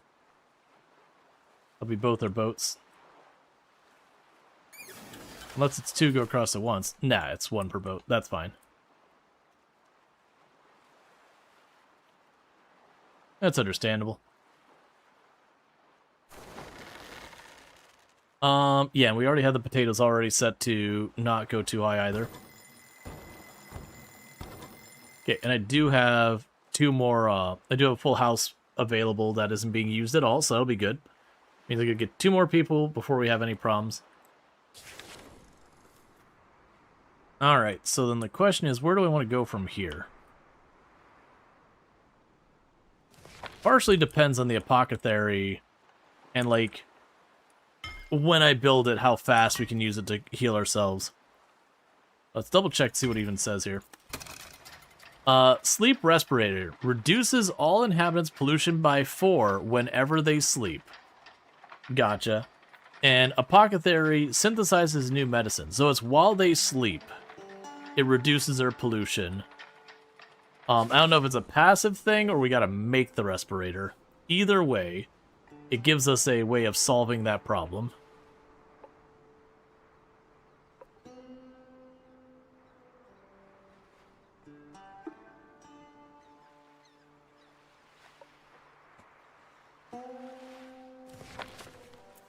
Okay.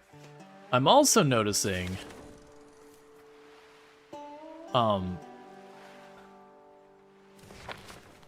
Oh, I see why I'm getting confused. This is with the map down, I just have research up. You don't seem to be collecting this stuff. Which is fine either way, they're working on it.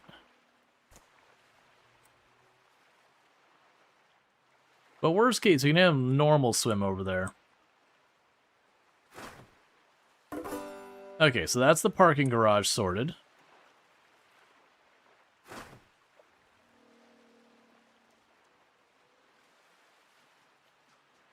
Let's see if they go back out for...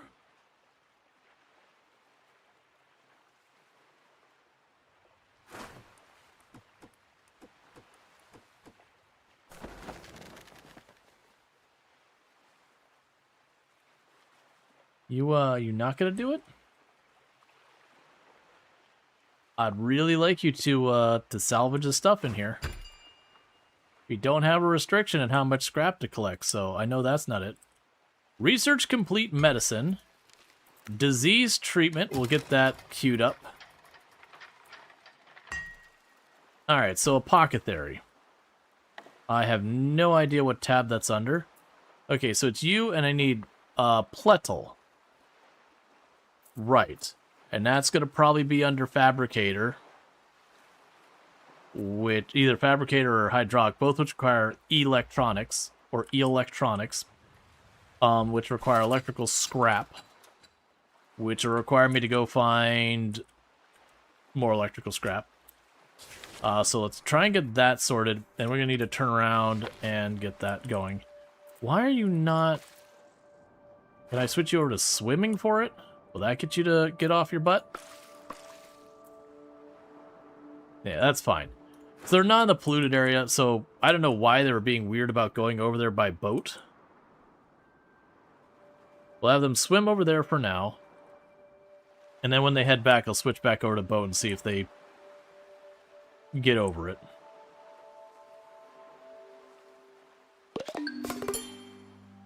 Alright.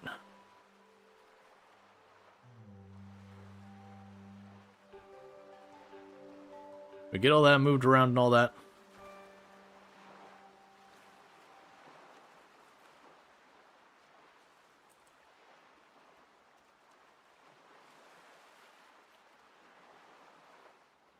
Yes, they're both getting a little bit of metal. Alright. Let me switch to the boat. That said, let me quickly stop and save. So save as... that's fine. Save. Because we're hitting that point where I need to be wrapping up for the night. For those who don't know, I usually stream from 7 a.m. EST till... Sorry, not 7 a.m. 7 p.m. EST till 4 a.m. EST, so we're getting to that point. And unfortunately, I can only delay the ads so long. So if I don't get you out of here, you're going to get subjected to more ads, and I don't want to do that. So if you're watching over on the YouTube side, the stream will be ending for you abruptly, but thanks so much. Don't forget to like and subscribe. But if you're over here on the Twitch side and you're not already following the channel, don't forget to drop a follow. That way you can find your way back here in the future. That is how all of this works. But I'm going to go ahead and put up my